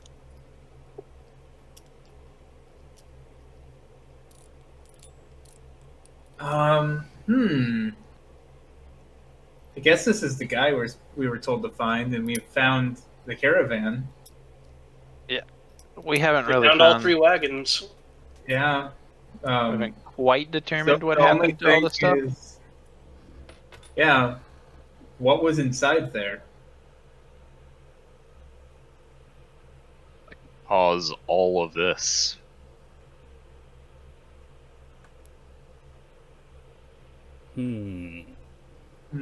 Well, it's dark out now, right? Yeah, it's dark out. So we will need to wait until it's morning to leave, right? Probably, yeah. Like I said, the nephew needs medical attention, so the inn is probably the best bet to ask around for who the doctor is. Yeah. Let's do that. And that's a perfect place to call it, bros. Yeah. Yay. 'Cause, yeah, like I said, you were like inches away. I was just waiting for you to leave the house. Fair. We got kind of caught up in our deliberations of where the fuck do we go from here. That happens a lot on games. Yeah. I had a game where it took 2 hours. Well, we've done that before in Jimmy's games and stuff, so. Yeah. But yeah, you guys started following plot hooks that I didn't expect you'd take the direction that you did. Stuff like that, so. I guess the current issue is we've completed the primary objective, but have you? But I sure hope that this isn't some kind of shape changer. It's something. Oh, no. Oh, no? Oh yeah, I'm worried, man. Can't star vampires change shape? They can, but not. Can they? Yeah. Like star vampires limited. often know how to do dark pyromancy, which would let them do that. I'm not too worried about it because, like, if it's a star vampire, you know, the sun coming out will kind of make that obvious, probably. No. Well, no. It just cuts them off from their power. Yeah, they just can't it do doesn't wacky identify bullshit. 'em. It's only normal vampires that die in the sunlight.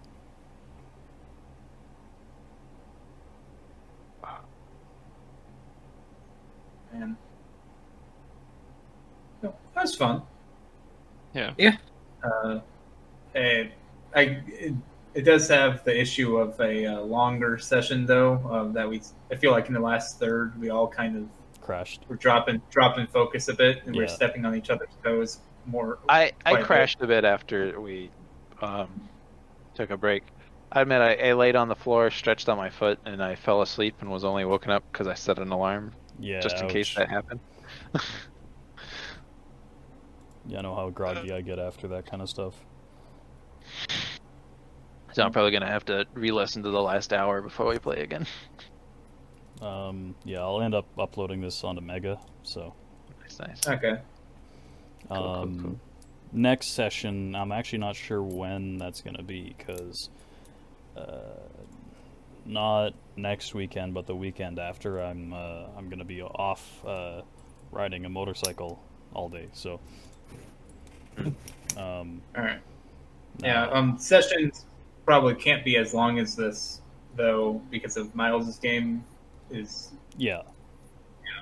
like sitting in this current time slot we're playing in. Yeah. So, You did work your way through most of what I've got for this campaign, because Oh, really? it was a lot longer than like the session length I had been expecting, but that's fine. Yeah, we did a double. Yeah, wellness. you got probably like 2/3 of the way done. so one more session and then it's probably done. Probably, yeah. Okay. At least for what I've got so far planned. I might add a little bit more to the end. I don't know.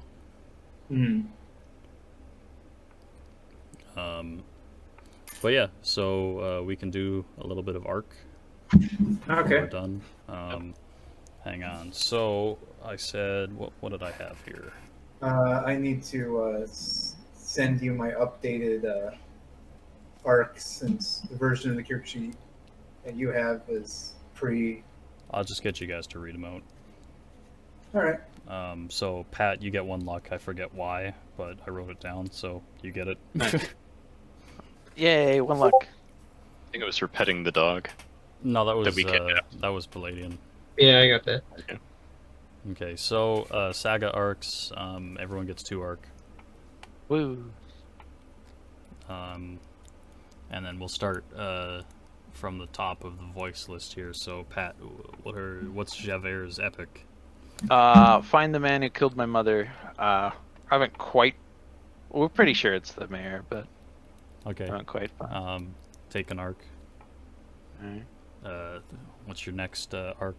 I forget the arcs. Belief criminals are scum. Well, you did murderize that guy, so 2 arc. Protect the innocent.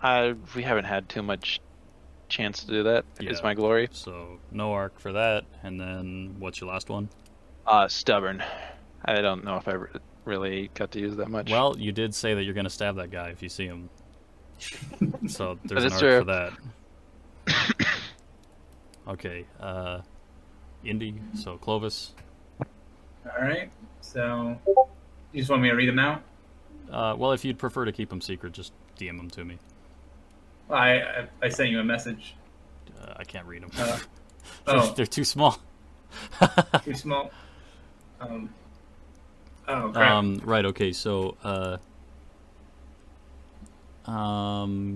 take 1 for epic. 1 for epic. Yeah. All right, and then belief arc is Genosis triumphing over the darkness. Did we really do any of that? I don't think so. No, so 0. Glory arc receiving acclaim as a hunter. Yeah, take 2. 2. Yeah. Okay, and so then, 1 for epic and then 2 for glory. Yeah. And then 1 for your flaw as well. Okay. Okay. Flaw is wild, man. Yeah. Merc, you're up. Yep. My epic is Expedition to the First Glade. Yeah, so take 1 for that, for taking on the job. Okay. Belief arc is Spirit of the Law. No rules lawyering. Yep. 2. And then Glory was just stop, you violated the law. 2. Okay.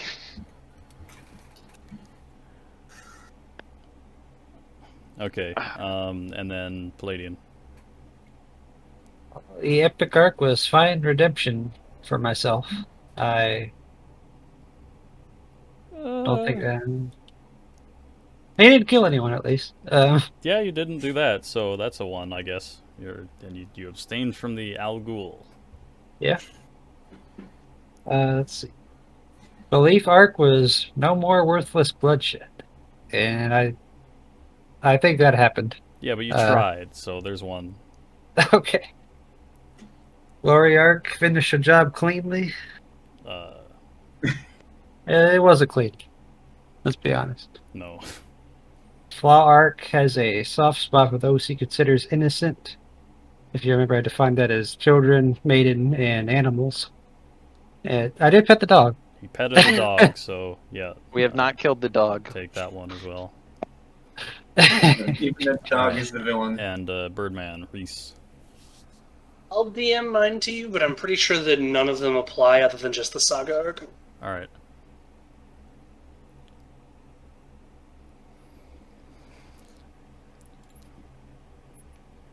I'm gonna take a screenshot that doesn't look like Who? this. So who had the best luck and who had the worst luck, bros? Any idea? I think Palladian had the worst luck. Yeah, I think so too. Take another luck, Palladian. Do you think so? Yeah. Yeah, I don't remember you particularly blowing anything out of the water. Whereas I saw Andy, Merc, and I all roll like 8 out of 10 dice would be fucking successes for no reason. Yeah, I rolled really high on that attack to the... Though I think Indy or Merc probably, or maybe even Paragon, did better than me. I don't remember. Indy got a lot of success all the time. I only do 3 things, so... Yeah.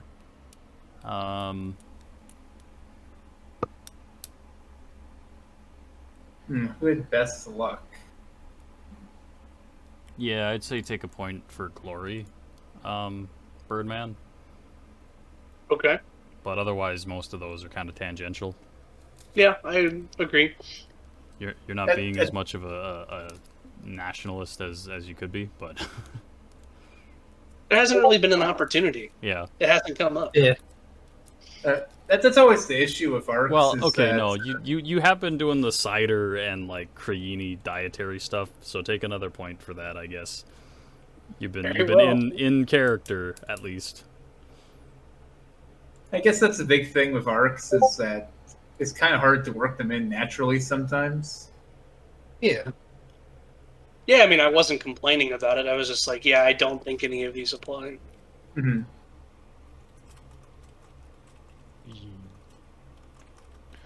Ooh, we get to spend points. Ooh. So yeah, I didn't give you a crazy amount of points, but How much did we get just for the saga arc? Was it 2? 2, yeah, 2. Okay, doke. But yeah, so you're on your way there, and hopefully the moving pieces in this will fall into place later. In the next session. Mm-hmm. I'm throwing a lot of red herrings at you. Oh no. Oh. It's not... And some of them are like quantum red herrings, which is, in my opinion, fun. Nice. They're only red herrings if you pick them first. Sorry about that. Yay. But yeah, so that's the session. Oh. Yay. I had fun. Very good.